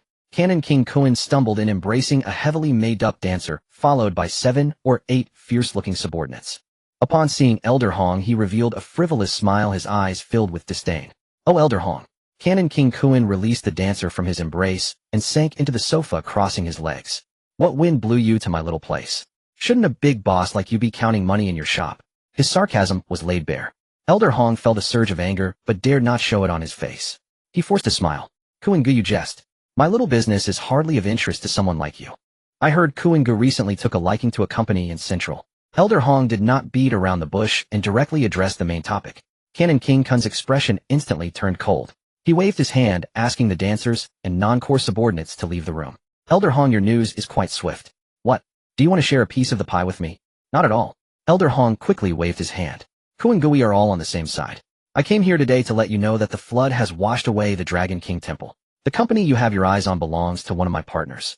Have you heard of Lu Family Village in Tunman? Behind it are some big players. Don't let it escalate into infighting among our own." Elder Hong emphasized the terms Lu Family Village and big players heavily. He hoped these names would instill some caution in the arrogant figure before him. However, Canon King Kuan burst into laughter as if he had heard a tremendous joke. Lu family village. Tunmun. Huh. Elder Hong, don't joke with me. What fierce characters can come from those rural areas of Tunmun? As for the big players, just a bunch of ill-mannered mainland ruffians. They can't even make it to the stage in Xianjiang. Canon King Kun's laughter faded and his gaze turned sinister. Elder Hong, I truly can't understand. If the other party is that capable, why do they have to ask you to mediate? If they have the ability, they should send a leader to pressure me. This sentence was like a slap in the face to Elder Hong, and he could no longer maintain his smile. Indeed, the other party couldn't even invite a hall master from Lianxing, and could only find him a marginal figure responsible for peripheral business. To someone like Canon King Kuan, this was proof of their lack of strength. Kuan Gu, you misunderstood him, just a messenger. Elder Hong took a deep breath, making one last effort. The other party wants to arrange a time to sit down for tea and chat. Chat. Canon King Kuan sneered, picked up a cigarette from the table, and leisurely lit it. What is there to chat about? He exhaled a thick cloud of smoke, squinting at Elder Hong. Sure, I welcome them to come for tea. You go back and tell them that as long as they obediently hand over 50% of the company's shares to me, we can be good friends from now on. Elder Hong's heart sank completely. The other party had not taken his words seriously at all. Kuan Gu, let me give you some advice. The other party is truly not to be trifled with. Enough. Canon King Kuan impatiently interrupted him, pressing the cigarette heavily into the ashtray. Elder Hong, are you getting old and confused? This is Mong Kok, my territory. When a dragon comes, it must coil. When a tiger comes, it must lie low. Stop talking nonsense. Just say what I said, but if they want to chat, let them come. The day after tomorrow at noon, at the Longfeng Tea House on Nathan Road. If they are late, they will be out of luck. Canon King Kuan stood up and walked out of the private room without looking at Elder Hong again. Elder Hong sat alone in the empty private room, feeling a deep chill in his heart. He knew that this matter might not end well. It could very well spark a major storm. It might even spread to the entire Lianxing.